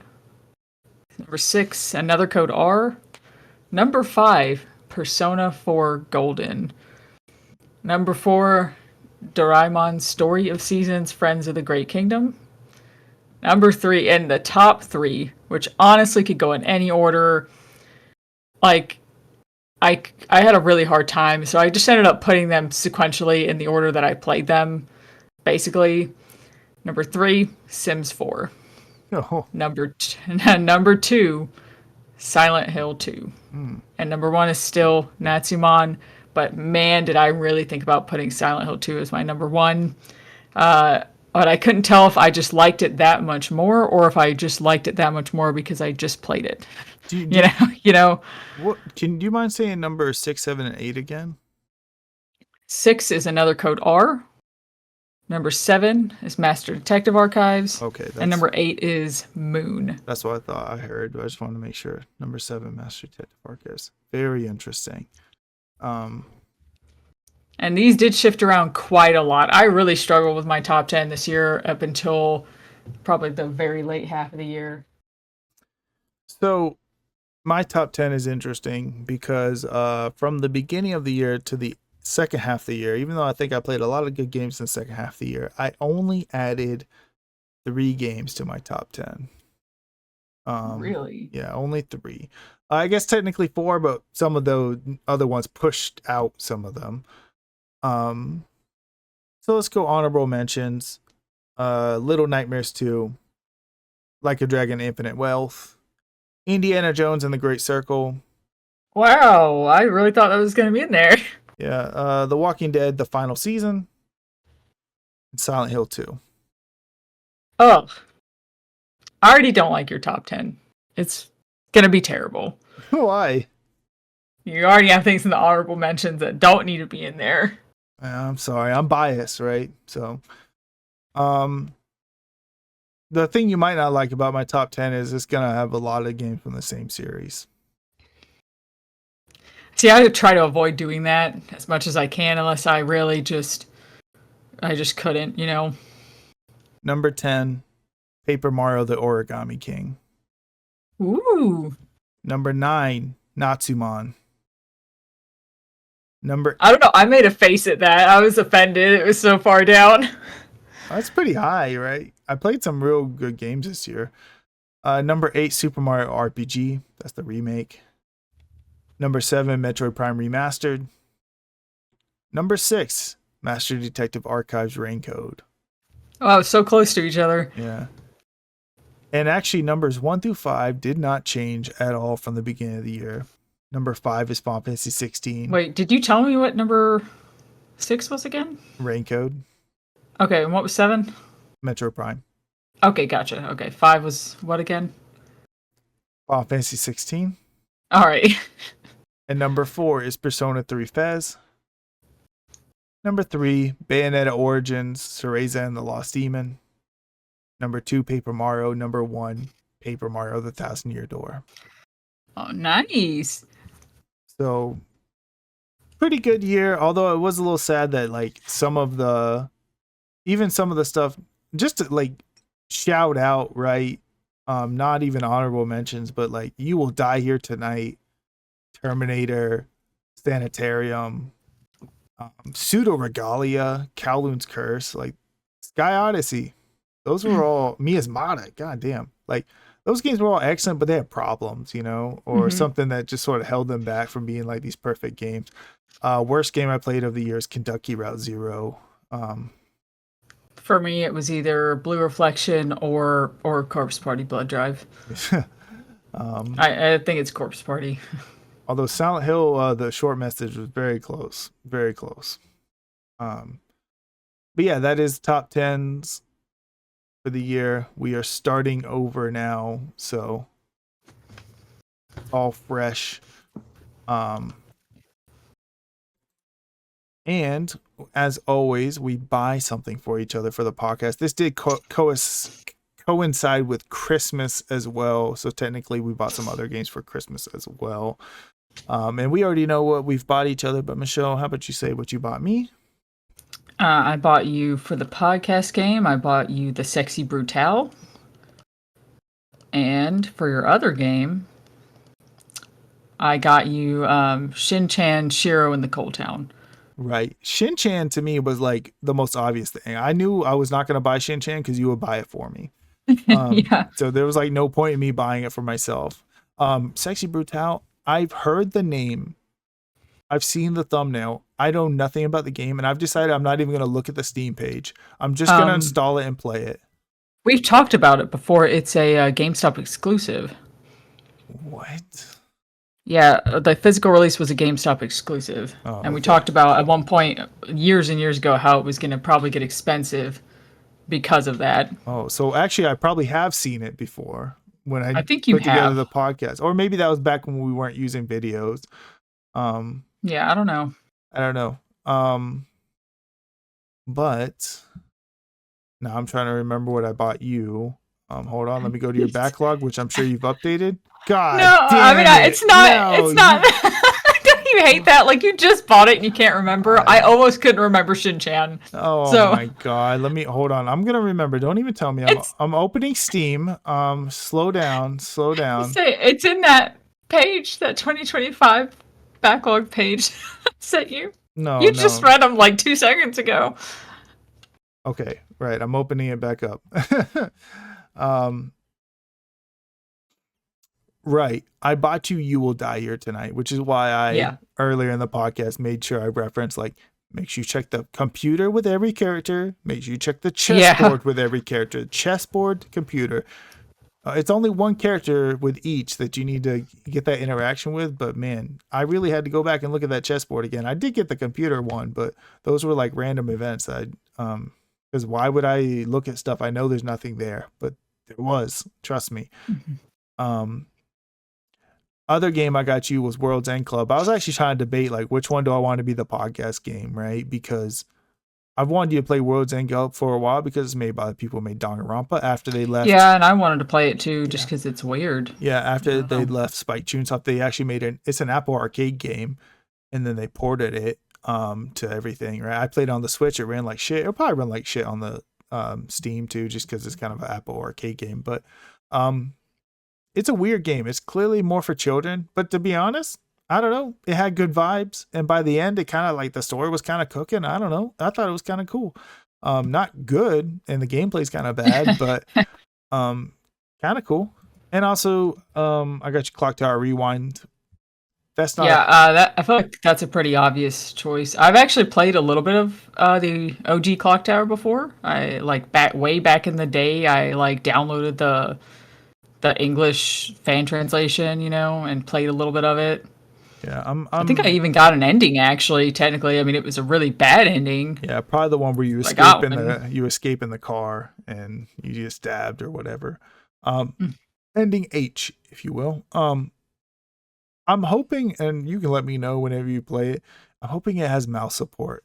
I kept trying I kept trying to read, and they were being real vague about if mouse support was in the game or not. And I know it's just a port of the Super Nintendo version, so maybe there won't be, but I put World's End Club on the Steam Deck, and Clock Tower, I was like, no, this has got to be PC. If there's not, like, I will play this with a mouse. There's no way they didn't do this. Like, come on. I hope they did, but they were being real vague about it. They would not say mouse support, so hopefully they do have mouse support. Otherwise, I mean, it's still playable, but that's way worse way of playing.